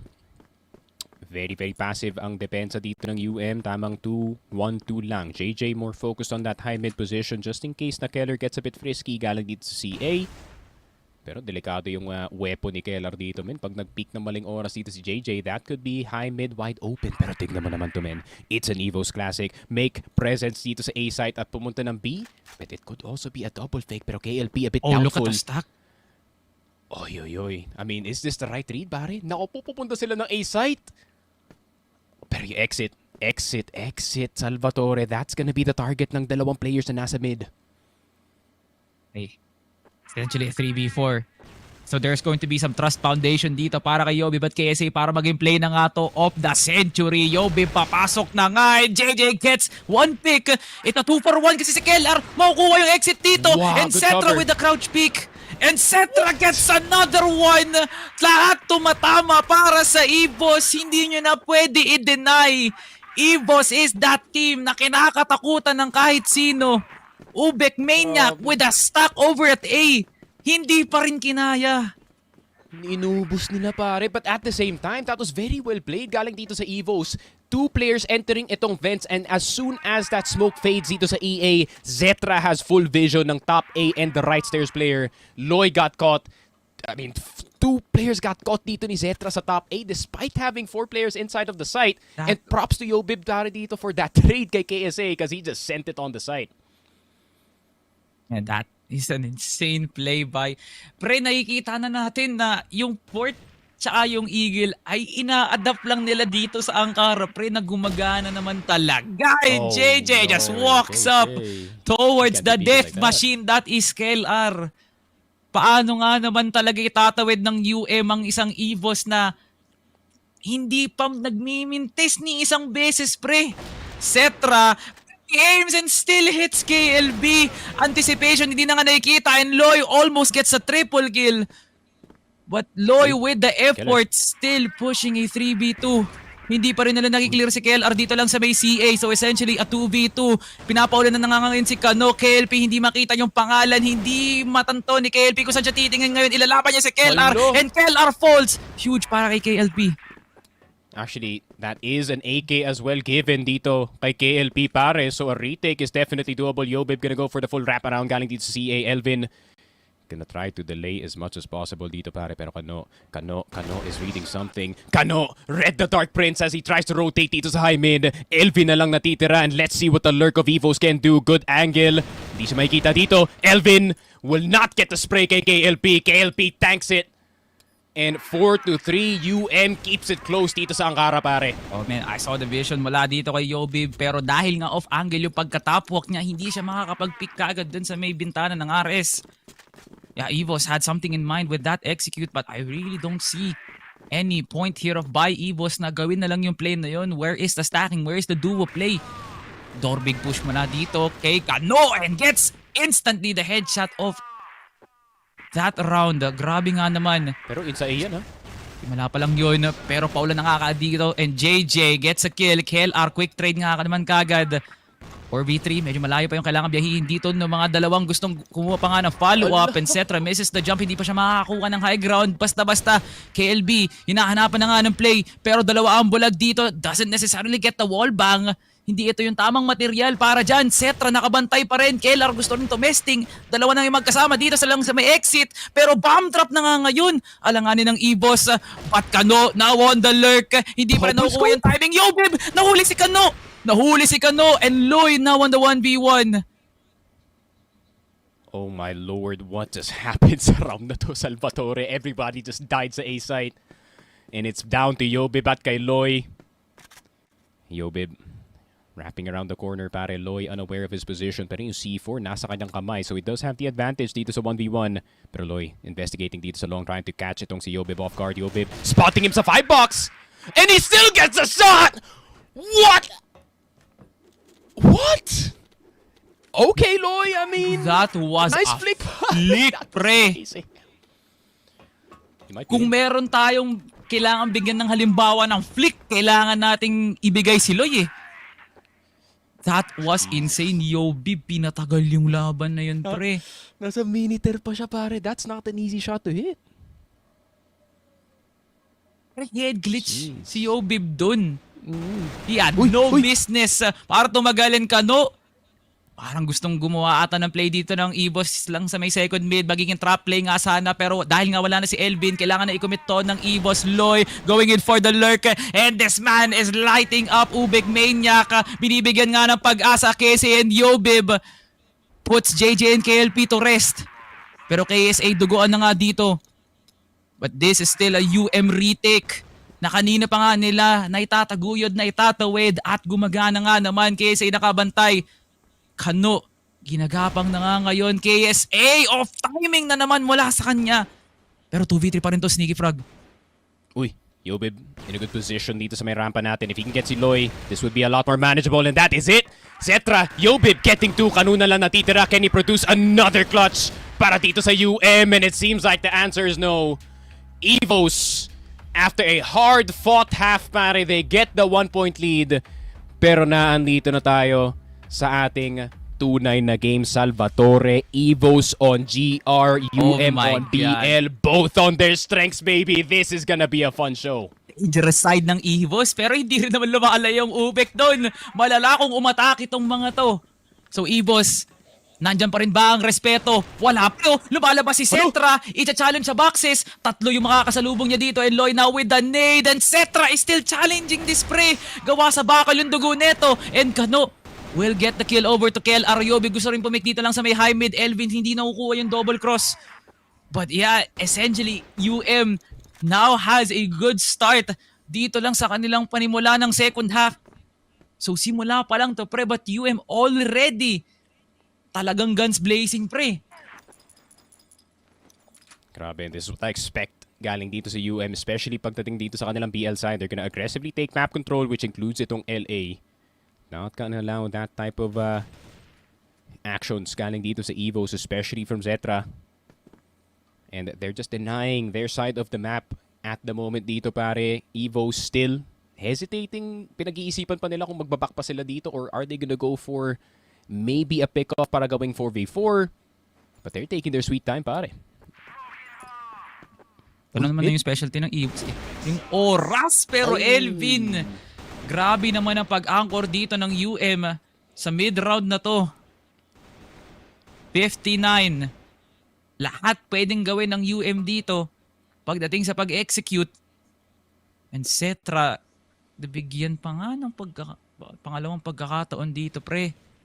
baka maging mali pa to para sa kasi Cetra will indeed fight for his life knowing na pa rin naman yung gamit niya. Bulag na bulag ngayon si Yobib pero matagal niya ring mawawala dito and KLB will get the kill. Nice lurk mula dito kay Kapitan and KSA will be the one to help propel Cetra para maging EVOS round pa to. Pero napakalayo sa katotohanan kung paano makakalapit si KSA sa site. Kano na with the lurk. Makikita to ni Cetra at hindi gagana yung sniper dito. And KSA gets 1. Tatlo pa rin ang harang dito. Nasa sandwich si KSA. Pero damang-dama na ni KSA. Na round na nga to ng UBECMANIAC. Time for a reset. Sneaky frag kasi stalemate na to. Ito na nga, 5-5 and this is probably one of our more important rounds, pare. Round number 10 to decide who is gonna break the monotony ng tie natin dito. Elvin in that second mid position. Keller taking itong hotel pero rinig na rinig ang kanyang pagtapak, ang kanyang pagtalon pero wala siyang pake. Kano will go down and that's a good bait play galing kay Keller. Making noise on purpose sa hotel para mapatingin si KLP. And Kano obviously desperate to trade his teammate, pare. Nakita na doon ang maling angle, min. Nako po. I mean, that's a good start para dito sa EVOS.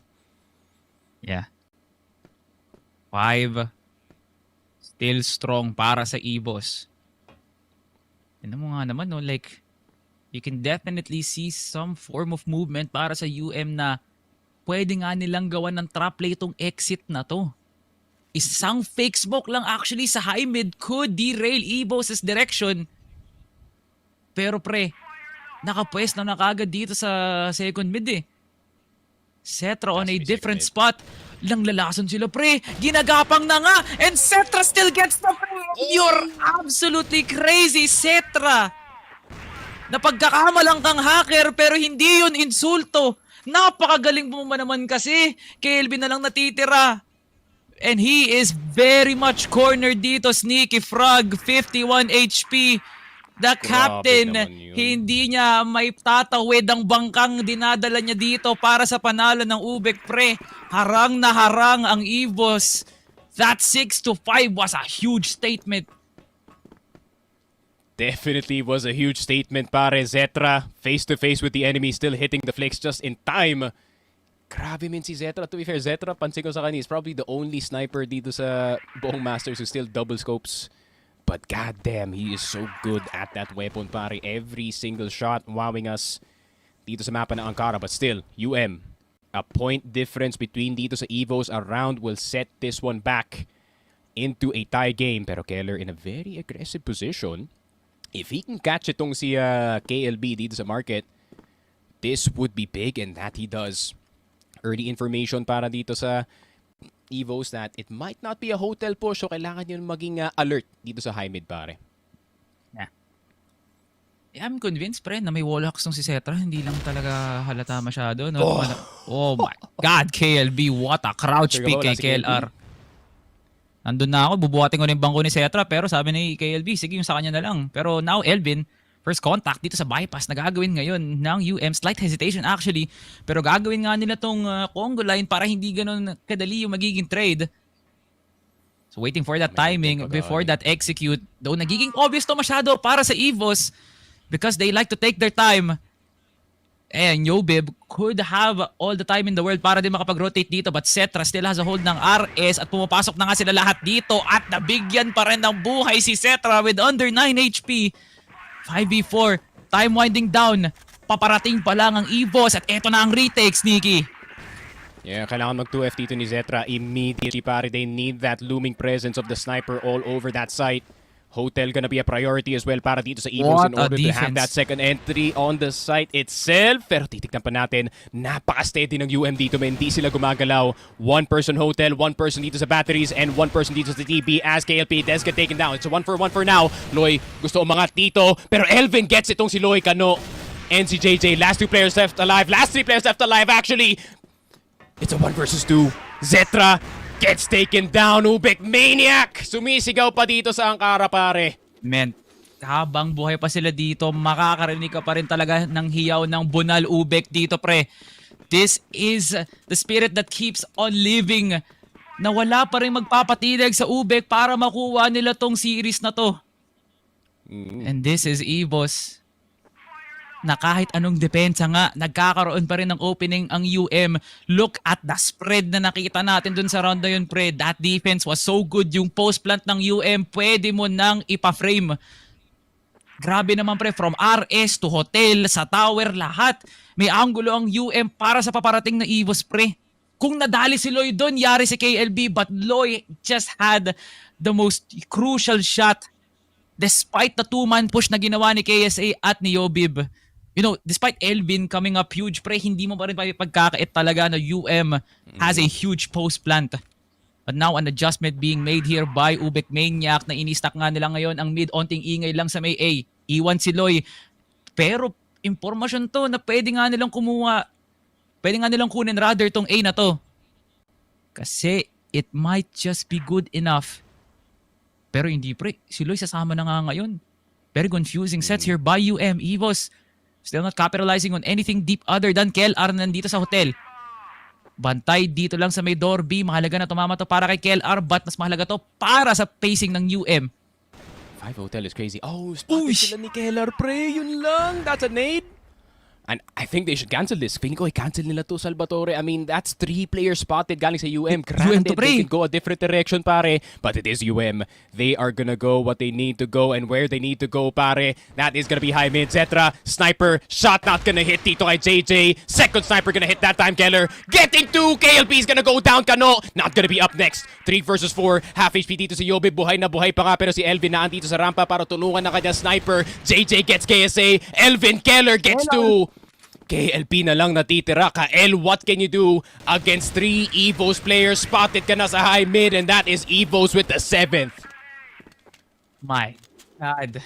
Pre, I can't take it anymore. Talagang pampalakas na puso lang talaga tong laron to, pre.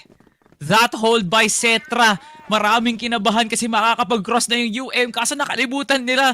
Meron pang isang Cetra Junior dito with KLR.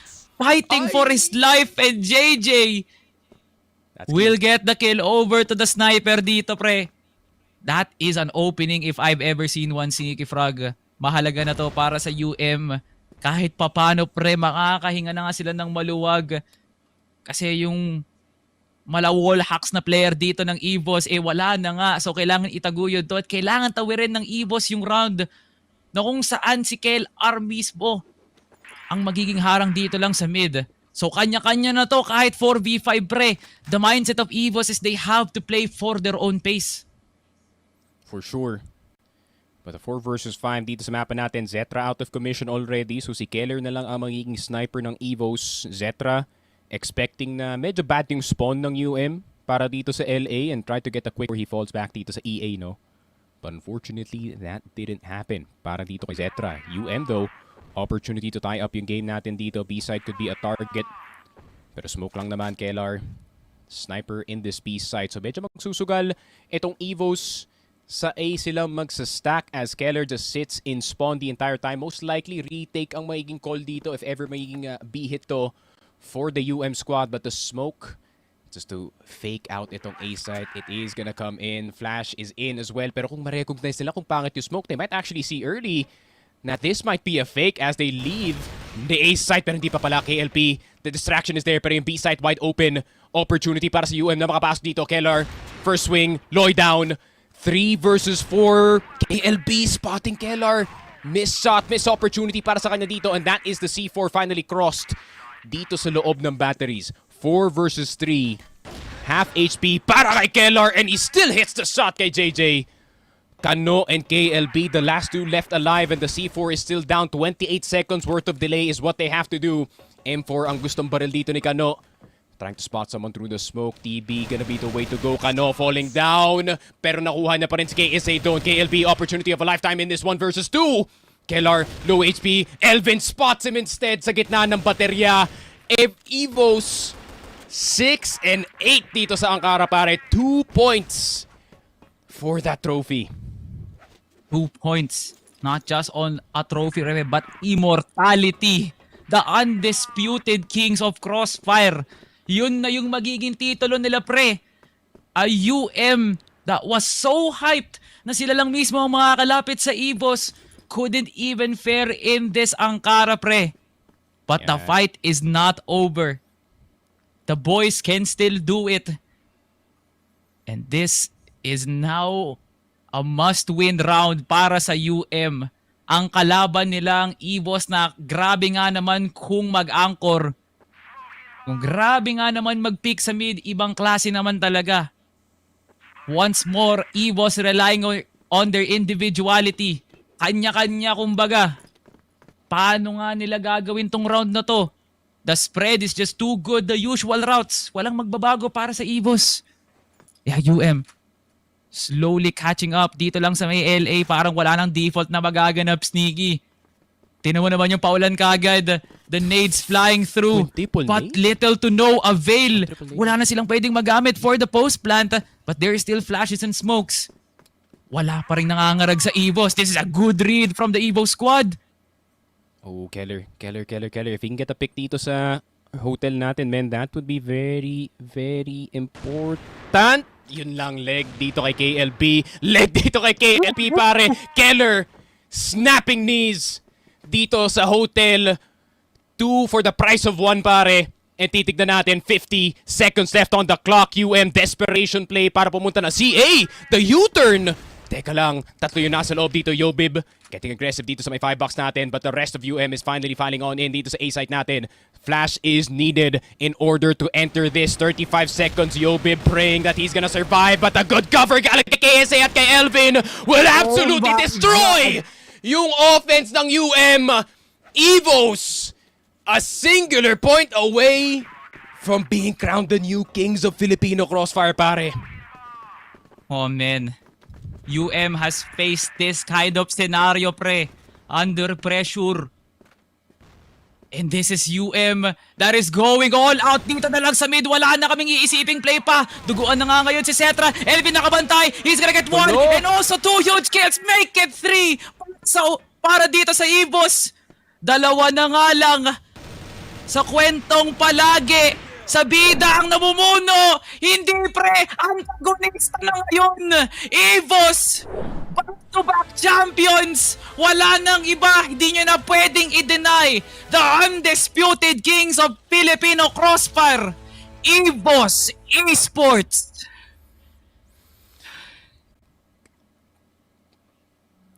Grabe, men.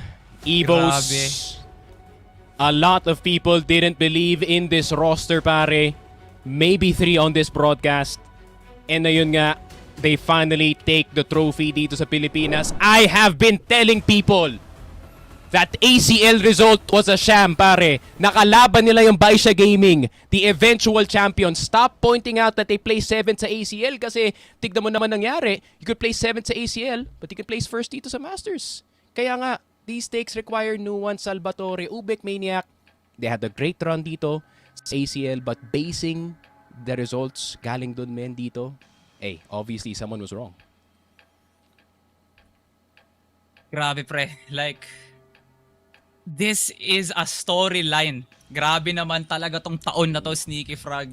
Ngayon nyo sabihin na hindi pang lokal at international lang EVOS. Pinakaba nila sa overtime ang Baisha. Lumalaban against Q9. Pinapahiya din yung King Zero, pre, during last year's APAC. Nung may APAC pa. Hindi nyo pwede sabihin sa akin na mayabang ang EVOS, pre. Mayabang sila kasi kaya nga naman nilang i-back up, pre. May salita sila para doon. Kitang-kita nga naman, nakabuelo ba si Kano? Nakabuelo ba si JJ? Yung angkarang palagi nating binubuhat ng UBECMANIAC na ito yung comeback back nila. Magiging tie game na to. Ang EVOS, sinarado lahat ng expectations nyo. Basag lahat ng utak, pati yung mga ngiti nyo. Kailangan nyong tanggapin. Wala na kayong magagawa pa. Kampiyon ang EVOS at matuto kayong magbigay ng tuhod sa hari ng Crossfire. For sure. I mean, yun nga, the Dark Prince has his crown dito sa Pilipinas, pare. EVOS finally roaring dito sa ating finals, man. What a season ng CFS dito, pare, for Masters. Yun nga, I still would call it the best season we've ever had in Filipino Crossfire, and I'm proud to have joined this broadcast, pare. It is a pleasure na makasama ka sa ating Grand Final, Sneaky Frog.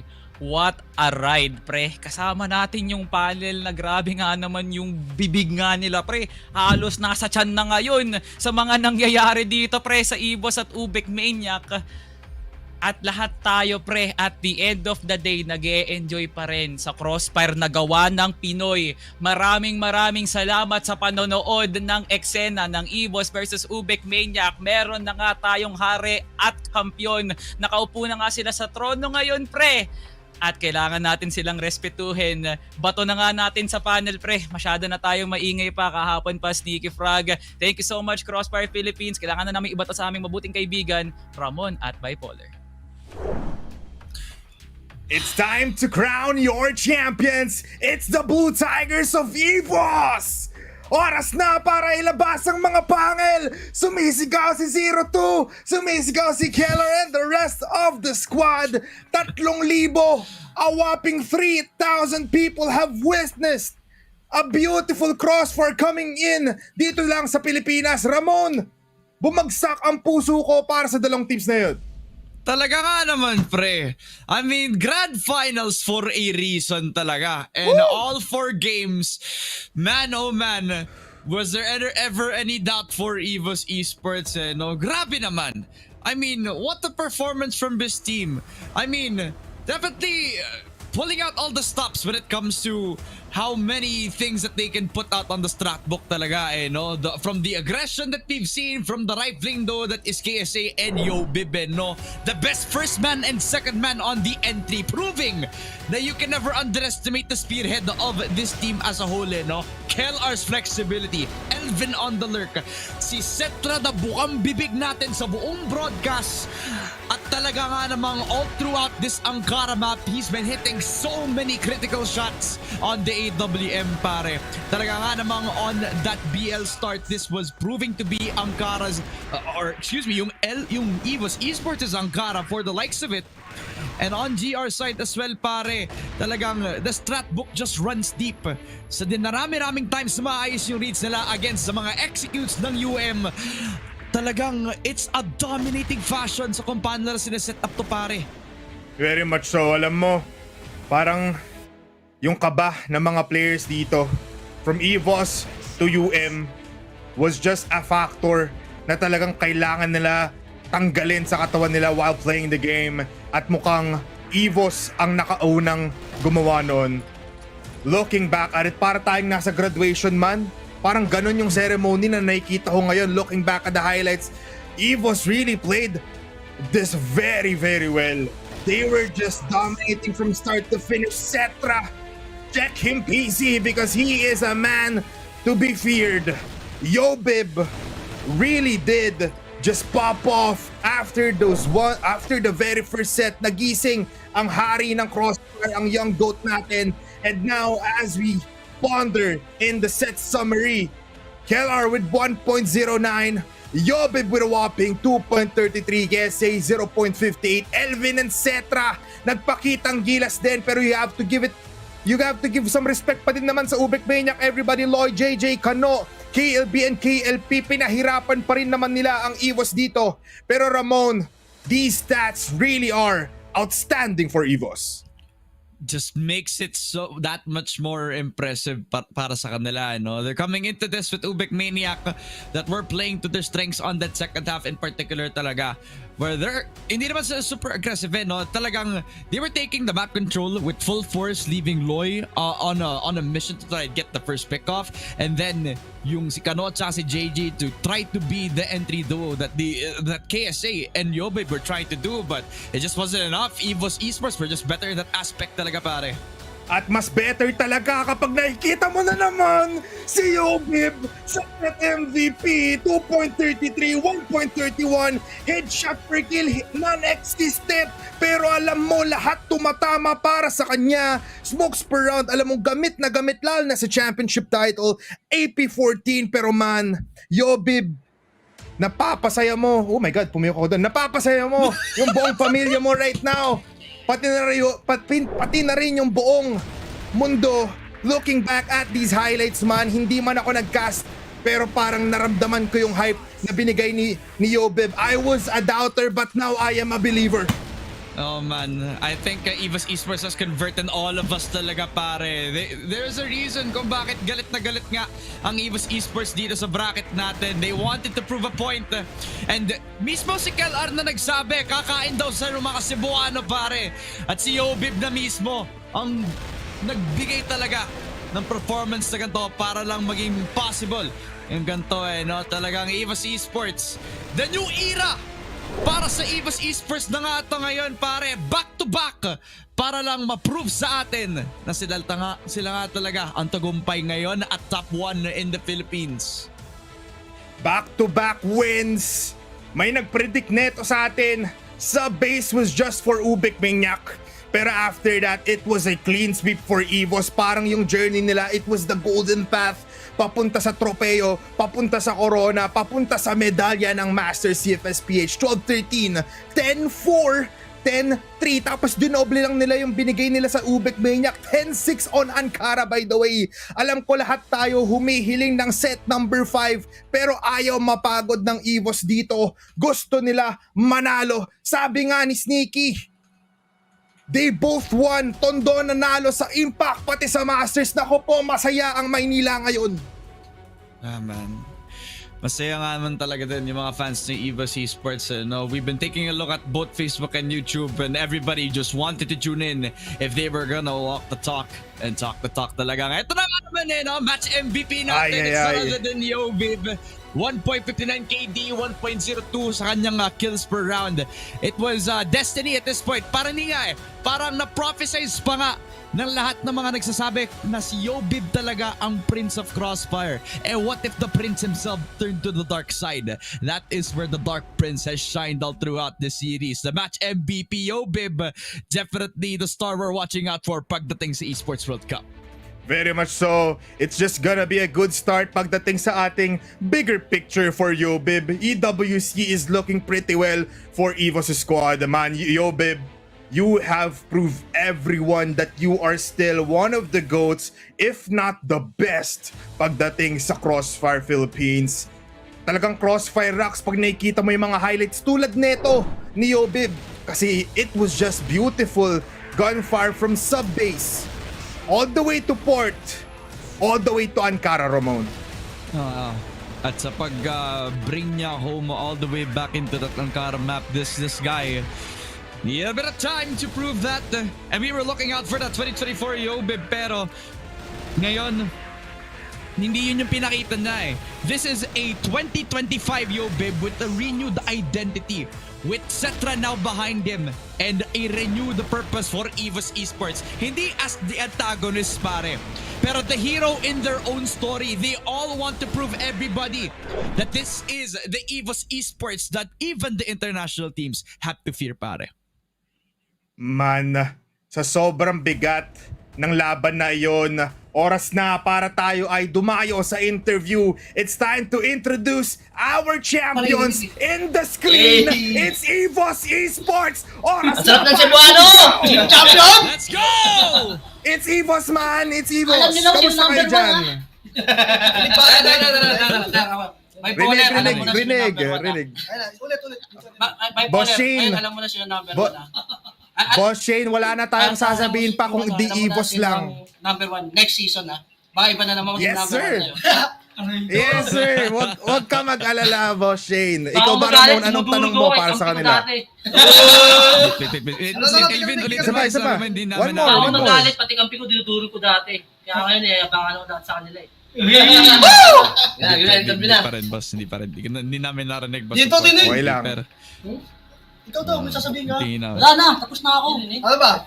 Tabi na! So may question ako para sa EVOS Esports no? As a team. What does this mean para sa panalo ninyo no? Kasi syempre may mga motivations kayo coming into this grand finals. How does it feel at ano yung meaning nito para sa inyo guys? Itong kinuha namin championship ngayon para patunayan sa lahat ng mga CF community na kami number 1 dito sa buong Pinas. Itong back to back namin para doon. Kasi maraming mga basher, maraming hindi naniniwala sa amin. Yun, para sa kanila yun. At yung mga dating kampi namin dyan, naging kalaban. Alam nyo EVOS, alam ko nakikita ko yung hawak ni Kellar, may hawak na siyang munggo. May tanong lang ako. Pagdating natin dito sa EWC, after winning this Masters, sino naman ang tatargetin ng EVOS? Saan? Sa EWC. Sa EWC Sa na. EWC. Sa EWC na tayo. Gusto namin sana bawian yung Baisha kasi sila yung tumalo sa amin sa ACL. Yun. Yan ang gusto kong marinig. Gusto namin isang pagbawi, no? Gusto namin coming in from EVOS. Gusto namin patunayan sa mga Pilipinong walang tiwala sa amin na kaya namin sumubi sa China. Lagi kasi nila nakikita yung pagkatalo namin. Pero hindi buong story. Okay man. Alam mo, ang daming nagsasabi na you guys were really gonna be losing against UBECMANIAC. Isang word lang para sabihin. Dapat PG isang word lang para sa fans ninyo and as well as sa UBECMANIAC. Sa lahat nagsusuporta ng Crossfire Philippines. Isang word lang? Ano na? Isang word lang? Damihan mo. Sige, hindi. Alam mo, maramihan na. It's your time to shine, man. Unang-una, sayang mga bay. Tali mga pambato nyo eh. Ang sarap na sa ano! Tapos ngayon sa mga supporters namin, alam nyo na yan, maraming salamat sa mga niniwala. Kahit sa mga, may mga topa rin kami sa Buwan. May sasabihin ako. Gusto lang namin malaman nyo. May sasabihin Pero, ayun na. Maraming salamat. Lalo sa May sasabihin ako. Si Coach daw may sasabihin. Pwede ba? Yeah, sige, gusto Sige magtatanong daw. din dapat ako eh. Sige, Coach. Hello, okay. Pero biro, Ubek is a worthy opponent. Yung actually, baka magkaroon. Narinig ba ako, Paul? Rinig po, Coach. Yung earphone mo. Nasa kanya pa rin. Hindi ka nagtatanong. Hello, Coach. Hello. Alright, so ganito kasi, Ubek is a worthy opponent. Nahirapan talaga kami. Actually, kung totooan lang tayo, yung talo namin sa group stage, tatalo talaga kami dun. Pero, tatalo talaga tayo. Pero hindi ko kasi pinayagan mag-adjust ng mga bata. Sabi ko, hindi importante yung laban. So, kaya sabi ko, analyze that para next time, maybe, tingnan nyo kung gagawin ulit namin dun din. Okay, Coach Shane. Pero anyway, guys, ito Ubek, paborito mga batang yan. There's no bad blood between us. Pagkasama namin sa ibang bansa, we're all good. Talagang dito na talaga competition eh. Medyo may salpukan eh. Kasi alam namin, minado naman kami na sila ang rival namin dito sa Pilipinas. Pero pagdating namin na nagre-represent na kami sa Pilipinas, yung mga fan ng ng Ubek, bati po kami. Hindi po kami magkakagalin. Di ba? Dinala nga kayo ng sibulet ng mga batang yun, di ba?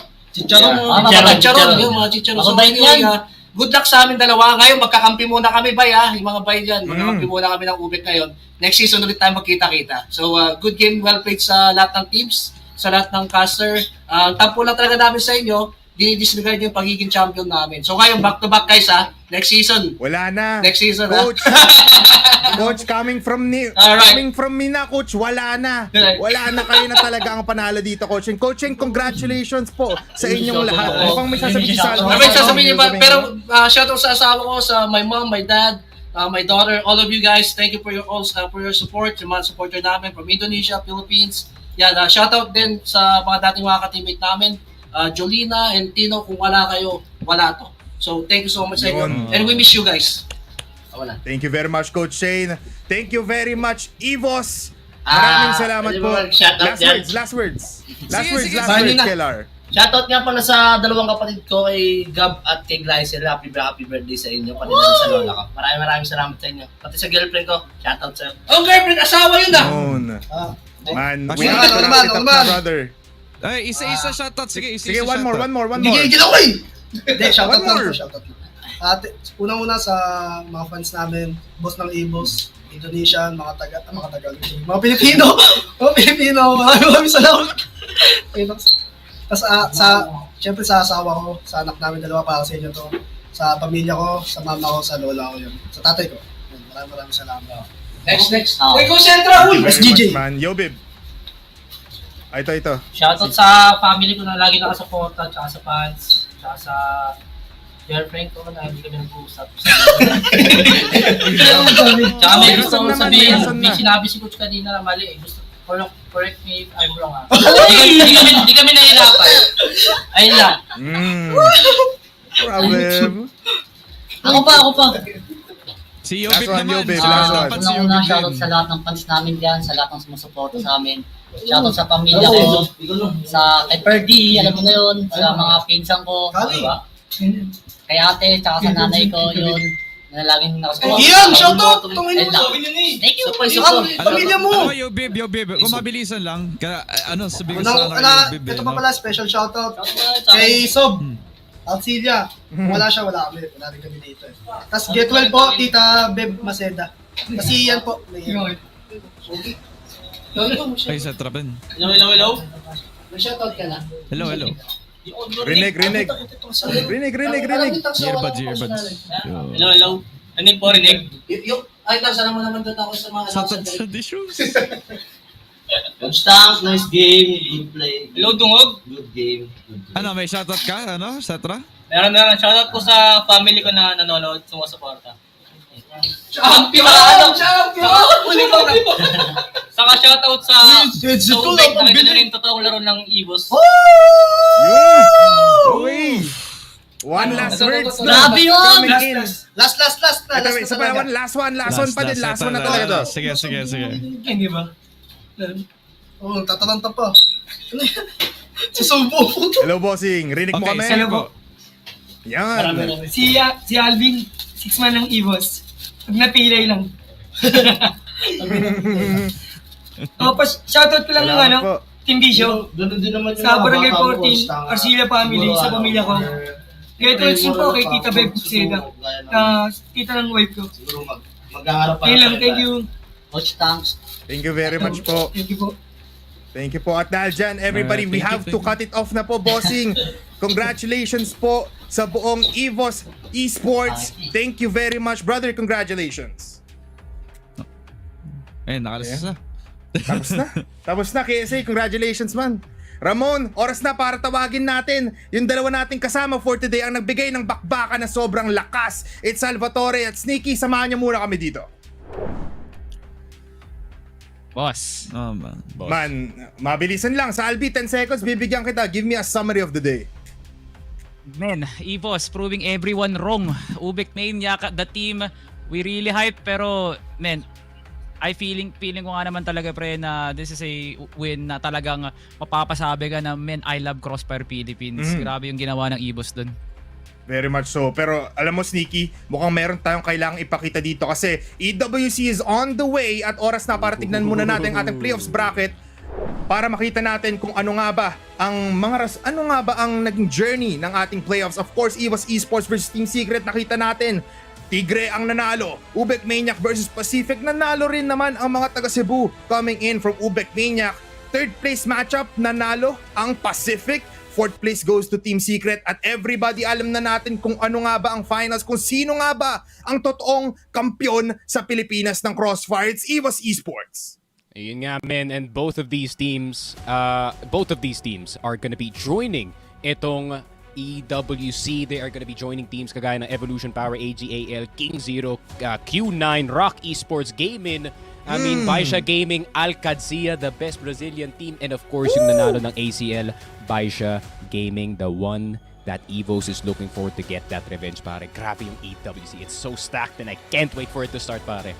Tama ka dyan, man. Hindi lang Pilipinas ang makikita nyo doon. Pero syempre, dugong Pinoy tayo. Kailangan nyo suportahan ng EVOS Esports and the Brotherhood together with UBECMANIAC. Alam mo, Sneaky Frog, bago ako mag-wrap up, give me a little bit of an insight sa day natin ngayon and what's next to come.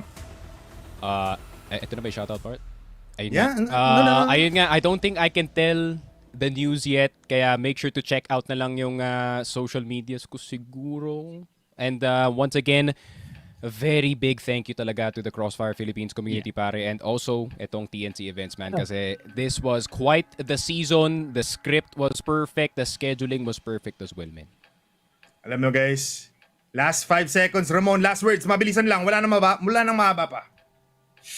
I love you, Crossfire. I love you, Smilegate. Okay. Polar pa isa ako. Salvi. Mensahe lang. Ngayon tayo maging bias dito, pre. 2 Pilipino magre-represent papuntang Riyadh. Wala na munang division dito, wala munang bad blood sa isa't isa. Magsani puwersa tayo mga Pilipino dito para sa suporta ng sariling atin. Ito ang resulta ng purong ensayo mula sa UBEC at EVOS. Kahit ngayon man lang, kahit sa EWC, tsaka na tayo maghiwalay sa PH Regionals. Pero pre, masaya para sa akin na makikita ko EVOS at UBEC ulit ang magre-represent sa Pilipinas.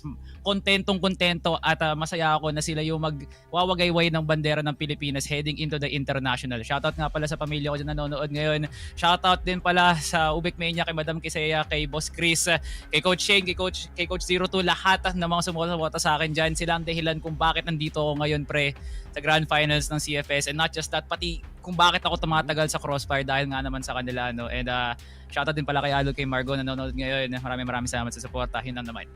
Sneaky. Ay, final shoutouts. Shoutout to my girl Shai watching right now. Kundi dahil sa'yo, like the play-by-play would have been way less energy. Ayun nga, once again, thank you to the Crossfire community. Make sure to check out the Crossfire Times podcast about to be coming soon. Once again, shout out to TNC, the goats in the background making this all possible. Ang galing nyo. We love TNC production, yung graphics, yung mga manager, si Boss CEO, si Mr., si Boss RJ, si Sir Stephen, si Madam Colleen, si Madam Le, si Boss Franz, no? Si Boss Arvin, lahat yan, pre. Shoutout sa inyo. Maraming salamat in behalf of everyone dito sa Talent, pre. Kay Boss Jess din. Yan, sige. Sa lahat ng bumubuo sa TNC, maraming salamat. Si Madam Ali din. Ayan, sige. Boss, pengin listahan. Isa-isahin natin yung mga yan. Sulitin natin ang oras. Okay na daw. Okay, bipolar, do your thing. Wait lang ako. Sabi ko do your thing eh. Sabi ko do your thing. Ano ba? Ay, tigil na natin to.